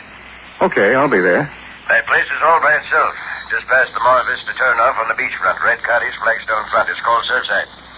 I think that's easier to look for than the number. Definitely. Mr. Markham, I was wondering, how did you happen to call me? I've done some inquiring around. I understand you're an attorney who won't object to doing some personal research. You mean following somebody around? A little gumshoe work? Call it what you like. You'll be here, won't you? I'll be there. Tonight, please, 10 sharp. Tonight, 10 sharp. Check.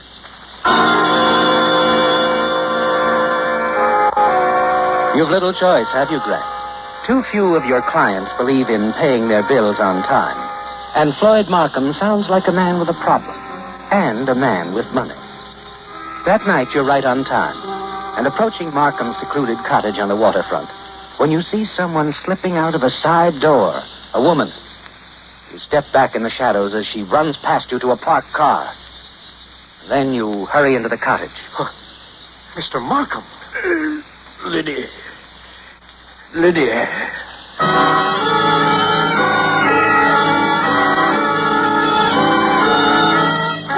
You know at a glance that the man at your feet is through, don't you, Grant? You stoop down quickly beside him. His identification tells you for certain that he's Floyd Markham, the man who sent for you. And you're afraid it's too late to find out why. Mr. Markham, who was it? Who did this? Lydia. Lydia, my wife. Your wife? She shot you? She ran out of here? Yes. Lydia. Lydia. Mr. Markham? So long, Mr. Markham. You know, you're a little Lydia element X.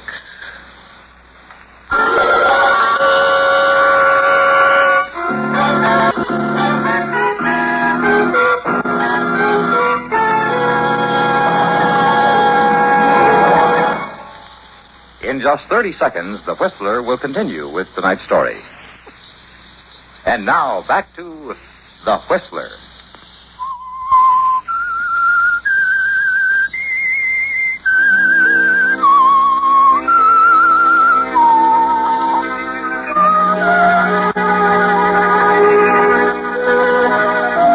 Well, Grant, your visit to the Malibu cottage of Floyd Markham. The way you walked in on his murder was all along the lines of your friend Lieutenant Driscoll's theories about Element X, the unforeseen. The surprise that so often goes against criminals and murderers. It would go very badly now for Lydia Markham, too, wouldn't it? If you decided to play on the side of the lieutenant. But you haven't decided it that way, have you? No. Instead, you let a week go by. A week of watching the newspapers to see what the police know. A week in which Floyd Markham's funeral takes place, with his wife putting in an appearance as a grief-stricken, confused widow. And then you decide to pay her a visit.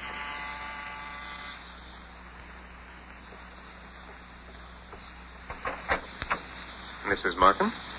Yes? I'd like to talk to you. On behalf of a client of mine. Oh, my card. Grant Forbes, counselor at law. Permit me to explain, Mrs. Markham. My client was a witness to a sort of an accident. A shooting, I believe. Ralph. Ralph. Oh, what's the matter, huh? Oh, who's this? Mr. Forbes. Grant Forbes, counselor at law. Ralph, I think we should talk to him.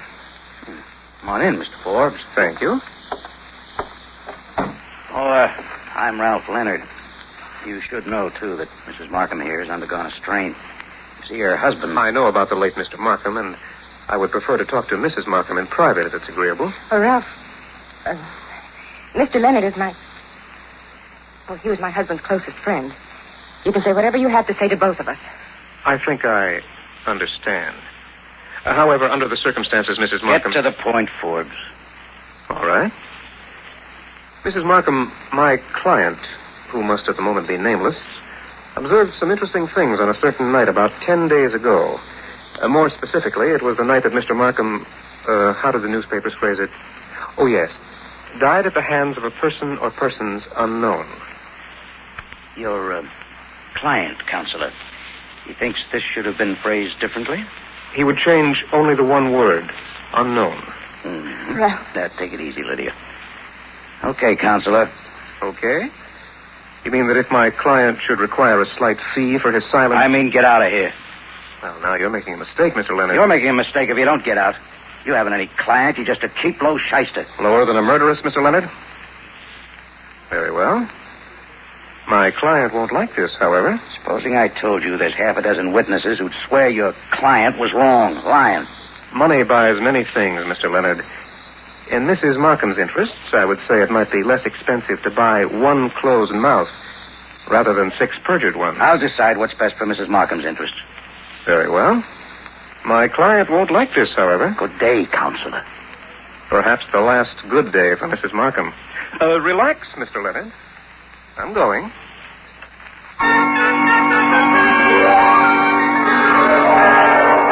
You walk walk out of the apartment, Grant, you're not sure, are you? Not sure how stubborn Ralph Leonard intends to be. And then, as you're waiting for the elevator to take you down... Oh, Mrs. Markham. I slipped out the service door. I haven't much time. Please, tell your client that... Well, to wait a few days. To wait a few days? I'll arrange something. I mean about the fee. Oh, yes. You have my card, Mrs. Markham. I'll hear from you soon. Very soon, I promise. I must get back now. Mrs. Markham. Yes. If this is a stall, something to get me off guard while your dear friend Ralph figures out how to get me out of the way. I give you my word, he doesn't even know I'm out here. Please, Mr. Forbes, trust me. Oh, I'm the trusting sort, Mrs. Markham. Very much so. All right. I'll give you what you ask. A few days. Oh, thank you. Thank you very much. Good day, Mrs. Markham. I'll be looking forward to making any reasonable settlement for my client. Riding down in the elevator, you feel better about it, don't you, Grant? Yes. But that evening, as you park your car and start down the street toward your apartment, the shots splatter into the building wall beside you. You fall quickly to the ground, and as you look up, a car with Ralph Leonard at the wheel swerves crazily around the corner. As you get to your feet, you realize grimly that he's decided to make certain of your silence to protect Lydia Markham, and perhaps her money as well.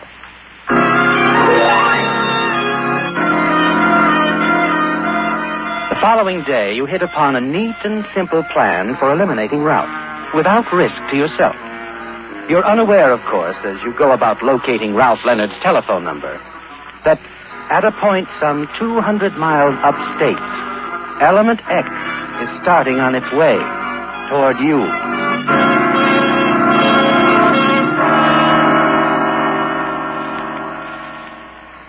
This is your friend, the counselor. Remember? Oh, yeah. I remember. I'd like to make a deal, Mr. Leonard. I'm talking about a partnership. You play ball with me, and we can make ourselves a little money. Go on, counselor. You interest me. Mrs. Markham need never know your part in it. And we split the profits. Well? Now, look, Yes? Suppose we get together, huh?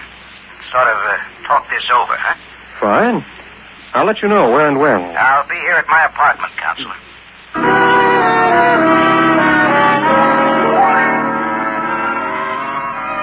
You smile, don't you, Grant, as you hang up the receiver? You know what Ralph Leonard is thinking, what he's planning. Because he believes you're stupid enough to meet him at a quiet rendezvous where he can do his talking with a gun. You hurry out of your office, get into your car, and drive uptown to Mrs. Markham's apartment.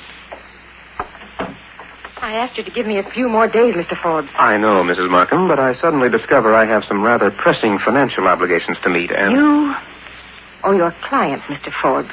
Oh, come, Mrs. Markham. Surely you must have guessed. Your friend Ralph did. Yes. Aren't you going to ask me to sit down? Of course. And allow me to serve cocktails. Thank you, no. A bit too early in the day yet. Now, as I was saying... You're pressed, financially. I am indeed, Mrs. Markham. A few thousand would tide me over for a while. Well, I don't have the money here. Can you come back tonight? If you don't mind, I'd rather we met somewhere else. Very well. I'll phone you later. Tell you where. I see. Now, if there's nothing further... There is. Oh. I think I'll have that martini after all.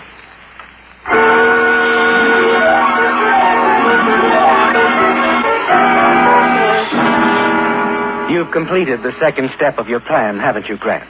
Yes. And now you must select the scene of the crime. After you leave Mrs. Markham's apartment, you drive back downtown. Find the perfect setup. A dark, quiet street in the factory and warehouse district. Still unaware that Element X, moving relentlessly toward you, is now less than 50 miles away.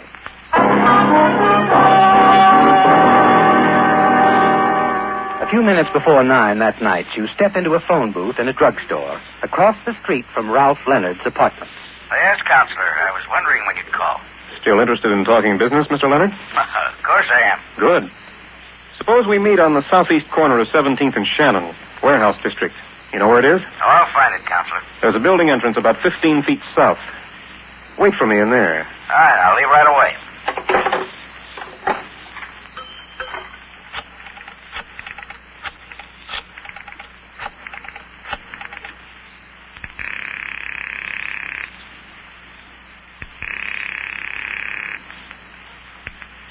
Hello? This is Grant Forbes, Mrs. Markham. I have the money. 3,000. I'm afraid that's not enough. What? Well, you said that... I know. That was this afternoon. Now I need 10 grand. 10,000? But where can I get that kind of money at this time of night? Now, be reasonable. Look, you've got jewelry. Well, yes, but... That'll do till tomorrow. Tomorrow? When your bank opens, you can get me the rest of the 10,000. You might as well get used to this. Yours was a very expensive murder, baby. Yes. Wasn't it? Oh, and if you're thinking of calling your boyfriend, Mr. Leonard, when I hang up, don't bother. He just left his apartment building. You think of everything, don't you? Sure. He thinks he's got a date to meet me. While he's waiting up in Hollywood for me to show, you and I will be meeting somewhere else. Now, listen to me. Give me a break, please. Save it, sweetheart. Meet me in half an hour, or I'll write a little letter to the police. No, don't do that. Half an hour. That's all you have. I'll be waiting at the southeast corner of 17th and Shannon. There's a building entrance about 15 feet south of the corner. I'll be standing in there.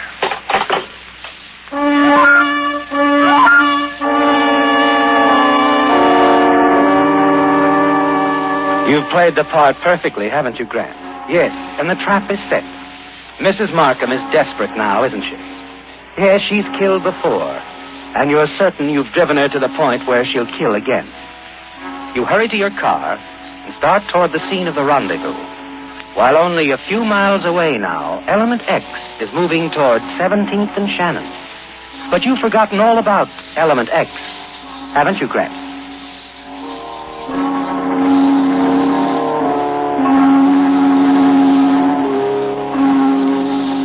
"20 minutes later, you park your car down the block. Move along the darkened street swiftly.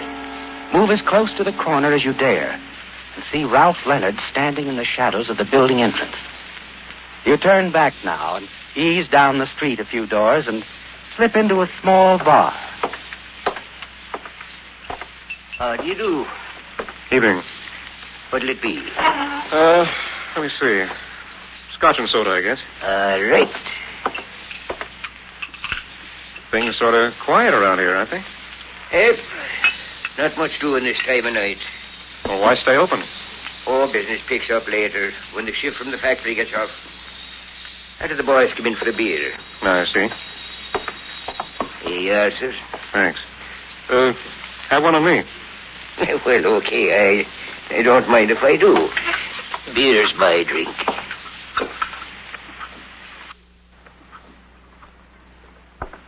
Well, here's cheers.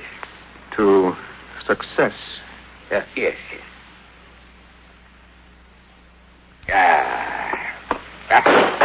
Hey, what's that? It sounded like shots to me. It sure did. Come on. I'd say we better have a look.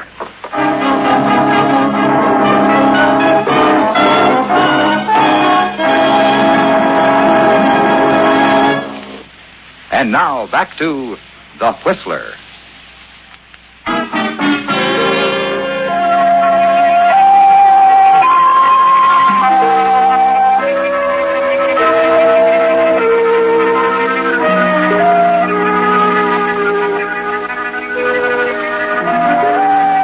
Lieutenant Driscoll from Homicide stood quietly in front of the entrance to a building some 15 feet south of 17th and Shannon, making notes in a small black book. And from time to time, he glanced down at the bullet-riddled body of Ralph Leonard. A short distance down the block, a police car was parked near a large truck and trailer. The squad car sergeant, finished with his questioning of the truck driver, came slowly to the spot where Lieutenant Driscoll was standing. Get a statement from the truck driver, Sergeant? I did, Lieutenant. According to him, he was barreling down the street at a pretty good clip when suddenly a woman driving a green sedan whipped around the corner and started pumping shots at this man, Leonard, standing in this entryway here. Uh-huh. Go on. Well, one of the bullets went wild, hit the front truck tire, and there was a blowout. And the truck went out of control, crashed into the front of that bar, huh? Uh-huh. The truck hit a guy as he was coming out. Just missed the bartender. The other guy hurt bad? Died just a few minutes ago. His name's Forbes. Grant Forbes. Grant Forbes? The attorney? Well, that's what his card said. Why, did you know him? Yeah. I knew him. He had plenty to say before he died, Lieutenant. Told me who was driving that green car and fired those shots. A Mrs. Lydia Markham. Element X. Element X? Hey, that's what Forbes said before he died. That's what he called the truck. Element X. What do you suppose he meant by that? Oh, it was sort of a theory between us. Now it's a dead secret.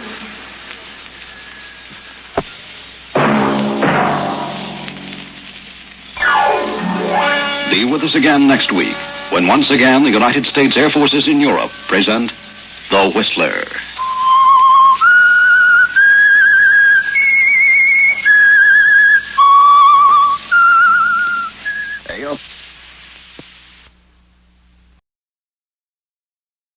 And now, stay tuned for the mystery program that is unique among all mystery programs. Because even when you know who is guilty, you always receive a startling surprise at the final curtain. In the Signal Oil program, The Whistler.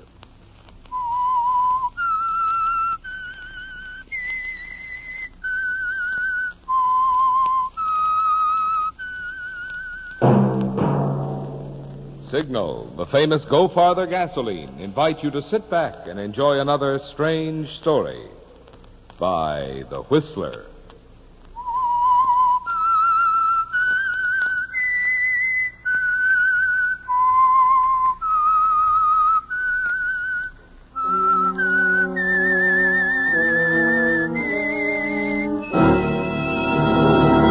I am the Whistler, and I know many things, for I walk by night. I know many strange tales hidden in the hearts of men and women who have stepped into the shadows. Yes, I know the nameless terrors of which they dare not speak.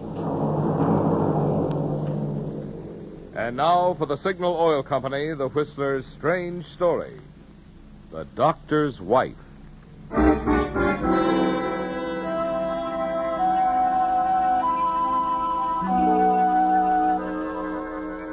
The Boston firm of Beneke and Woodruff, dealers in antiques, art objects, and rare books, has welcomed scholars and collectors into its long, narrow, and dimly lit showrooms for over 100 years.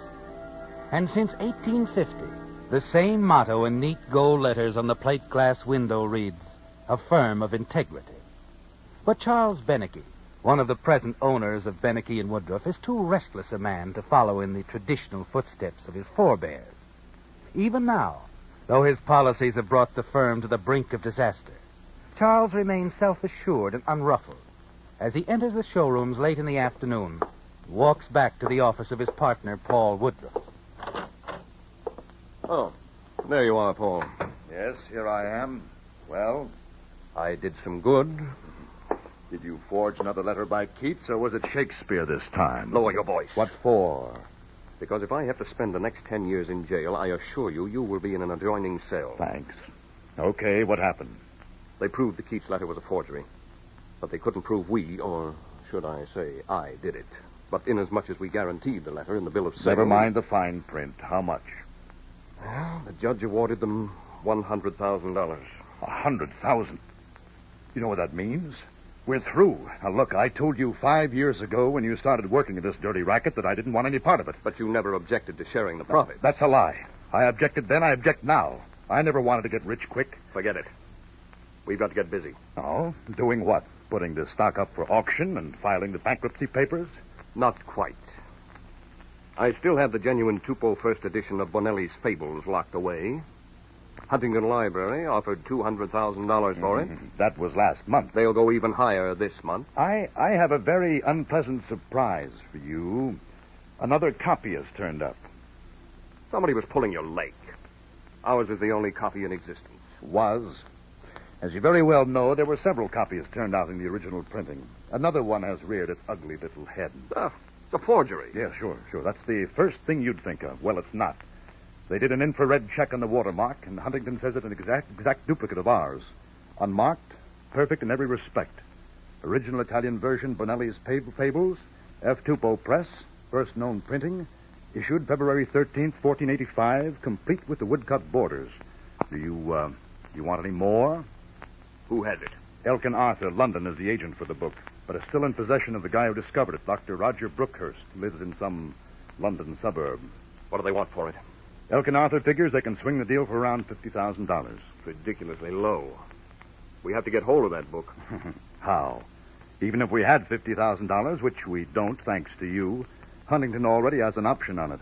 You seem rather pleased about the whole thing. As a matter of fact, I am. Even if I have to lose my shirt, at least I'll be through with you and your shady deals. Not just yet. I'm leaving town for a month, possibly longer. You'll remain in charge of the shop until I get back. Oh? Who says I will? I needn't remind you that in the eyes of the law, you're quite as involved in the so-called shady deals as I am. I would strongly urge you to remain at your post until I return. Where are you going? London, of course. And I'm not coming back until I get that other copy of Bonelli's Fables.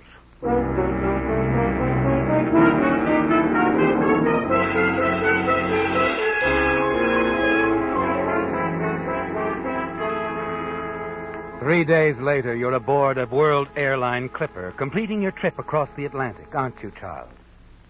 You lose no time sightseeing in London, do you?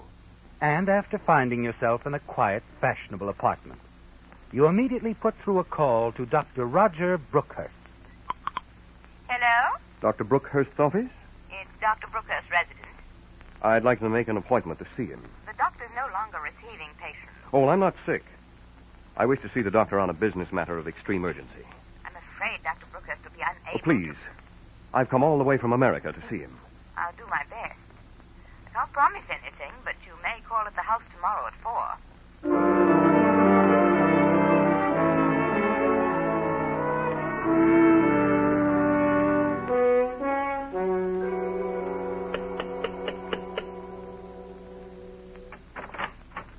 Won't you come in? Thank you. Oh, excuse me. This is Gerald Kimberly, Dr. Brookhurst's secretary, and... Charles Beneke. Please, I'm sure. Forgive me, Yvonne. My head is splitting. I must be going. I'm sorry I'll about... take care of it, Gerald. Don't worry. Well, then, goodbye, Yvonne. And good day to you, sir. Good day. Are you the doctor's daughter? I'm his wife, but that is a compliment. Oh, the truth. Are all Americans like you? In the presence of a beautiful woman. In that case, I had better take you upstairs to see Roger immediately. Well, if you insist. I want to warn you. He's been an invalid for some time. Stomach disorder. It makes him very short-tempered. I understand. Oh, Roger, the gentleman who phoned is here. Oh, yes, the American. Show him in. How do you do, Doctor? Not very well. Sorry. Well, sir, what is this urgent business that brings you to my door? Your copy of Bonelli's Fables. You see... No, I don't. Now, look here, sir. I don't care if you came all the way from the North Pole. I have had quite enough of book buyers, book sellers, and book traders. My agent is Elkins Arthur, 84 Charing Cross Road. Consult him if you care to, but kindly leave me and my household alone.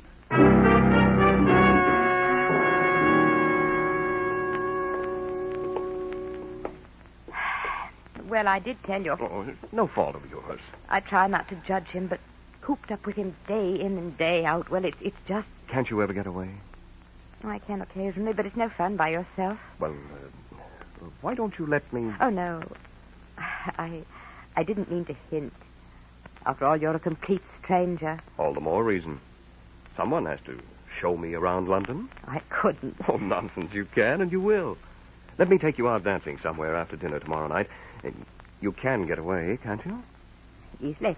But do you really want to? Oh, very much. Well, all right, I'll do it. Thank you. But I'm certain that neither of us will regret your decision. Yvonne.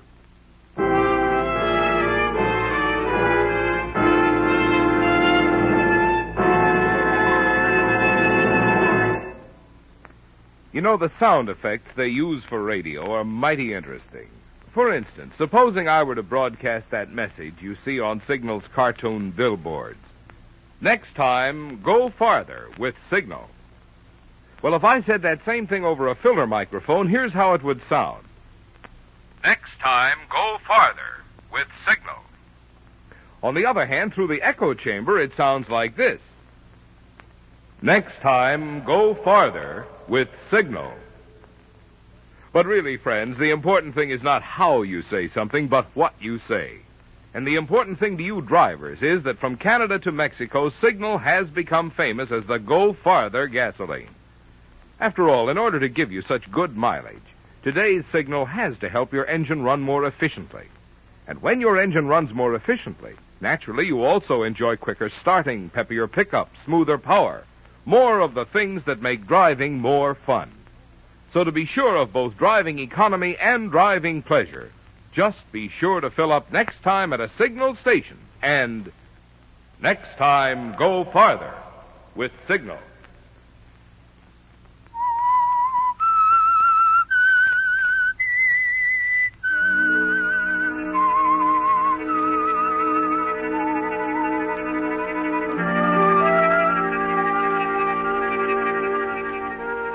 Well, Charles, it looked very bad when you first arrived in London.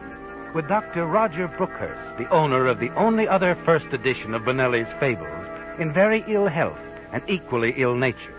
It seemed as if you'd be completely unable to talk him out of his copy of the book, which you must have to ensure the value of the one which you and your partner in America now possess.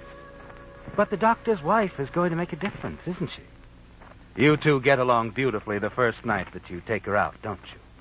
Dining in a secluded restaurant, dancing afterwards, and then a romantic stroll along the Thames.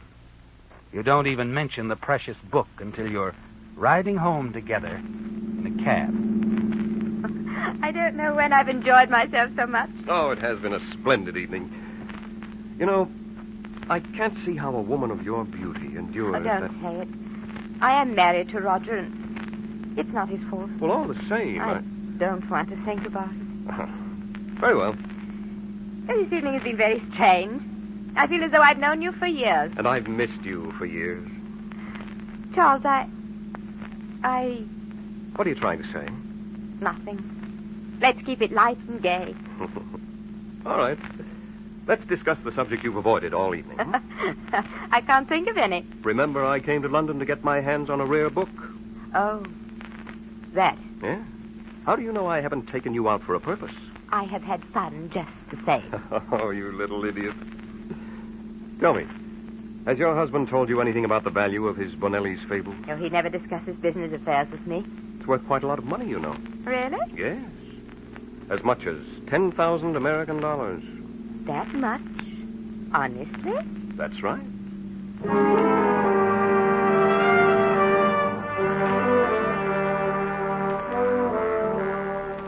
You see Yvonne the next Friday, and then the weekend after that. You're sure she's in love with you, Charles, and you're sure she loathes her husband. But you have to find a way of bringing it out into the open, of taking advantage of it to get that book. Luck is with you there, isn't it, Charles? Or on Wednesday evening, as you walk hand in hand down a quiet lane, Yvonne turns to you. You won't think I'm vicious, Charles, if I... I know you're not. It's about Roger. I can't stand it another minute. Day in and day out, jailed in that old house with that nagging invalid. I'm sorry. It's not his fault. But you can't help what you feel. It's true, I can't. I'm young, and I want to taste life. Of course you do. Do you care anything about me at all, Charles? Don't lie or pretend, please. I love you, Yvonne. You're not just saying that to get hold of that old book, are you, Charles? Yvonne, the book is important to me. I'm short of cash at the moment, and the client I represent will give me a handsome bonus for getting it, but, well, it has nothing to do with my love for you. You don't have to explain. Oh, darling, what can we do? Why don't you take the confounded book and run off with me? The devil take it all. I want to. I wish I could. Well, why can't you? The scandal would kill my family. Well, sometimes, Yvonne, we have No, Charles, it won't work. There must be some other way. If I could get a divorce, I'd... Oh, that's impossible, isn't it? Under the circumstances, yes. But you've got to help me, Charles. There is another way. What do you mean? It could be done quickly and safely. No one would be the wiser. No, Charles. Your husband is in a great deal of pain, Yvonne. No, not murder. Don't forget I mentioned it. Perhaps we'd better say goodbye. No. Wait. How would we do it if we decided to do it? I assume Roger uses sleeping pills. Yes. A few extra in his glass of milk or tea, And it would be all over. Yes. Roger could leave a short note behind, explaining why he did it. Oh, but his handwriting. I've spent a good part of my life studying original manuscripts and letters. I'm something of an expert on handwriting. I see. Oh, but I'm afraid, Charles. I'm very afraid. Come here, darling. Please hold me close, Charles. Hold me tight.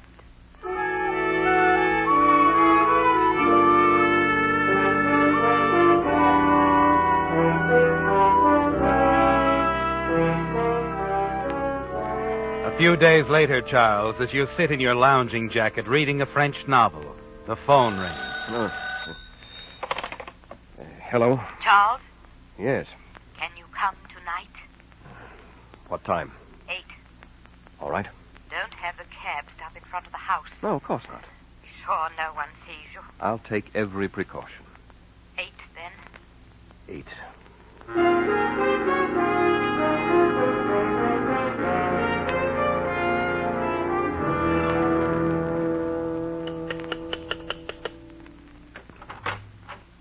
I was afraid you wouldn't come. You know I wouldn't let you down.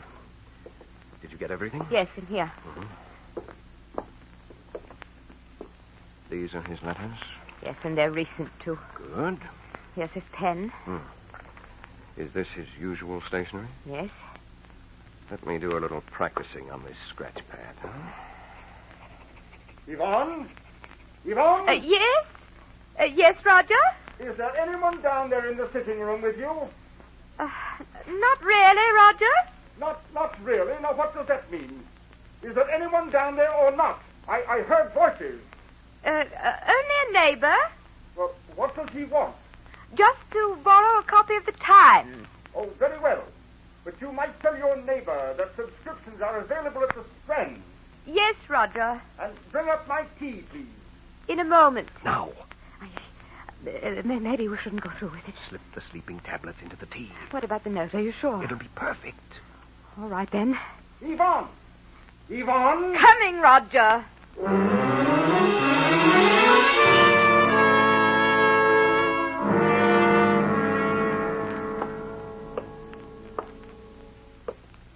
Well? He's drinking the tea now. The note? Jim, how's this? I've been a burden on my wife long enough. Forgive me. Roger Brookhurst, M.D. Good. Charles, perhaps you'd better keep away until after the funeral and the inquest. Yes, of course. I'll miss you, darling. I'll miss you too, Charles. I hate to bring this up at a time like this, but we must be practical. Yes? Perhaps I ought to sell the book for you immediately. You'll need ready cash for the funeral expenses. Oh, no, Charles. They might ask about it at the inquest. Give me a week. Certainly, darling. Shall we arrange for a place to meet? What about our pub off Piccadilly Circus? Just the place. A week from today. 4 o'clock be all right? Yes. Anything else? No. I only hope I can stand the ordeal. When it gets bad, think of us in America, married, happy, together. I will. And now, upstairs. Do you suppose he's... Yes. We'd better have a look.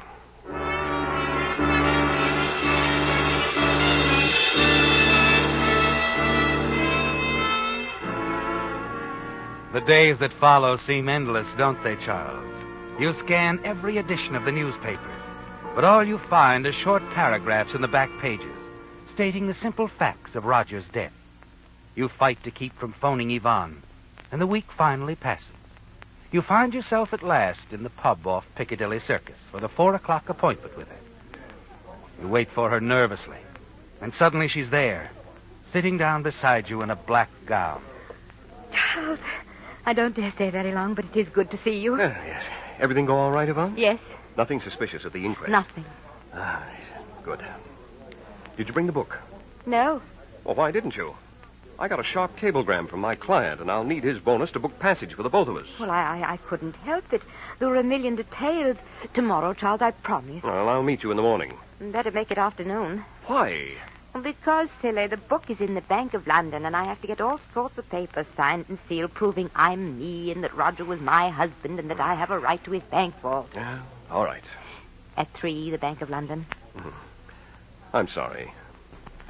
I'll see you tomorrow. You're not cross with me? No. You still love me? Oh, you know I do. 3, Bank of London.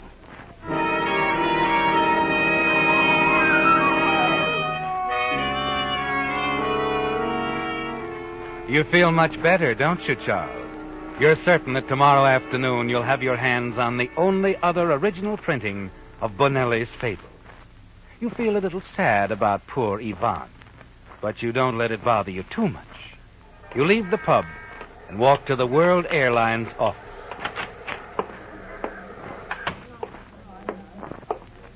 Can I be of service, sir? I wish to book passage back to America. Boston. Oh, yes, sir. We have a flight leaving tomorrow night at 9. I'll take it. How many in your party? 1. As you're about to get your ticket, you suddenly hear a familiar voice from another ticket window close by. 2 for Paris. Yes, they'll do. I'm in a hurry. Here. You can only catch a glimpse of her back, but you're sure it's Yvonne. Your ticket, sir? Hold it for me. But, sir, I'll be back. You rush out after her, but she disappears into a waiting car and drives off. Desperately, you look up and down the street. Cabby! Cabby!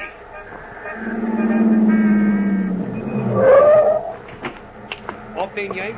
Bromley suburb, and step on it. Number and street, if you don't mind. I'll show you. Get going.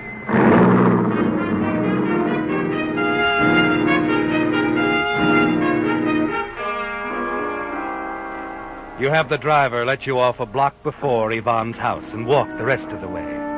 As you approach, you see Gerald Kimberly, the late Dr. Brookhurst's secretary, drive off in a roadster loaded with suitcases.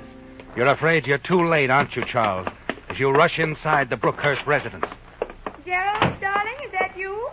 I'm in here. The rest of the bags are packed. I'm getting the book out of the safe. Hello, Yvonne. Charles. Surprised? Yes. I didn't think you could do a thing like this after all we went through. Didn't you know? I thought the lady loved me. No crocodile tears, Charles. I was on to your game from the first. What do you mean, game? Oh, come off it, Charles. Imagine trying to tell me the book was worth $10,000 when poor Roger was giving it away at $50,000. You knew. All the time, you knew. What did you take me for anyway, an innocent little fool? Well, now you know much better. I'll take that book. Oh, no, you won't. You'll get out of here. Gerald and I are going away together. And if I have any more difficulties from you, I shall call the police. You wouldn't dare. Why not? As I remember it, you forged a suicide note. Listen, Yvonne. This is wrong. I love you, Yvonne. Don't lie. Besides, if it were true, it would do you little good. Gerald and I have been in love for years, but he couldn't bring himself to do away with Roger. So that's why you let me. You used me. That's right. I'll take that book, Yvonne. No, you won't. Let go of me. Too bad, Yvonne. You could at least have had your life. And Gerald.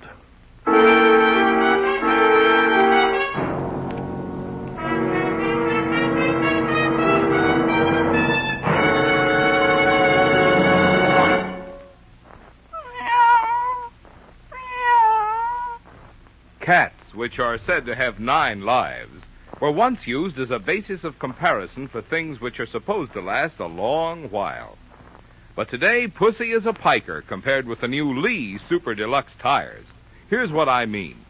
For extra long mileage, Lee toughens long-wearing cold rubber still further with patented high abrasive Fill Black O.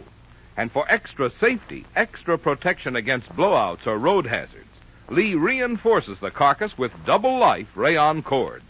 No wonder Lee of Conshohocken, for half a century maker of first-line tires, dares to back these famous nationally advertised new Lees with a double guarantee. Guaranteed for life against defective workmanship and materials. Guaranteed 15 months against all road hazards. When you consider that Lee charges nothing extra for all this extra quality, and dealers are now giving generous trade-in allowances on old tires, you can see why more and more drivers who want to be prepared for what's ahead are going to signal stations and Lee tire dealers for the tire with 9 lives. Lee tires.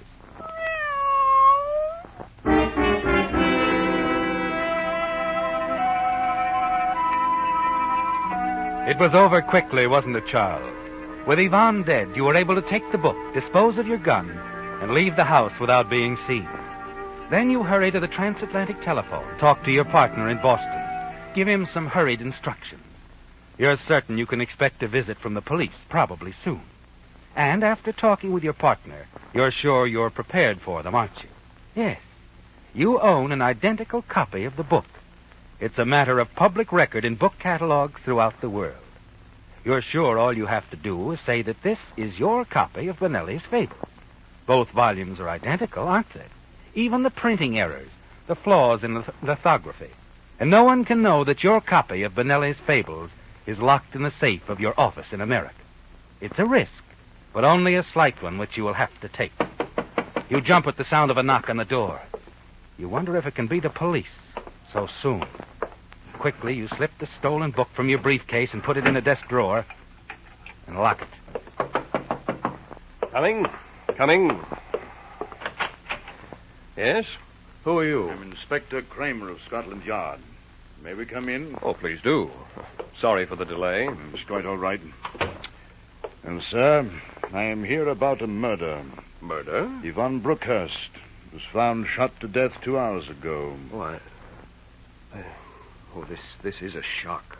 Rare volume was stolen by the murderer. Bonelli's Fables? Yes. We understand from Mr. Gerald Kimberly that you were most anxious to get the book. I certainly was. It's an original edition. I have the only other copy. I have it with me, as a matter of fact. Our ownership is a matter of official record, if you care to investigate. How do you happen to bring your copy with you, as valuable as it is? Well, with both copies in my possession, I could ask and get any price for either. Or both. I'd hope to sell them, either here or at home. Yes, and it still seems strange. You're more than welcome to communicate with my partner in the States, Inspector. He'll verify everything I've told you. The fact that this is our copy, the reasons why I brought it with me. Yes, we may get around to that. Meantime, may I see your copy? Yes, of course.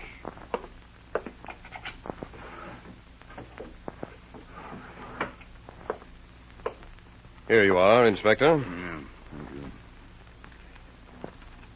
It's interesting. Tell me, are you familiar with the book at all? Oh, certainly. Mm-hmm. I read it twice a year. It gives me a chance to brush up on my Italian. Good.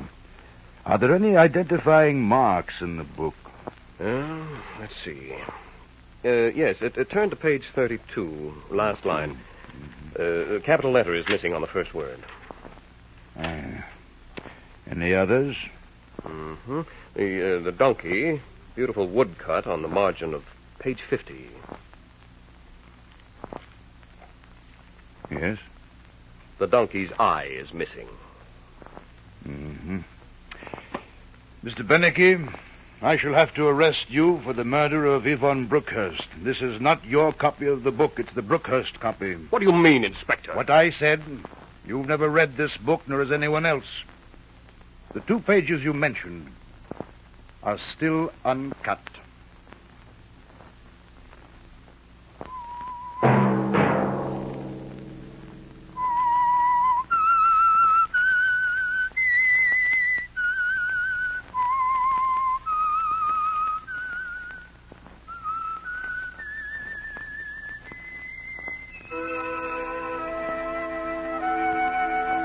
Let that whistle be your signal for the Signal Oil program, The Whistler, each Sunday night at this same time. Meantime, Signal Oil Company and the friendly independent dealers who help you go farther with Signal gasoline hope you'll remember. Regardless of what gasoline you use, you'll enjoy more miles of happy driving if you drive at sensible speeds, obey traffic regulations, and avoid taking chances. You may even save a life, possibly your own. Featured in tonight's story were Bill Foreman as the Whistler, Les Tremaine, Alice Reinhardt, John Daner, Herb Rawlinson, and Donald Morrison. The Whistler was produced and directed by George W. Allen with story by Meyer Dolinsky, music by Wilbur Hatch, and was transmitted overseas by the Armed Forces Radio Service. The Whistler was entirely fictional, and all characters portrayed on The Whistler are also fictional. Any similarity of names or resemblance to persons living or dead is purely coincidental.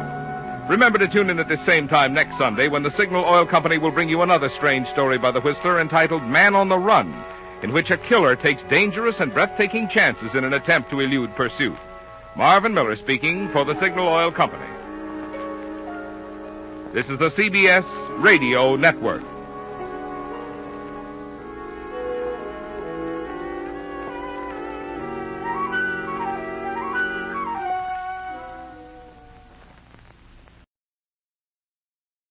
The Signal Oil Program, The Whistler.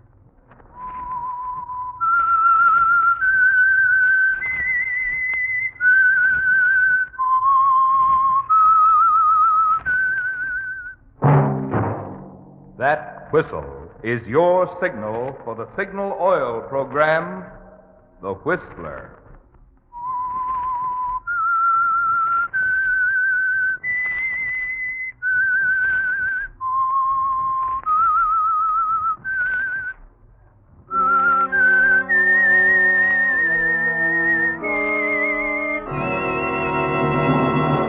I am the Whistler, and I know many things, for I walk by night.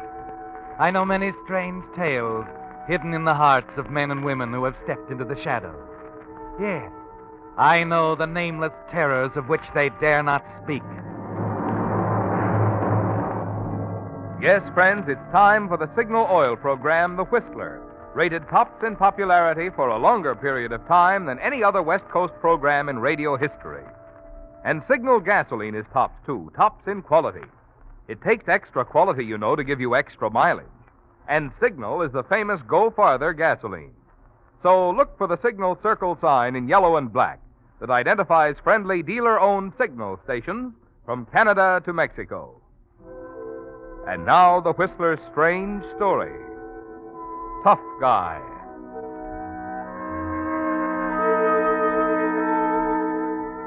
The white-thatched community sat quietly sweltering under a broiling South American sun as a battered taxi swerved off the highway in a cloud of thick red dust and clattered up the main street. Larry Sands sat huddled in the rear of the cab, wishing he was back at his desk in the offices of Pacific Airways in San Francisco.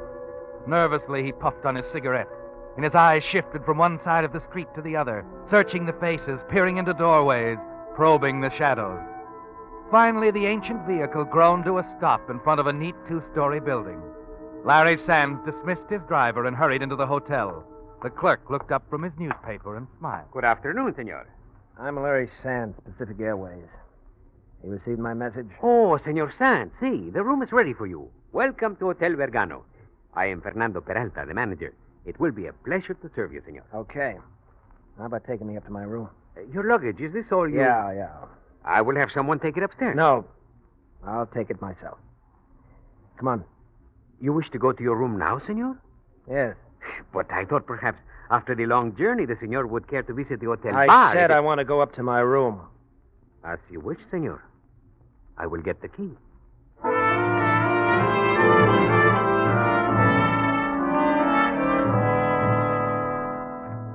This way, senor. Across the patio. May I ask how long you intend to stay, Senor Sands? 2 or 3 weeks. It depends. Oh, I thought perhaps you would be with us until the airfield was finished. Oh?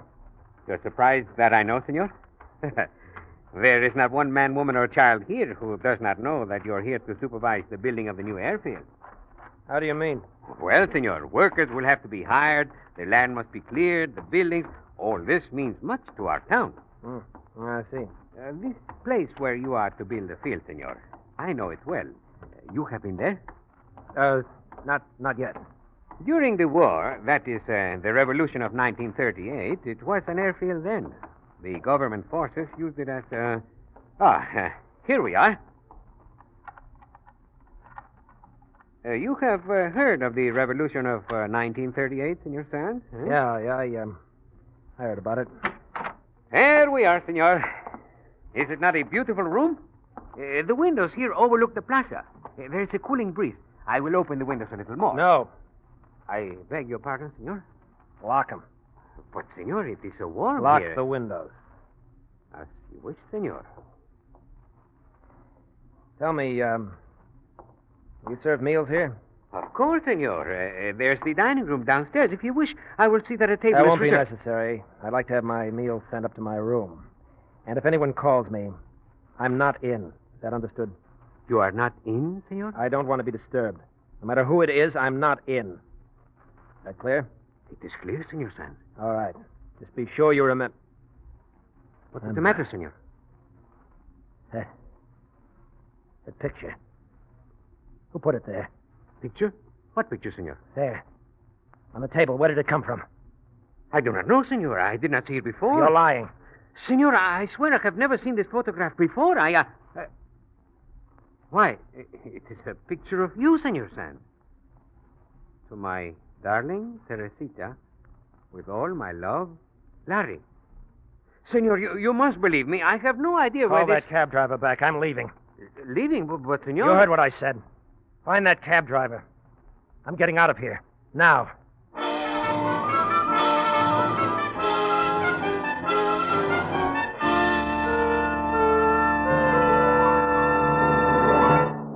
With the prologue of Tough Guy, the Signal Oil Company brings you another strange story by The Whistler. But first, two don'ts for tire buyers that may spare you grief and save you dollars. One, don't accept inferior second-line tires when you can now buy top-quality Lee Deluxe 4-ply tires for only $12.95 plus tax at Signal dealers. And two, don't pay over $12.95 for a top-quality tire, because $12.95 will now buy a nationally advertised Lee of Conshohocken tire at Signal dealers throughout the West, from Canada to Mexico. yes, you heard right. Only $12.95 for a top-quality Lee Deluxe tire, backed by a 1-year road hazard guarantee. That's in the popular 616 size. Other sizes proportionately low price. I'll admit that $12.95 sounds low for a top-quality tire, and it is low. It's your Signal dealer's summer driving special on the same tires that only 2 weeks ago sold for $15.25. Tires with the same patented double-life cord construction that has made Lee outstanding among leading brands. So see how much Signal dealers will offer you for your old tires now. See why more and more drivers who have compared quality and price agree. Today's best tire buy is Lee Deluxe 4-ply tire. Top quality for only $12.95 plus tax at Signal dealers. And now back to the Whistler.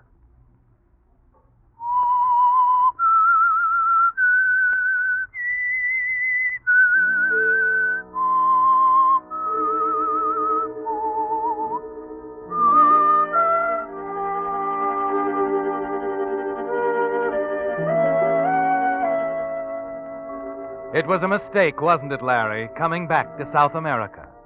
And your only thought now is to get away, as far away as possible.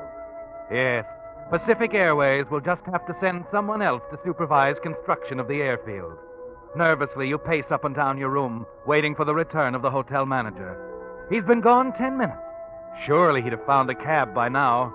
Quickly, you go to the window, look down into the street, almost deserted in the hot afternoon sun. Your eyes sweep across the plaza, settle on a low white building at the corner, the cantina. It was called the Blue Grotto in those days, wasn't it, Larry? That was 10 years ago in 1938. You were so very young then, hungry for adventure. There was a revolution here, and the government was hiring pilots as fast as they could find them. You remember well, don't you, your first night here, sitting at the bar of the Blue Grotto. Pardon, senor. May I sit here? Sure. Help yourself. You are Larry Sands, are you not? That's right. I saw you at the airfield this morning with the Comandante. You are going to fly with us, no? Why not? My name is Antonio. Antonio Barra. Oh, so you're Antonio, huh? The Comandante has told you about me, huh? Yeah, you're pretty good. Is that all? He said you had the heart of a sentimental female, but in the air you were a terror. How about a drink? In a moment, senor. Thank you. He also said you like to watch over your boys like a mother hen. About this, I shouldn't get sore. So? So we'll see. Have you ever been in combat, Larry? Nope. But I've seen a lot of movies. Tell me, I'm curious. Why do you come here to fight for my people? Your government's paying me $1,500 a month with a bonus for every ship I knock out of the air. Does that answer your question? I suppose it does. Yes. I don't know anything about politics. I don't know who's right, who's wrong in this fracas. If you tell me your side is right, that's good enough for me. I see. Does that make you sore? No. When this rat race is over, I'll find me another war. There'll be one someplace. Always is. Larry, you know something? Hmm? You are, I think, not so very tough. What? But I like you. I think also we will get along. Now you buy me that drink, huh?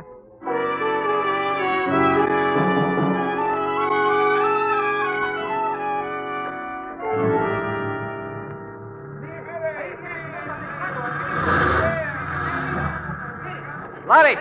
Larry! Hey, you! Help me out of this crisis. He's in your feet. Larry, you are hurt? Relax, Antonio. I'm all right. What's everybody getting so excited about? I brought this kite back, didn't I? What's a few slugs in a beat-up job like this? It is not the ship we worry about, Larry. Okay. Okay. Larry, the next time you may not be so lucky. Sure. Will you never learn, Larry? I have told you, when you are up there, look around. Look around all the time. Never stop for a moment. Yeah, I know. I forgot again. If it hadn't been for you, those two would have blasted me right out of the sky. Thanks, pal. Thanks. You will learn, Larry. You will learn. Not fast enough. $500 for every ship I knock down. I've been here a month now. Not a single plane to my credit. The money again. Always it is the money that is most important. You found anything better? Listen, Larry. Look, I'm in no mood for a lecture. Come on down to the village. I can stand a few drinks. All right, Larry. All right.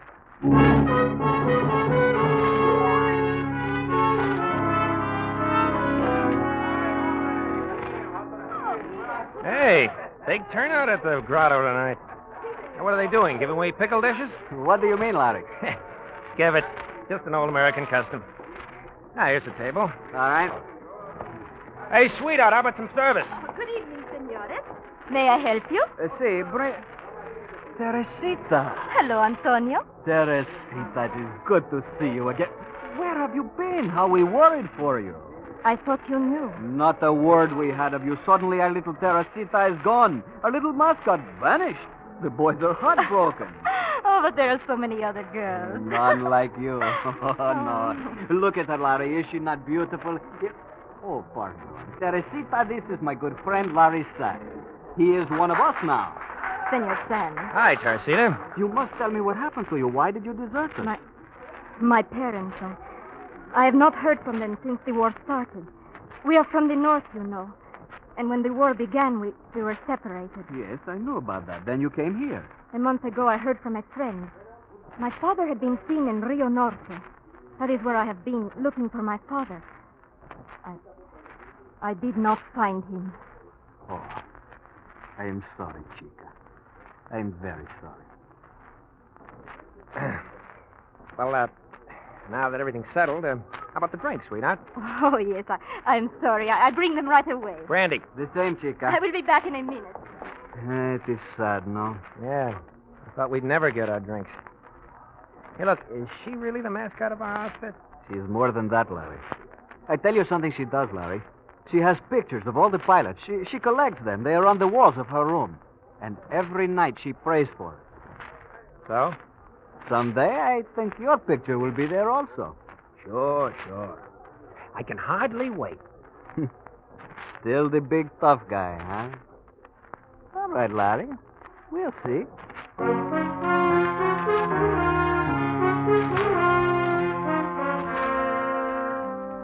The next few months are exciting ones, aren't they, Larry? Flying the battered government planes. There are raids deep into enemy territory, bombing missions, night patrols. And Antonio is always nearby, watching over you like a mother hen. You find yourself thinking more and more of Teresita. And you see her every time you go to the Blue Grotto. And then one evening, as you and Antonio enter the crowded cafe, she comes running towards you. Larry. Oh, hello, Teresita. You did not come last night. And today I hear a pilot is missing. This is the Frenchman right now. I did not know. I thought perhaps... You think it was our amigo Larry who was missing, eh? Oh, well, Listen, don't you think I know how to take care of myself? Every time a plane gets knocked off around her, right away everybody thinks it's Larry. Larry, I did not mean it. Sure, I know. I'm just a green kid. 4 months without a single plane to my credit. Antonio and the rest of them treat me like a baby. Gotta take care of a Junior upstairs. See that Junior doesn't get into a jam. Oh, you do not understand, Larry. It is because I... Teresita, bring us the drinks, and we will sit over here. Yes. Right away, Antonio. Here, Larry. Sit down. You know, you are not very smart, Larry. You are not very smart at all, I think. Look, what is this going to be? Another lecture? How can anyone be so blind? All right. Get it off your chest. Antonio! Pablo, what are you doing here? The Comandante asked me to find you. Ruiz has been killed. Ruiz? But that is impossible. He came back with us this afternoon. I know, but they found him an hour ago in a ditch at the edge of town with a knife in his back.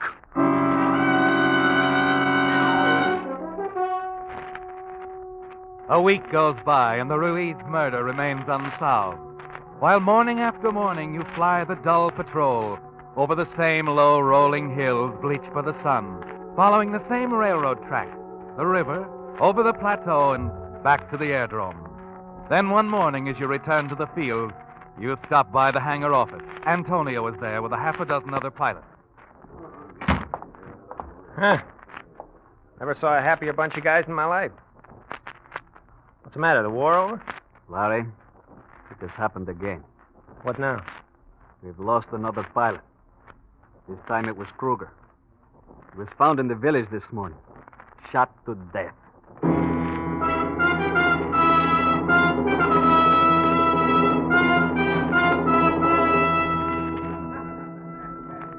Hello, Larry. Hiya, Teresita. Any of the boys around? A few over there. Is something wrong? Plenty. Commandante wants to give us a pep talk. We have to report back to the field right away. What has happened? Somebody's putting a finger on us, Terry. A week ago, it was Ruiz. Last night, Kruger. Tonight, they found Corelli in the plaza with his throat cut.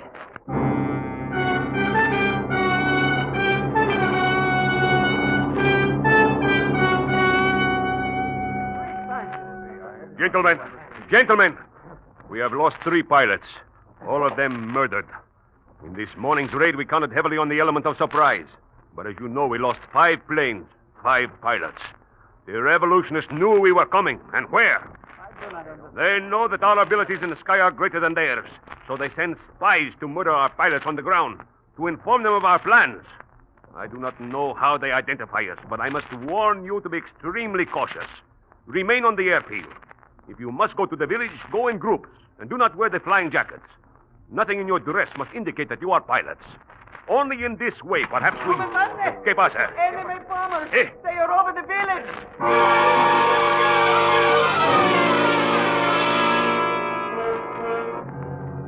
You rush out of the Commandante's office with the others and make for the hangars.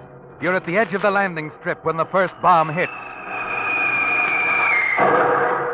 An instant later, the fighters roar over the runway, sweep the field with machine guns, and you dive headlong into the ditch. Again and again, the enemy bombers and fighters crisscross the field. And finally, it's over. You scamper out of the ditch, Antonio at your side. 2 hangars have been completely demolished. A dozen or more planes caught on the ground, blown to bits. You stand there for a moment, listening to the drone of aircraft fading into the night. Then the only sound you hear is the crackle of the flame. This was the first time they attack us here. It is strange they choose this moment to do so. Yeah, I'm way ahead of you, Antonio. More than half our fighters and bombers on the ground. And the same number of pilots assembled in the Commandante's office. Yes, it is indeed strange. A coincidence, no? But we will find out soon, Chico. Very soon. I know.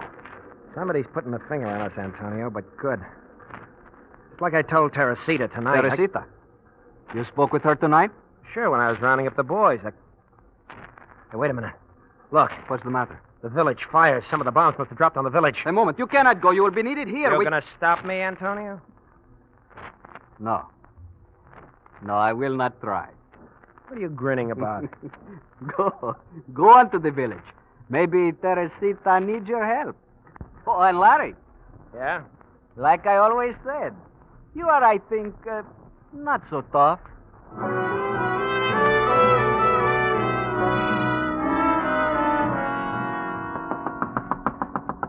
Teresita!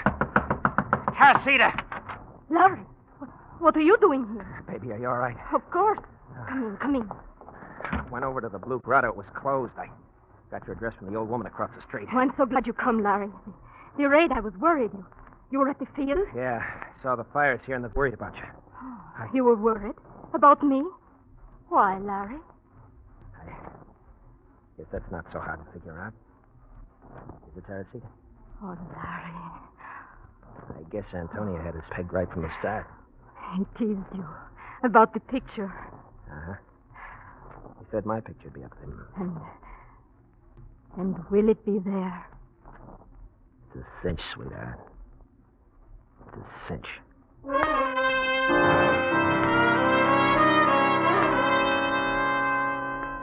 During the next few days, there's great activity at the airbase. The airfield is cleared, the hangars rebuilt.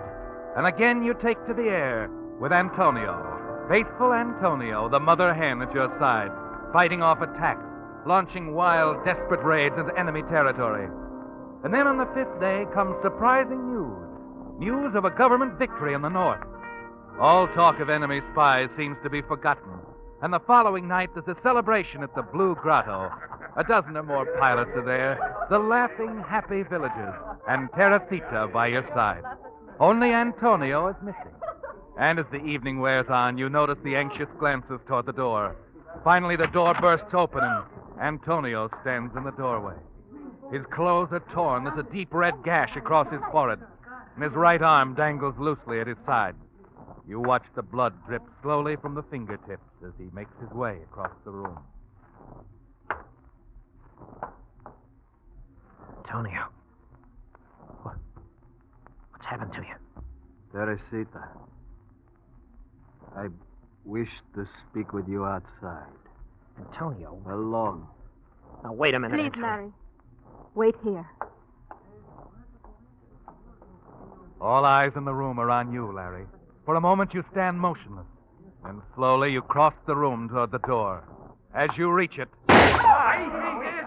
when you step into the street, you find Antonio standing over Teresita's body, sprawled out on the sidewalk. He looks at you with a blind, vacant stare, and the gun slips from his hand. At the same instant, a police car screeches to a stop at the curb, and you throw yourself at Antonio. Antonio! You killed Teresita! I'll tear you up! Señor, un momento. Stop it, señor. Stop it. Let me go up! Stop it, I said! Stop it! Larry, I'm sorry. Believe me, my friend. Sorry. You killed her. Listen to me, Larry. Tonight, on my way here, I was attacked. He tried to kill me, like the others. I killed him instead. What? In his pockets, we found 2 photographs. Photographs, Larry. Yours and mine. But Teresita, The why? photographs. They were the ones we had given her. Don't you see? She was an informer for the revolutionists. These pictures, this is how the assassin was able to pick our men. We, you and I, Larry, we were next on the list. You're lying. You're lying. Please, senor. We have been to her room. There were papers there, letters. No, I can't believe it. The pilots who have already been assassinated. Their pictures, as well as yours and Senor Antonio. They were missing from her collection. No, we did not come here for Senor Antonio. We came for Teresita Madrones. She was a spy for the revolucionistas.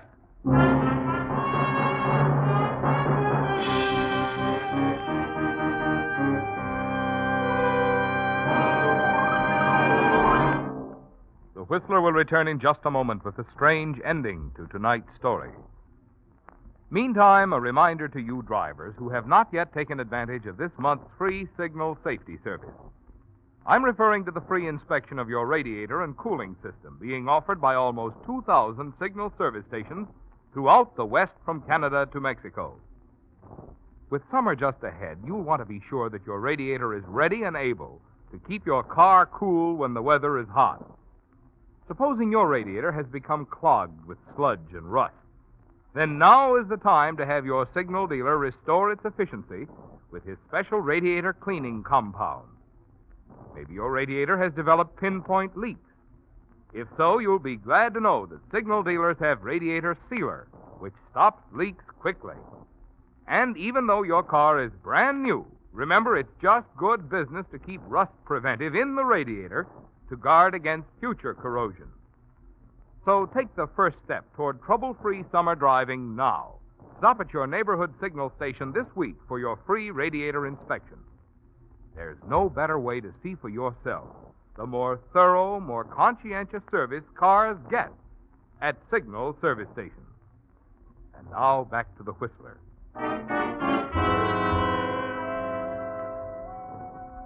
Yes, Larry, that was 10 years ago. You were a hired pilot flying for the government forces, and the revolutionists were murdering your flyers on the ground.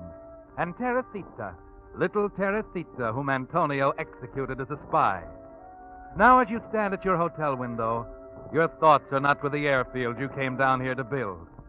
No, as you stare across the sun-drenched plaza, you realize you never should have come back to South America.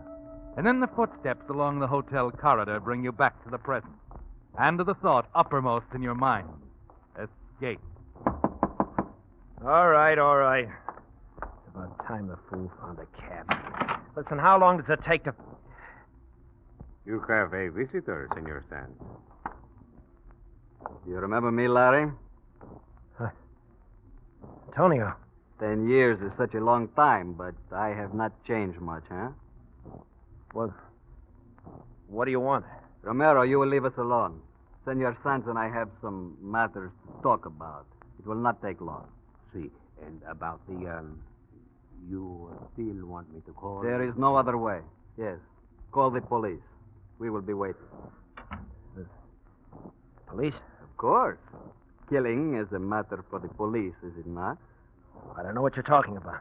You should not have left your photograph behind, Larry. After you left here, I think about you. I think about you often. I show your picture to people who once were revolutionary. They know everything. Then I wait for you to come back. Now, look, Antonio, if you let me explain... You could not kill the enemy in the air.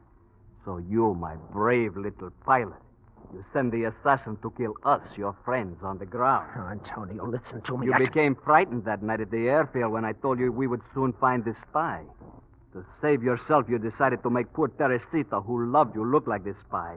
You put the letters in Teresita's room, stole the pictures from her. Now, look, I was just a kid.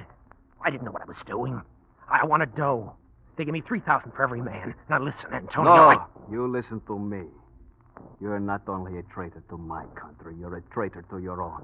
The ones you sold out to are the same ones who are plotting revolutions and the overthrow of free governments all over the world. It was clever of you to give your own picture to the man who tried to kill me that night, Larry.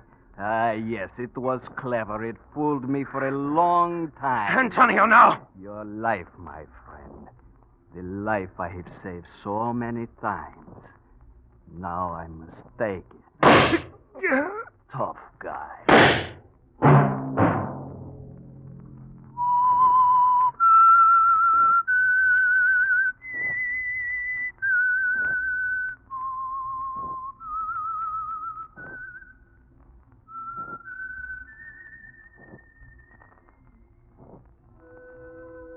Let that whistle be your signal for the Signal Oil program, The Whistler, each Wednesday night at this same time. Brought to you by the Signal Oil Company, marketers of Signal gasoline and motor oil and fine quality automotive accessories. Signal has asked me to remind you, to get the most driving pleasure, drive at sensible speeds, be courteous, and obey traffic regulations. It may save a life, possibly your own. Featured in tonight's story were David Ellis and Harry Bartell. The Whistler was produced by George W. Allen, with story by Slick Goodlin and Bob Costin, and music by Wilbur Hatch, and was transmitted to our troops overseas by the Armed Forces Radio Service. Next Wednesday, for a full hour of mystery over most of these stations, tune in a half hour earlier. Enjoy The Saint as well as The Whistler. Marvin Miller speaking. This is CBS, the Columbia Broadcasting System. And now, stay tuned for the program that is rated tops in popularity for a longer period of time than any other West Coast program in radio history. The Signal Oil program, The Whistler.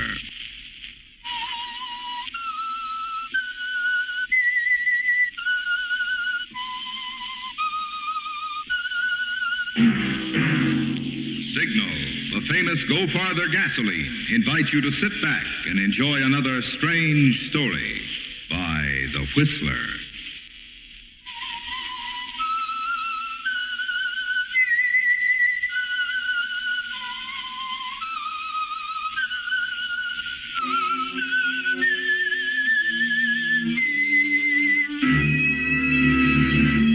I am the Whistler, and I know many things, for I walk by night.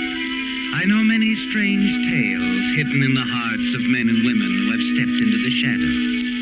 Yes, I know the nameless terrors of which they dare not speak.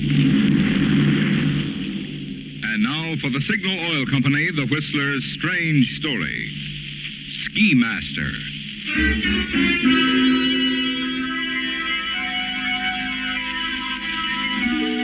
With the winter carnival approaching, Sylvana's skiing lodge in the Rocky Mountains was a beehive of activity, revolving about the handsome ski master, Carl Gordon. Carl was an American, but had spent many years in the Bavarian Alps. Following the close of World War II, he had returned to America and served as ski master at resorts on both coasts and in Canada. And now, Carl, you watch idly as gaily dressed sports lovers swarm through the lodge lobby, laughing, happy people from all over the world. Suddenly, your glance falls on a middle-aged man. He doesn't look like a sports enthusiast, does he, Carl? You watch him closely as he surveys the lobby with a look of disdain, and then hurries over to a striking young woman sitting in the corner. You edge closer, Carl, straining to hear. Dr. Prentice, you here? Yes, Clorinda, I flew. From New York? Yes, I left the minute I read about your skiing accident. And you came all the way across the country because you read that I'd hurt my ankle? Why, you darling. Then it's not serious? Why, not at all. The doctor in the village fixed it up very well. Good. By the way, there was something else in the column. Yes? A mention of a romance between you and the local ski master. Well, I don't see how that could have been printed. No one here knows anything about it. It's a secret between Carl and me. A girl who has one of the largest fortunes in the country can have no secrets. No, I'm afraid not. But what about this romance? What's his name? Carl Gordon, and I'm in love with him. Carl Gordon? American, eh?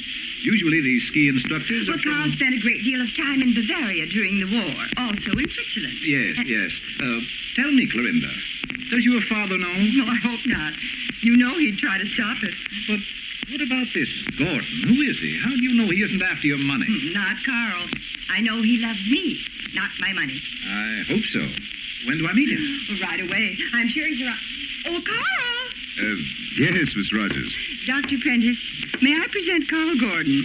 How do you do? I'm honored, Dr. Prentice. Dr. Prentice has just arrived, Carl. He's one of my father's oldest friends. Oh? Have you come for the sports carnival, Doctor? As a matter of fact, no. But I think I might remain. Oh, Doctor, can you do that? Oh, I think I can arrange it. Then you shall give me away. Give you away? Yes, at my wedding. Carl and I are planning to be married during the carnival. Well, congratulations, Mr. Gordon. Thank you, Doctor. I suppose you are very happy about this. Yes, indeed. I'm the happiest man in the world.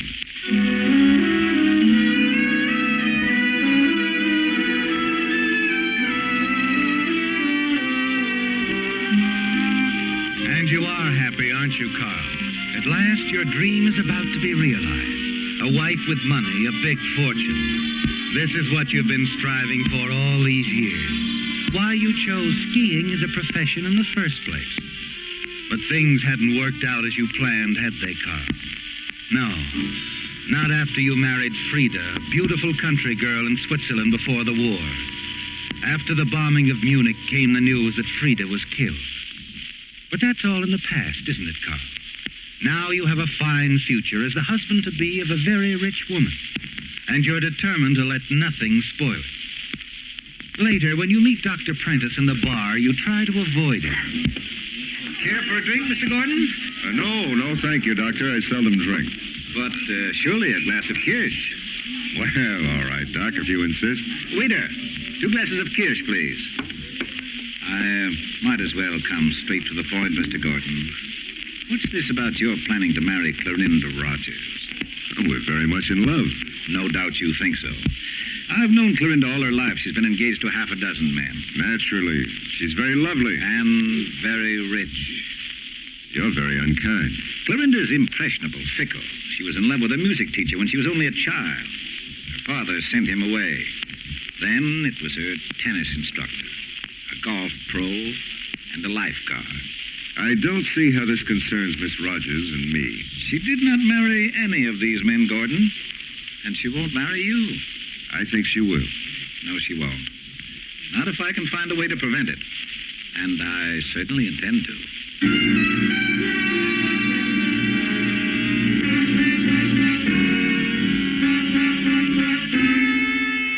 The doctor's manner is infuriating, isn't it, Carl? And you wonder what he's going to do. He has a great influence on Clorinda, there's no doubt about that. And he'll probably try to prevent your being alone with her. The 3 of you are at dinner when Mr. Wood, the manager of the lodge, comes to your table. You have nothing to worry about, Dr. Prentice. I've arranged for you to keep your room throughout the carnival. Well, that's very nice of you. I realize how crowded you are. Oh, now, don't mention it. No trouble is too great for a friend of Miss Rogers. Thank you, Mr. Wood. You're very kind. Is everything satisfactory? Very. I must compliment you on the excellent service in spite of the crowd. Thank you. Fortunately, the extra waitresses arrived this afternoon. Yeah, they look quite colorful. Yes. We always dress them in Bavarian costumes for the sports carnival. We're starting in a bit early this year. Now, if there's anything you want, anything at all. Those Bavarian costumes are very effective, aren't they, Mr. Gordon? Why, yes, Doctor, they are, in a way. Oh, look, Carl. That girl over there. The one with the long blonde braids. Oh? She looks like a real Bavarian, doesn't she? Yes. Yes, I suppose she does. What's the matter, Carl? You aren't yourself tonight. Oh, really? Well, I'm sorry. Perhaps I'm a bit tired. Tired? With a physique like yours? Nonsense. Tell you the truth, Gordon. You act as if you'd just seen a ghost. And you have seen a ghost, haven't you, Carl? The new waitress. The one with the long blonde braids. The resemblance is remarkable. A little older and thinner, perhaps, but so much the same. And you must know at once. Quickly you excuse yourself and leave the dining room. You take a short walk to steady your nerves. Later, you go to the back door of the kitchen where the waitresses will come out, restlessly pace up and down, remaining in the shadows. Finally, the girls come out in pairs, laughing and talking together as they go down the path to the servants' quarters. At last, she comes out, alone, the one with the blonde braids. You make sure that you aren't observed, and then you start down the path after her and call softly. Frida. Frida.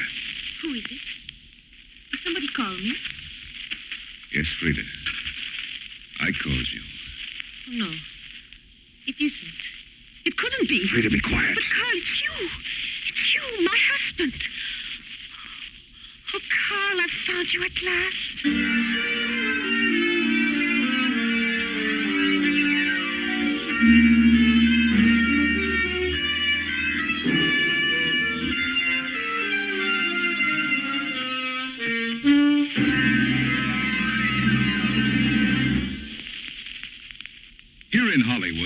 The Whistler is produced. This was the week the movie folks awarded their coveted Oscars.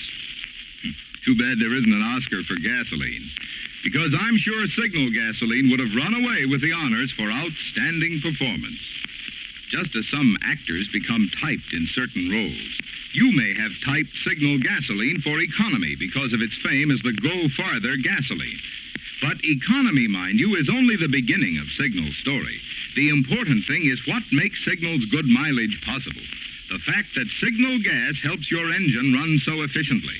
For when your engine runs efficiently, you can depend on it to deliver an outstanding performance in any role. Quick starting, peppy pickup, smooth power.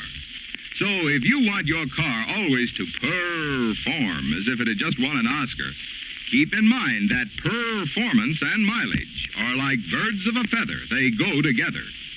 To get both, get Signal, the famous Go Farther gasoline.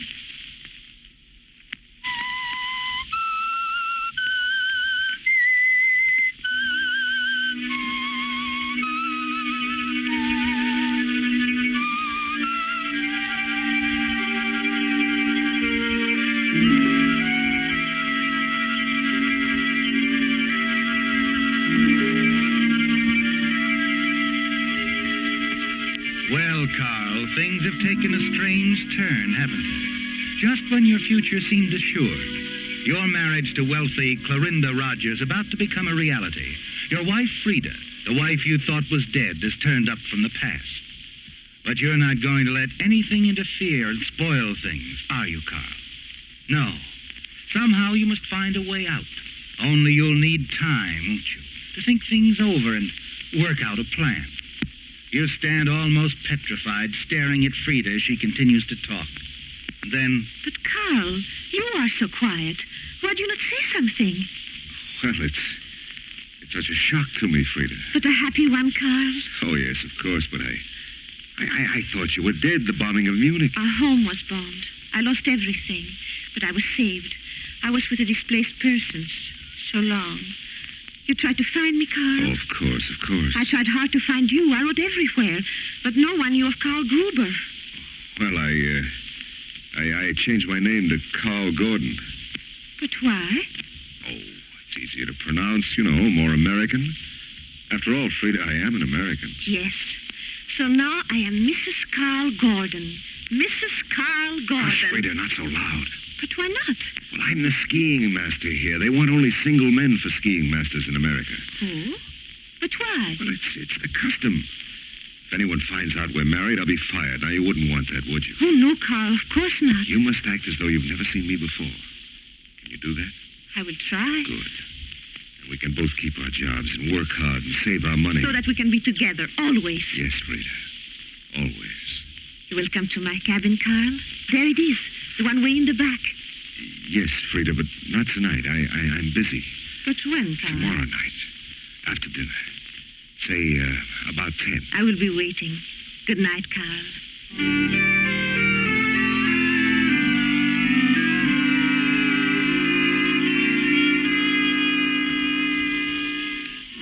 Well, Carl, one thing is clear. Frida hasn't changed. She'll never let you go, will she? But you have until tomorrow night to think things out. And you feel certain that she won't talk. But you'll have to be careful, very careful. Make certain Frida doesn't see you with Clorinda Rogers. You know Frida's jealousy, the bitter quarrels in the past over your attentions to other women.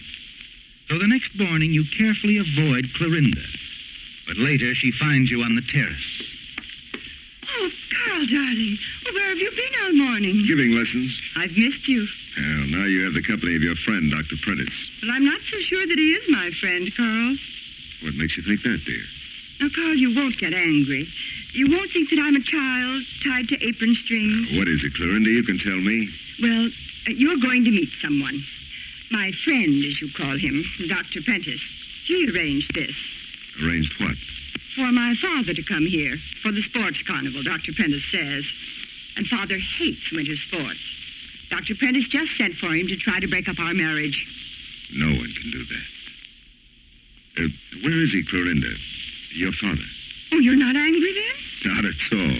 Oh, darling, it's going to be all right. At the first possible opportunity, we'll drive into the village, and we'll get our marriage license. Right. But now, Clorinda, shouldn't you introduce your fiancé to your father? Yes, of course, Carl. Father and Dr. Prentice, well, they're in the cocktail lounge. Come along, darling.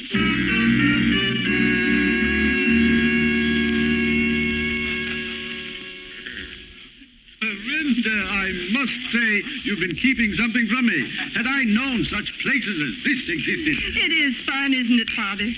And I'm so pleased that you approve of Carl. Huh? Yes. You seem quite captivated by the atmosphere of Sylvana Lodge, sir. Yes, he even surprises me on that score. I dare say, Doctor. Yes, beautiful view out this window, don't you think, Clorinda?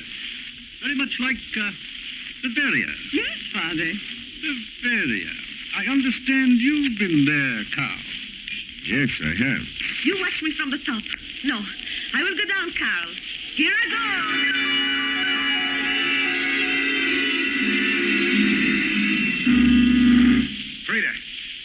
Frida, you hurt. I don't know. Oh, how stupid of me to fall. What happened? Carl, I will never be able to ski anymore. You can walk. Yes. Yes, I think so. You will help me up, Carl? Yes, dear. I'll help you. Now, look, Frida, if you can make it all right, we'd better go back separately. There's a shortcut just around that turn. You go that way, huh? I understand. We don't want you to be fired. You are all right now. Oh, yes, Carl. I'm all right now. That's fine. This is my day off. I can rest. I will stay in my cabin all day. That's a good idea, Frida. Yes, stay in your cabin all day.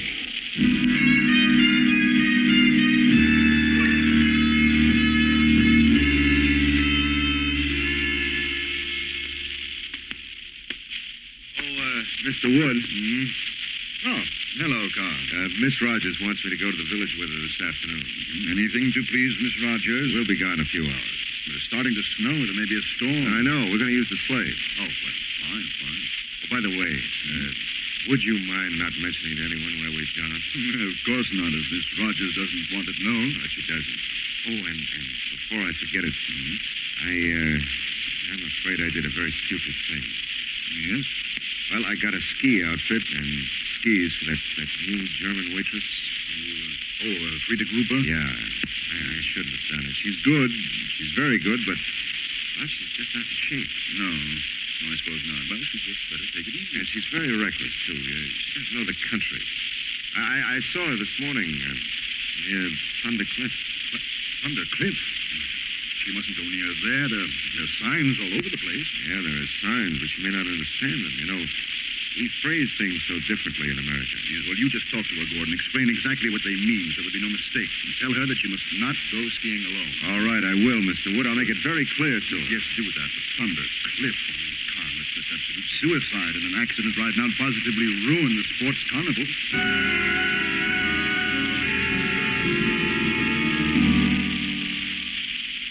Well, Carl, you've made one more step in your plan, haven't you? A reasonable explanation for the accident at Thunder Cliff. And the storm has played into your hands, too.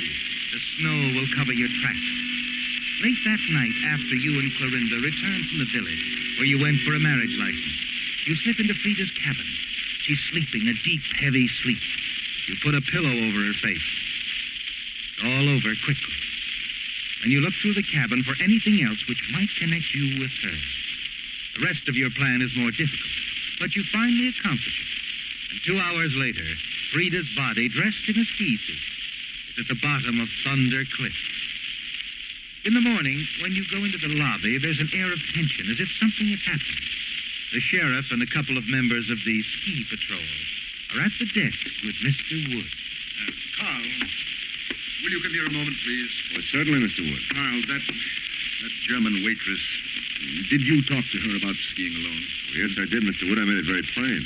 Well, she didn't take your advice, and it's cost her her life. No. What's happened, Sheriff? The girl went over the edge of Thunder Cliff. Her body was found at the bottom. It was obviously an accident. And I guess we'd better fill out the accident report.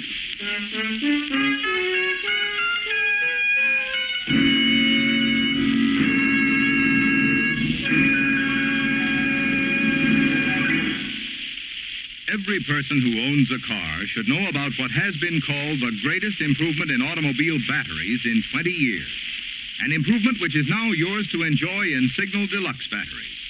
I'm referring to micro-porous all-rubber separators, which not only permit freer flow of acid between the plates, but are themselves impervious to the action of the acid. As a result, new Signal Deluxe batteries deliver up to 35% more power, plenty to run your car radio and all the other electrical gadgets on today's cars. In addition, new Signal Deluxe batteries last so long, they're guaranteed not just for the usual 12 or 18 months, but for a full 30 months on a service basis. That makes the cost per month so low, you're actually saving money while enjoying the extra power and dependability of a Signal Deluxe battery. So before you buy any battery, get your Signal dealer's trade-in offer for your old battery.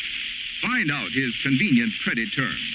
Prove for yourself that today's best battery buy is today's finest battery.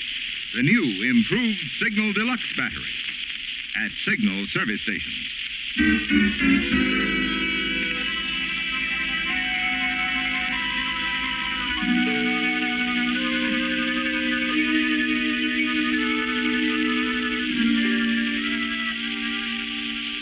It went very simply and smoothly, didn't it, Carl? The body of your wife, Frida, was found at the bottom of Thunder Cliff. The sheriff considers it an accident.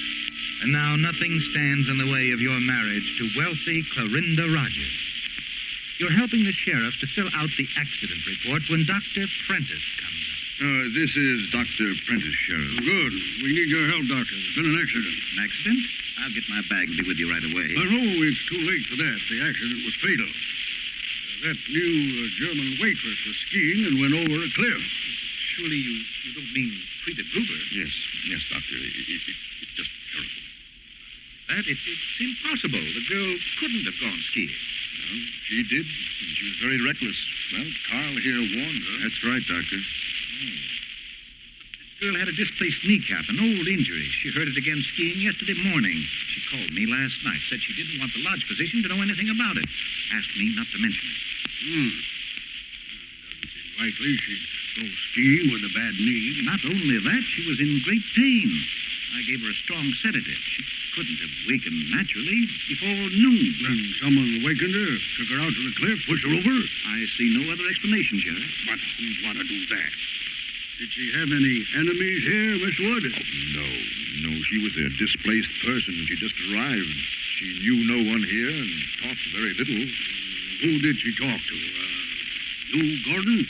Well, we only talked on the subject of skiing, Sheriff. I warned her at Mr. Wood's request. Did she say anything to you, Dr. Prentice, about anyone wanting to kill her? Of course not. And she didn't seem to be the sort of girl who would make enemies.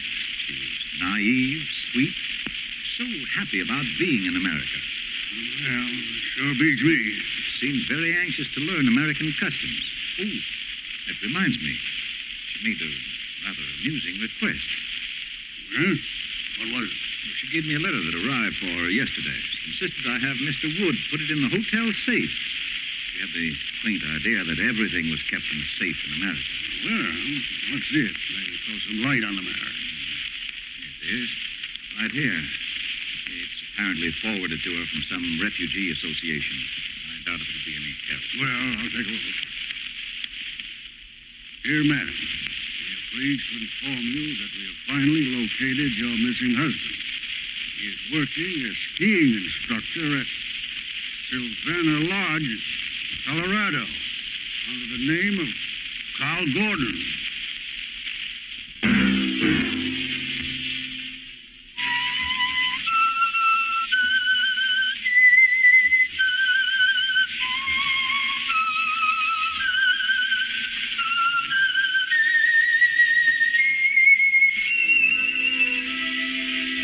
Let that whistle be your signal for the Signal Oil program, The Whistler, each Sunday night at this same time. Meantime, Signal Oil Company and the friendly independent dealers who help you go farther with Signal gasoline hope you'll remember. Regardless of what gasoline you use, you'll enjoy more miles of happy driving if you drive at sensible speeds, obey traffic regulations, and avoid taking chances. You may even save a life, possibly your own. Featured were Bill Foreman as the Whistler, Gerald Moore, Isabel Jewell, Gladys Holland, Ed Begley, John Daner, and Herb Butterfield. The Whistler was produced and directed by George W. Allen, with story by George Adrian and Carol Nix, music by Wilbur Hatch, and was transmitted overseas by the Armed Forces Radio Service. The Whistler is entirely fictional, and all characters portrayed on The Whistler are also fictional. Any similarity of names or resemblance to persons living or dead is purely coincidental.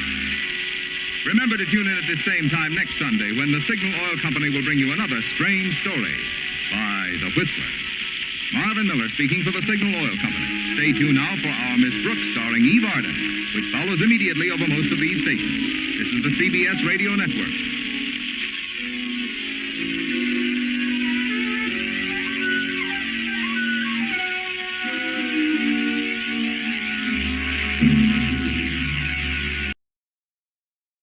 And now, stay tuned for the mystery program that is unique among all mystery programs. Because even when you know who is guilty, you always receive a startling surprise at the final curtain. In the Signal Oil program, The Whistler.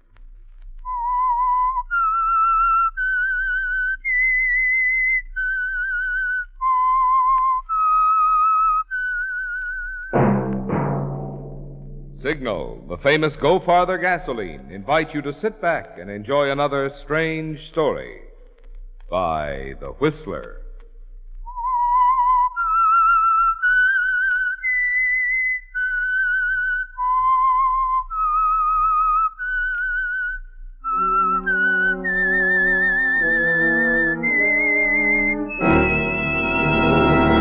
I am the Whistler.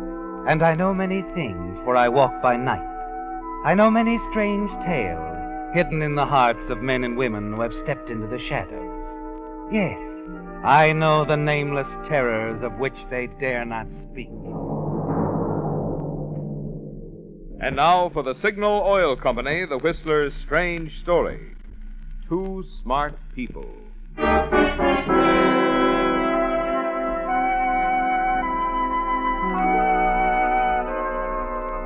The story of the two people sitting quietly together over their cocktails in a hotel suite in San Francisco began weeks before on a speeding transcontinental train. The two people were not sitting together. Corinne Sloane, as a matter of fact, was paying very little attention to the man sitting across the car. On the other hand, she was paying a great deal of attention to the things being said to her by one Mr. Kuvar, a stoutish gentleman who seemed anxious to impress his beauteous listener. Importing is a highly fascinating business, Miss Sloan. It takes years to know your way around in it. Exporting and importing. Why, the very words conjure excitement, Mr. Kuvar. And you must make a great deal of money. Let me order you another drink, Miss Sloan. Oh, no, I still haven't finished this one. You've been talking so much here, I've scarcely touched mine. Oh, well, it's also very interesting. This is a business trip, too? Yes. I would say that this little scrap of paper, this bill of lading, my dear, is an open sesame to quite a sum. Bill of lading? I don't even know what one is. Oh, I'm sorry. Too much talk about business anyway. Just a paper covering an import shipment, that's all. And that's why you're going west? To San Francisco, yes. Oh. Interesting place. Always enjoy visiting it. I remember a time when I arrived there on a trip to... You continue to look at him, don't you, Corinne? But you've stopped listening. Because Mr. Kuvar has said the magic words you've been waiting for. Since nearly a week ago, when you chanced to overhear him in a mysteriously furtive telephone conversation from a Chicago hotel room adjoining your own. Those words come back to you now exactly as they did through the open windows of the hotel room. At that time, while he didn't realize it, Mr. Kuvar was standing only the width of a wall away from you and saying... My shipment is due to arrive in San Francisco Saturday. Huh? Yes, I understand. How will I make delivery? Huh? The Mid-City Hotel. What name? You'll be registered there? Good. I'll have what you want. And the payment to me, it will be in cash, $50,000, and I'll never be mentioned in connection with the transaction? Good. I'm leaving Friday to pick up the goods. I understand. Goodbye.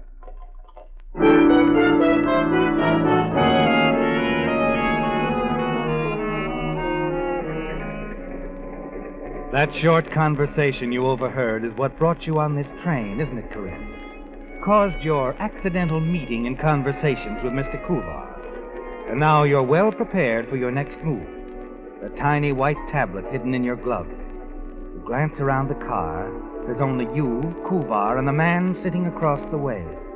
Your gloved hand darts out swiftly, passing over Kuvar's unfinished cocktail. And then you sit back, wait, and appear interested in his rambling story. The captain himself said he'd never brought his ship through a worse fog, when suddenly we passed through the Golden Gate, and the fog parted, and there in all its splendor was this beautiful city in the hills. Magnificent, my dear. I'll never forget it. Never. My, you tell it so graphically, I can almost see it in your words. Mr. Cooper, you still haven't finished your drink. Huh? Oh, so I haven't. That's what you need after all that storytelling. No, I think I've had enough. If you'll excuse me, Miss Sloane, I'm going back and rest a bit before dinner. Oh, but you can't do that. What? Huh? Oh, how dreadful of me after you've entertained me so. Perhaps I'll see you at dinner, Mr. Cooper. Oh, indeed you will. My pleasure. And now you will excuse me until, say, 7 o'clock. Of course.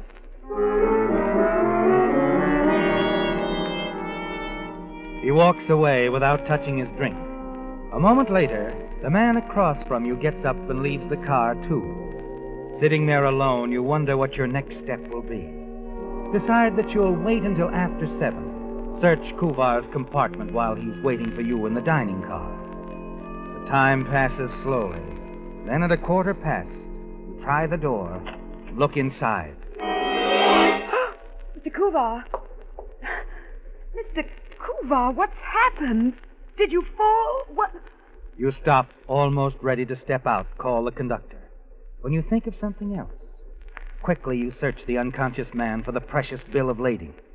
You look in his wallet, briefcase, search the room and his luggage. But it isn't anywhere to be found. Is it, Corinne? Someone else. Someone else got it. I better get out of here.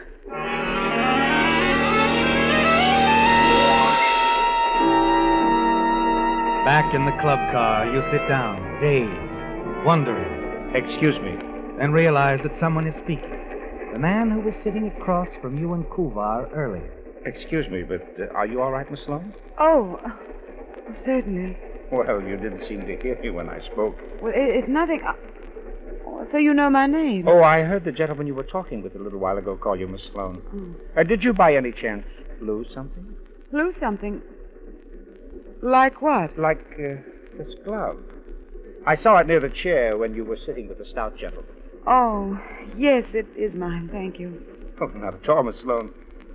Say, the train's slowing down. I didn't think we stopped here. Where are we? I'm sure I don't know. Oh, Porter. Yes, sir? Why are we stopping? They're getting an ambulance, sir. A gentleman in car 79's injured. Is it anything serious? Oh, no, ma'am, but we'd never stop here ordinarily. They're going to take him to the nearest hospital. Oh, I see. Oh, the poor chap. I think I'll go ask the conductor if there's anything I can do, even though I just met him. Met who, Miss Sloane? I don't believe I heard the injured man's name mentioned. Sorry, I'm confused. Excuse me. Certainly. No, I'm going to offer to help, too.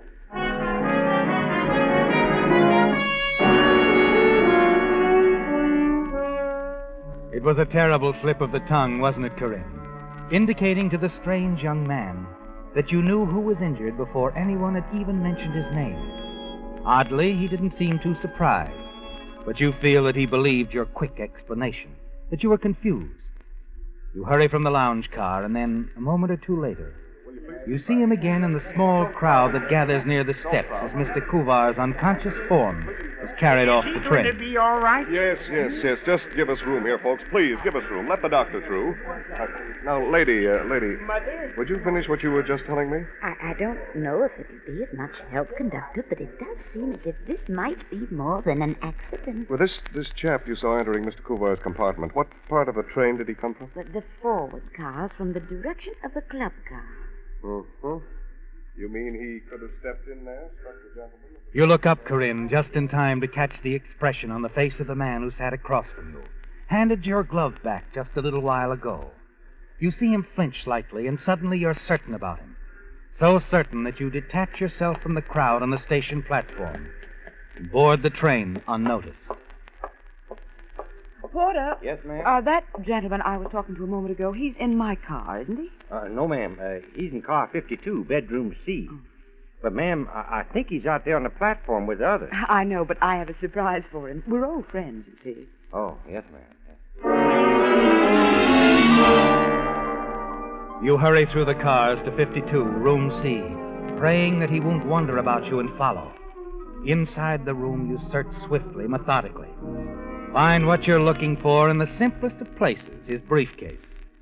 Quickly, you'll go back to your own room, call the porter for your luggage, and walk forward to explain to the conductor. Oh, you're getting off here, miss? Yes, I didn't realize who it was that was injured. Mr. Kuva's a friend of yours? Well, we have mutual friends and interests. I'm going to stay here overnight, notify his friends, and visit him at the hospital in the morning. Would you fix up my ticket? Hey, the agent in the station moved you into another train. Well, what's this? You leaving us? Well, the lady is a friend of the injured gentleman. Oh, really?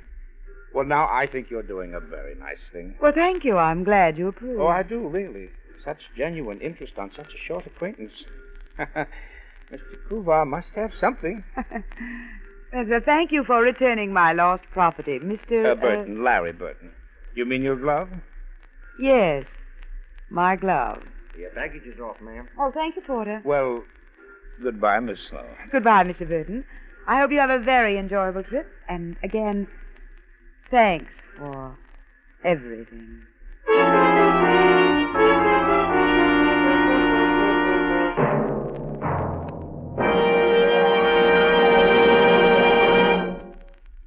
The high-compression motors of many of today's newer cars are designed and built to perform best on a premium quality gasoline, such as Signal Ethyl.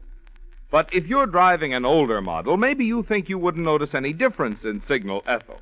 Well, you'd change your mind if you just see some of the vintage models that fill up at the Signal Ethyl pump and hear the enthusiasm of their drivers. For instance, a chap who lives up in a hilly section was telling me, "You should hear some cars clatter and struggle when they try to pull my hill. But with Signal Ethyl, my 41 model walks right up in high." Another driver of a 39 model remarked, "On cool mornings, I hear some of my friends complaining about hard starting. But with Signal Ethyl, my car starts quick as a rabbit." Yes, folks say mighty nice things about Signal Ethyl because this premium grade of Signal's famous Go Farther gasoline is a real super fuel, scientifically engineered to bring out the best in any car of any age. For proof, just treat your car to a tank full of Signal Ethyl. Then see if you don't feel a difference, a wonderful difference, in Signal Ethyl.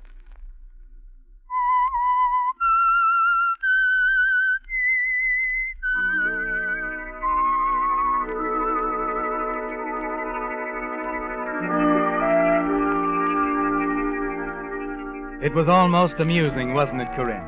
The swift exchange on the train with Kuvar and Larry Burton. First, Kuvar's failure to drink the cocktail into which you had dropped the sedative. Then Larry's bold attack, which may even yet prove fatal to Kuvar. Larry must have been very confident that you didn't suspect him to let you out of his sight without checking the contents of his briefcase. He'll be confused and angry when he discovers that the precious little slip of paper, which seems to be worth so much, is missing. It's safe in your purse, isn't it, Corinne, as you board the next airplane west. At San Francisco, you check into a hotel, hurry to the steamer docks and the freight offices of the American-Italian Steamship Company.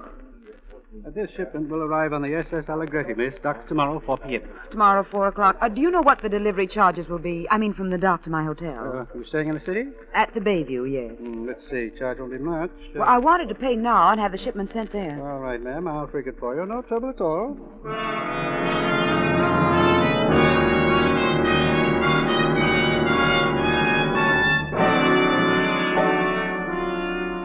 You take a taxi back to the center of town, spend a couple of hours window shopping, stroll through some of the stores, then return to your hotel suite, confident, pleased with the way things have turned out. But the moment you step inside your bedroom, you know something is wrong, don't you, Corinne? Your suitcase on the floor, open. Your things scattered about. As you reach out for the phone on the bedside table, the closet door suddenly swings open. Hello. You. Larry Burton is the name, sweetheart. Remember? How did you... I got off the train to stop after you did. Hopped the plane, and here I am. But how did you know where... Finding you was easy. Just a couple of phone calls. You shouldn't have registered under your own name. And now you better give me what I came for. What are you talking about? That little item you took from my briefcase on the train. I want it. I don't know what you mean. Sure you do, honey. Sure you do. Now, look, why don't you be a good girl and hand it over? I told you to leave here. This is my room. Now, look, sweetheart, I don't want any trouble. Well, you'll have more than you can handle if you don't leave. A bellboy's on his way up. I asked him to bring me a paper. Oh, sure. Will you leave? After you've given me that bill of lading, yeah. And if I don't? You better play it smarter. Now, will you leave, Mr. Burton? Just a moment, please. Well, okay. Like I said, I don't want any trouble. But I'll be around, sweetheart. I think I'll just get myself a room right here in your hotel so I can be real close to you. See you later.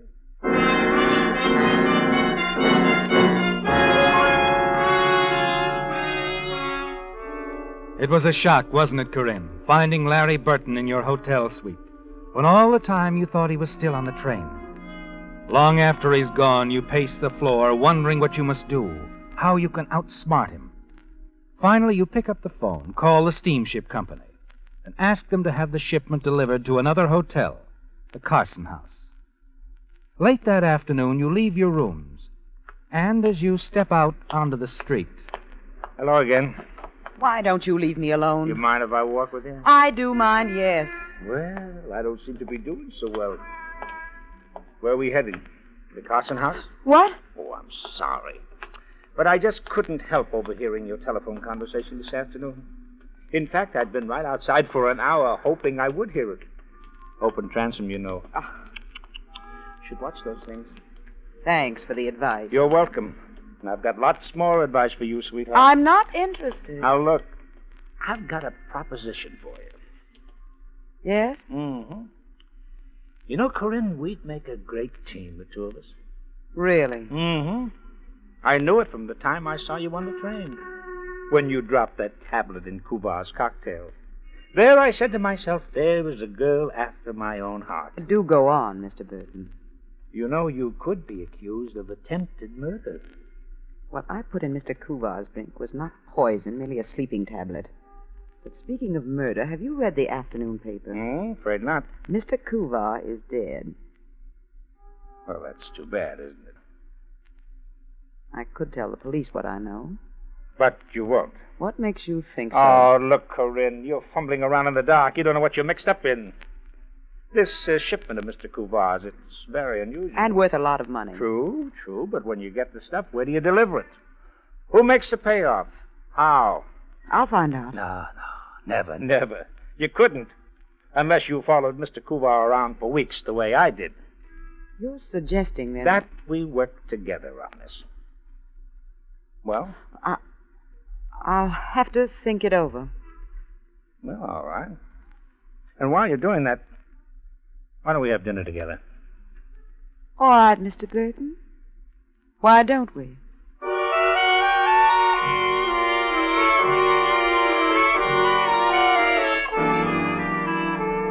It's the smart thing to do, isn't it, Corinne?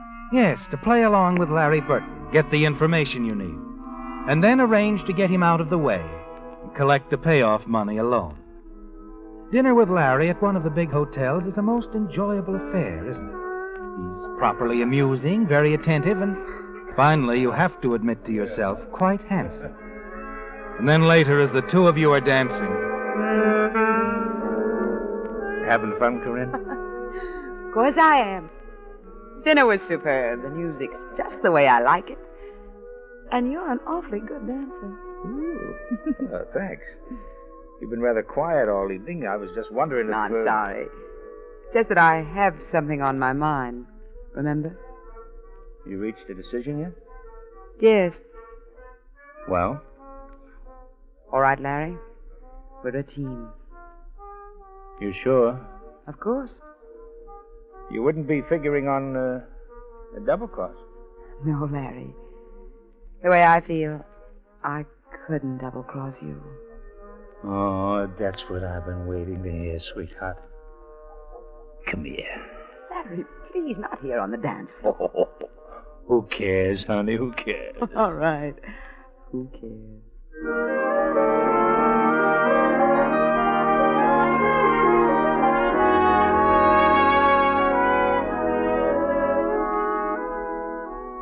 The soft lights, the music, Larry holding you close in his arms and then kissing you, Corinne. For a moment, you almost forgot all the plans you'd made, didn't you? Yes, but only for a moment. When you return to your hotel, you drop into Larry's room for a nightcap. Now, just make yourself comfortable, sweetheart. Thanks. Now, what'll it be? Scotch or bourbon? Scotch, darling. All right, check. One thing. Huh?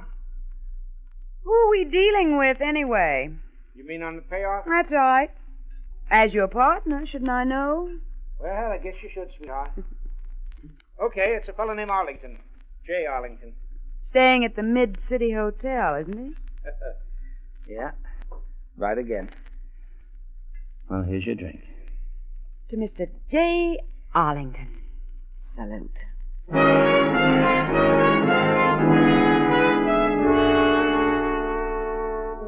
You have all the parts now, haven't you, Corinne? All the parts to the jigsaw puzzle for the highest stakes you've ever dreamed of. An hour or so later, that same night, back in your own suite, you put through a call to Mr. J. Arlington. Hello? Mr. Arlington? Yes. This is Corinne Sloane, a friend of Kuvar's. He's dead. And so I read in the papers. Shame. I was very fond of him. That's so? We worked together. I see. What's on your mind? Well, he was supposed to call you about the shipment. That's right. So I'm calling you instead. Got the stuff? I will have tomorrow afternoon. All right. Have it delivered to me here at the hotel. You'll have the money. Yes. Good. See you tomorrow, Mr. Arlington.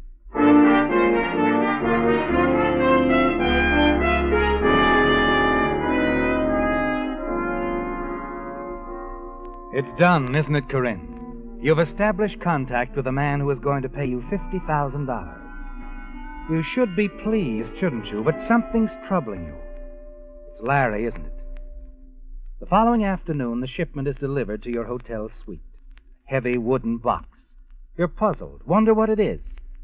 Whether to call a bellboy to help you open it. Then, as you're fixing a drink, Larry arrives unexpectedly, and the two of you open the box and examine the contents. Rugs. Just some Italian rugs. Larry, who'd want to pay $50,000 for these? I told you this was a very unusual shipment. What's this all about? Here. Now, here. Take a look at this rug. This label here, sewed in the corner. No. What about it? It just gives the rug size, value, pattern number, materials used, date of manufacture. Well, just things like that. Yeah, that's what you think. I don't get you. It's a code, sweetheart. What? Those value figures, pattern numbers, and dates are code words. But what? Who? You remember that $250,000 Pemberthy payroll robbery last year? Oh, yes.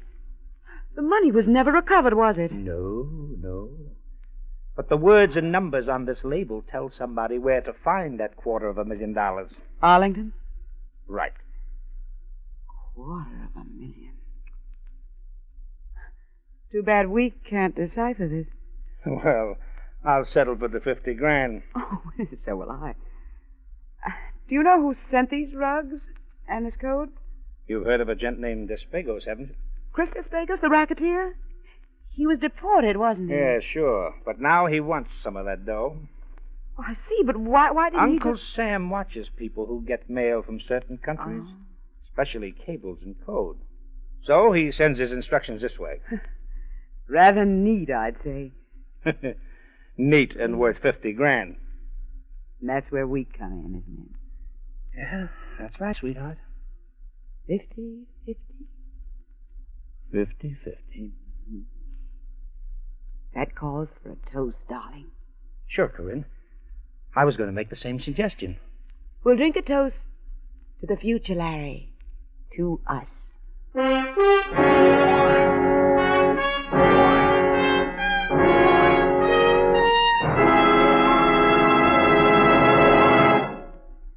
If you've ever tried to drive your car with even one spark plug missing, you know what a big difference some little things can make. That's why the quality accessories which signal dealers carry can be mighty important to your car's performance. For instance, if it has been 10,000 miles since your spark plugs were replaced, a new set installed by your signal dealer will not only increase pep and power, but save up to 10% on gasoline, too. Another item which should be checked periodically is your oil filter. If the filter cartridge is dangerously clogged, your signal dealer can install a new one. Likewise, if your windshield wiper is leaving blinding streaks across your vision, your signal dealer can install a new blade while you wait. And other quality accessories he carries include guaranteed signal batteries, fan belts, radiator hose, light bulbs, polishes, and nationally advertised Lee tires. So remember, in addition to being headquarters for the famous Go Farther gasoline, signal dealers carry most everything you need in the way of accessories to make your car run better, look better, and last longer.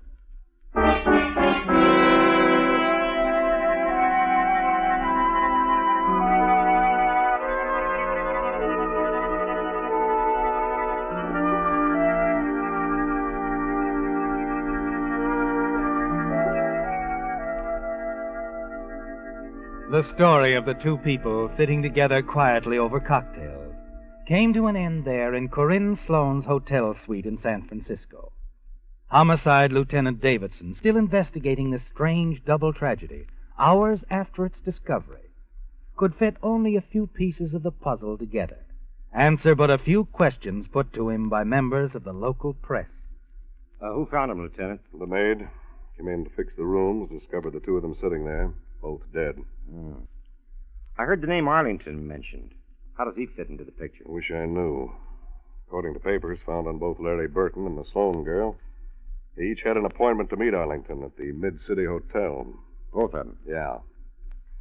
And we checked with the Mid-City Hotel. Found out that Burton himself had checked in there as Arlington. You mean Burton and Arlington were one and the same guy? Mm-hmm.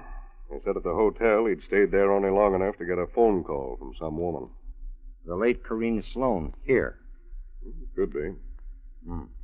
Well, who do you figure poisoned the two cocktails? Corinne Sloan or Burton? It's hard to say. Looks to me like each of them poisoned the other. Just two smart people who outsmarted each other.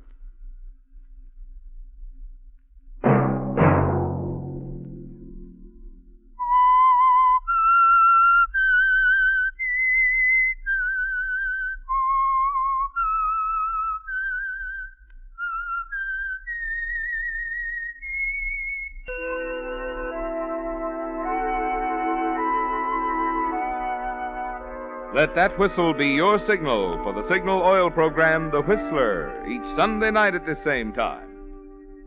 Meanwhile, Signal Oil Company and the friendly independent dealers who help you go farther with Signal gasoline hope you'll remember. Regardless of what gasoline you use, you'll enjoy more miles of happy driving if you drive at sensible speeds, obey traffic regulations, and avoid taking chances. You may even save a life. Possibly your own.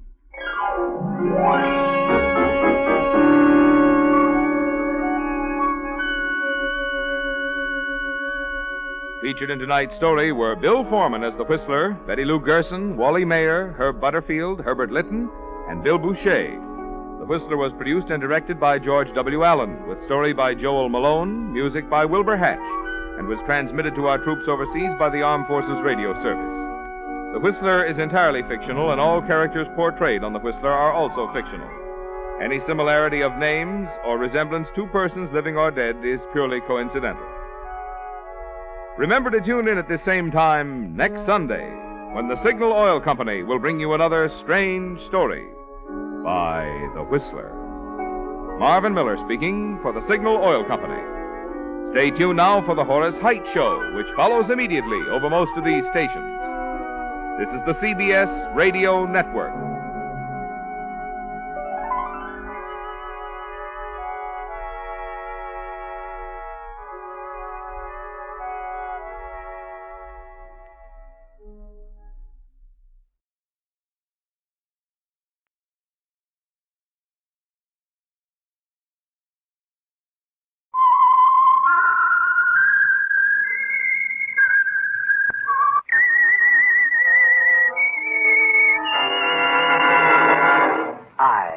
I'm the Whistler, and I know many things, for I walk by night. I know many strange tales hidden in the hearts of men and women who have stepped into the shadows. Yes, I know the nameless terrors of which they dare not speak.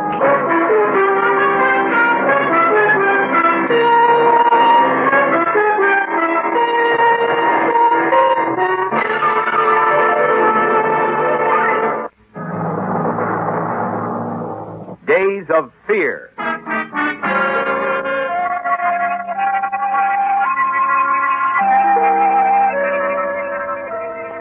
Roseanne Wixom's suppressed anger increased to inner fury as she sat in the law office of Ralph Hamilton, listening to the terms of her late father's will. Mixed with her bitterness was suspicion and a trace of fear. She was certain her father had been unduly influenced by Marla Wixom, her attractive and efficient stepmother, who had practically taken over the operation of the Wixom chain of restaurants a few months after her marriage to James Wixom, Roseanne's father.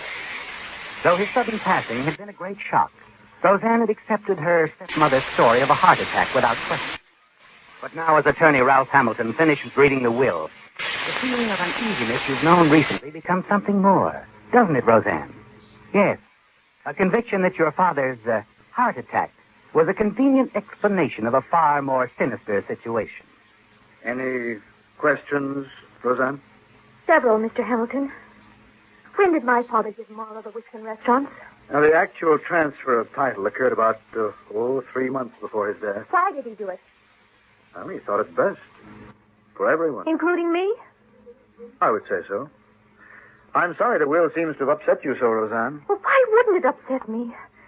2 weeks after his heart attack, I learn that he's given my stepmother our restaurants. And then he leaves me half the remainder of his estate. What remainder? Everything he had was tied up in those restaurants. Your father had a few other holdings, Roseanne. Yes. Enough to leave me $300 a month for the next 8 months until my 21st birthday. Then I get half of the remainder of the estate. That means half of this house. Marla will see that you never want for anything, Roseanne. The restaurants are doing better than ever, And they belong to Marla.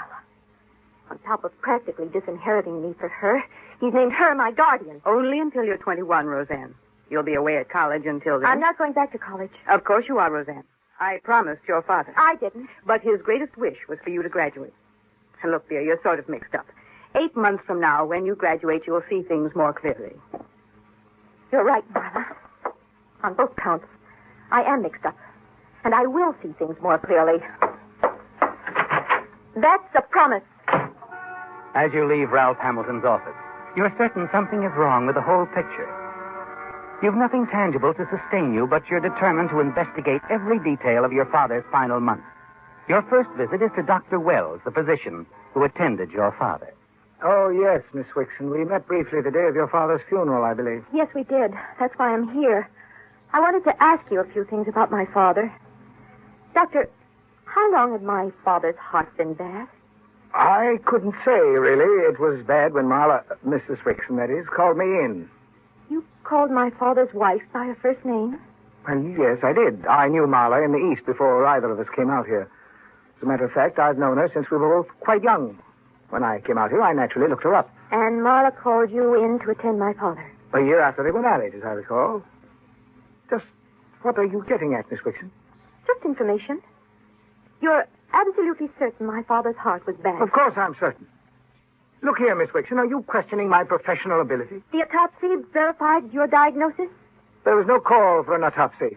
Marla didn't want one. My signature as attending physician was all that was necessary.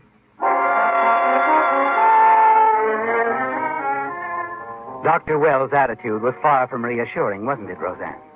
You're more certain than ever your father's passing was due to other than natural causes.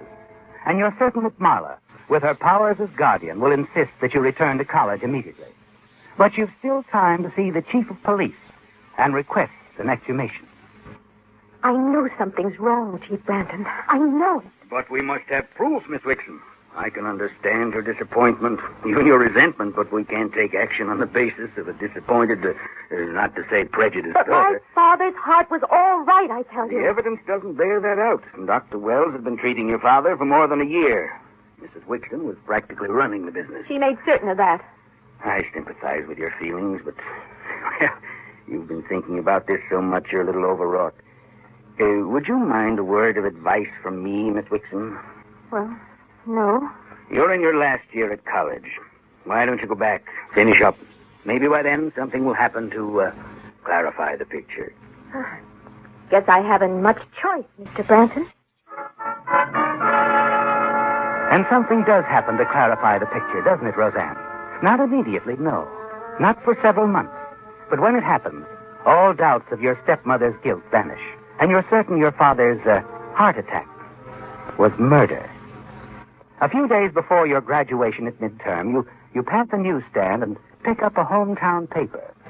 When you reach the society page, your own heart almost ceases to beat. Marla Wixon, wealthy restaurant owner, and Ralph Hamilton, well-known attorney, board plane for Honolulu on a 2-month honeymoon trip. Following their marriage in Mexico yesterday.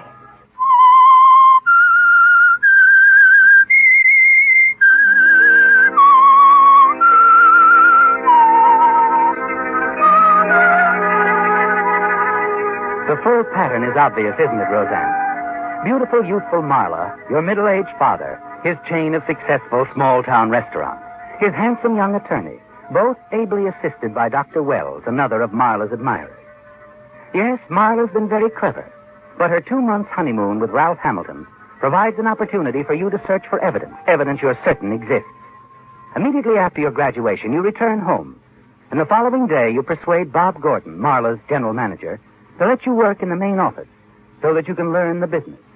That afternoon, while Bob is busy dictating, you look through a file cabinet marked Marla Wixon, confidential. Marla, darling, the Wixon restaurants are now in your name. I had the final papers recorded this morning. They're all permanently and legally yours. Always Ralph. And it's dated April 10th, 1953. 3 months before my father's heart attack. You were sure you'd find something like this, weren't you, Roseanne? And a few evenings later at home, you search Marla's room thoroughly. In a lower bureau drawer, carefully hidden under the paper lining, you find an envelope containing 4 capsules. Take only as directed. Dr. D.J. Wells.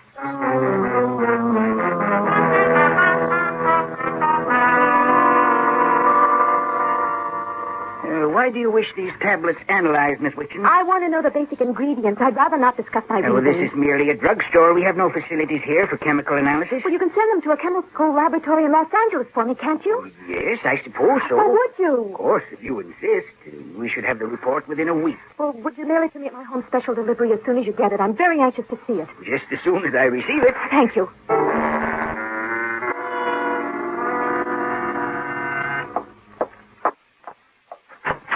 Hello, Roseanne. Well, Roseanne. Ma! Ralph! Hello. Surprised to see you? Oh, yes, I thought you expected to be gone a couple of months. Well, Ralph has to be in court day after tomorrow. I see. Well, you sound disappointed that we're back. Oh, no, just surprised.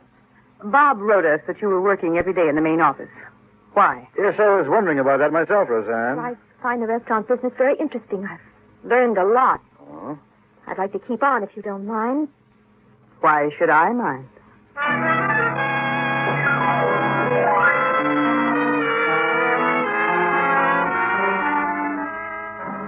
If you're not going out this evening, Roseanne, I'd like to talk with you a few minutes. Ralph's working late at the office, and we won't be disturbed. All right, Marla. What do you want to talk about?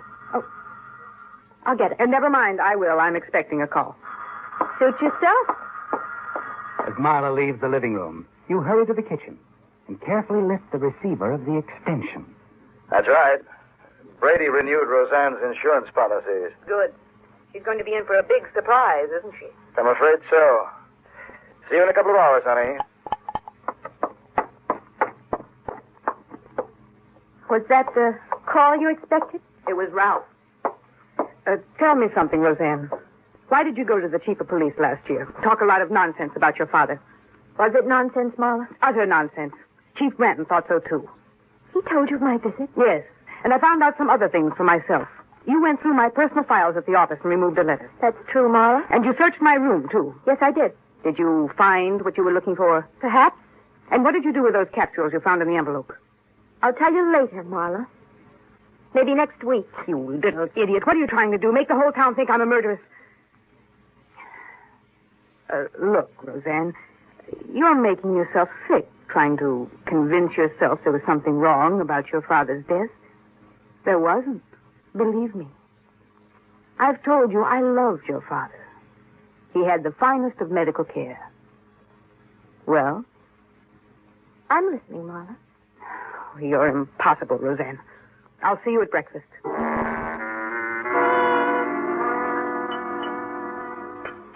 Ralph and I had a long talk about you last night, Roseanne. He seems to think that if he were in your position, he might feel the way you do about things. Really? Yes. He thinks if we saw more of each other, became better acquainted, things would clear up for all of us. Huh?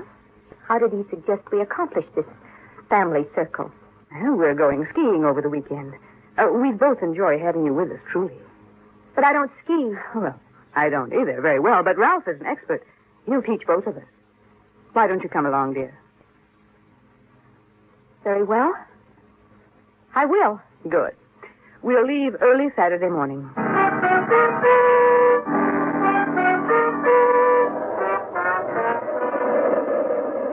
Good girl, Roseanne. You've got the makings of a good skier. Oh, thanks. But I seem awfully clumsy. I wish Marla could have seen you then. She went back to the lodge too soon. Oh, I still need a lot of practice. Well, this is a real good place for it. It's away from the regular ski runs. You can practice all you choose. You mean alone? Sure. Practice on those small slopes for a little while. I want to take the big hill. I'll come back up the rope toe. Now, you just try to keep your balance, that's all.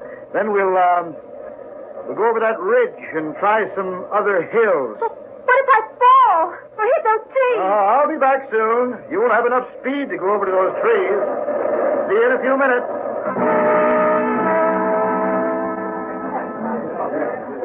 Back so soon, Roseanne?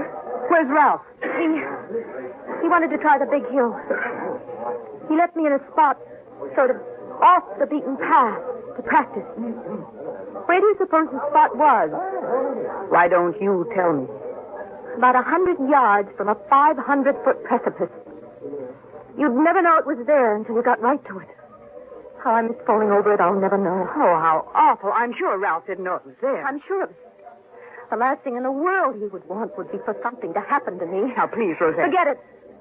I didn't fall, and that's all that matters. Oh, there's Ralph now. Here we are, Ralph, over here. What? Oh, what's the matter? Roseanne, when I got back from the rope toe, I didn't see you. I was afraid that you'd... Fallen over a precipice? I could have easily enough.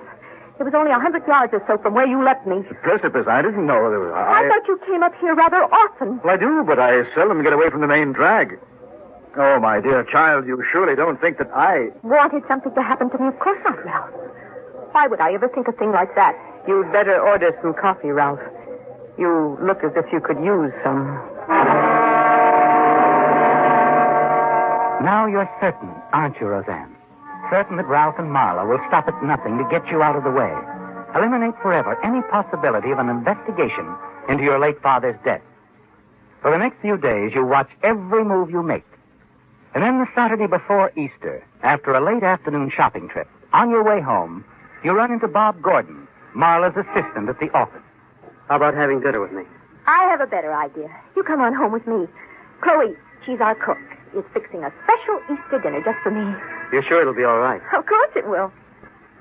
Besides, I'd like to have you with me this evening. I sort of have the jitters. Well, come on then. Let's go. I've always loved this drive home. Pretty, isn't it? Yeah, but the turns are sure tricky. There's never much traffic, and I like to swing around those turns. Makes the tires squeal. Personally, I'm not a speed demon like you, and I don't know this road or your car. Bob, look out! What happened? There was no light. I didn't see that roadblock until we were right on it. I had to either swerve into this hill or go over that cliff. Funny, there were no lights. Lucky I swerved the other way. Real lucky. I don't know how lucky.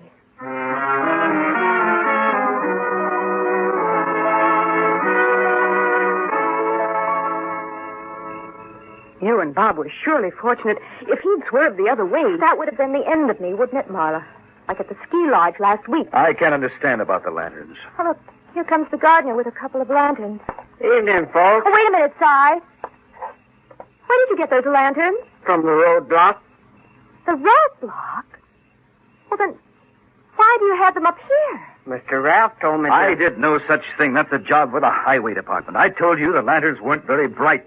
That I was going to report it to the highway patrol. I suggested you go down and brighten them up in the meantime. But you said... I said exactly what I just said.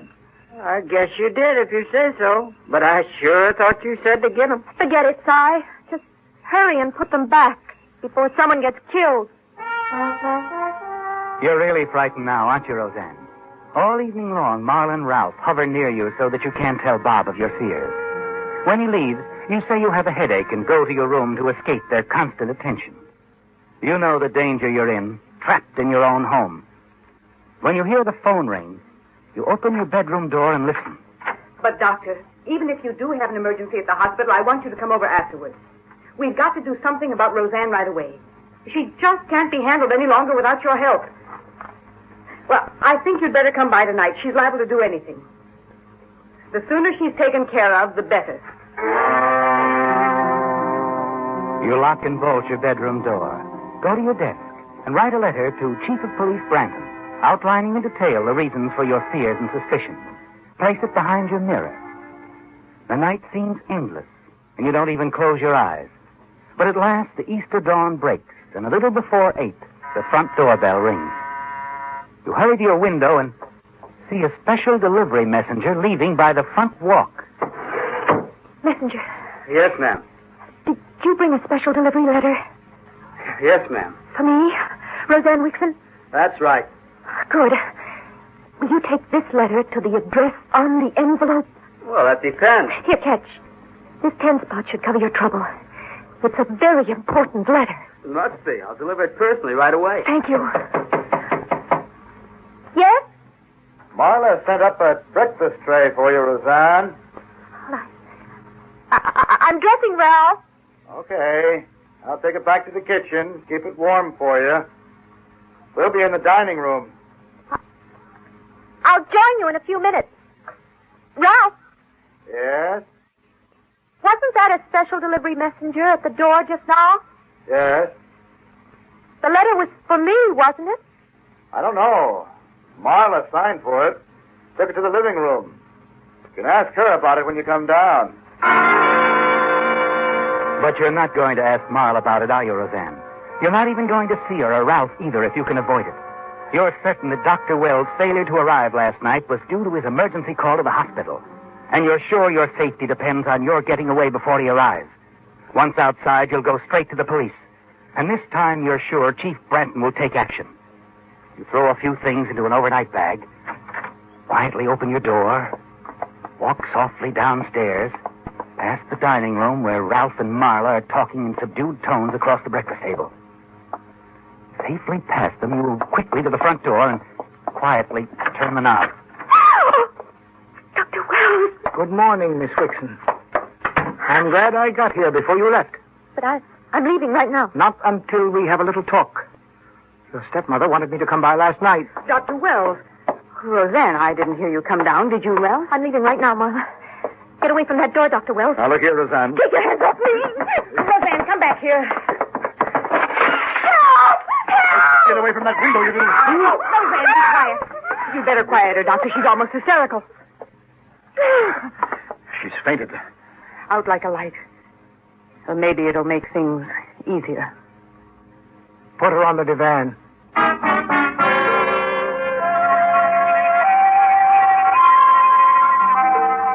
For a moment after you open your eyes, you wonder where you are. Then as you recognize Dr. Wells bending over you, it all comes back to you. Marla telling the doctor to quiet you, his quick movement toward you, and then sudden empty darkness. You start to scream and then recognize Police Chief Branton a few feet away. Oh, you got my letter, Chief. Yes, I got it. You feel better now, Roseanne? I'm all right, Doctor. She's okay, Marla. Good. Now listen to me for a few minutes, Roseanne. As I've told you before, I loved your father very much. He had the finest of medical care. During the last 6 months of his life, Dr. Wells saw him almost daily. I'm sure he did. Dr. Wells called in 3 other well-known heart specialists for consultation. The diagnosis was unanimous. Why didn't you tell me this before? Well, neither Ralph nor I had the slightest idea you suspected us of complicity in your father's death. Until Chief Branton told us after our return from Honolulu. Since then, we've kept in constant touch with him. He knows everything that's happened, including the ski lodge and the missing lanterns at the roadblock. All right. Go on, Marla. That letter from Ralph that you took from my files confirming the transfer of the restaurants to me. I bought those restaurants from your father several months before we were married, Roseanne. But why? Because your father didn't want you to be worried with trying to run the business. He left the money in my care. You'll get it on your 21st birthday, as I promised him. That's just 2 weeks away. But why did your father ask me to tell you nothing until you were 21? But after what happened this morning, I decided to tell you immediately. Ralph and I also reinstated some endowment policies that were allowed to lapse. Those were the policies you... Oh, and here's a special delivery letter that came for you a little while ago. Oh. Dear Miss Wixon, the chemical report you requested advises that the capsules involved were a harmless mixture of ingredients frequently prescribed for headaches. Cordially, R.W. Tunney. Those capsules were for me, Roseanne. Marla, I just don't know what to say. Don't say anything, Roseanne. Just forget the whole thing. I realize now what you've gone through. Happy Easter. Listen at the end of the following program for an important announcement regarding change of time. Have you heard the strange tales of the Whistler?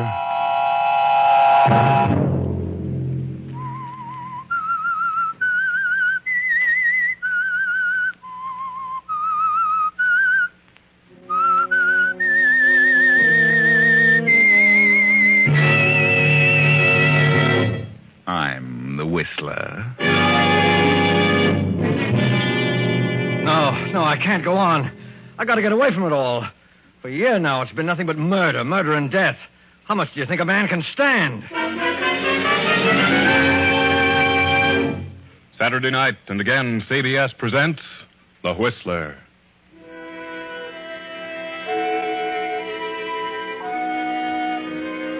I, the Whistler, know many things, for I walk by night.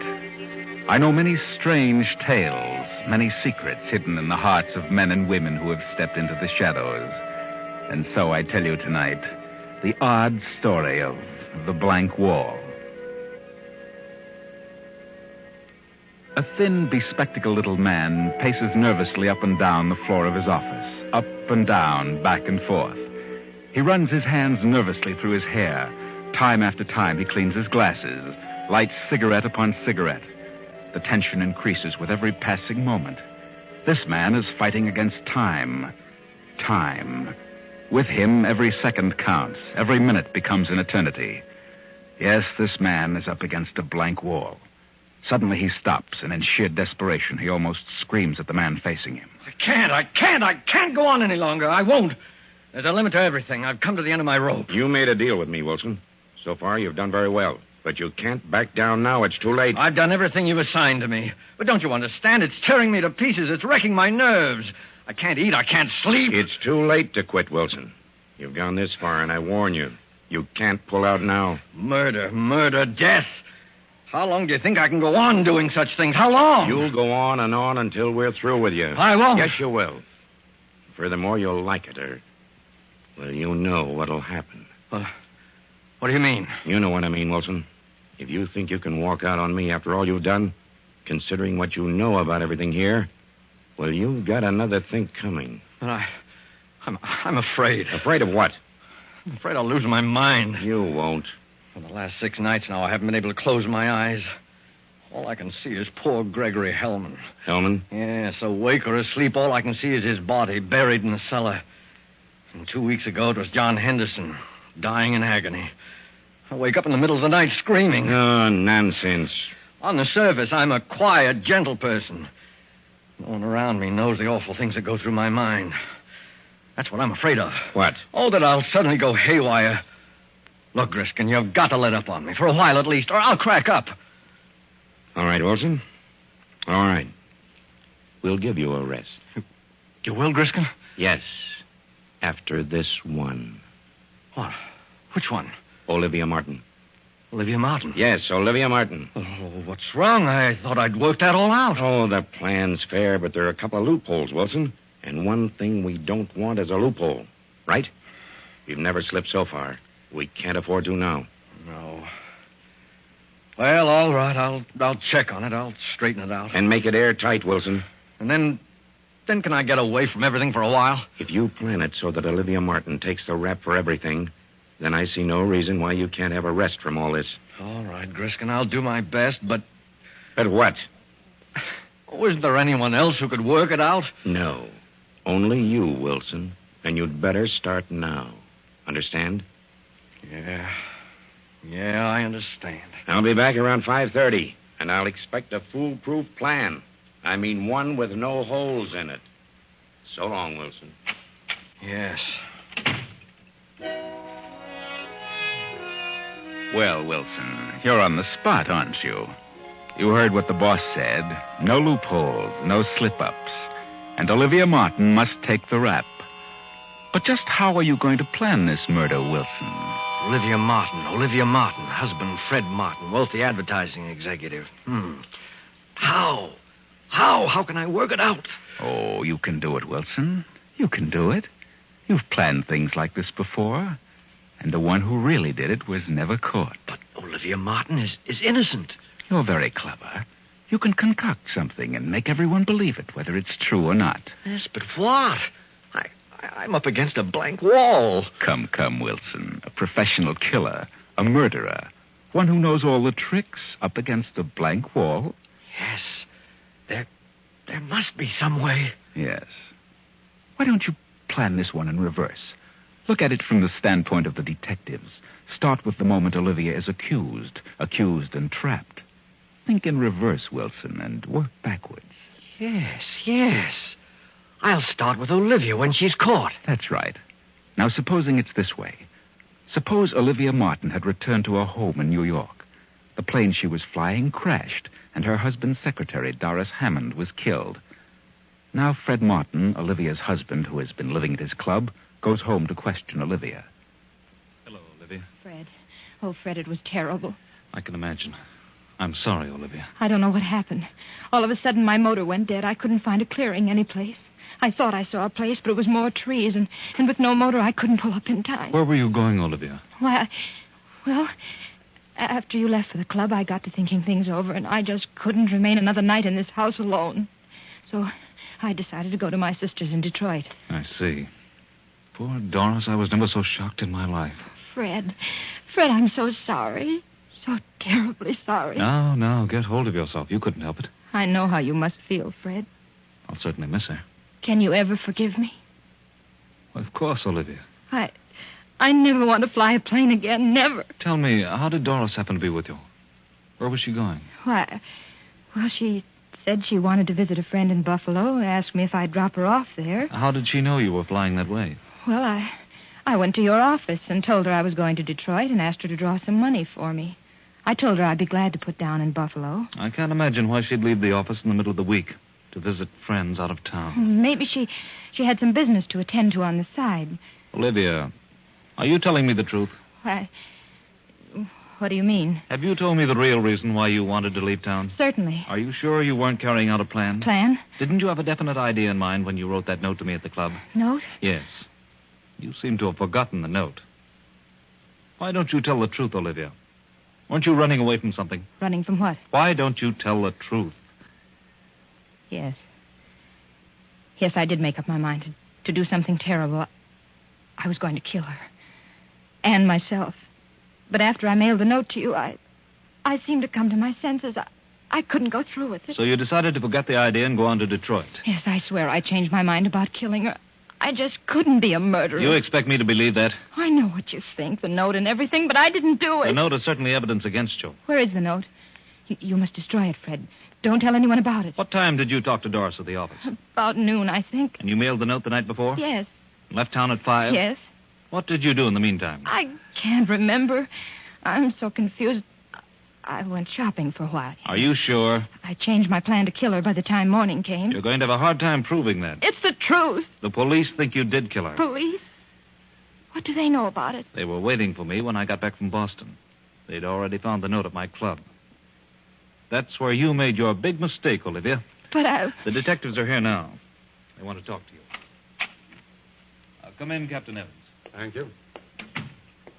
Olivia, this is Captain Evans. Good morning. He'd like to ask you a few questions. Yes. Is it true that your husband left you a few days ago with the idea that you were to get a divorce? Yes, You believed that your husband was in love with another woman? I did. Did you know who that woman was? I did. After he left you, did you write this note to him? Yes, I wrote it, but I didn't mean The next day, you got some money at your husband's office. And at exactly 5 o'clock, you took off in your plane. Yes, but I changed my mind. I couldn't go through with it. Where were you between noon and 5 o'clock? I went about town. I really don't remember what I Can did. you prove where you were during that period? I don't see how I could.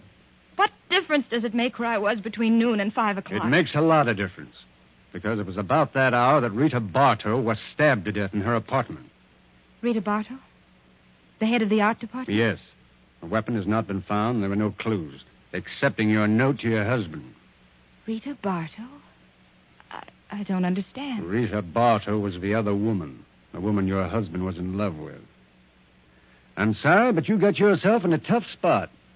Come along, Mrs. Martin.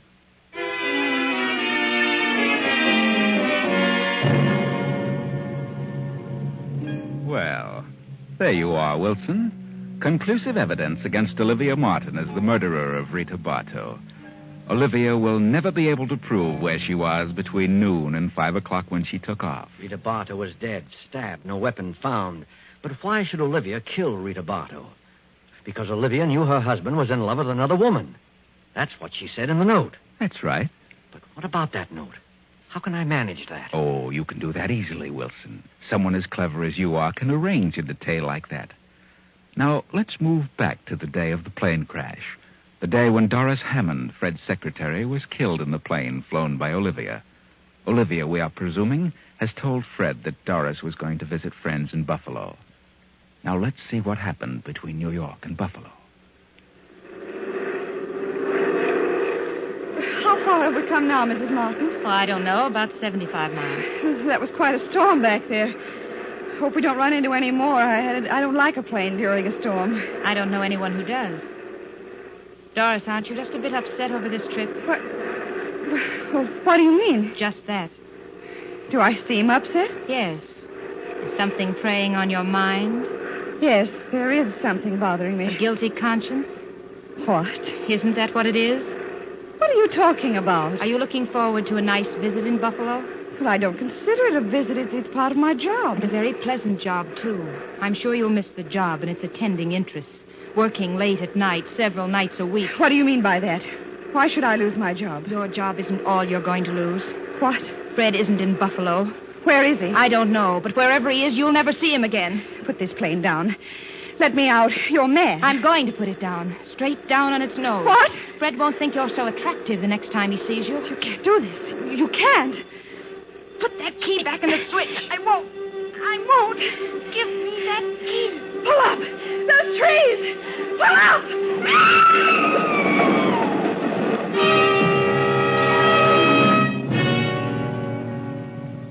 Well, they They hit the treetops, and when a farmer who sees the crash reaches them, he finds Olivia thrown clear of the wreck and still alive. Doris, of course, is dead. Not bad so far, is it, Wilson? But now what? Now, this should happen after 5 o'clock when Doris and Olivia took off in the plane. Now, what should happen between noon and 5 o'clock? Yes, that's the period Olivia can't account for. All right. Let's go back to, say, 2 o'clock, 2 in the afternoon. One of your own choice characters, Wilson, who has been working in Fred Martin's advertising agency as an artist, has just returned from an errand on which he's been sent by Doris Hammond. Remember that. Doris Hammond. And the character is Jack Mallory. Jack Mallory, where on earth have you been? You know what time it is, 2 o'clock. Oh, I'm sorry. I got to talking, and I didn't realize the hour. What about the art layout? Did Rita select one? Oh, yes, this one. She made a couple of changes in it. What change? Oh, nothing important. Just wanted this section here set up in red. Stands out better. Yes, so it does. Well, I better put this through right away. Sorry to have been so late with it. I'm glad you got back with it before I left. Left? Mm-hmm. Where are you going, Doris? Mr. Martin phoned. He wants me to join him in Buffalo. Something important has come up. Buffalo? I thought he was in Boston. Yes, but he had to run over to Buffalo in a hurry. Oh, Buffalo? Mm-hmm. Oh, that's strange. What's strange? Oh, well, I mean his being in Buffalo. What's strange about it? Well, I don't know. I suppose he could be in Buffalo. What's the matter with you, Jack? Well, nothing. Nothing at all. Lean over here. What? Why? A little closer. What's the matter? Well, of all things. Now I've seen everything. You've actually had a drink. You, of all people. Well, I don't approve of it as a rule, but I walked back from Rita's place. I got my feet a little wet in the rain. Felt kind of chilly. Afraid I was catching cold, so I stopped in the bar on the way back and had a drink. Well, I hope you don't get sick. Can't afford to have you and Rita both out. No, that's right. There's lots of work to be done this Here, week. take off that top coat. It's damp. Let me have it. I'll hang it over the radiator. Well, What's wrong? how on earth did you do this? You've spilled ink on the front of your coat. Yeah? Well, what do you know? That's a fine thing. I just got it yesterday. Oh, I must have done that over at Rita's when I blocked that section in red. You ought to get it out as soon as possible. Here, hand me that towel from the closet and dampen it. No, don't bother, Doris. I'll have it cleaned tomorrow. Get some of it out now. Thanks. Certainly hard to get off. It's probably dried in by now. Strangest ink I ever saw. It doesn't seem to be ink. More like blood, if you ask me. Blood? Let's see. See, that is strange. Let me see that art layout. It does seem a little darker than this on the card. Oh, maybe the cloth has something to do with it. Perhaps. Better let the cleaners worry about it, huh? What time are you leaving, Doris? In a few minutes. I'm flying from the airport around 5. Well, good luck, Doris. I'll see you in a few days. Thanks, Jack. Take care of yourself. And lay off the liquor. That's bad stuff to get started on. Are you kidding? What do you think? For a few moments, Doris stands staring after Jack as he passes through the door to the outer office. She picks up the towel, studies it for a second, then tosses it into a desk drawer and leaves the office. Now, Wilson, what happened preceding the incident we've just worked out? Well, suppose it's arranged that Olivia Martin visits her husband's office and calls on Doris, her husband's secretary. Good afternoon, Miss Hammond. Oh, how do you do? I'm in rather a hurry. I have a number of things to do this afternoon. Help you? I suppose you're quite busy yourself. Yes, my work always doubles when Fred leaves town. Fred? Yes, Mr. Martin. Oh, yes. My husband. I suppose it does seem strange for an employee to call him Fred. But for some reason I've gotten into the habit and can't seem to break it. He doesn't seem to mind, however. Is that so? After all, you're like one of the family, aren't you, Miss Hammond? Yes, I've been here for several years. You've been Fred's private secretary for how long now? Almost a year. Pleasant work, is it? Oh, you've no idea how absorbing this business can be, Mrs. Martin. I realize that it must have a certain amount of extremely interesting moments. You should drop around here more often, Mrs. Martin. How right you are. Things might have been different. Different? Yes, I mean if I'd taken an active interest in the business. Well, at times it gets rather dull waiting at home, especially on long evenings when one's husband has to stay in town on business. But I mustn't take up your time with personal problems. I want you to have a check drawn to me for $500. Very well. I'll attend to it at once. Have you heard from Fred since he left? No, I haven't. He phoned me this morning. He did? He left an important paper at home, and he knew I was flying to Detroit tonight to visit my relatives. Yes. So he wants me to drop it off for him at Buffalo. Buffalo? I thought he was in Boston. He was, but he had to rush over to Buffalo. Some unexpected business came up. He says he needs you very badly. He wants me to come to Buffalo? Yes. I told him I'd notify you and bring you with me. I'll be leaving the airport about 5. Well, I'll meet you at the airport. Is there anything in particular he wants me to bring? No. Nothing but the paper he left at home. Very well. I'll be at the airport. Do you mind flying, Miss Hammond? No, not at all. That's good. I'll see you at 5.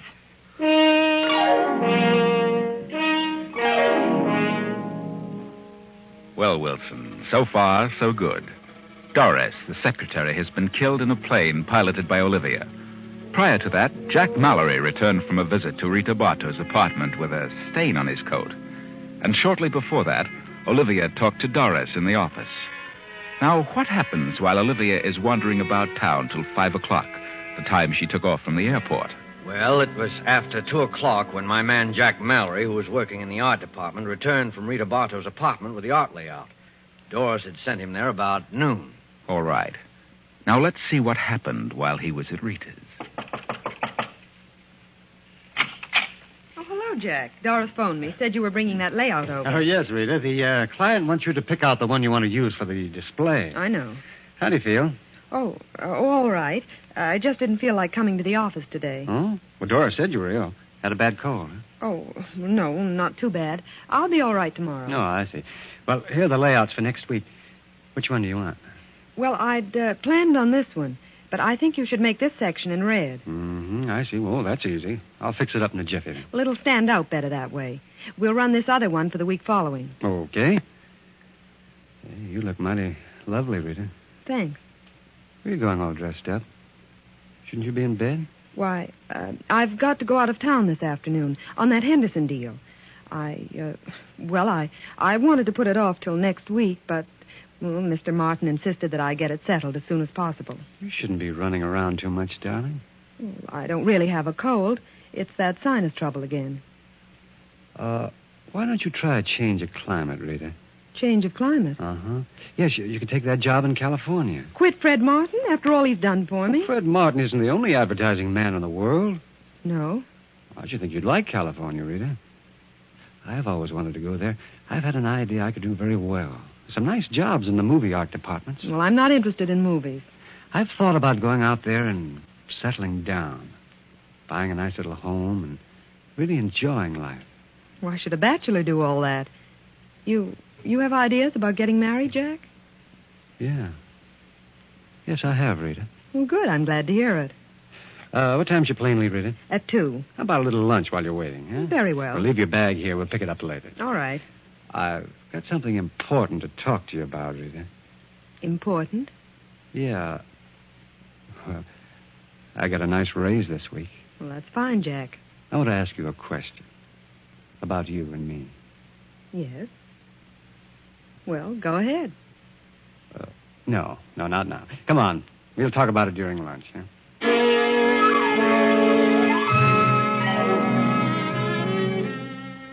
Now, we know, of course, what Jack had to say to Rita. That's obvious. Marriage. But if Rita was ill, why was she leaving for an out-of-town appointment? Well, the next step is the most important. Remember, Wilson, Olivia and her husband Fred had come to the parting of the ways, and Olivia wrote a note. Yes, that was the part that made the whole thing logical, the part that afforded a perfect setup for me. Olivia was pacing the bedroom floor long past midnight when Fred came home and knocked on her door. Olivia? You awake? Yes. Come in. I thought you might be asleep. Asleep? How could I sleep? Well, it's 1 o'clock, isn't it? Yes, Fred. I really didn't realize it was so late. You don't usually bother to see if I'm awake. Don't I? For the past 2 months, you've gone right onto your own room. Yes, I guess I have. Get your business settled? Yes, I had quite a bit to attend to. Have dinner at the club? Oh, yes, the club. Then why didn't you answer my call? I had you paged. They said you hadn't been there this evening. Oh? Well, perhaps I hadn't arrived yet. Really? Well, I think I'll turn in. Good night, Olivia. Why don't you say it? Say what? What you came here to say. What makes you think I had anything particular to say? I've known all evening you were planning to tell me something when you got in. Why, that's nonsense. I've known for months this was coming. I know what sort of business detained you. A woman. What? At first, I believed your stories about working late. But as the weeks passed and I realized you were growing colder, the whole thing became clear to me. Then I knew you were evading me, that you were lying. Go on. We've been married 10 years, Fred. I've done everything humanly possible to make our marriage a success. Have you? I think I have. That's your opinion, Olivia. Oh, Fred, I'm just sick all over. I've tried not to believe it. Oh, let's not have a scene, Olivia, please. What do you expect me to do? Laugh it off? No, not you, Olivia. Certainly not you. I suppose you'll say it's all my fault. I'm to blame for everything. I haven't said anything. Then why don't you? Why beat about the bush? You came here to say something. Say it. Very well, since you put it that way, I will. I'm going out of town tomorrow on business. I'm sending my things to the club. When I return, I intend to live there. Fred. Now, wait a minute, Olivia. I haven't finished. I want you to get a divorce on any grounds you please. Desertion or whatever you wish.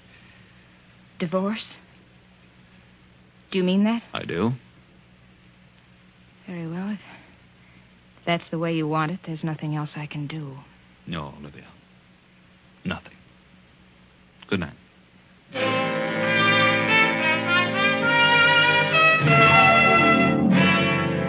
Well, there you are, Wilson. That was what led up to Olivia's writing the note to Fred at his club. The note that made this whole thing possible. She mailed it the following night. That note was the complete evidence against her, Wilson. What does it say? Fred, the very thought of losing you, the thought of divorce, the thought of giving you up for another woman is more than I can bear. The shame, the disgrace, the scandal of it all would, I know, drive me insane.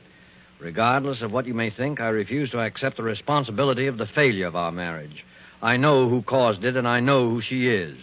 You'd never be happy with a woman of her type. You'd be throwing your life away. I refuse to give you up to her, and so I have made a decision. Goodbye, Fred. Olivia. Now, Wilson, because of that note, Olivia will be accused of the death of Rita Bartow because Rita was really the woman her husband was in love with. She thought it was Doris, Fred's secretary. She lied to Doris when she said Fred had asked her to bring Doris to Buffalo. Fred wasn't in Buffalo. Olivia planned to crash the plane and kill herself as well as Doris. But Olivia survived only to be accused of the death of Rita. Actually, you fix it so that your choice character, Jack Mallory, killed Rita when he learned that Rita was really going to Boston to be with Fred Martin. And the ironical part of it will be that Olivia killed the one person who knew about the odd stains on Jack's coat. Blood stains. Yes, Doris will be the only one able to clear Olivia and place the guilt on Jack Mallory. But Doris will be dead. It works out perfectly, Wilson. You're not up against this blank wall now. The murder is perfect, and no one will ever know who really did it. That is, no one but you and I. It's wonderful. Airtight. Not a single loophole. Yeah, Wilson? How about it? I've got it, Griskin. Not a slip up on the whole thing. I knew you could No do one it. will ever figure this one out. I tried a new slant. I started at the end and worked backwards. Backwards? Yes. Well, just so it works out okay, what does it matter? Now, look, Griskin, you said if I figured this one out that I could get away from all this for a while. I know. Well, then how about it? Okay, Wilson. I'll give you a month on one condition. Well, what's that? That you really get out of town. What do you mean, Griskin? I know that other outfit's been after you. I know they've offered you a better deal, but if you try to walk out on us now, well, I don't think I need to say any more. Well, then, how about a raise when I come back? A raise? Okay, Wilson, that's a deal. You'll get a raise. But if you know what's good for you, you'll be back here in exactly 1 month. Yeah, sure, I understand. I'll be back. Why, I'm not going to leave you. You know I wouldn't think of such a thing. Maybe while I'm gone, I'll figure out some new tricks. Yeah? Well, enjoy yourself, Wilson, because you're going to be a busy man when you get back. We've got this is going to be a busy season for murders. So long. Yeah. So long, Chief. Well, the boss was perfectly satisfied with the way Wilson worked out the details of the job. And Wilson was more than pleased, too. Of course, all I did was to suggest a plan he used once before. Only I suggested it to him in reverse. And the strange thing was, he didn't even recognize his own plan. Yes, Wilson had used this one before. He used it last year, about 6 months ago. November, to be exact. But neither he nor the boss were aware of it. In other words, a plot is just as good worked backwards as it is forwards. Oh, by the way, I should mention now that Wilson was not an employee of Murder Incorporated, and Griskin is not a gangster chieftain. No. Wilson was really a top writer for a detective story weekly, and Griskin was the editor of the magazine. Poor Wilson was just up against a blank wall, so I thought I'd help him out.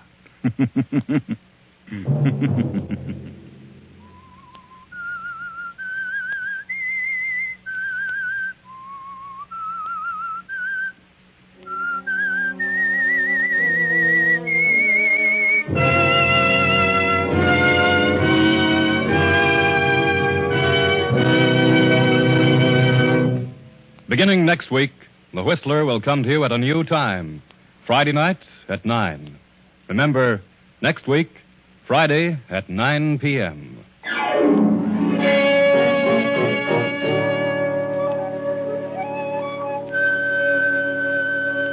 Original music for this production was composed and conducted by Wilbur Hatch. The Whistler is written and directed by J. Donald Wilson and originates from Columbia Square in Hollywood.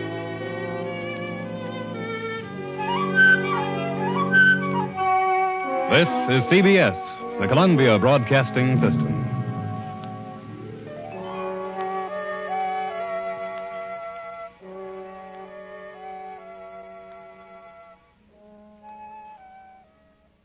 The Signal Oil Program. Yes, the Signal Oil Program. The Whistler.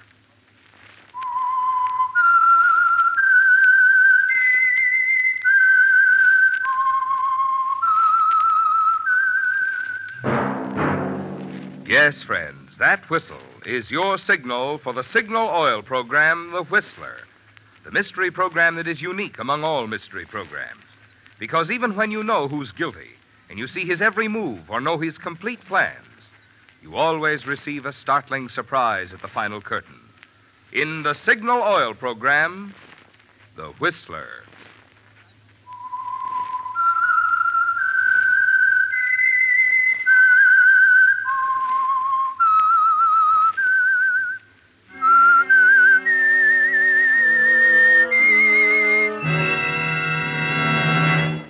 I am the Whistler, and I know many things, for I walk by night.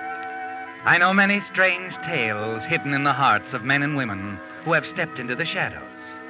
Yes, I know the nameless terrors of which they dare not speak. Yes, friends, it's the Whistler for tops in entertainment. And for tops in gasoline quality, it's Signal. It takes extra quality, you know, to give you extra mileage. And Signal is the famous Go Farther gasoline.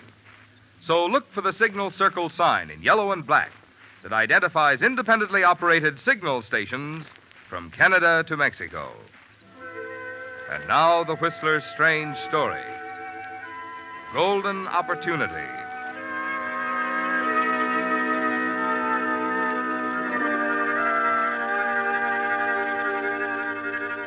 Harry Farrell sat in his luxuriously furnished office, puffed slowly on a cigar. His eyes wandered over the room, the polished mahogany, thick broadloom carpets, the Gauguin canvas on the wall opposite. All the trappings of success, a reflection of his own progress. Harry Farrell had reached the top, the apex of a pyramid, with a broad, solid base built upon years of scheming, planning, meeting people, and a fortunate marriage. Anne's money had been the original foundation. Yes, in the beginning he owed everything to Anne. And now, even though he had become one of the most successful attorneys in Phoenix, he had little money of his own. Gambling debts, high personal expenses, bad speculations were a constant drain on his earnings. Yet, as long as he had Anne, he felt secure, for he knew he could always count on her to ease the financial strain. Excuse me, Mr. Farrell.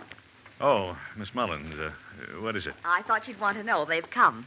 Yeah, what's come? The travel folders. Oh, good, good. Let's have a look. I'll confess I've already peeked at them. They look simply wonderful, so exciting. Rio, Buenos Aires, and... Yes. That's fine. Thank you, Miss Mullins. Yes, sir. Oh, here are some checks for your signature. Oh, later. They have to go out tonight, Mr. Farrell. All right. By the way, Miss Mullins, do you have anything planned for this evening? What? Why, no, I haven't. I wonder then if you'd mind staying on here at the office for a while. I'm expecting a phone call around 7. Might have some work for you to do. Oh. No, I won't mind, Mr. Farrell. Good. If you're going to be working, shall I call Mrs. Farrell? No, don't bother. I think your wife is so attractive, Mr. Farrell. Yes, she is. Just yesterday, Sue Avery, she's a secretary down at Hamlin Stone, came to me with the nicest compliment for Mrs. Farrell. Oh? She happened to see Mrs. Farrell going into the Arizona Biltmore for lunch. Sue said she was the smartest-looking woman in town. Yeah, that was nice of her. But she said Mr. Wolcott, he was with Mrs. Farrell. She said he was the handsomest man she'd ever seen. Well, I don't exactly agree with Here that. are the checks, Miss Mullins. Thank you. Yes, sir.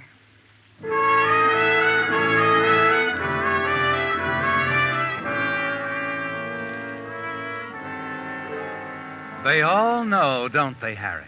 Even Sue, what's-her-name at the office down the hall. She knows, too, about Anne, your wife, and your partner, Sam Wolcott. And you've known for a long time, but there was nothing you could do about it. You were willing to let things stand as they were and keep your eyes shut as long as you had to depend so heavily on Anne financially. It really didn't matter. You've forgotten when you stopped loving her. Perhaps you never did. No, you're only interested in holding to her until you're on your own feet, until you have enough money of your own to live the way you want to live. Mexico City, Buenos Aires, Rio. But you know it'll be several years before you can do that, don't you? In the meantime, you turn to your travel folders, and through them you escape.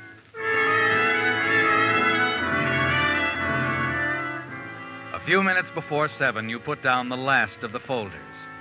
And then as you lean back in your chair, you hear a door slam. And an instant later... Yes, Miss Mullins? Mr. Farrell, I think something's happened. It's Mr. Wolcott. He just came in. He looked awful. What do you mean? I can't explain it. It frightened me, the look on his face. Well, where is he? In his office. All right, I'll go in. You hurry across the room to the door leading into your partner's office. Open it. In the half-light, you can see him sitting at his desk, staring vacantly at the green blotter. Sam, what's the matter? Oh, it's you. What's wrong, man? Wrong? Look, will you tell me? I killed her, Harry. I killed her. You what? I killed Anne. Anne? You don't know what you're saying. You've been drinking. Yes, that's right. I've been drinking. But I killed her, Harry. She told me it was all over between us. She was standing in the library near the fireplace. I fired. She fell down. She's dead, Harry. Mr. Farrell, shall I call the police? No. Wolcott's drunk. He doesn't know what he's saying. Don't call anyone. Yes, Mr. Farrell. I wanted to call the police. I'm running this, Sam. You're not yourself. Now lie down on that couch until I tell you to get up. I'll be back in a moment.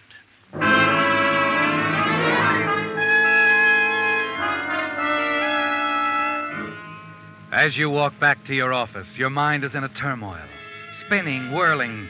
Your emotions are in a tangled mess. Then, as you close the door behind you, a strange feeling of happiness sweeps over you. Suddenly, you realize you're free to live the life you've always wanted to live. Anne, your wife, is dead. Her money is all yours now. You hurry to the telephone and dial your home. You've got to make certain she's dead, don't you, Harry? You wait. And wait. There's no answer. And then you realize it's Thursday, the maid's day off. You're about to replace the receiver when... Hello? Hello? Hello? It was Anne, your wife, wasn't it, Harry? The voice of a ghost. A voice like a heavy blanket stifling all those warm, new thoughts of a new life. You glance at the gay, colorful travel folders on your desk. Your dream. The dream that came true for but a brief moment. Anne is alive.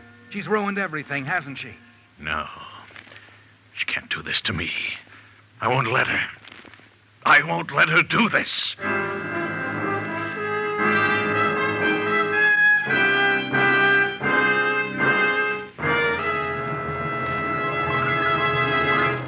With the prologue of Golden Opportunity, the Signal Oil Company brings you another strange story by The Whistler. Have you had your car radiator inspected recently? Warmer weather, you know, puts an extra burden on an automobile's cooling system.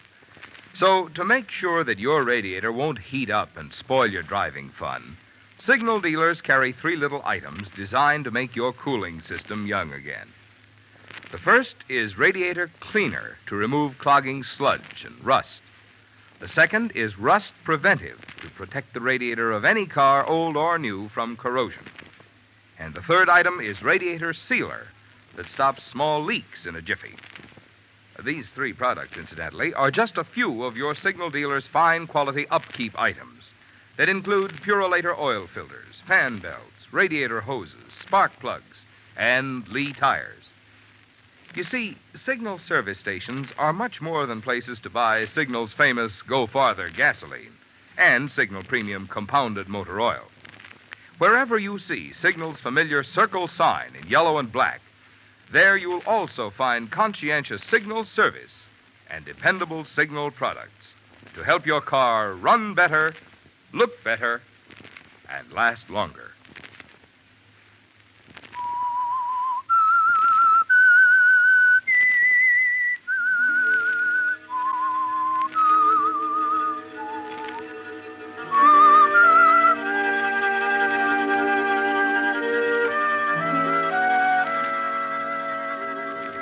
When your law partner, Sam Wolcott, told you he'd killed your wife, there was no feeling of loss, was there, Harry? By his act, Sam had cut away your chains, had made you a free man to live your life as you'd always wanted to live it. Anne's death would have made it possible for your dream to come true. Then the voice of your wife over the telephone had shattered that dream, and the depths you reached after hearing her voice were almost more than you could stand. And now as you stare at the telephone, you realize you can't let her ruin everything. No, you can't allow her to stand between you and your dream. You tell yourself there must be a way. And suddenly, the idea occurs to you. A simple plan, isn't it, Harry? Yes, a golden opportunity. You hurry back into your partner's office, and you're just in time. Sam, put that phone down. I'm sorry, Mr. Farrell. I tried to stop him, but put it down. Look, Harry, I've got to give myself You're up. not going to do anything until I tell you to. Now, sit down. I'm your partner and your attorney. Or am I? Of course, but don't you understand? I killed her. Sit down. But, Harry, I've got to... Sit down.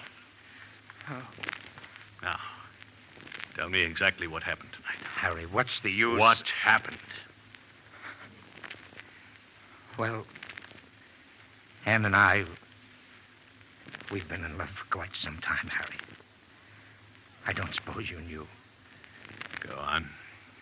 This afternoon, she called me. Said she had to talk to me. It was important. I guess right then I knew what was coming. As it turned out, I was right. What do you mean? Tonight, she told me it was all over between us. She just didn't love me anymore. I sort of went crazy. I had the gun. I couldn't stand the thought of not seeing her anymore. You shot her? Yes, How many yes. times? I don't remember once, I think. She was standing by the fireplace, holding the glass in her hand, smiling. I pulled the trigger. She fell. I turned, ran, came here. Where's the gun? The gun? It's the gun. Did you leave it at the house? No. No, I have it here in my pocket. Give it to me. I said give it to me. Mr. Farrell, please, you're not Keep going... out of this, Miss Mullins. Here it is, Harry. Well, go ahead. Why don't you pull the trigger? Don't be a fool, Sam. All right, then. Call the police. I want to get this over with. No. Well, if you won't, I will. You're not calling anybody, not yet. Oh! Oh, Mr. Farrell, is he... He doesn't know what he's saying. A little nap will sober him up. Come along, Miss Mullins. But are you going to leave him like this? He just knocked out. He'll be all right. Are you sure? Yes, of course. All the drinking he's done, he'll probably sleep for an hour. That'll give me time to figure things out. Are you going to the police? No. I'm going home to see what really happened. I don't call anyone while I'm gone, and if Sam should wake, don't let him call anyone. Plug the switchboard if you have to. Tell him the lines are out of order. Yes, Mr. Farrell, but You suppose... can handle it, Miss Mullins. I'm counting on you. I'll handle it, Mr. Farrell. Good. Remember, no one must know about this until we're absolutely sure. Yes, I understand. Mr. Wolcott's been drinking.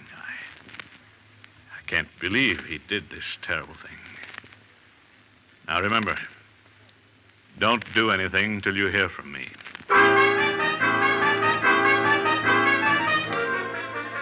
Minutes later, you're racing across town with Sam's gun in your pocket.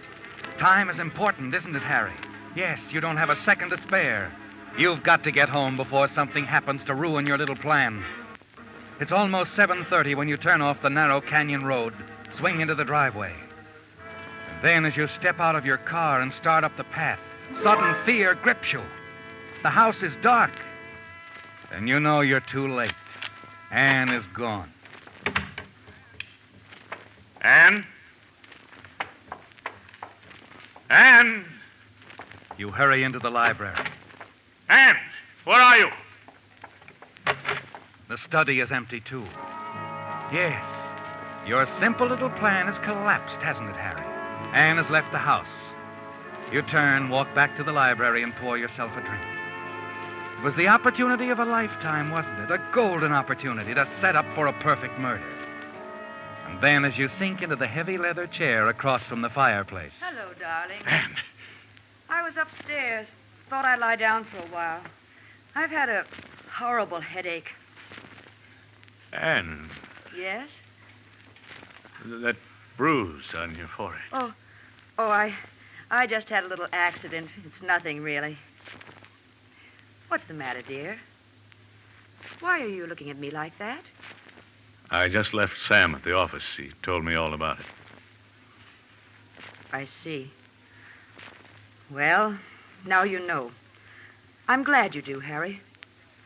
He might have killed you. I suppose. I was so startled to see the gun, I jumped back, tripped over the chair. I fell just as he fired. Struck my head against the fireplace. Does anyone know about this? Did you call the doctor, the police? Of course not. You didn't tell anybody? Can't you see the headlines?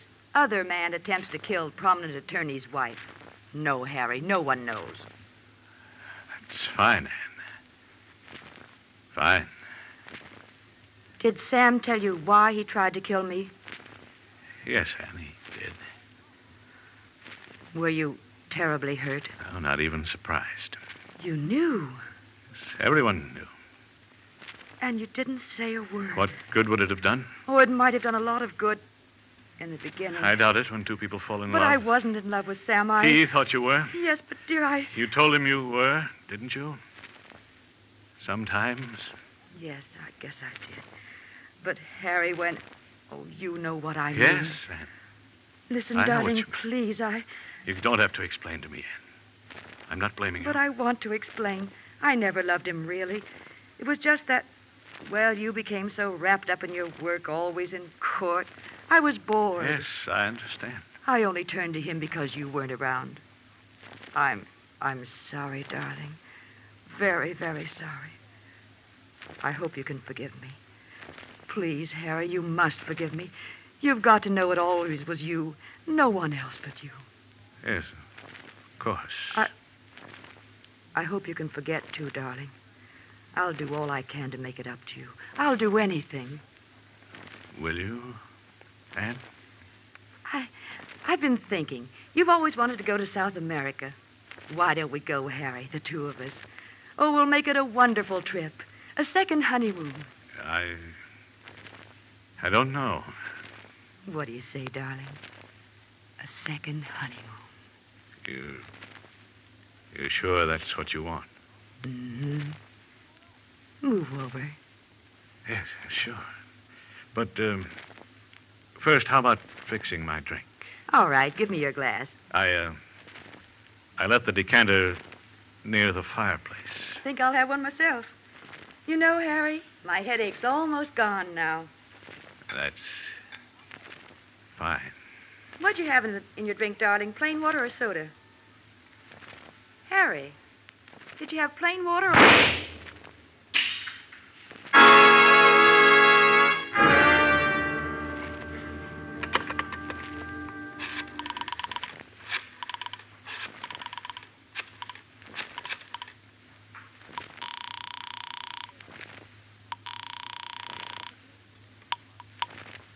Police Department, Sergeant Williams. This is Harry Farrell, 372 Bedford Canyon Road. You better send someone. My wife has been murdered.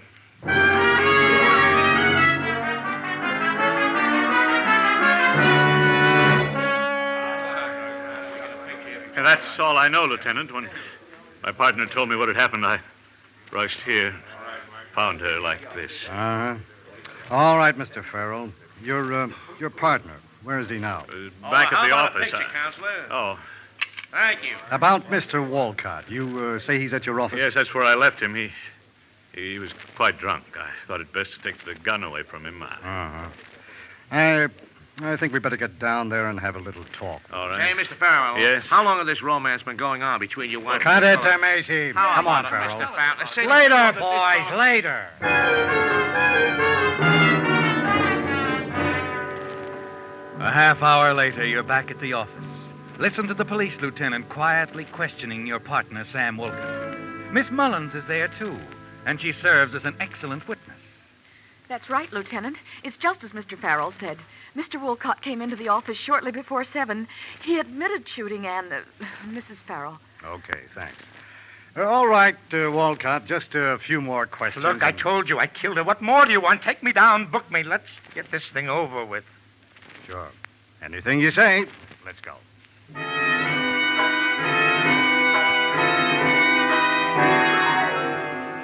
You struggle to keep the smile from your lips as the police lead Sam Wolcott out of the office, a condemned man. It's all over, isn't it, Harry? Your plan worked perfectly, and you're free at last. You heave a sigh of relief, walk back to your desk, and then you realize you're not alone in the room. Miss Mullins is standing by the window, staring at you, a strange expression on her face, one you've never seen there before. Mr. Farrell, So what is it, Miss Mullins? after you left the office tonight, while you were on your way home to see if your wife was dead, Yes. she called me on the telephone. He's almost buckle under you. You reach out, grip the edge of your desk for support, as a wave of panic sweeps over you. She knows, doesn't she, Harry? Miss Mullins knows that you, not Sam Wolcott, killed your wife. You stand there paralyzed, unable to speak. Finally, Miss Mullins breaks the silence. She called about some tickets. Wanted me to arrange passage for the two of you to South America. A second honeymoon, she said. I see.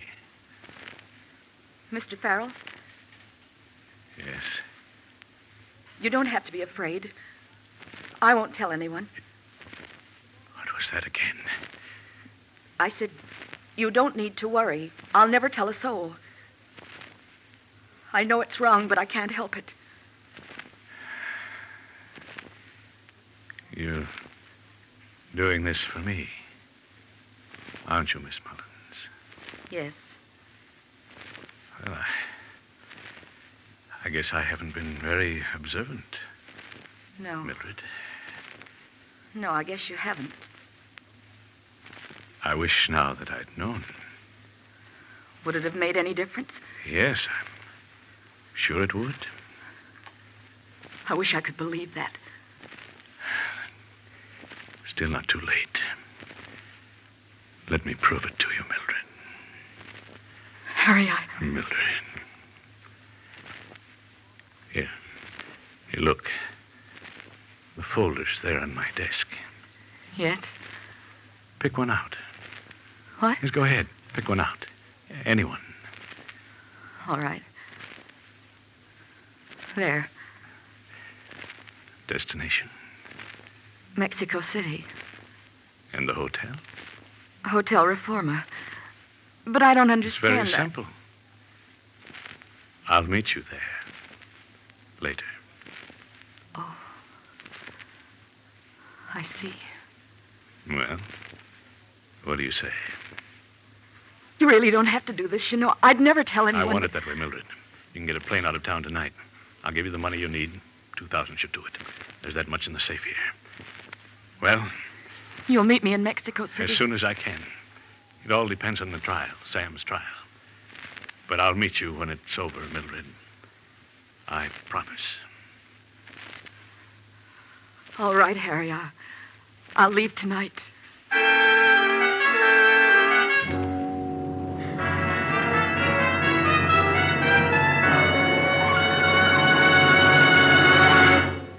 The Whistler will return in just a moment with the strange ending to tonight's story. You hear a lot these days about the trend back to good old-fashioned value in buying. Well, frankly, we at Signal are delighted to see this because Signal, the famous Go Farther gasoline, has long been the choice of drivers who appreciate extra value, and for two good reasons. One, of course, is Signal's good mileage. And number two is the thing which makes Signal's good mileage possible. I mean the extra efficiency today's Signal gasoline coaxes from your motor. Because when your motor runs more efficiently, you also enjoy faster pickup and smoother power.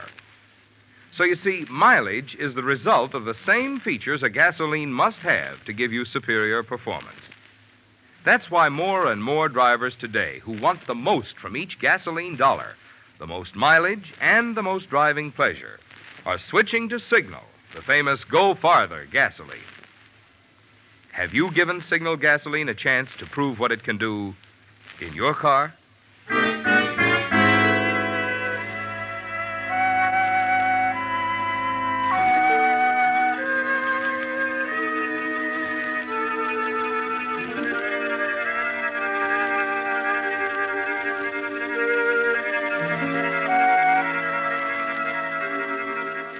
It's over, isn't it, Harry?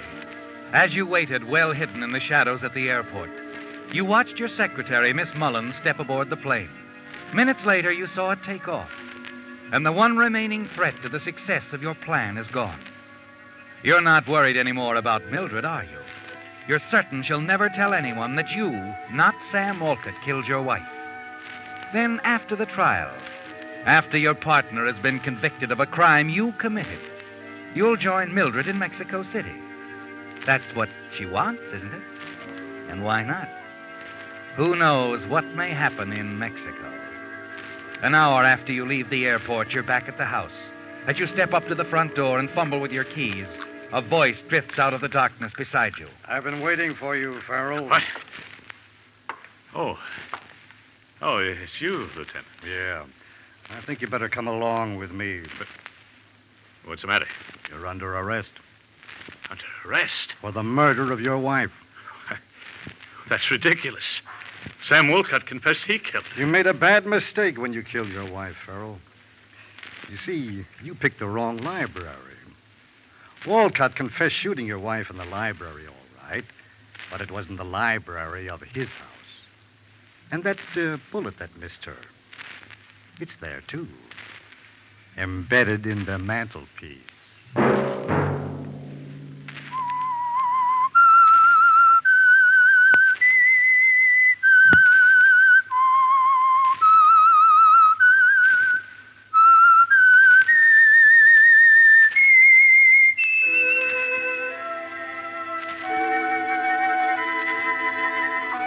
that whistle be your signal for the Signal Oil program, The Whistler, each Sunday night at this same time.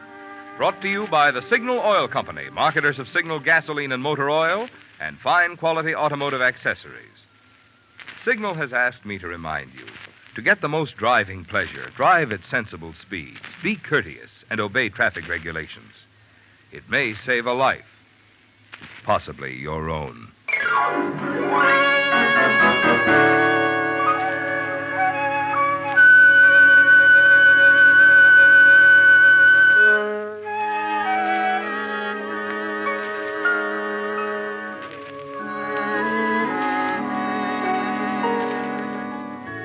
Featured in tonight's story were Willard Waterman, Monty Margetts, Lois Moran, and Walty Mayer. The Whistler was produced and directed by George W. Allen, with story by Harrison Negley, music by Wilbur Hatch, and was transmitted to our troops overseas by the Armed Forces Radio Service. The Whistler is entirely fictional, and all characters portrayed on The Whistler are also fictional. Any similarity of names or resemblance to persons living or dead is purely coincidental. Remember, at this same time next Sunday, another strange tale by The Whistler. This is Marvin Miller speaking. This is CBS, the Columbia Broadcasting System.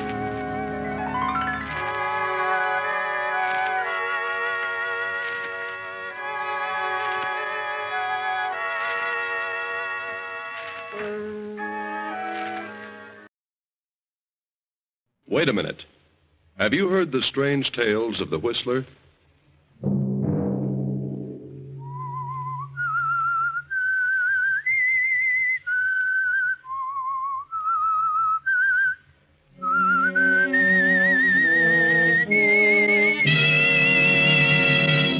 I'm the Whistler. You promised me that you wouldn't gamble again. You've broken that promise, and I won't give you another cent. This time, John, you can work it out for yourself. Another Sunday night, and again CBS presents The Whistler.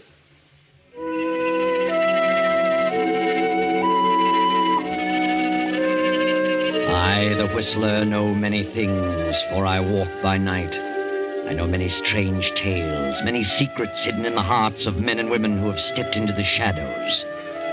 And so I tell you tonight the amazing story of avarice.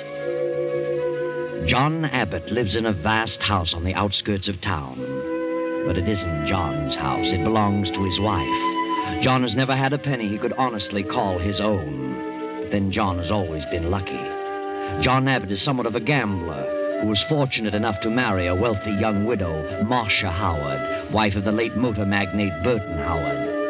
But John has pulled a few tricks bordering on the shady side of late, and Marcia has come to distrust him. She has paid off a number of his gambling debts, but this time he's really in a spot. John got into a poker game with Mike Flynn, lost, and paid off with a worthless check. Hello, Mike. How are you? I haven't seen you since that big night last week. Where have you been keeping yourself? Where have you been keeping yourself? Well, my wife's been rather ill, you know. I've intended to get in to see you and the boys for some time. Did you try real hard, John? Try? Why? What do you mean? I kind of got an idea you were trying to avoid me. Oh, why should I? Would you have dropped in today if Muggsy hadn't tipped you off that I wanted to see you? Why, of course I would. In a pig's eye. I resent that, Mike. You do? Well, I resent this. What? This rubber check. You got a lot of nerve horning in on a game when you can't pay off. Why was it returned? Insufficient funds, according to the slip. Yeah, I can't understand that. Must be some mistake. There's no mistake, John. You didn't have $4,000 in that bank, and you know you didn't. I checked on it. Well, I'll take care of it. You've got nothing to worry about. Then fork over. I don't carry that much money on me. Then you'd better dig it up, John. Oh, I can't walk out and pick it off a tree, you know. You know where to get it in a minute. Do I? Sure. Your wife is rolling in money. That's not as easy as you think. See, Marcia doesn't approve of gambling. Neither do I. When you can't back your bid. Well, I can get it. You've got to give me a little time. take a few days. John, I'll give you till Saturday at noon to get me that money. Saturday? Well, that's almost impossible. This is Wednesday. How much time do you need? Well, I don't know, but I'll get it as soon as possible.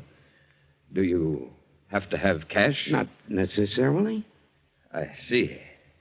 What do you have in mind, John? Why, nothing at the moment. Better think of something. Yes, I will. Oh, I'll get it. Any good security will do. I quite understand. But whatever it is, I'll expect it by noon Saturday. Otherwise, well, I could turn it over to the district attorney, or I could have a pal of mine take you for a little drive in the country some afternoon. Oh, I'll get it, Mike. I'll get it. I'll have something for you Saturday at noon. I don't know what it'll be, but I'll have it. That's fine, John. It's fine. I'll be expecting you. Thanks, Mike. Thanks for the extension. Sure. Always glad to help out a friend. Yes. Well, so long. So long, John.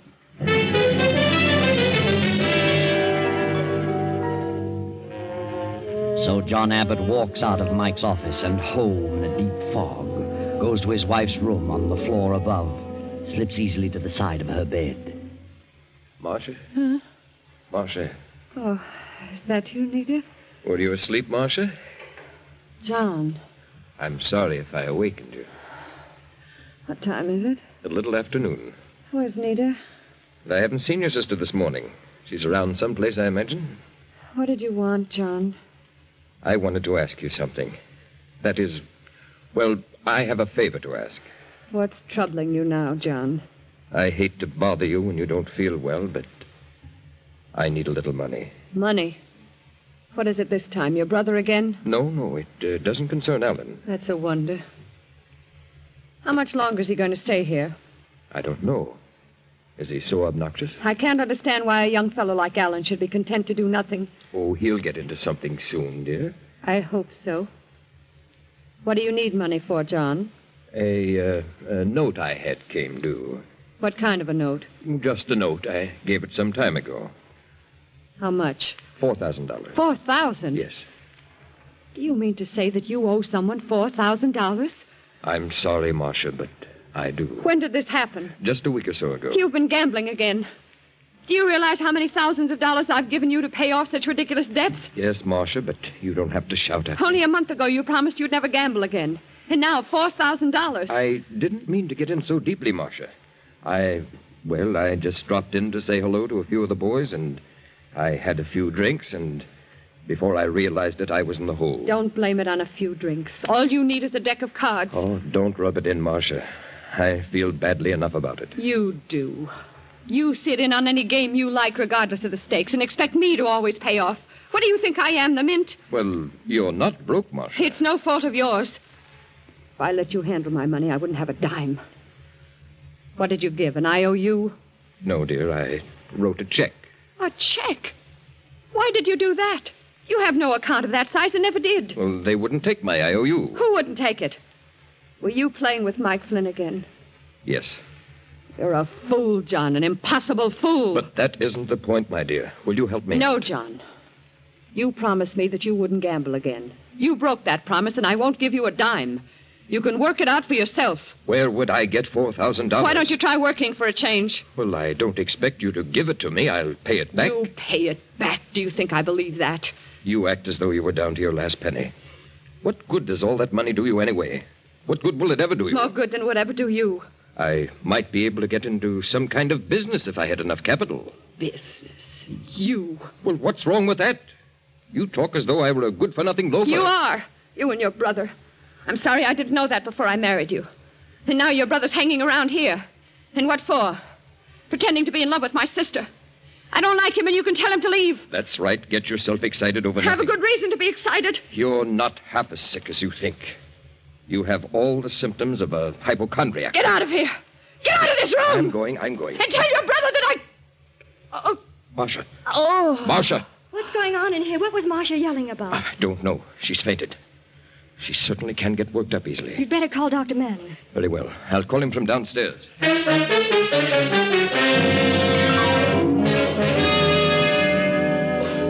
Dr. Manning. Oh, yes. This is John Abbott. I wonder if you could come over here. Marcia has had another spell. Yes. Very well. Goodbye. What happened, John? I don't know, Ellen. She gets excited over the least little thing. Yeah? What was she yelling about? Oh, I went in to ask her about something, and she blew up. What did you say to her? Why? Was it something about me? No, I needed a little money to cover a note. And I happened to ask her at the wrong moment. Note? You mean the check, don't you? Check? What do you mean? That $4,000 check you gave Mike Flynn? What do you know about that? I heard about it. So? You think she'll let you have the money? I don't know, Ellen. I rather think she will, eventually. What do you mean, eventually? You've got to have it by Saturday. Yes, that's right. Sure in a tough spot, John. I'd hate to be in your shoes. Why? Mike Flynn is a bad egg to fool around with. I know how to take care of Mike. Yeah, I hope so. I'm going out for a few moments. I'll be back by the time Dr. Manning gets here. Okay.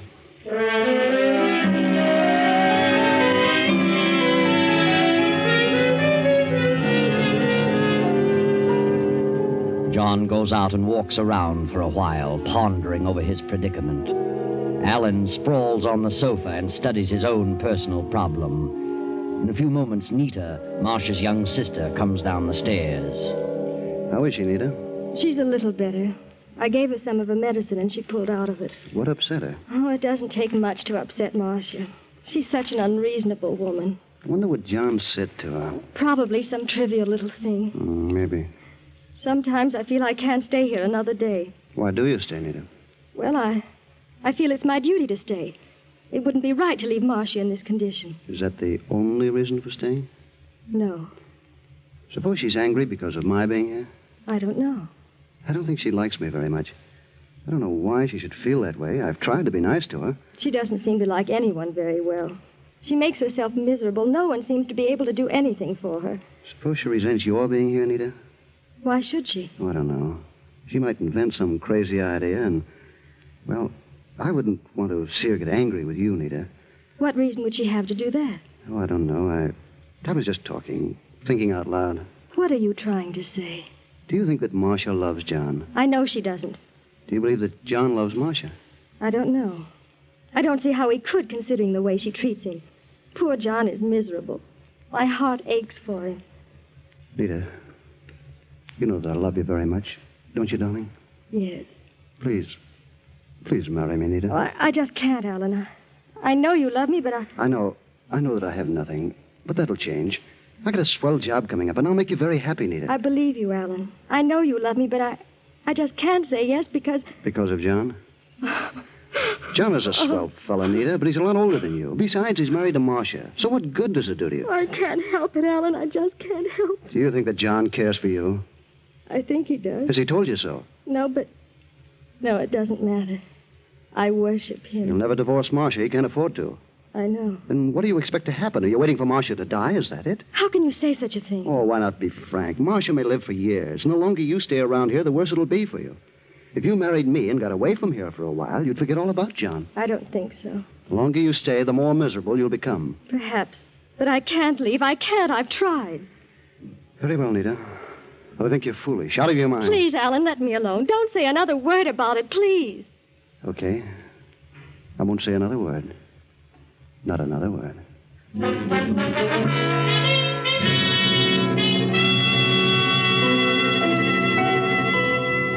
Dr. Manning visits Marcia. John returns to the house. And now the doctor has come downstairs and asks John, Alan, and Nita to join him in the library. I want to have a little talk with the three of you. Yes? About Marcia? That's right. How is she, Doctor? She's much worse than when I saw her last. Worse? Yes. She's suffered some emotional upset. She can't afford to do that. Her condition is very, very serious. I've warned you before about the result of the slightest argument. Well, I don't know what occurred this morning, but I warn you that another such occurrence will cost her life. Is she that bad? I'm going to be frank with you, John. For her own good, I had to tell her the truth. I think I should tell you. The truth? I doubt if Marcia will live more than a year. What? Yes. On the other hand, if she suffers no further emotional stress, she may live 2 or 3 years. Poor Marcia. I didn't realize it was that serious. I'm sorry to have to tell you this, but I feel that you should know all the truth. It is quite a shock, Doctor, but I appreciate your letting me know. Yes, we all do. Of course. Well, I must run along now. I want to have a few words with your housekeeper, Mrs. Simmons, about Marcia's diet. Good day, Doctor, and thanks for coming over. It's really serious. I thought Marcia was more or less of a hypochondriac. I really did. Yes, so did I. Well, this puts a new light on the situation. What situation? Well, I'm sorry I caused Marcia to become upset. Yes. We must be very careful from now on about what we say to her. Yeah, that's right. Very careful. All of us.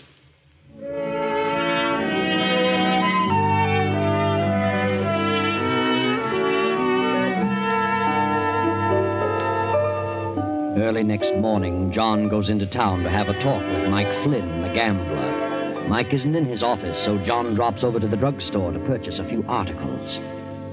Well, how are you, John? I haven't seen you for a week or so. Where you been keeping yourself? Oh, I've been rather busy the past few days. Yes? What can I do for you? Well, I have a list of things here. Quite a few items. I'll let you fix them up, and I'll call for them later. Very well. Got some nice specials on today. No, just what you see there on the list. Oh, yes, of course. Now, let me see. Yes, I have everything here. I'll be back. Oh, hello, Mike. I was just up to your office. So I have. Got some good news for me, John? Why, yes. That is, well, I think things are going to be all right. That's all? I'm glad to hear it. For your sake. I wanted to ask a little favor of you, Mike. Favor? Yes. Well, that all depends on what it is. What you got in your mind, John? Well, I suppose we go over to your office. Okay. Whatever you say. Just wrap those things up, Mr. Smith. I'll call for them in half hour or so. Come on, Mike.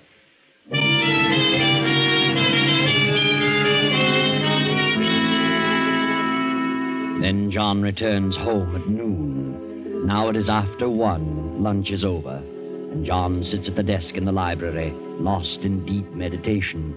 The library door opens and Nita slips quietly to John's side. John? Oh, yes, Nita. I didn't hear you come in. I opened the door very quietly. I thought you might be taking a nap. No. I was just thinking things over. I know how you must feel, John. I've developed a bit of a headache. I didn't sleep a wink last night. I'm so sorry for you, John. May I rub your head? It might help a little. Oh, thanks, Nita. I'm all tied up in knots. Does that help? Oh, yes. Helps a lot. Sweet of you, Nita. You're an awfully nice girl. Thanks, John. Yes, the man who gets you for a wife is certainly going to be lucky. Think so? I know so. Are you really in love, Nita? Yes, John. I'm sure I am. Well, I hope it lasts. But with a girl like you, sweet and kind and gentle, it's bound to last. Yes? You know, Alan is a very good boy, but he's got to be handled carefully. It's quite a bit like me. I know my shortcomings, and Alan has the same. We were both raised with a silver spoon in our mouths. Then we were suddenly thrown out into the world on our own, and we just couldn't take it. I had nothing to offer anyone, so I just followed the line of least resistance. Have you, John? Alan is just like me, but fortunately he's young enough to be changed. He can learn new tricks. The right girl could help. And you are the right girl. Think so? Yes. You're as different from your sister as night from day. But I don't love Alan. But you just said you did. No, John, I didn't. I did say I was in love, but not with Alan. But he's mad about you, Nita. I know. He's nice, but I don't love him and never will. Well, then if you're in love, and it isn't Alan, then who is he? Don't you know? No. Oh, John. John. Nita. Nita. Oh, John, forgive me, but I can't help it. What do you mean? Don't you know, John? Look at me, Nita. Yes, John, I know it's despicable, but I can't help it. I love you. Well, of all things. Nita. I've loved you from the day we first met. But Nita, darling, what's ridiculous. You can't mean it. I do. I've tried to fight it, but I can't. I'm married to your sister. Marcia doesn't love you, not the way I do, and you don't love Marcia. How do you know that? I can tell, I know. Oh, you're miserable, John. Am I? Yes. Marcia has treated you terribly.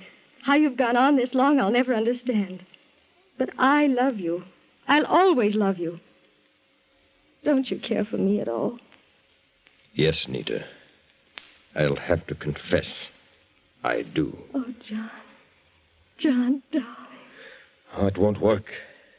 In the first place, I'm married to Marcia. In the second place, I'm older than you. In the third place, Yes? I'm in a spot. A very ticklish spot. I can't afford to, break off with Marcia. What do you mean? I owe a certain man $4,000. I must pay him by this coming Saturday, or I might go to jail. What? Oh, he couldn't do that. Yes, he could. And he might even take me for a ride. Kill you? Yes.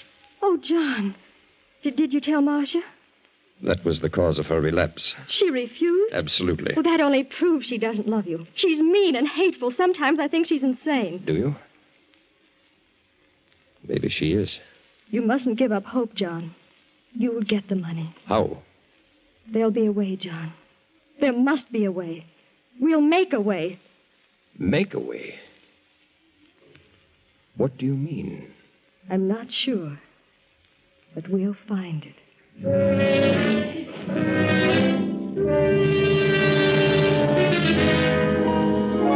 Then, a short while later, the housekeeper, Mrs. Simmons, comes to Marcia's room to take away the luncheon tray. Did you enjoy your lunch, Mrs. Abbott? I thought I'd pick up the tray and dishes. Well, ice cream. Where'd you get the ice cream? I didn't serve you any ice cream. Mrs. Abbott, are you asleep? If you'd wanted ice cream, you could have told me. Mrs. Abbott. Mrs. Abbott. Mercy on me, she's cold as... Mrs. Abbott! Mrs. Abbott! She's dead. She's dead. Give me the police, an ambulance, a doctor.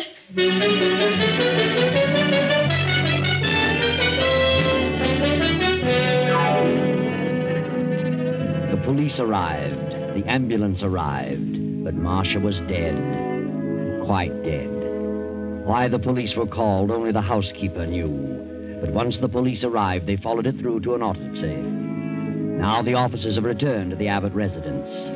Captain Barnes is speaking. You're Mrs. Simmons, the housekeeper? Yes, that I am. Mm-hmm. And you're Nita, Mrs. Abbott's sister? Yes. And you? I'm Alan Abbott, John Abbott's brother. You live here? I'm visiting here. I see. Mrs. Simmons, you served lunch to Mrs. Abbott? I did. What did you serve? I served chicken soup, creamed carrots, toast, and tea. And, ice cream? No, You didn't serve ice cream? I did not. Are you positive, Mrs. Simmons? I'm positive. You don't have to shout.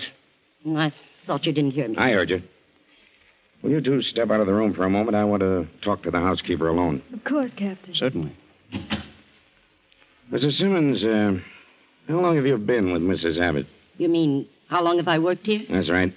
Too long. Didn't you like it here? I don't want to talk about it. Didn't you like Mrs. Abbott? I certainly did. She was so good to me. I worshipped her. Poor thing, poor thing. You came here the day she married her first husband, didn't you? Yes, and they were so happy. It was very pleasant here then. You mean there came a time when things ceased to be pleasant? Yes, that's what I mean. When did things take on a change? After she married John Abbott. How long after she married Abbott did her health begin to fail? It was about a year. Did they quarrel often? Yes, quite a bit. What about? Well, about money. Mr. Abbott didn't have a cent when they were married. And he's never earned a cent nor done a day's work since. He was always gambling, always losing money. Her money. Then she got disgusted and clamped down on him. And shortly after that, she began to fail. Yes, and she changed completely. She became morose and cranky. You just can't realize what a change there was in her unless you knew her. How long has Alan Abbott been visiting here? Visiting? Mm-hmm. He's way past the visiting stage, the lazy loafer. Been living here over 6 months. How long has Nita been here? She came to live here over a year ago. Mrs. Abbott asked her to stay with her when she first took ill. And that was a big mistake. Mistake? To have her sister here? What do you mean? I'm talking too much. I don't want to get mixed up in this. I'm leaving this house at I'm once. afraid you're going to stay right here, Mrs. Simmons, until I tell you to go. You mean I'm arrested? We call it detained, until this is cleared up. What are you doing here anyway? Why are you snooping around asking so many questions? Why did you call the police when you found the body? I don't know. I was just excited. You didn't call the doctor. You called the police. What was in your mind to cause you to call the police instantly? I don't know. I really don't know. She's had bad attacks before, and you always called Dr. Manning. But this time you called us. Why? I don't know. Then I'll tell you, because you knew she'd been murdered. Murdered? I didn't. Then you must have suspected it. Who'd you suspect? Her husband? No. Alan? No. Nita? I don't know what you're talking about. Then it must have been you who served the ice cream. I didn't serve ice cream. But it was served. And there was arsenic in it. Arsenic? Rat poison.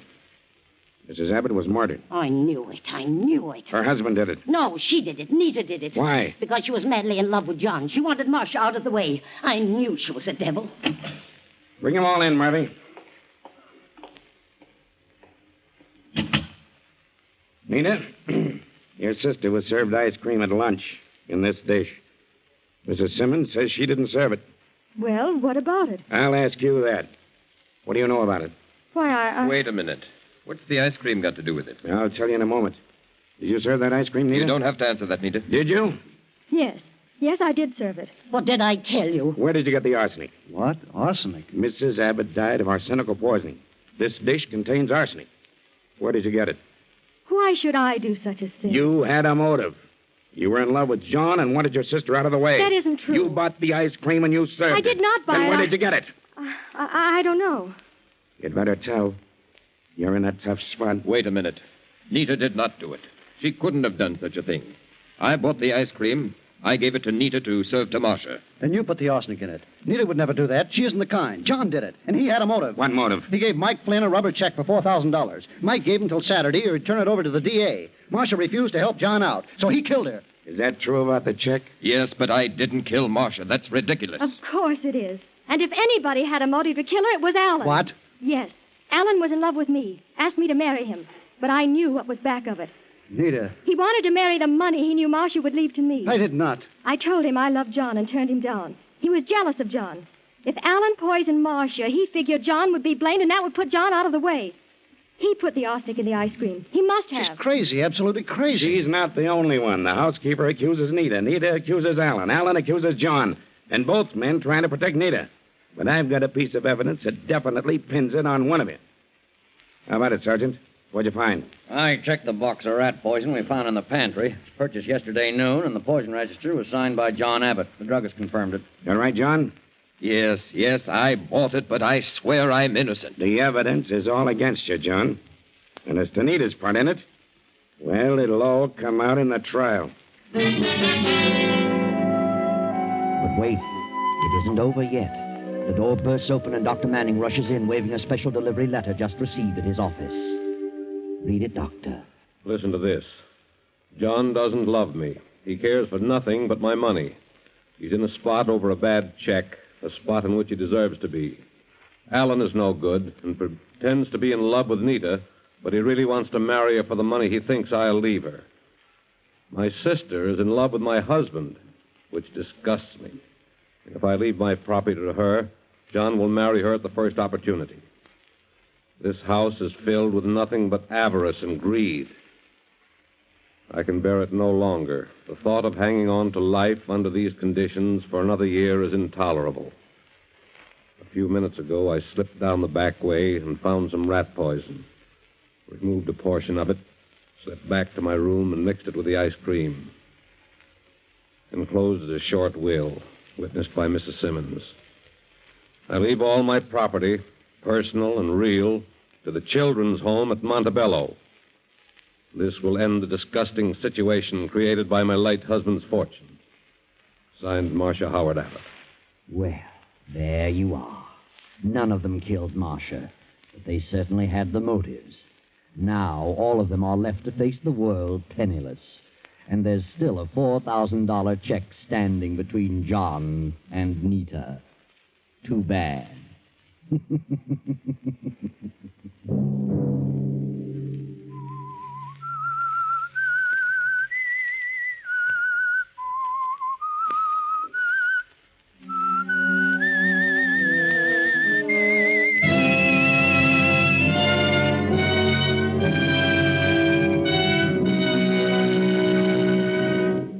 CBS has presented The Whistler.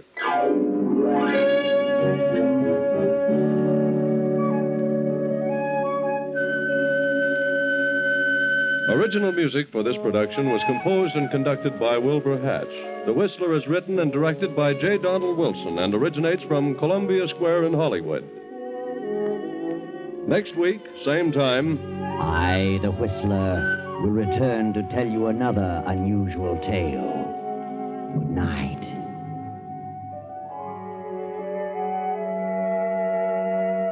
This is the Columbia Broadcasting System.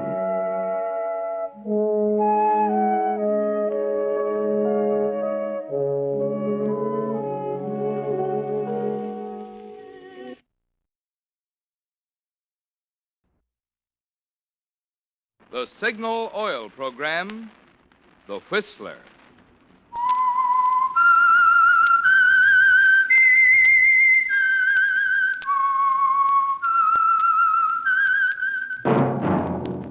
That whistle is your signal for the Signal Oil Program, The Whistler.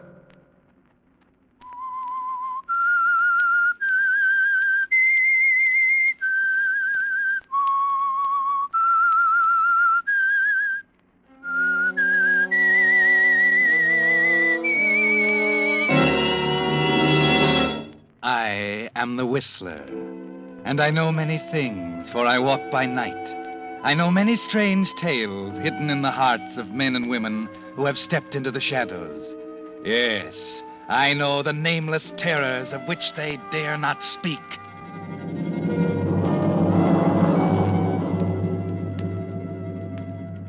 Yes, friends, it's time for The Whistler. Rated by independent research, the most popular West Coast program in radio history. And remember, let every traffic signal remind you, with new Signal gasoline, you do go farther than ever.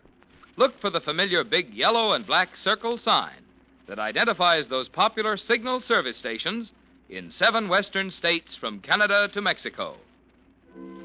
And now the Whistler's strange story, The Trigger Man.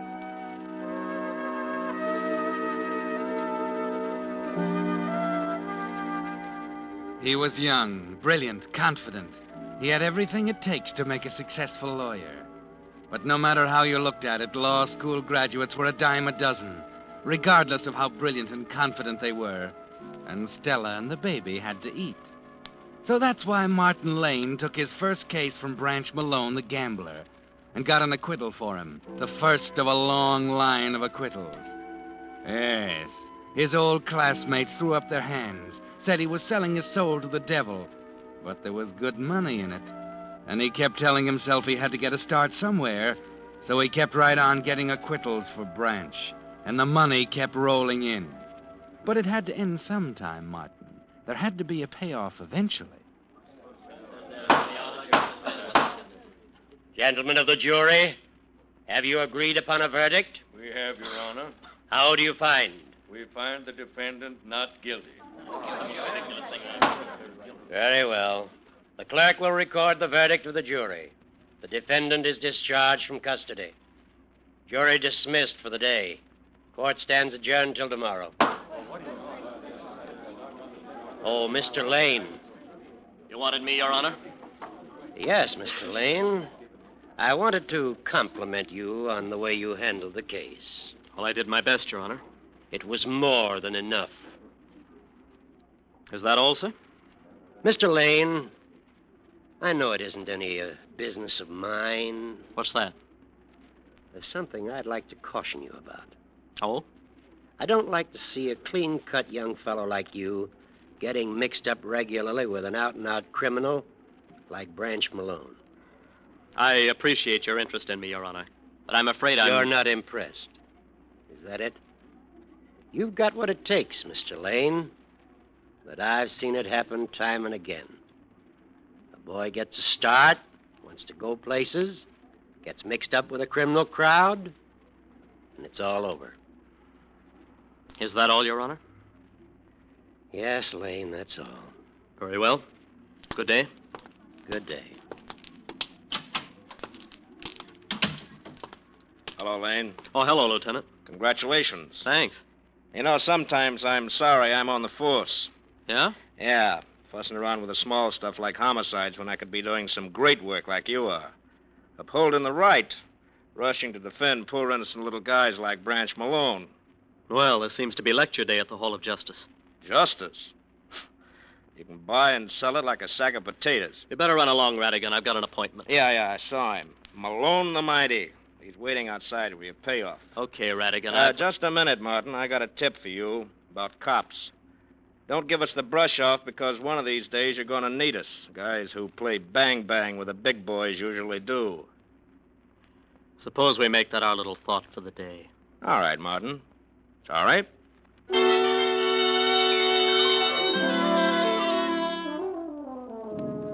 Yes, Martin, you're on your way, aren't you? Another acquittal.